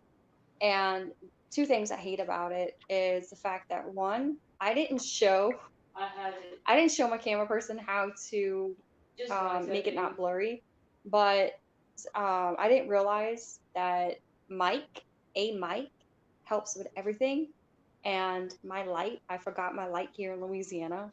And it wasn't until I unpacked when I got there and I realized I didn't have it. I didn't have a flashlight, nothing. So two things you absolutely need is great audio, which is a mic if you don't have one. And you can hook one up easy to, camera. And same thing with a light. You got to have lighting. I've got to upgrade my camera. This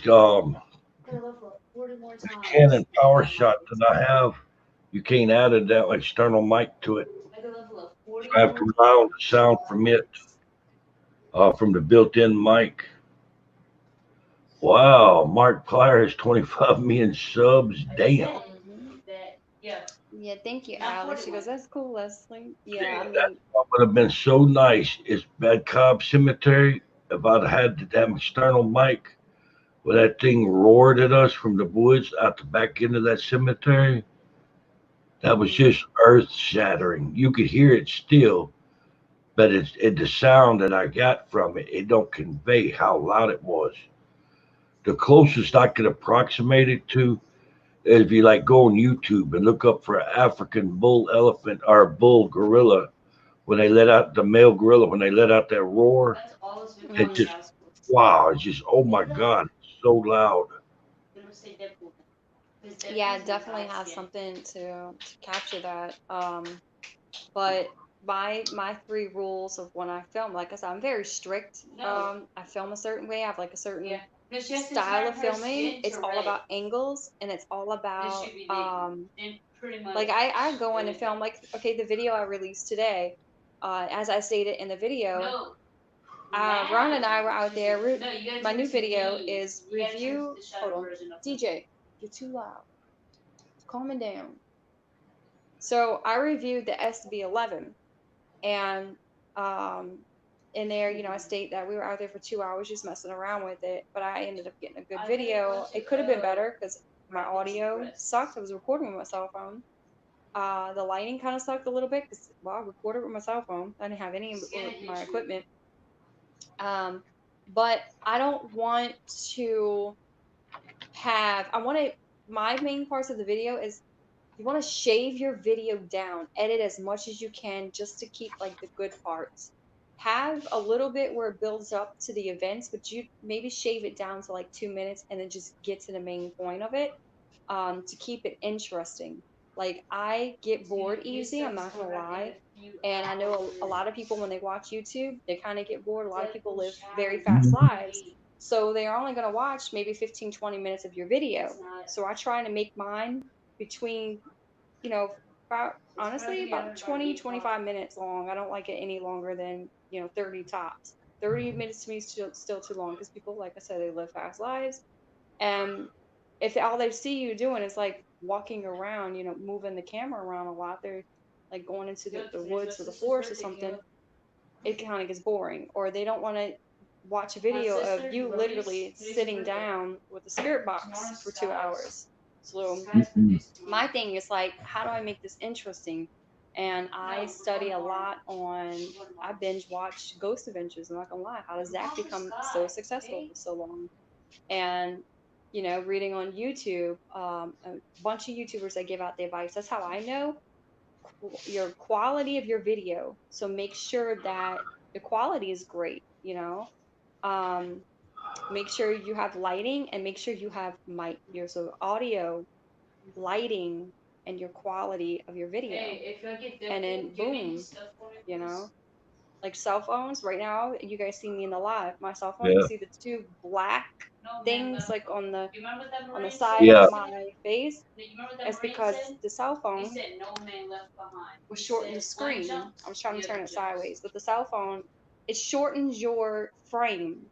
So you want to try and have a good camera. And so for me, I have a Nikon, but Omar and them, they were like trying to sell Canon. Canon is expensive. I'm not gonna lie, it's expensive. I'm gonna change my camera, but not for another 2 years probably. I have a Nikon D3500, and it's for pictures, but it lets me record videos. You can record videos 20 minutes at a time, and that's great because I'm not going to sit in a room. That's the camera that I use to follow around when I'm like actively walking. However, I do have a night vision camera. Sometimes I'll leave it, in other rooms. But I have a camera, my Nikon is I keep that on me.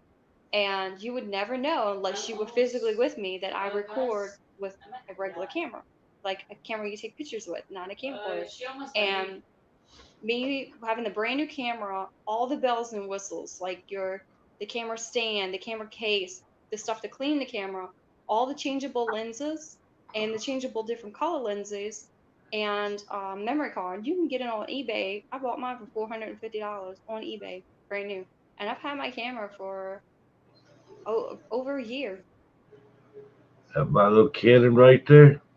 Yeah, look at you. That's that's what I shoot with. That does some real good videos too.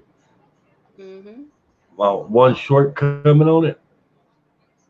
Need to get a bigger lens on it. I need to get. It's kind of limited on the range. That does limit it because I'd like to be able to zoom in and see something at a farther distance to get it into frame. Right. Well, thank you, Allie.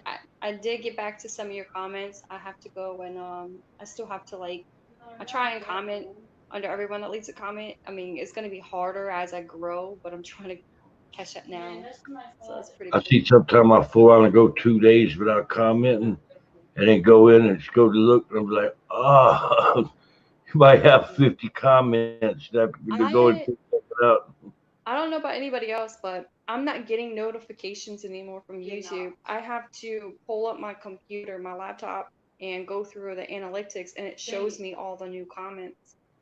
Sometimes I'll go back, like I always go back my last 4 videos, and I'll constantly check the comments. So any new comments on like all my old videos, um, I haven't been able. I don't have notifications. Yeah. I That's don't what know. I do. I just go to analytics and go check like the last 50 comments hadn't replied to. I have to do that every couple of days because I hate to have anybody make a comment and not reply back. Because if you don't reply back, then that's pretty much as a given. They're not going to keep watching. Yeah, they're gonna Right think that you're a now, dick. right now, John. Right now, I'm gunning for 1,000 subs. I get to 1,000, and I'll set the next goal. I don't want to put too much out there and then just get discouraged, not getting there quick as I want to get. Yeah, I got to 800 like 4 days ago, And and now I'm he's at like what 200K. 823. Yeah, I'm growing, not nowhere near as quick as what you are. Uh, in 28 days, I got 127 subscribers. That's good though. It is. I mean, considering you have to look at it too, like you do a lot of lives and a lot of promoting other people's channels. Um, so that's why yours is growing, like it is. Yeah, I said, yeah, I like what you're saying there. It's good advice. I appreciate that about not running the videos too long. Yeah. That ends up hurting. Yeah. Like Everybody. I'm gonna do a live and just like address things for people, and I'm gonna make sure that live is like no longer than like 40 minutes because I want people to actually go and watch it because no one's gonna want to watch my video. It's like over an hour long. Yeah. See, if I know ahead of time you're doing a live, then I can sit there and get people to come crash your live. Well, I was But waiting if for I you don't know what, today. yeah, but see, because if I don't know when you're going to do yours and I don't get a notification that I've got a bunch of people that's going to come in, then that's a big, uh, Audience. yeah, that's a big audience. I hate to sit there till everybody's in, everybody's talking, everything's going good. It's we're going to leave and shut it down. Then maybe Right. the next night or two, I do a live and they like, why bother showing up? Freaking I'd like before Holly quit doing lives. I'd sit there and run a schedule with Holly, and I'd know when Holly was going to do a live, and I wouldn't do mine. I'd go to Holly's. Yeah, I think I only planned mine for like 4 days ahead of time, and I was like, well, I want to go live before I get all of my kids because I get them, tomorrow for a whole If I week. if I know what time you're going to do a live, and I won't have my live going. I'll sit there, be at yours. Cool, cool. I'm Thank excited. you, I Holly. finally got some lives. I'm all about working with people, trying to get along, grow.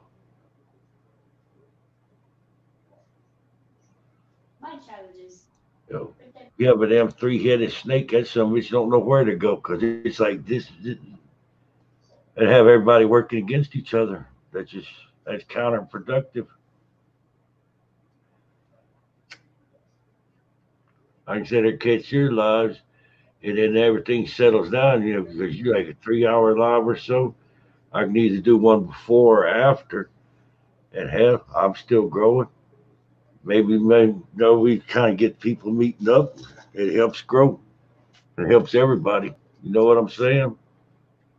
Yep, and you have to. And that's, like I said, one thing I want to stand out from the bigger YouTubers. Like, I would never consider myself famous. And I don't want to be famous. Like, I'm not, I could have 10 million subscribers, which is my ultimate goal, but I don't want, like, I'm not doing it for famous. I'm doing it so I can make a career out of it. But I'm also doing it so I can show other people, like, I want to be a teacher and teach them, like, you can put anything that you can do anything you put your mind to. And there's not, if you want it bad enough, you're going to find ways, around it. And me, I was self-taught. I was self-taught, like everything that I know, from the editing to, equipment, to lights, to mic. And I'm like, how do I increase audio? And I just spent a lot of time researching it. So if I could sit here and, like, physically, you know, um, when I'm bigger, be able to go into lives, with people and chat with them, or, like, even meet up with this, like, the smaller YouTubers, because you don't see that. That's something you don't see. You don't see people who, once they hit 100,000 subscribers, they think their shit don't stink anymore, and that's what irritates me a lot. You get that Because, attitude. yeah, first of all, you still have 900,000 to go before YouTube even qualifies you as you made it. So I will never consider myself famous, and I will never call people fans. Fam and supporters. That is what people are. They're supporters. Um, Yep. we're not on TV. Um, YouTube is a knockoff version of, regular TV. And the great thing is you're not in Hollywood, and you get to work at your own pace. You do get paid money, like, it's a good amount of money, as you're climbing the charts. Yeah, I've read into it. But at the same time, it's like, what good are you being that high up, and that, I'm gonna call it popular. I'm not even gonna use the word famous. We're gonna call it popular. Like, you're that popular, and you're shunning all these other people by not talking to them, giving the cold shoulder, not talking to them. But eventually, like, what's gonna happen when we blow up and we're up there with you? Oh, now you want to notice me. So I don't want to do that to other people. I'm like, no, I don't want to talk to you. And when I first started, I talked to everybody, and then, like I said, my 2019 wasn't that great. Yeah. So I kind of fell off the mat for a little while, and I'm like, I could see, like, well, this person's not gonna make it, that person's not gonna make it. It doesn't matter, because some of them can blow up, and, like, before you know it, you're watching their numbers, and their numbers are almost to you, and then now you want to talk to them. So for me, it's like, if I can take the time out, and not for everyone, because not everyone that talks to me, that talks to Leslie, is real. You have fake ones. You have people that want to use you. You have people that just don't care about their channels. So they're people that want to probably hang out with you just because you're popular. So I want to take the time out, and, like, if you see a person that's really passionate about it, bring them along too. Let them be the next big YouTuber along with you. I mean, there's enough room in YouTube. There's enough room for everybody. So I don't understand why everybody's competing with each other and why they're fighting. Why can't we just all help each other and, like, Yeah. break that whole curse of, I'm going to meet up with my fan meetups. I hate that. And I see it all the time. Fan meetups. Like, fans, I don't see you on TV. I would have never known about you. Because like I said, when I came across YouTube, it's like, I knew about Josh the Explorer. I knew about Chills, like Dylan Chills. I didn't know about everybody else. I knew who oh my gosh was Joe and all of them, until, like, my best friend Rhonda told me. And if it weren't for that, I'm like, I've been on YouTube for years and never heard of these people. So, and I'm not a fan of their content because it bores me. It really does. Like, I like Chills and how he does things, and I like his voice. yes, the voice, the narration, and how real and authentic. Like, they have real ghosts walking through walls. You don't see that shit with You see, he one of done the them. build up. You see, he done the build up. Oh, about who wants to see my real face. He stretched that out over a period of time to get people's attention before he actually showed his face. That's Yeah. original. I really was, bro. I like him.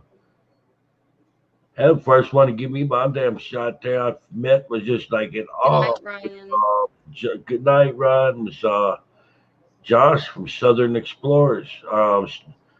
Southern Afterlife Paranormal TV. Met up him at that haunted prison.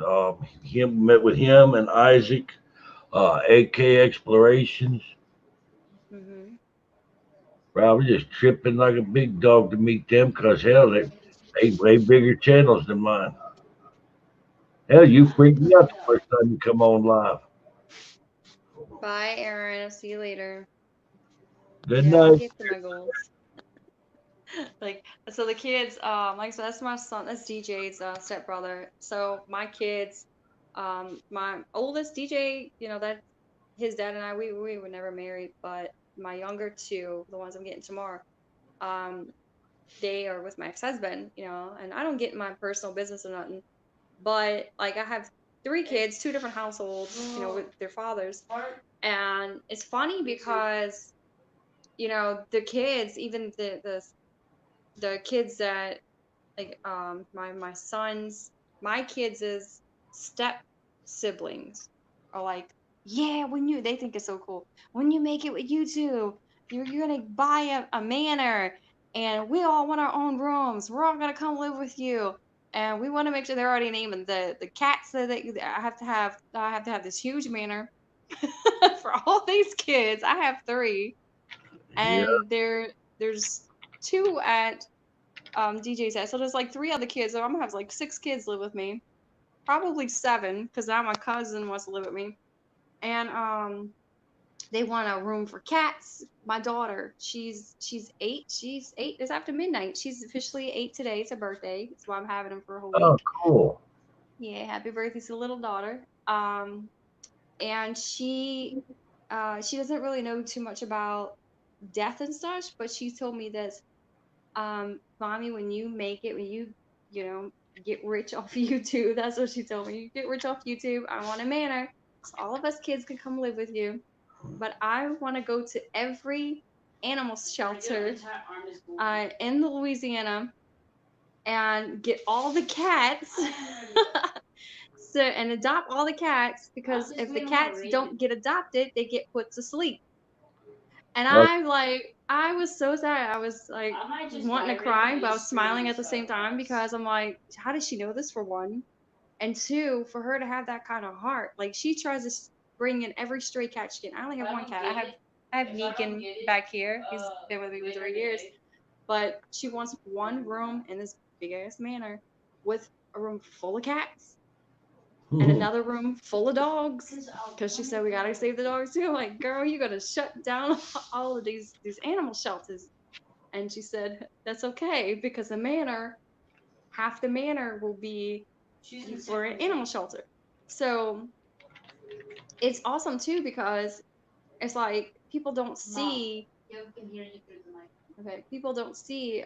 Like, some of us want to make it so we can help the world in a better place, I know, what does the paranormal have to do with saving animals? Well, I love the paranormal, and that's what I feel like is gonna pay me my money, so that way I can go around and help those that are still living. And if it's animals and stray kids, well, then so be it. Yeah, shows you got a big heart. Yeah.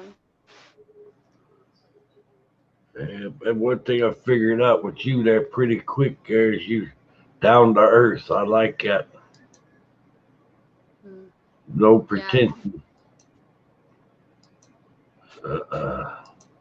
That's, that's a big turn off for me. If somebody want to be just a little bit above, I'm like, nah, I'll find something else to do. No, you can't. Yeah, I'm sitting here thinking about all these animals we're about to have, and all these kids like at the manor. My thing, I want to help with child abuse victims, children that have been through child abuse,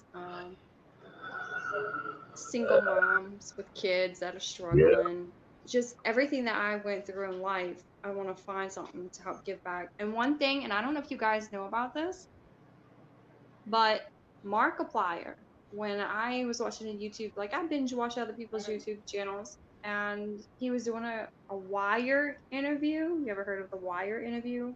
And No. he donates 50% of his money. So if you Google it, he doesn't make $975,000 a month like Google says. He says he makes way less than that, but more than what he deserves. So he makes a damn good. He's pretty rich, and he donates half of his money to kids with cancer. Wow, that's awesome. Yep, and According to YouTube, he's making $975,000 a month. yeah, Damn. and he donates half of that to kids with cancer. And he said, he's just so busy because YouTube takes a lot of your time because you have to film and upload. Once you get that big Markiplier status, 25 million, you got to film just about every other day, if not every day. Drop a video. So it's a lot of work. So he said that in the interview, and he's almost in tears talking about it. And you could tell when he's real and authentic. And Good night, good night, Allie. Allie. See you later. Nice talking to you too. But Allie's sweet. she is. I like her. He said he went to one of the hospitals and, he made friends with one of the kids there, but he got so busy, with his life and with YouTube. He said he got guilty because the mother of the child called him to say the child passed away. And he said that after that, he had took like a month off of YouTube. It killed him because he was like, what could I have done better? And he felt very selfish. And, he's like, I should have been up there more. I should have been more involved. And, and because of that, he just started donating half his money. And he's like, if I can't physically be there, I want to be there to help them with money. Because, the pharmaceutical companies charge out the yin yang for cancer patients and kids. Their immune system they're small, their immune system's weaker, like so little, and They're not developed yet. they need more medicine. So he's like, I'm gonna donate half my money every month. Yep, little kids there, their immune system hasn't kicked in yet. It's not fully developed. But I felt so bad about that. I heard about that corona and got a 7-week-old baby in Connecticut the other day. Good night, guys. Yeah, it was bad. Yeah, I heard about that. Yep, a premature baby. It was born premature and passed away from it. aim 2 more telescopes. Yeah. That's one of the things I like doing to try to keep the videos interesting. Because I like getting out there and squabbling and provoking the hell out of demons. I just cut loose and put a drive on them and get the biggest rise I can. Try to keep it humorous and kind of lighthearted, but on a scary side too. Mm-hmm. I'll tell you what. Did you know you can UV filters to put on the lens of your cameras? Yeah. I've been talking to David, UFO backyard UFOologist. He told me about a site. I'm gonna get one to put on my Canon. Put it over to UV and infrared. That ought to be pretty tight. That's what I have for my little night vision camera. You can change the lens to different things and different colors. I've got a all full spectrum camera. I need to get two more lights to it.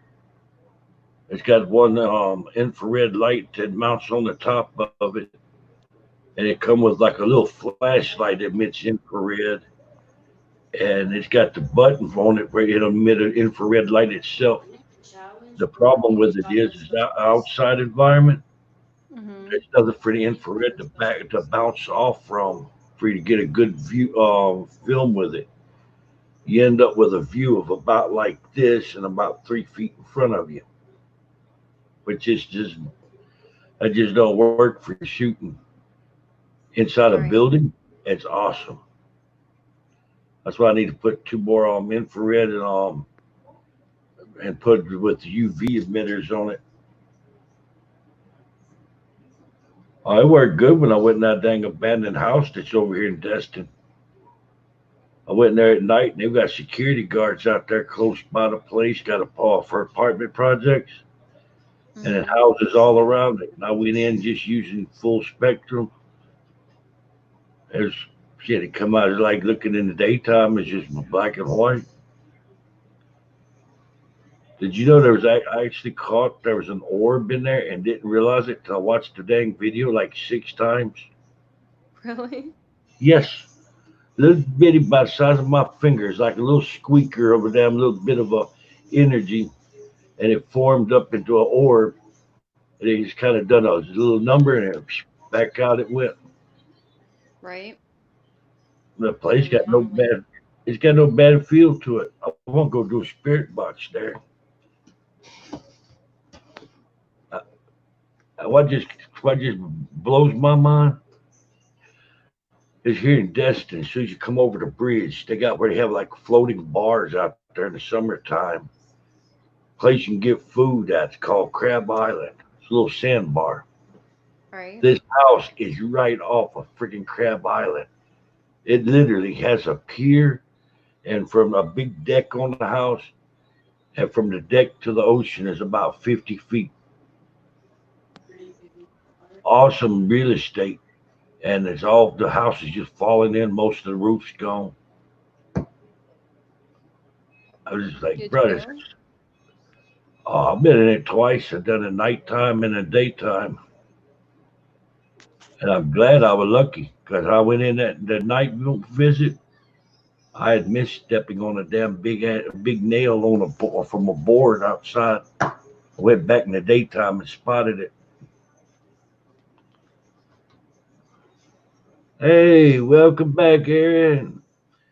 Yeah, bro, that damn land, the real estate right there is awesome. This house must have been so nice. I don't know what happened. The people moved out or died or what. But it's fallen in, and it looked like the city's trying to claim it.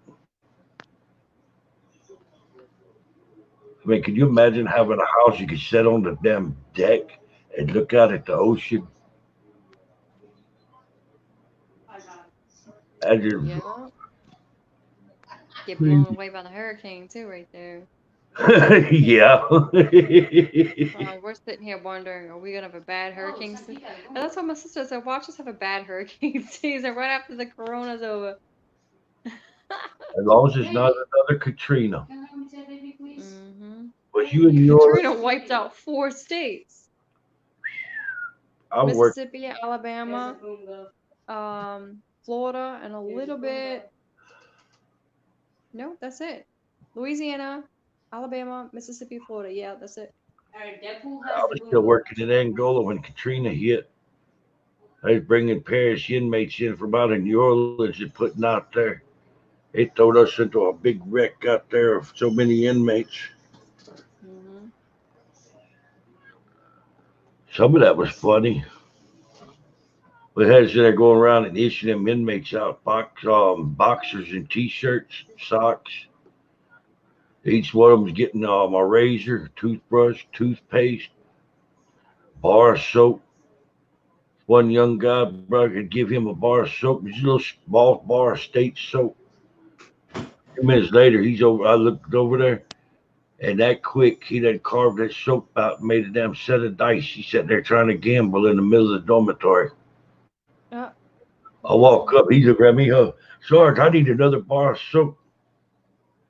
I said, bro, you don't get another bar of soap, and you got to give up them dice. Mm-hmm. That was crazy times, bro. It really was. Them dice worked good, too. I bet, especially in jail. You'd be surprised at the talent some of them people out there in Angola has. I said, watched the inmate out there doing oil painting one day, and no exaggeration, it could have been hung up in the museum. It was that good. And I got talking with him, I asked him how long he'd been painting. He looks at me, he goes, I didn't figure out I could even paint, Sarge, till I failed and come up here with a life sentence.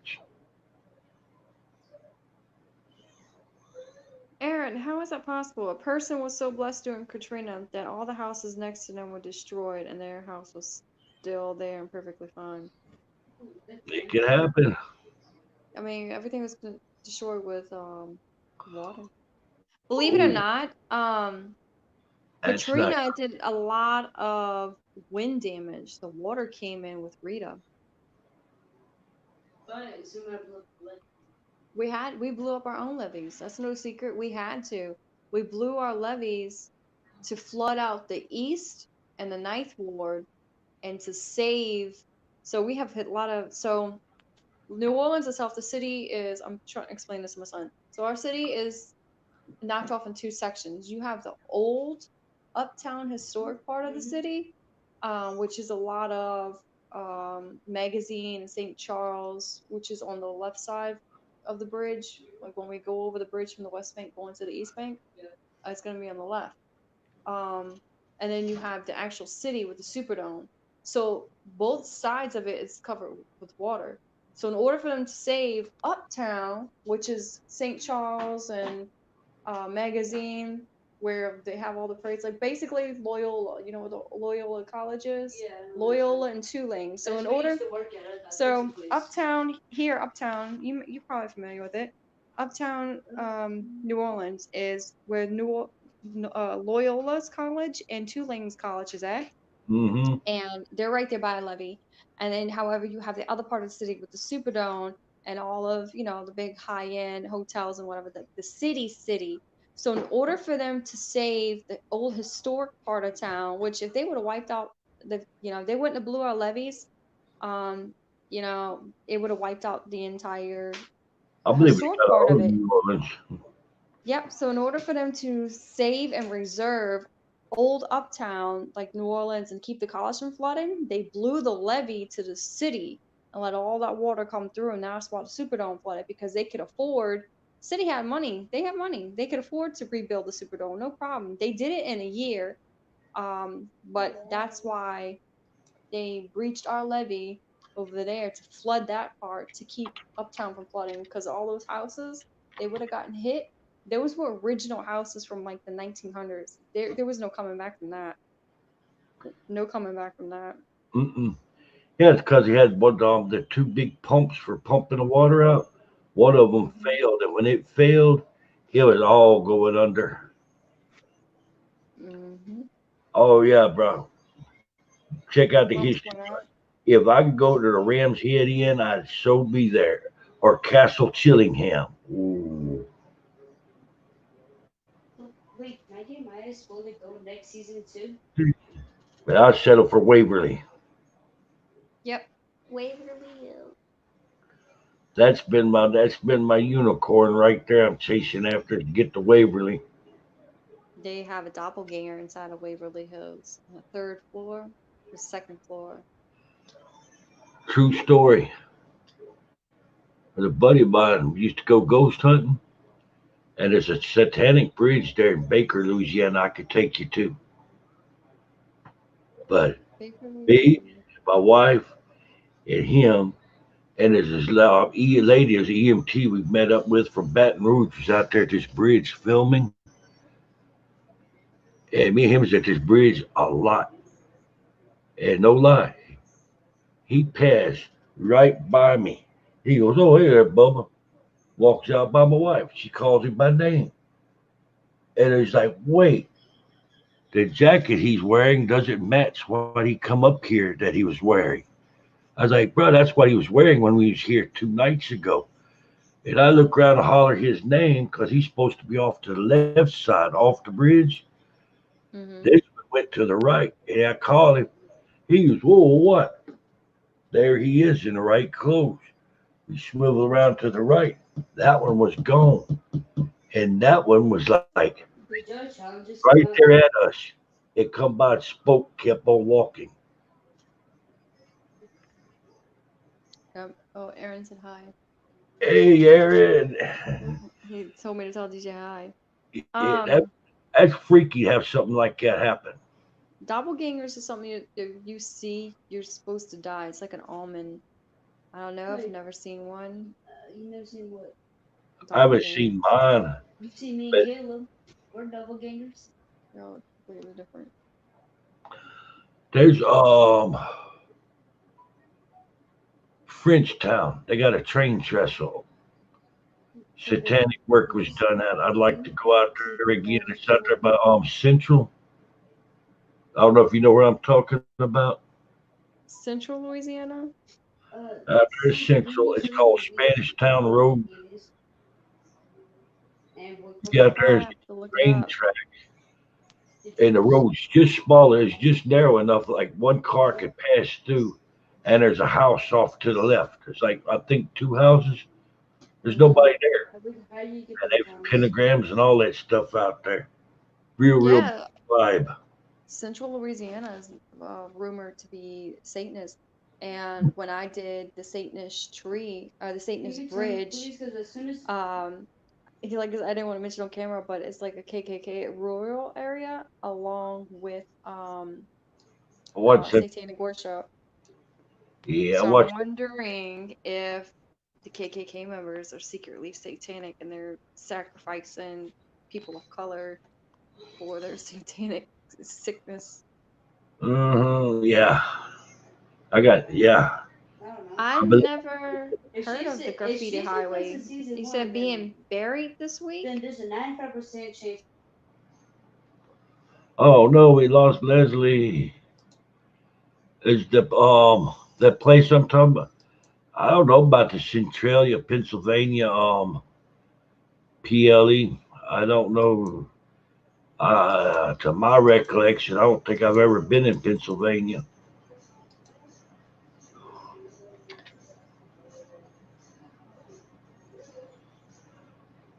She must have got booted. Maybe the battery died for phone. Oh, Centralia. Okay. I remember it now. Centralia. That's where they had the coal mine. Centralia, Pennsylvania is abandoned.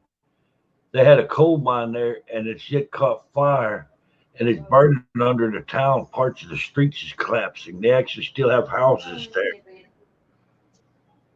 Oh, cool. But Centralia is not safe to be at no more.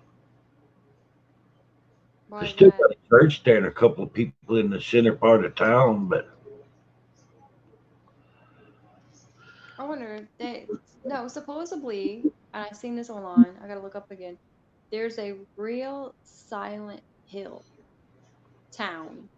I'm a Deadpool guy. that would The be actual there's actual steam and smoke coming up from underneath the big giant stones because it's on volcano. Might be on, is it volcano? Something like that, but I gotta look it up. Yeah, I'd like to. That sounds interesting. Silent Hill. That does sound interesting. Man, I want to travel so bad right now. I'm so aggravated See, now exactly. being I said she home. has a 95% chance that she does Hey. it. See, I'd like for you to meet up with Alan and Rosie for Alan and Rosie's Adventures. They're out of Alabama. They're the ones showing me all these places around there that's in the woods. They're really, really nice people. Look at this dope skin. His old lady's the one that she's got sight, but she's the one that helped me go in there. She bought the mirrors and we set up when we done the vortex in there, set up a portal, turned it into a vortex and sucked a lot of them demons off and trapped them into 2 mirrors. She got these 2 huge mirrors she's been using for a while now, catching stuff in them and keep them stored in the shed. She keeps the mirrors. Oh yeah, she got them stored in the shed. Them damn mirrors, bro. It's like, they're freaking tall. Do you know how haunted they're gonna be? Oh, they very haunted. I started pull them damn demons out of that abandoned church into it. Got most of them. They wasn't happy. That's why Spirit Box kept telling me about go to sleep. It started out with die. Like, bro, screw all this diet business. Why don't you come up with something different? And I her to go to sleep like 6 or 7 times. And I didn't cleanse or do protection work. Come in, went to sleep. And I woke up the next day and my left eye was swole shut. They got me. Yeah, there's still a bad demon in that church. And we can't travel there. Florida's all been on lockdown for a little over a week now. Go to the store or go to the doctor.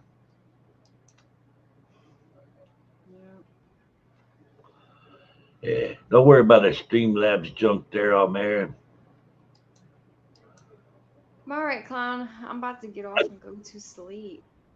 Yeah, I need to edit this one out, and I'm need to put some of your videos out. Some for JBD. JBD's down in the dumps there because he's trying like hell to get to the 1,000 subs, and then it don't seem like there's a lot of retweeting or sharing for him going on. True story.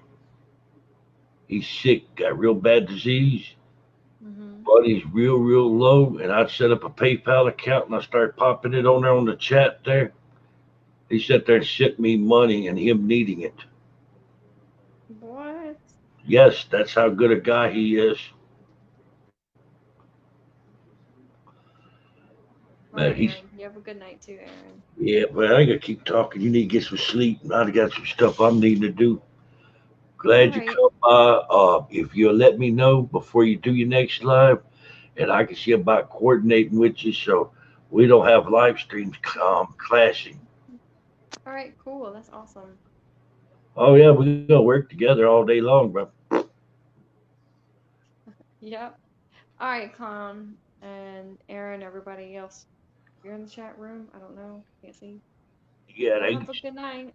Okay, honey. Ling Ling said good night, honey. Good night. Oh, Ling Ling. Good night, Ling Ling.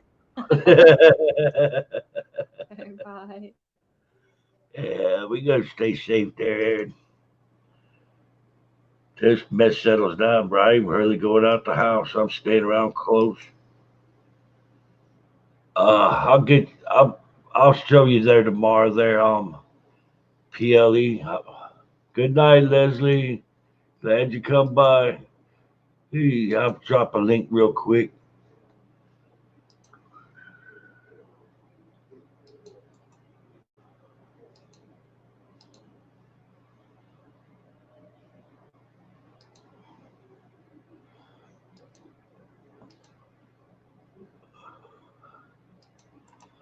There we go.